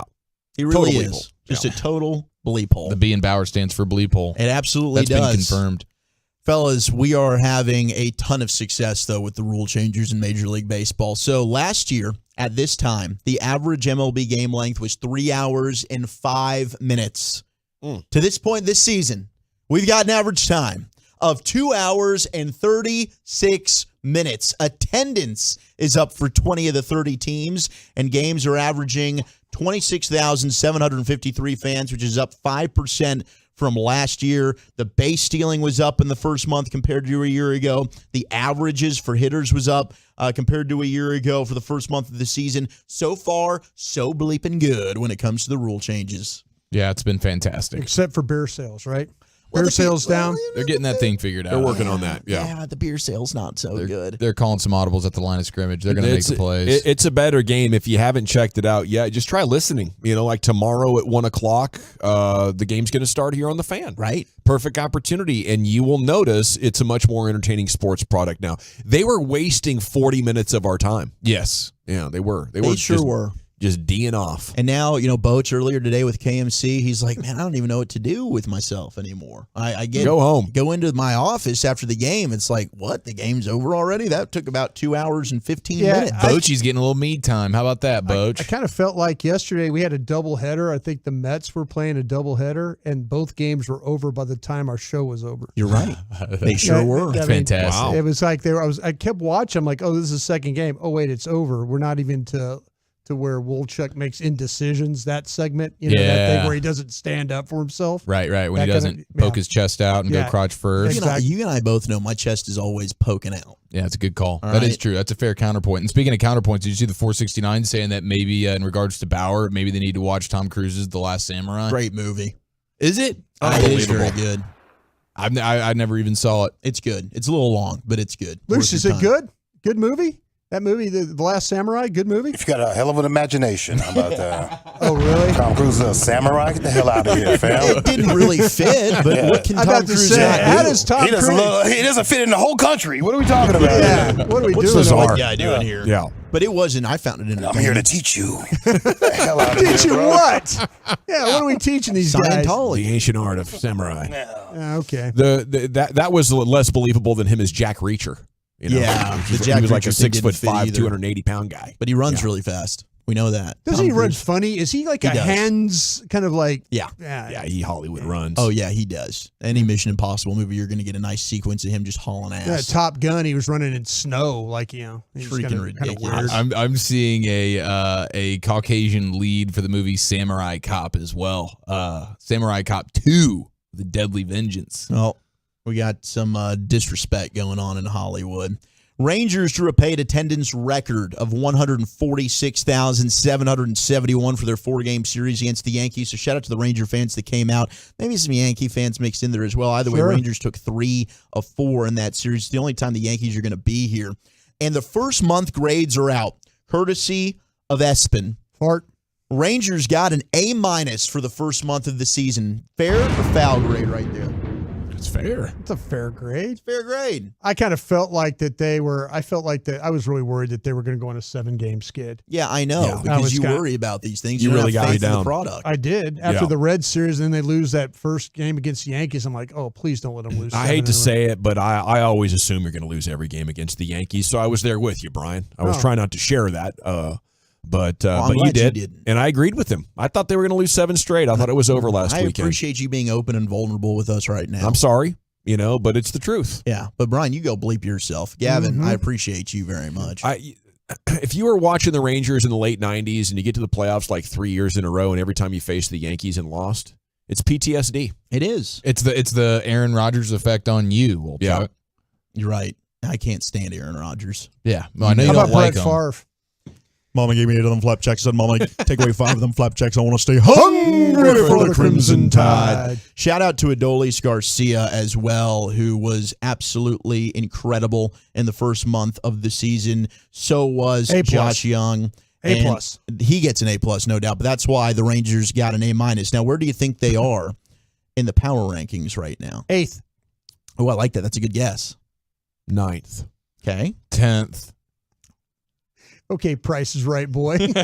Number 6, baby. Oh, look at that. Number 6. They were 7 last week, courtesy of The Athletic. They're up to 6 as they jump the Baltimore Orioles and the Mets here, and this is exciting. On a bad run right now. They're 1 spot behind the freaking Astros, and that's just because teams don't want to drop the Astros because they still think they're really good, and they are really good. But the Rangers are just nipping on their heels. The Rangers ace, Jacob deGrom, even though now he's hurt, but he posted a 2.67 ERA and 6 starts, led the league in FIP at 167, struck out 39% of his batters. He was exceptional. The Rangers offense able to withstand the loss of Corey Seager. And hey, Boach said today, Corey Seager is going to be back at some point this month. He guaranteed it. He said he'd be shocked if he wasn't back in the month of May. So you just got to weather that storm for a little bit. But the Rangers, we're partying at 17-11. That's right. Lexi at 214 says, I've always gotten a little bored with the length of baseball games, but I have to say with the rule changes, I've been watching a lot more. That's what I'm talking about. Somebody asked about TV viewership. There you go. She says she is sticking with NCAA softball as her favorite and says go Sooners. We like that. The Sooners are tough. They're great at softball. Yeah, national champs, back-to-back, something like that. You guys see the college baseball story for the second day in a row? We got college baseball story. Is it just shooting?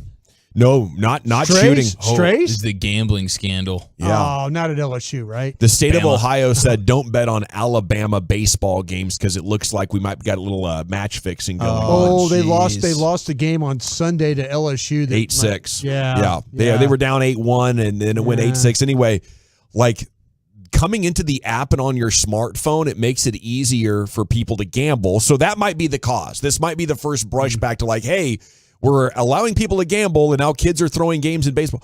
Or maybe it was happening all along, and now we have a digital record of it. Now, when kids all of a sudden, or kids get bribed to throw a game, suddenly 3,000 wise guys are placing wagers, and they're like, wait a minute, now we can clearly see the paper trail of the fraud happening. I don't know. Yeah, I looked into it a little bit, and apparently one of the Alabama pitchers, the guys who was supposed to start the game, was not. He was, for whatever injury reason, was not going to play in the game, and people caught wind of it before the books did. And so everyone was like, the Alabama player's not going to do it. So the books were like, you know what? We're not even going to let you bet this So game.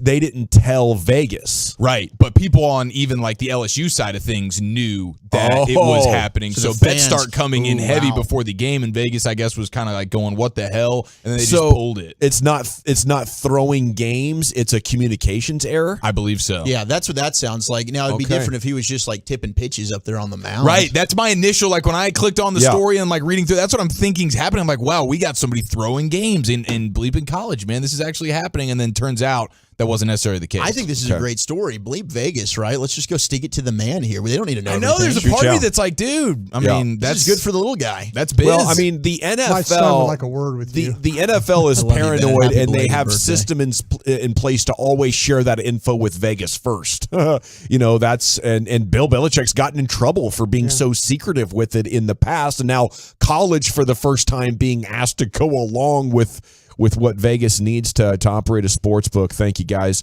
When we come back here, it is the G-Bag Nation on 105.3 The Fan. Chief, what would you like to do? All right, get your bodies ready, boys. We got a lot of NBA gold for you. We're about to hit a rim session, and we answer the age-old question, what books? That's next. We have the NBA path to the finals. It's going down every night at Twin Peaks. It's heating up.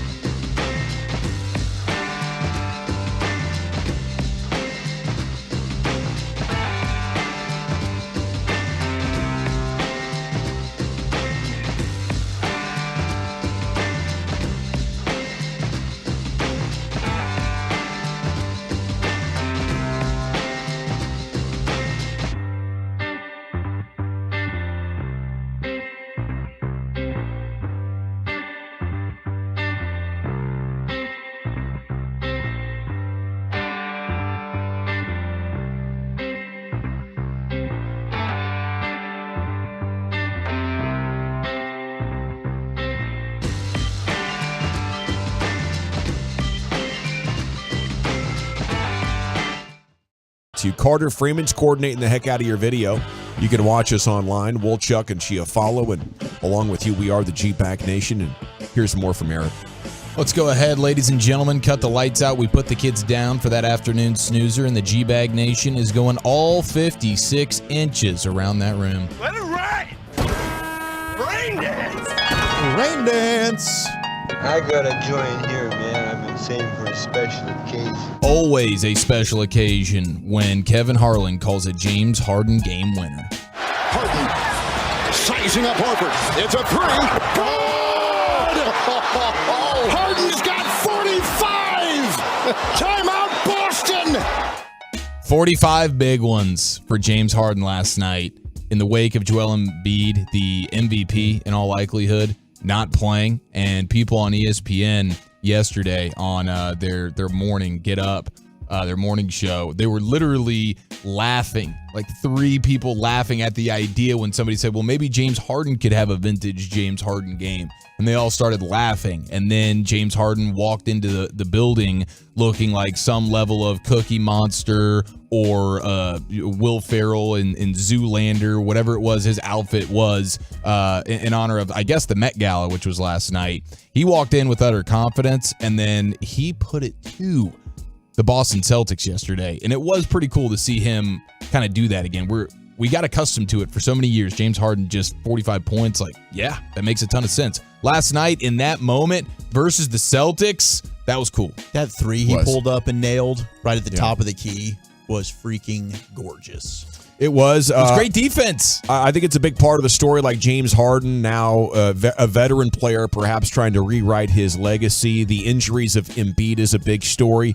And then for me, like, Boston not having what it takes to finish one of these. They've been in the hunt for a long time. And last night, it's Brogdon and it's Marcus Smart with 2 huge turnovers in the final 30 seconds. And some of that was bad luck. If you look at the Maxey too, like right as the shot clock is going off, he ends up with the pass and nobody thought it was still a play, but he goes down and lays it in, and that ends up being absolutely huge as the 76ers get the win. But if Embiid doesn't get healthy, I can't see them winning the series. No, not at all. I mean, I was shocked that they won last night without him, to be honest with you. But, you know, hey, this is one of those things where maybe Embiid, this allows them to not have to push him to play game 2 since they were able to steal one. Maybe he's able to come back in game 3. If that thing is torn, which some people have reported, I don't know, man. I don't know that it's going to matter, right? They're going to have Harden do this every single night. Yeah. Yeah. I think it's kind of like Harden just decided, like, well, okay, I'm going to have to carry him tonight. He was right in his wheelhouse. Take a bunch of shots, hope they go in, you know. That's his kind of game right there. Yeah, and there was another guy who was in his bag last night. We'll get to him in just a second. But James Harden, he outscored the duo of Jaylen Brown and Jason Tatum in the fourth quarter, 15-10. Wow. So he had 15 of those points in the fourth quarter.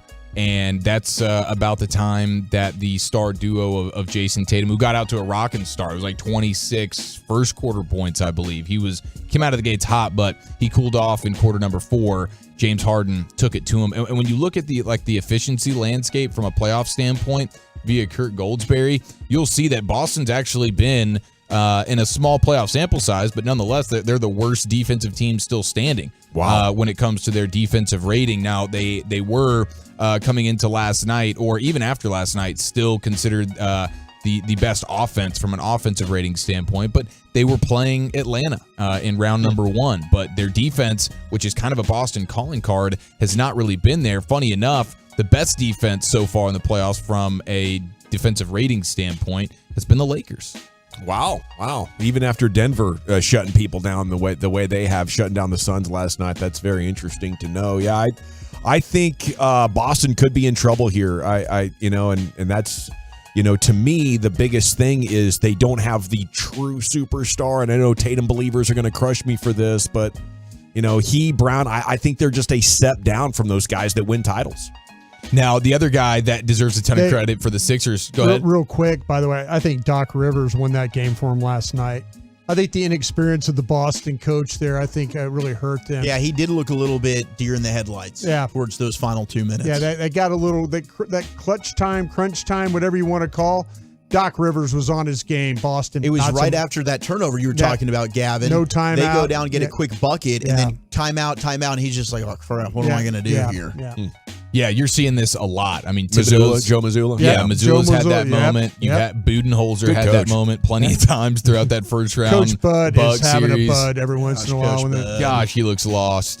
So it happens. It absolutely happens. But PJ Tucker is getting a lot of credit for last night as well. They're calling him the MVZ, Most Valuable Zero, because PJ Tucker, 0 field goal attempts, 0 free throw attempts, 37 minutes played, the most minutes played without a field goal attempt or free throw attempt in a playoff game in the shot clock era, which goes back to 1954, 1955. But they're not making fun of him like they would like Tony Snell. And we'll get to Tony Snell here in a minute because I got some history on this. But you're still talking about PJ Tucker, the way he affects the game. He did it for the Heat last year, and you know he's got the corner three, but last night that wasn't the case. And he's had a couple of games this year where when he doesn't score a single point, you have a far and away winning record, like 17-6, the Sixers are. Dang. 17-6, where PJ Tucker's playing and not putting up a single point, but the way he affects the game, he's still +6 in the plus-minus, the rebounding, the defense, the loose ball stuff. He had 2 steals. Yeah, they're giving him all sorts of credit, despite the fact, because it's like he knows himself. We're not out here going 0 for, and we're going to take 5-6 shots. I'm not taking a single shot. I'm going to camp over here in the corner. If you want to pass to me and I'm open, sure, I'll take it. Otherwise, I'm just here to play defense. I'm here to get rebounds. I'm here to be, the enforcer, the grinder. And that's that you need a guy like that, an unselfish kind of guy like that. So they're calling him the most valuable zero. And what you'll see is throughout time, most minutes played with a 0-0-0-0 stat line. Congratulations to Joel Anthony. He is number 1. He leads the league in minutes played, total minutes played, without putting up a single digit in the box score. Tony Snell is second. Hollis Thompson is third. How about Bruce Bowen in fourth? Glenn Rice, and then PJ Tucker coming in at number 6 all time. Bruce Bowen, really? Bruce Bowen had, from, let's see, 2001 to 2011. Yeah, I can see that. Yeah, that's he's a pain in the butt to deal with for sure. But for PJ, sure he was. This makes sense. I mean, PJ Tucker's another one of these guys. We talk about it like Ryan Reeves in the previous series with the Stars with the Wild. Everywhere he goes, he wins. Yeah. His teams win. He's that glue guy kind of. He's the opposite of Christian Wood. Might not score. I will get you some rebounds and probably play great defense. Are you making fun of glue guys? Well, you just kind of threw it out there, You never ate glue before? He's a glue guy. You feel good about? I mean, I think it's fair to say PJ Tucker's in the category of glue guy. 100%. I think so too, man. Yeah. We need to get a top 5 or top 10 glue guys list. Because there's some legendary names that we should come across. Worry about yourself over there. Okay, fair enough. The fact you just threw it out there, I think, is interesting. Is that a term? Is this like low floor, high ceiling? Like, is this a term you're not familiar with, or do you think I miscategorized PJ Tucker and he's not a glue guy? He's got a separate category. A glue guy that doesn't score any points. I'm digging it. Yeah, let's go. That's the thing about a glue guy, man. A glue he guy, affects the game in other ways. He does other things. He's stuck in other things, right? I mean, he lets the Stars do the scoring. Something. I'm only worried about us getting a great shot. I'm not worried about me. I'm a glue guy. Glue guy, don't take a shot tonight, okay? You know what I'm talking about? Yeah, glue guy. You can fill it up. That's what it takes to win, boss. If that's what it takes to win. That's a glue guy mentality. But a glue guy does more than just this one or two play things. mad defense and freaking bring that's what I'm saying. tenacity and bring You're right. rebounding. Brian Cardinal was a glue guy, and PJ Tucker's better. Shout out to the custodian. Well, I think that's what Broadus is alleging. I feel like Broadus is alleging that I've undercut PJ Tucker. I think you have, in a way. I thought I was paying him respects. I got nothing but love for the glue guy. I say glue guy as a sign of respect here. Yeah, for the record. Me too. And either that or you're just messing around. 37 years old, the guy's still playing a massive role. And it's time he could go out and get you some buckets. Yeah. And he still could today. 37 years old. But that's the thing about the glue guy. It's the adaptability. Hey, tonight I need you to do X, Y, and Z, and X, Y, nor Z involves you putting the ball in the hoop. Okay. Now, next game might be a different story. Your guy Doc Rivers. We'll call you a real player if you're not a glue guy next week, is what we'll do. Make some baskets. I think We'll come up with another name. It's not like you're putting down a horse and making glue out of him. That's not what we're talking about. No. Is that what you think it is? No. It's you're tying a team together on both ends of the court. He's not Krusty. both ends. Yeah. He's not scoring. scoring. He will be in position and not take bad shots. But also the defense has to respect him. I would say he's that's a a smart guy. 37% three-point shooter for his career. The defense must respect him. I would say it's a smart guy. He knows he can't shoot. He's a high basketball IQ guy. Bingo. All right, well, Ryan's bitching to be bitching. No basketball IQ can be talked about with this next guy, and I don't think you can call him a glue guy. I don't know what you call him. Oh, you'll come up with something. Dylan Brooks. In the last 10 years, shout out to Brick Muse. Good follow when you want to make There's fun really of a guy named somebody. Brick Muse. Brick Muse, at Brick Muse. If you want to know who's throwing up all the bricks, go to Brick Muse on Twitter. And over the last 10 years in Memphis, no one has done the bricking in more dominant fashion than Dylan Brooks. In fact, the B in Brooks stands for bricks. They're calling him Dylan Bricks. The lowest field goal percentage of the last 10 years for the Grizzlies. Dylan Bricks owns that record. He's got the third most field goal attempts, and he's also got the third most bricks. But he is a guy that wants to have a bigger role offensively. It's going to have to be somewhere else, though, because the Grizzlies, rightfully so, have come out and said, under no circumstance will Dylan Brooks be back here. If he wants to play for free, in fact, if he wants to pay us a little bit, if he wants to pay us back retroactively for us unfortunately giving him a 3-year, $30 million contract over the last 3 years, if he wants to pay that back and garner some minutes because of it, we would say, no thank you, Dylan. Take your millions and go elsewhere, please, God. That's the respect they're giving him, and I think he's earned every ounce of it. There's really something to be said for it. If you're going to be a 3-and-D guy and you're not making a high enough percentage of your looks, you become a distraction. Or a glue guy. And then you No, if he was a glue guy, I'd be paying him the $10 million. You attack the greatest player of all time. There have been a couple of guys who have been straight banned from the league. It's almost like the league decides we're out on this guy. Yeah. I think it's going to happen to Dylan Brooks. He's young enough that maybe he comes back in a couple of years. I think they're done with him. He's going to be a Maverick.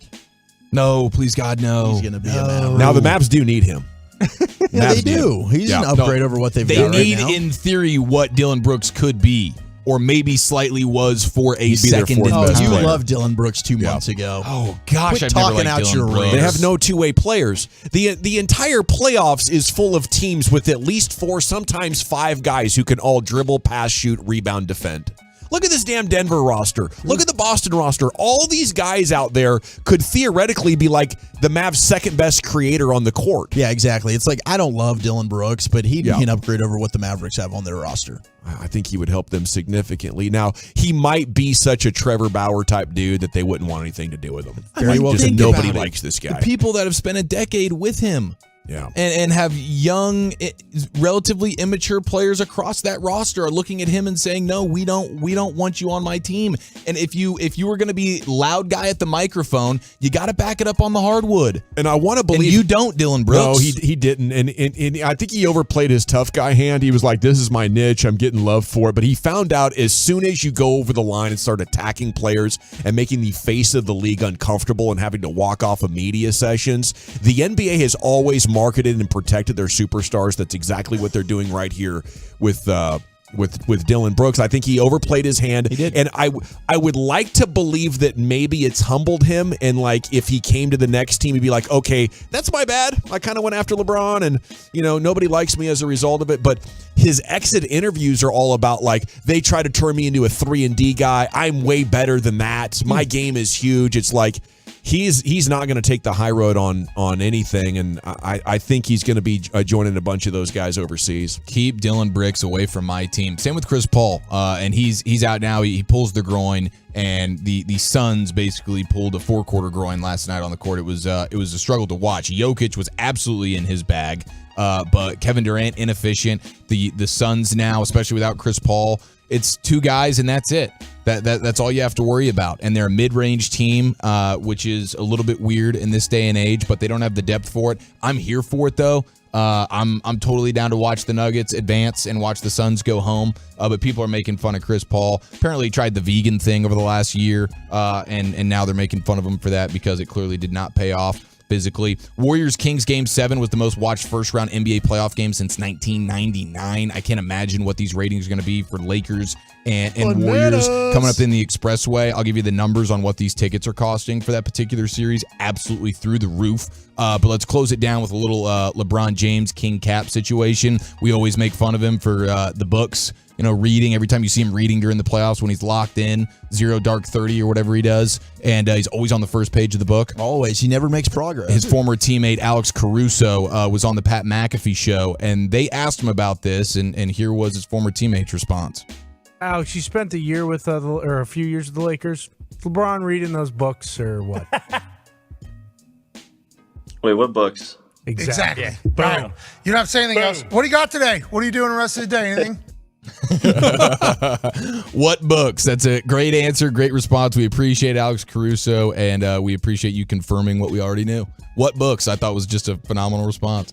Thank you, sir. There it is, a rim session with Eric Chiafalo in the G-Bag Nation 105.3 The Fan. We have a big show coming up as we approach the halfway point. We're only halfway done. Coming up in the 5 o'clock hour, we'll give you what we learned from Will McClay when we talked with him back in the 2 o'clock hour. Will McClay takeaways coming up in the 5. But Willie Bully's top 10's coming up next. Where are we going with that, sir? I got the latest on DeAndre Hopkins, and it's National Teacher Appreciation Day. Shout out a teacher, and I got the top 10 fictional teachers of all time next on The Fan. We have you covered, Stars fans, with exclusive content from two-time Stanley Cup champion Greg Ludwig and NHL reporter Sean Shapiro. It's Spits and Suds, 3 times weekly on the Odyssey app or wherever your favorite podcasts are found.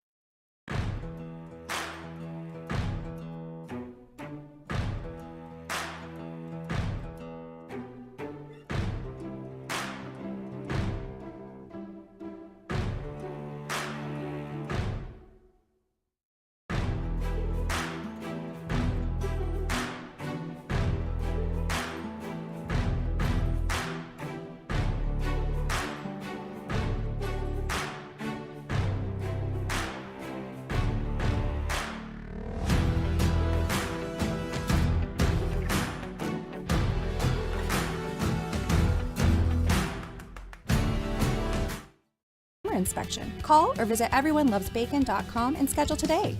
Everyone loves bacon. Welcome back, nation. Hope you're having a great day. When we hit the 440, we'll give you the details of a Panther organization going full Florida man on Canada. We've had a couple of week trend here of being Canadian rivals. We are the official rivals of Canada here in the G-Bag Nation. We'll have the latest on that coming up at 440. It's time now for the Woolly Bully, brought to you by the Alma TED procedure, only available at EliteSkinCenter.com. Here's the Bully. Thank you very much, General. The hockey hawk Gavin Spittle just came in and he told us about the Stars schedule being announced. And Sue Bird as well. A lot of talk regarding Sue. Yeah. Because I guess what the Kraken are going to do is they're moving a Seattle Storm WNBA basketball game. So that's how they're going to fit in the schedule here. So we've got 8:30 puck drops, and that's puck with a P. Thank you. All the way from games 1 through 4. Rest of the times are TBD right now. But you got game 1 tonight at the AAC, an 8:30 puck drop. Then we've got game 2. Of course, we knew about this, which is going to be on Thursday night. Game 3 against the Kraken is going to be Sunday night, May 7th at 8:30 in Seattle. Game 4 will then be on Tuesday night at 8:30 against Seattle. So we've got that to look forward to for our Dallas Stars. Is hopefully we're not playing past game 4 because we're going to end this thing. Yeah, and then worry about all the concerts and everything else they got going on. Hell yeah, bleep your concerts. I would just like to suggest that over the next 13 days, we refer to them as the Krappen. The Krappen? Yeah. I'm all for that, Gavin. You're doing good work over there. Thank you. The Seattle Krappen. Bring them on. Another one. Real quick before we get into the top 10, and it's National Teacher Appreciation Day, so 877-881-1053, the Twolos, the Tubers. This is what Gavin needs to sit out. Is this the 1 year anniversary? Yeah. It might actually Gavin needs to sit this one out. I love teachers. No, this is time to double down. Well, This is you're double down technically time, a teacher, Dawson. you're a coach there, Gavin, so we're appreciating you. I had a misunderstanding about what teachers do in the summer. Got squared away. It's vacation, right? For a very short period of time. Very short. And then they're back in putting the rooms together. Yeah, you're only talking about they're preparing. You're only talking about like 2 months. Yeah, you know, it's not a lot. It's a flash in the pan. It's really not. Plus spring break and Christmas break and Thanksgiving. You know, it's like they're barely off. President's Day. Yeah, in-service days. Yeah, the in-service days are a pain in the butt. They're grinding. Good for the kids. They get off. 940 said, I'm a PE teacher / coach in Frisco, and their team beat Choppy's kids' team in a basketball tournament a couple months back. Rubbing in Choppy's face. Huh? Try him at baseball. I don't think you'll have the same luck. No, his kid's giant. But the Packers have reached a 1-year extension with Jordan Love, which is a little bit unprecedented considering he's still on his rookie deal. But it did not come with a 5th-year option on his rookie deal. So they would have had to pay him $20.72 million guaranteed in 2024. And now in his first season as a starter, they've got him extended for another year. So they've kind of just shifted some stuff around. But they're able to do this now since they don't have Aaron Rodgers taking up so much money on the book. So congratulations to Jordan Love, as we're going to see just how good he is year 1 in Green Bay. A lot of people want to know what's happening with DeAndre Hopkins. He's right now not going to attend the mini camps with Arizona. I thought he came back. But he's in Arizona working out. He put this video up yesterday on his Twitter. I see everybody tell me to stay. Who said I want to go? Who said I wanted to leave? I'm out here working, baby. So he's working out there in Arizona, and people just assumed, right, he's going to get traded. The draft's coming and gone. He hasn't been traded. There were some rumors night 1 of the draft that the Titans were looking into acquiring him. I've also heard maybe the Ravens could even still be interested in trying to get him, even though they have OBJ. But, hey, all the brass out of Arizona over the weekend was saying, we intend for DeAndre Hopkins to be here. We're not going to move him. So maybe he doesn't get traded and he ends up being a bird at the start of the season. Missed opportunity for a lot of teams out here, Wolchuk. He's a heck of a player. I agree. Cowboys maybe should have looked into that one. I'm sure they did, but didn't end up working out. No, I don't think they needed to look into it. We're good, man. We got CeeDee Lamb and Brandon Cooks, and Michael Gallup's going to be a beast, and that Jalen Tolbert really's got something. You could tell by like how few snaps he played last year. They were just saving him for that sophomore year breakout. They didn't want to play their card too soon. Why put the scouting report out on a guy in year 1 when you could just do it in year 2? There's no room for DeAndre Hopkins. The wide receiver room is just too crowded. You know, so it just wouldn't make sense. Wouldn't make unless you just sense. want to have an embarrassment of riches there at wide receiver. Is DeAndre Hopkins comfortable being a fifth wide receiver on a team? That's the question you have to ask. I don't know. You think you'd slide him behind Tolbert or Fehoko? He might even be behind Deuce Vaughn. I think he's behind Tolbert for sure, and probably Fehoko too, man. Fehoko showed something. He had a couple training camp plays that were like, damn. Yeah. That looks like a guy who might be able to make a roster somewhere. Make you think of DeAndre Hopkins when you saw him play? The way he was able to so much better than snag the ball on the baseline of the end zone, yeah, absolutely. He gave me some Hopkins vibes. I am a fan of both Fehokos on the team now, and I think I'm a fan of Hopkins staying with Arizona for now because if we get into the season, he's still there. He's still a trade option for you. No doubt. And you got Guaranteed. T.Y. Hilton Yeah. on speed dial, too, at any point that you want. Oh. So you're okay. They're all right. Any guards on speed dial? Guards, you know what? Dalton Reisner's still out there. Yeah, We got to people have him ask on me the about show. him, yeah. I liked him. Not a bad player. All right, let's slide into the top 10. Happy National Teacher Appreciation Day. Appreciate all the teachers out there. Yes, Eric is being sarcastic, by the way. What? 214. If you couldn't tell, that's sarcasm at its finest. He's a glue guy of our team. That's And I'm a voice for the glue guys. A couple people thought I was hating on the glue guy. I love glue guys. I think what PJ Tucker did last night should be headline news ahead of It's the James same Harden. thing you do for Yeah. the fluffy Magical. people out It's there. amazing that people thought you were serious. Take shots. Take shots at them. All right, I got the top 10 fictional teachers. L.A., when I mention fictional teacher, do you have a favorite? Fictional teachers. Yeah, Mr. Feeney. Yeah, Mr. Feeney, I think his name is. Boy Meets World. Him and his real wife had apparently an interesting relationship. It was an for a open time. marriage. Oh, yeah? Yeah. They out there at hedonism in Jamaica. He's got a lot They of pineapple. were. All about that. And then they realized what that actually meant, and I think they decided, you know what, this kind of hurts a little bit. Maybe we should scale that back. That butt stuff? And Professor Klump. How about Professor Klump? I like that guy. Yes. Mr. actually- Garrison from South Park. Oh, Mr. Garrison. Yeah. And Mr. Hat. Yeah. Hello, Mr. Hat. Yeah, you know, a lot of good ones out there. I think of the Dead Poet Society there with Robin Williams. Absolutely. Probably my favorite. Oh, Captain, Incredible my Captain. movie. No Yeah. doubt. That'll make a crack here on the top 10. Did you say Mr. Hand? From Mr. Hat, who's Mr. Garrison's Mr. Hand, assistant. Mr. Hand from Ridgemont High. Yes, sir. That's a good one as well. Spicoli's teacher. yes. Oh, it's Mr. Hand. Mr. Hand, Fast Times at Ridgemont High. Hey. Who's the cat that said Bueller? Bueller. Yes. He's an Clear honorable mention here eyes. as well. I don't know. Did he even have a name in that movie? That teacher from Ferris Bueller's Day Off? I'm on it. I don't know what the hell his name was, but these are all great options. We've got Miss Frizzle being texted in, of course. Yeah. Magic Miss School Frizzle. Bus? Yeah, Yep. bro. Yeah. She was on psilocybin, bro. If you pay attention. I was watching that when my son was younger. I was like, oh, okay. She's high. Yeah. That makes sense now. Oh, I get it. She definitely was. And the outfit she was wearing. kids. What the hell? Does this count? Miyagi. Yes. Sure does. Oh, here we go. My favorite. Would you shut your mouth over there, troll? The Bueller All right. guy is Ben Stein. Well, that's the actor. Right, but Win Ben Stein's money. That was I good. didn't ask the actor's name. We want to know what his character's name was. he's listed as simply economics teacher. Yep. Okay, because that's what he's listed on this list is economics teacher too. So that's good. Coach Eric Taylor, Friday Night Lights, getting a lot of love on the text as well. Coach Carter. Coach Carter, Walter White, getting some Oh, love. Yes. How did we Yeah. forget that one? Walter White's a pretty damn good one. And Veronica Vaughn. That Veronica Vaughn. Oh, Veronica Vaughn, you are such a hottie. All right. You know, the best Miyagi moment in Karate Kid 2, they go over to Japan and Okinawa, and he meets his old rival, I think, that stole his wife.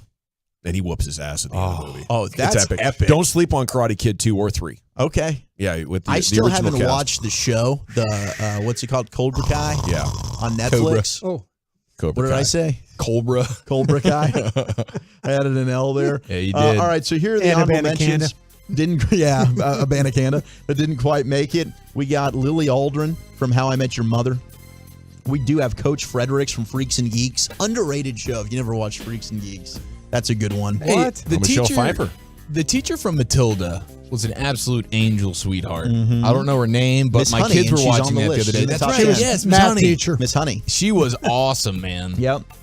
We've got John Kimball from Kindergarten Cop. Yes. Who is your daddy? It's not a tumor. It's not a tumor. When he snaps that pencil on the airplane, that kid keeps like kicking the back of his seat or whatever. That movie is so It's good. a great movie. Edna Krabappel from The Simpsons. Krabappel. Yeah. And I like your first I like guess. Krabappel. And yes, we do have Mr. Garrison from South Park, just missing the top 10, but he's a good one. Number 10 on the list is Dewey Finn, School of Rock, a.k.a. Ed Schneebling. Oh, yeah, Jack Black. Yes. Yeah. He was so funny. That is great. Number 9, Miss Norberry from Mean Girls, which is Tina Fey. Oh, yes. She actually looked pretty hot in that movie. Oh, for sure. She looked great. Tina was a smoke. Yeah, It was a she great movie. She was doing good stuff. Saw that one in theaters. Now, I didn't watch this show. Mr. Cotter, Welcome Back, Cotter. Welcome back. Welcome back. Oh, is that what that's from? Yeah. Early Okay. stuff. I know the song. He's a poker player, There we go. professional poker player. Oh, cool. Gabe I didn't know Kaplan. that. Yeah. Mary Kay Letourneau says the 214. Oh, that's nice. dark. Number 7, we got Mr. Feeney, Boy Meets World. Number 1 in my heart. R.I.P., right? Numbers, Or- yeah. Okay. No, wait, didn't we get fake? I don't think so. I think he's still with us. He is aging, but we got fakes. when He died. is aging. But Breaking news on the fan brought to you by BetQL. Not aging well. circling, I should say. not aging well. Which is number 6, Miss Honey from Matilda. Yeah. Number 5, we got Professor X from the X-Men series. Oh, good call. Oh. Jean-Luc Yeah. Picard. No, I'm sorry. I'm just looking at the fan text, and I hope this is number What do we 1 on got? your list. I'm seeing it. Is it Mr. Belding? Yes. Yeah. Mr. Belding is not in the top 10, but certainly an honorable mention. I know they're This is big. garbage, bro. Who I wrote know. this? This Let's is- cancel them. Every We're day, gonna cancel Lucius. them. Every We're gonna day. cancel Ruin their lives forever. Yes. Number 4 is Yoda. Drag them on the internet, bro. Yoda. Yoda from Star Wars. All right. Great teacher. YODA Yoda. Number 3, we do have Dumbledore, as that got texted in from Harry Potter. Number 2 is John Keating, Dead Poets Society. Number 1, here you go, Gavin. Wax on, wax off. No Mr. way. Miyagi. Made up What list. what a job he did, you know? Here's what I'm going to do. I'm going to stop sending Brian my pre-show email, and let's see if he can figure out how the hell to run Krusty's Corner. Ooh, look at that. You poked the bear, Brian. Flat back, baby! How do you feel now? I feel great because to Mr. me- Brian Brooks. Yeah. We'll see next year when we don't have Zach on the draft show because he has no access to any film. or Hey, anything I like can that. come in, fake Yeah. through some analysis Yeah. if you need a faker. You do make stuff up with the best of us. Yeah. Well, if you tune in for LA Live at 5:40, you will know. I believe it's a Toxic Tuesday. That's These boys are right on brand. Woolchuck and Broadus going Bring in the at toxicity, each other's baby. throat. Look at that. Okay. Thank you so much to the Alma Ted procedure, only available at EliteSkinCenter.com. Have you gone back for another one? The Willie I will Bullies be top beginning 10. of June. You might need Is to it- try it out. it's not looking good? Yeah. Missed opportunity, Woolchuck? You gonna let him go at your hairline? If anybody knows a bad hairline, Honestly, no, thank goodness for Brian for turning it down, or else I might not have them. Broadus is too far gone, man. Too They're far like, gone. Hey, we got to Gotta bring go. our success rate down. I owe that one to Brian. And this was the first failure we've had. Do you love what this U.S. sports team is doing to Canada as much as we do? Oh, It's yes. next here in the G-Bag Nation. I want to chat with you about my friends at Diamonds Direct. Before we do that, though, they're inviting you to celebrate all the moms in our lives. This Mother's Day, Diamonds Direct is giving mom more to say thank you for all that she does. With every fashion jewelry.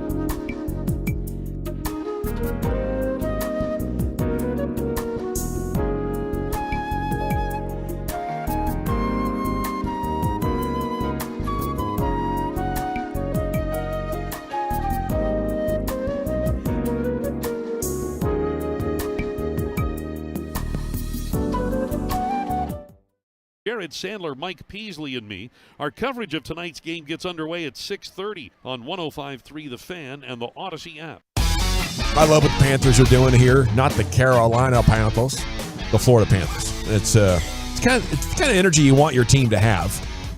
Go all out to give your home fans an experience. Go all out. And this applies not only to the Cowboys, but the Mavs as well. But before we get to either of those, we got this story right here. The Panthers have banned Canadians from purchasing playoff tickets. There you go. Taking on the Maple Leafs second round. A lot of snowbirds, huh? They can be certain. The snowbirds down in Miami?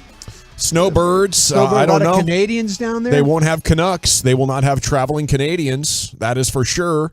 When they take on the Toronto Maple Leafs in the second round of the tournament, they can be certain that most fans in the arena will be rooting for the home team, as it should be. When you get to the playoffs, nobody wants to go to a game and deal with the annoying jackass 14 rows down that is, living out his childhood dream to go be a troll of the opposition. That's what those people are coming in to do. Now, some of them just want to watch the game.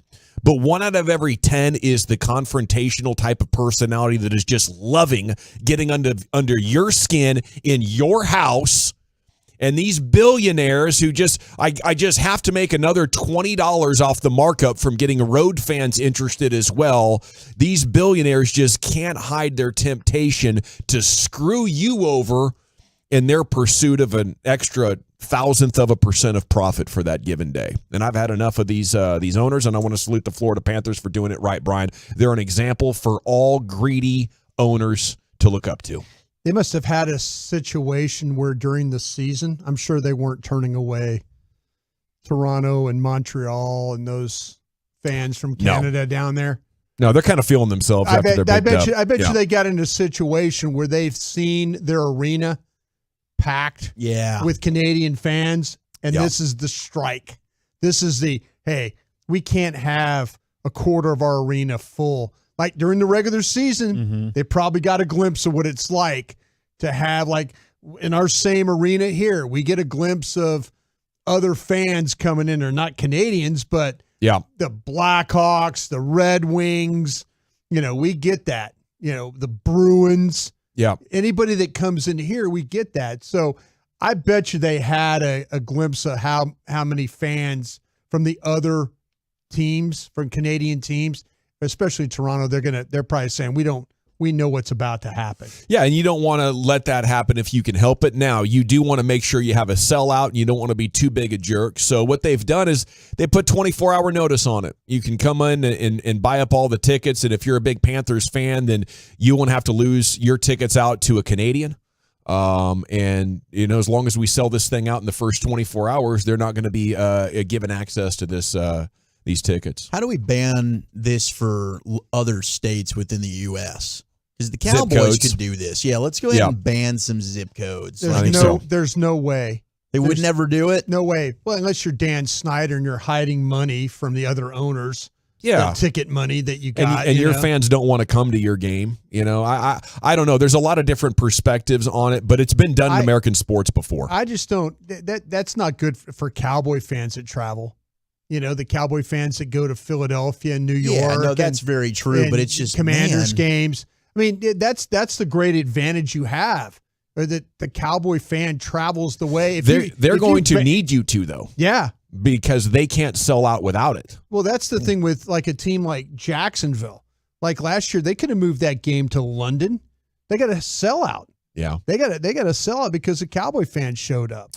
By the way, speaking of home fans experience, did you see the Suns have decided to burn their cable contracts because they're having similar problems as the Mavs, Stars, and Rangers? Yeah. The owner's going to put it on free TV, right? Free TV and streaming apps. Awesome. So no matter how you get your basketball content in Phoenix, app or over-the-air television, you're going to be able to get those for free. They say they just want to give their fans access and take care of their sponsors with as much viewership as possible. And I love it. I hope that the local teams could find a way that makes business sense to follow suit. Yeah, I like a streaming service called Freevee. I'll sign up for that one in a heartbeat. Yeah. Yeah, there are a number of pirating apps. And I hope that what they're finding out is man, we're going to get such a small audience. Even if we sell this to some cable provider like Bally's, what percentage of our fans can get it? And then what happens if we just make it free and then can charge more for our ads based on more people getting to watch it? And it seems like the new owner of the Phoenix Suns is, really excited to give the fans an experience. And I think you got to look at it as an investment. You're giving back. Show your fans you care. I have billions of dollars. I banked big time off this mortgage boom that we had for the last 5 years in America. He's got more money than he knows what to do with.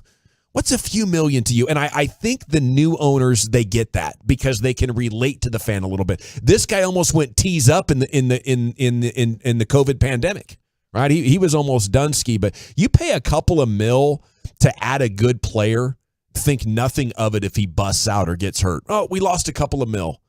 Why can't you take that same mindset to taking care of your fans who are more passionate about your brand than your players? And these guys, they're watching constantly. They're buying up all your stuff. They're buying jerseys. I don't know. Hopefully this is the beginning of a new trend with American sports owners, because we need somebody to break through what has become kind of a cable sports nightmare for a lot of people. It's definitely not just DFW.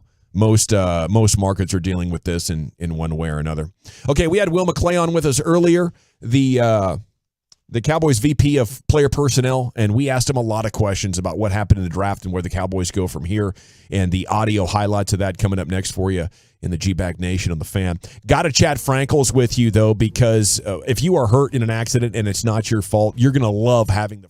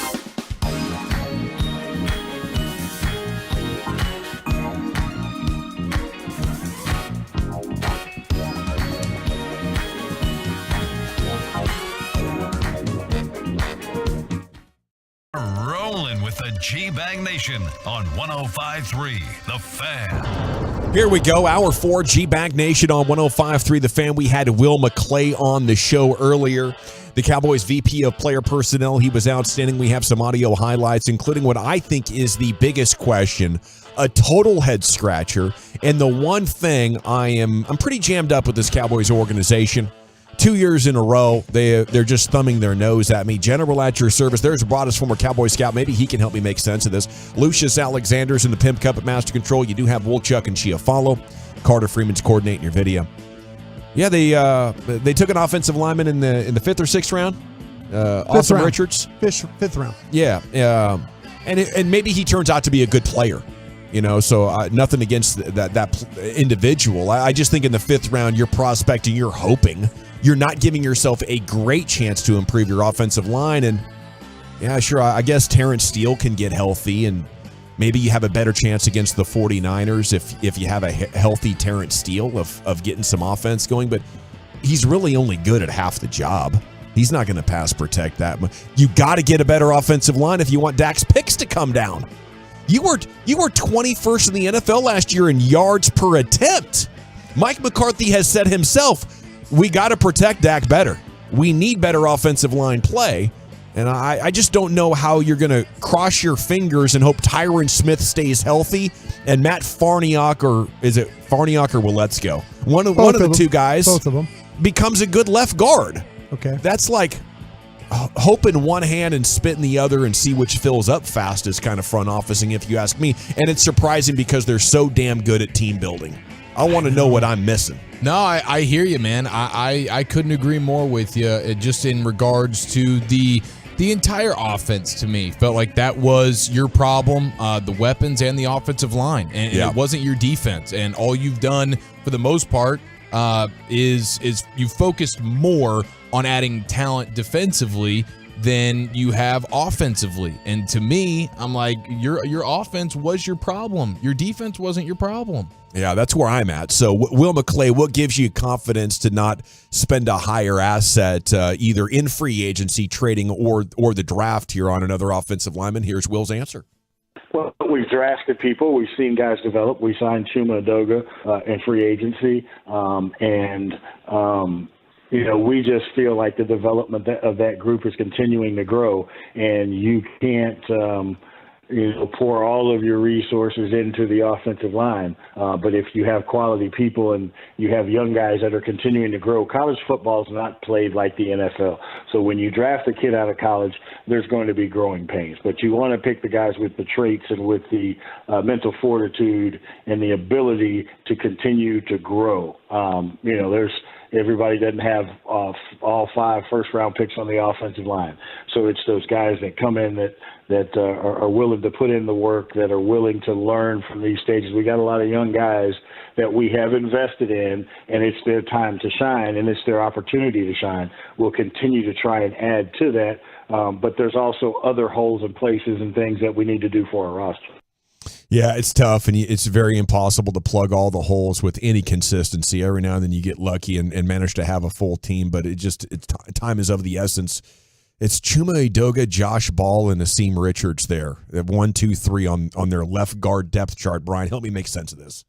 Well, yeah, that's the thing. And I think it tells you a little bit of what they thought about Osiris Torrance, because they had a chance to draft him in the 2nd round instead of Schoonmaker.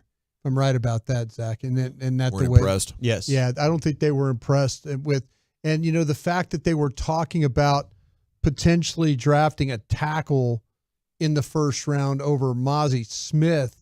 Yeah. That they could have played at guard. So, maybe if the players just weren't there, then you got to tip your hat to them. I think this is where we always say, hey, we got to give them the benefit of the doubt, but that's where I think they're at. To me, they could have taken Torrance, and that would have been okay. That kind of they got a guard. There you go. Right. Got a guard. Everything's kind of taken. But if you don't like the guy, I don't want you to force anything. Yeah, and I don't liked him as much as we did, or I did. Okay, but they weren't talking about Torrance when they got. He was never mentioned by them. You're absolutely right. Never mentioned them about at 26. It was about it was the Syracuse kid, and you can't force picks in the NFL draft just to one side of the football. It'll hurt you, right? Yeah. Because you're not picking just for this year. Right now, it seems like maybe one side of the ball is weaker than the other one, but you're picking these guys for a 4 or 5 year investment. Yeah. Well, going into last year, Brian, you remember I said, hey, if you want to get me back on board with this, I need you to sign one and draft one like starting lineman. Right. And we got through free agency. They did nothing. And then they take Tyler Smith. And it's like, okay, you end up acquiring one really good one. But I think there's still one offensive lineman short. And do you guys agree that like you're only going to be as good as your worst offensive lineman in a lot of situations? They'll figure out a way to get that guy compromised. I think that the thing that, to your point, we had a chance to talk with Mike Solari, and he said that Tyler Smith is a tackle. Will didn't want to say that. Yeah. Will didn't want to say that yet. He talked about, we got a new coach and all this thing. If their plan is to play Tyler Smith at left guard and Tyron Smith at left tackle, then I could kind of understand why they didn't draft, because now it's about Udoga and it's about maybe I'm sorry, I'm not going to sit here and cheerlead for Ball. I don't think Ball's on this team. The fact that they can't find a position for him, I feel like that's just... You're right. And maybe my biggest beef is that you're putting faith in Smith staying healthy, Tyron Smith staying healthy. But that's something we talk about every year. Mm-hmm. Every year we talk about that, and then when something happens to Tyron Smith, now you can dance into, hey, remember that conversation we had in the 2nd of May when I told you I felt like we had Will McClay on and he really didn't give us a great answer about not having a guard. And, that's where I think that you're going to, but right now they feel like that they've got it covered. They feel like that they have the position covered because of Tyron Smith, Tyler Smith, and then Udoga, and then maybe Matt Willetsko or Farniak or one of those guys. If you're going for the championship, Chiafalo, I don't think either one of us would leave ourselves that exposed at left guard. Everything else that's good on this team, if you want to try this into camp, but once the season gets started, if a good solution is not happening, you can't convince yourself while you're playing crappy teams that we're good at left guard. Think of what happened against the good physical defenses, and that's going to be your reality.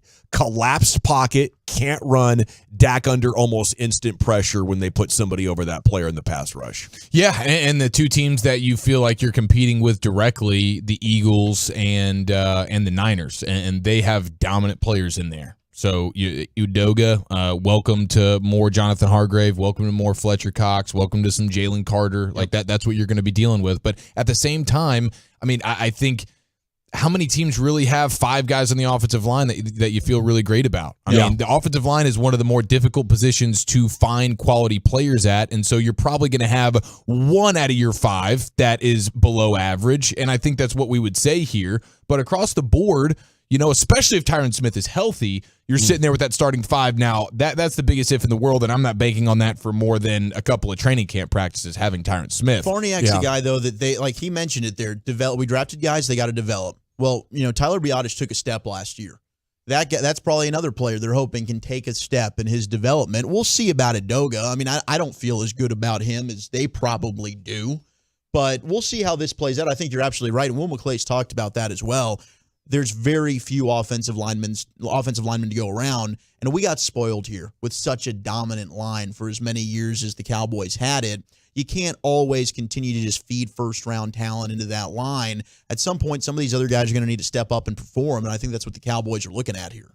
Yeah, I just really did want them to focus more on the offense, and I get how the draft is one of those things where you got to take that you can't reach for guys, and I totally understand that, but I think just across the board, your offense is going to have some holes in it, and more so than you would like. I don't think Terrence Steele is that good. I don't think Biadasz is that good, and I think left guard is bad. Well, if that's the case, if that's legit, then you're bleeped. Yeah. If 3 out of your 5 are not considered good, then sufficient. Then I think you're in trouble. We're sufficient at center and right tackle, and some games are good. Some plays that they run are good, but it's not a strength.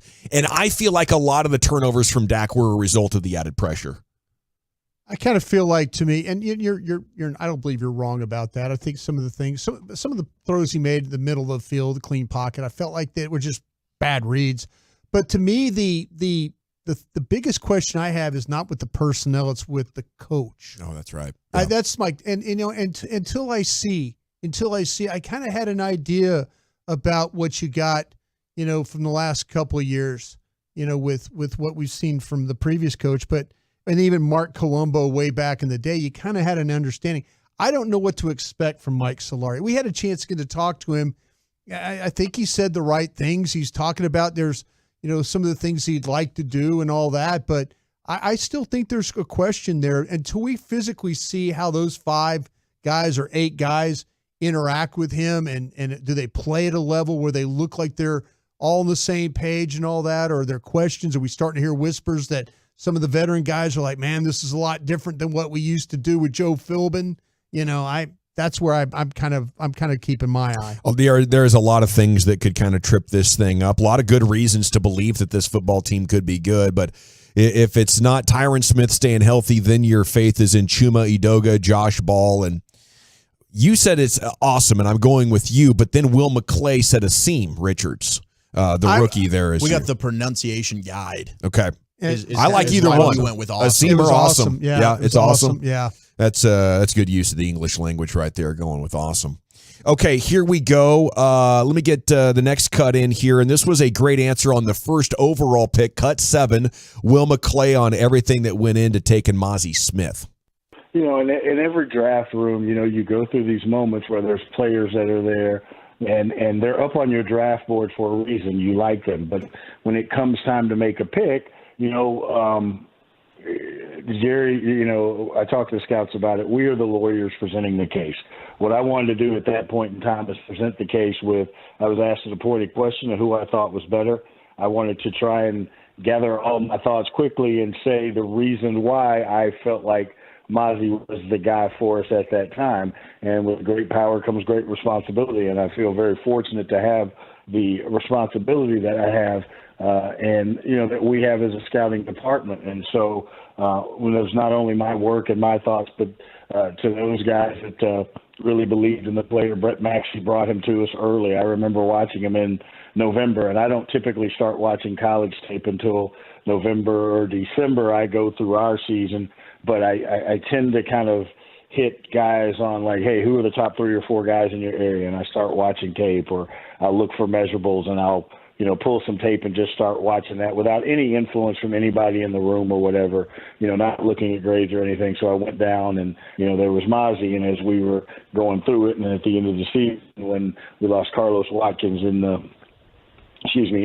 San Francisco game, and before that when we had lost Hankins for the 3 or 4 games, and I look at all of the things that we have, and I just thought that we do this thing called Across the Hall, and it's when the coaches and the scouts get together. The scouts tell the coaches about how they do their job. The coaches tell the scouts what they're looking for. When that whole thing in my mind, I'm going, okay, there's this guy, and Mozzie just kept coming up. So when I was asked that question, I got to talk about a player that I believed in for us within that situation as we were talking about it.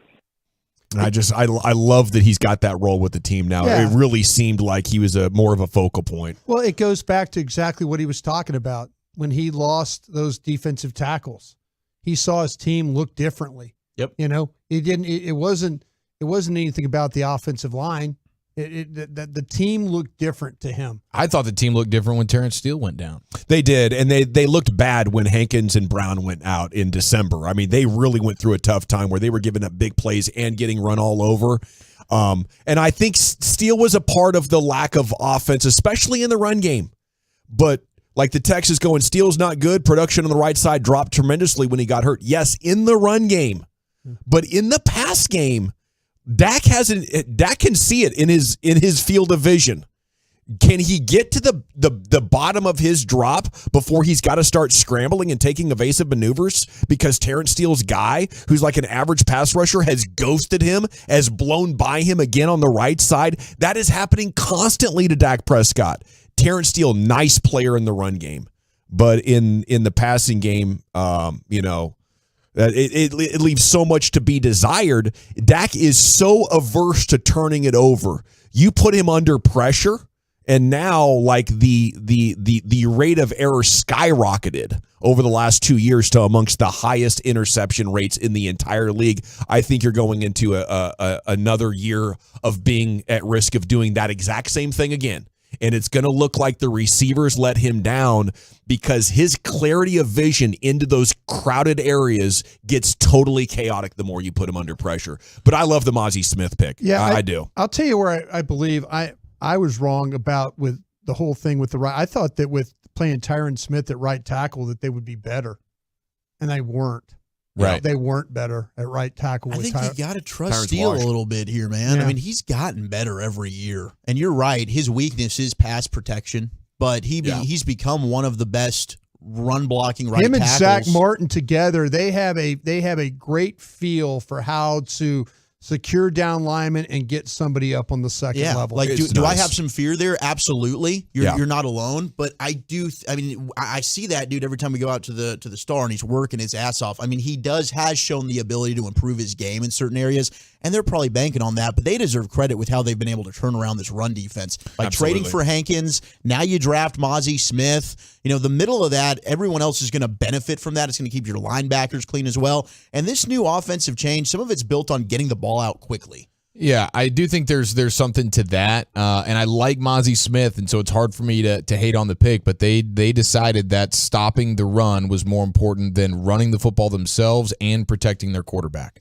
So that's an interesting thing. In a world where you can get a Jonathan Hankins at the trade deadline, you're not getting the equivalent of that at the guard position at the trade deadline. You know, so that's, to me, where the value is. But again, they feel like they're fine at the position. So hopefully Farniok's a beast, or Udoga. You know, I do like the Mozzie Smith pick. I think at times this draft reminds me of, was it 08 or 09, where they felt like their roster was good everywhere. They got cute.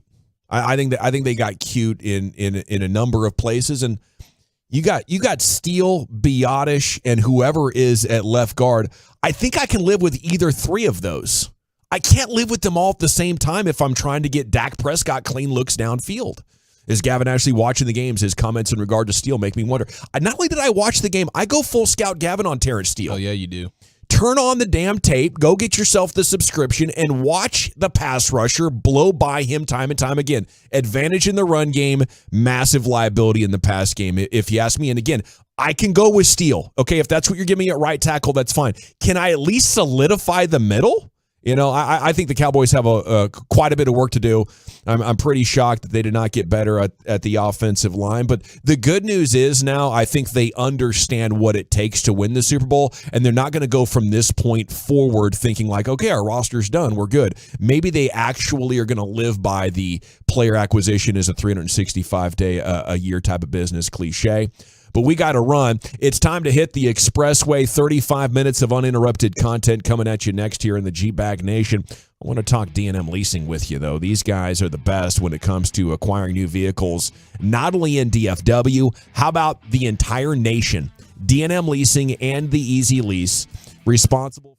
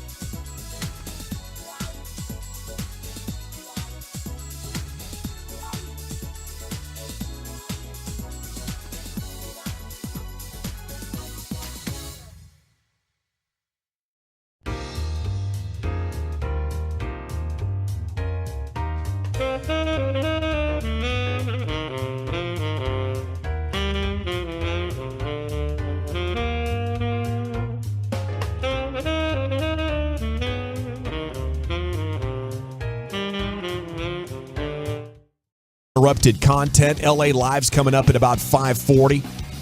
Chief's going to give you a sports hodgepodge here in just a few minutes, but we're going to take a look at everything that's been developing throughout your broadcast afternoon first. Game 1 tonight, Stars and Kraken. NHL released the rest of the sked. You're going to be Thursday night, 8:30 at the AAC on TNT. Then you're going to be Sunday, 8:30, Climate Pledge Arena. Tuesday, and then that'll be ESPN, and then we're back to every other day from that point forward. Just to give you a little bit of a heads up, it looks like all the games are either 8:30 or TBD, and you can probably imagine the TBDs will probably go down at 8:30 as well. So that's a tough one. At least you get the day off to recover. They say that bad sleep really doesn't hurt you until the second day. You can overcome one day of only like 5.5, 6 hours of sleep. But if you do that back to back, now you're basically drunk out there when it comes to emotional control, hand-eye coordination, stuff like that. I am not the same person. I know like hungry and tired, or like not even tired, but like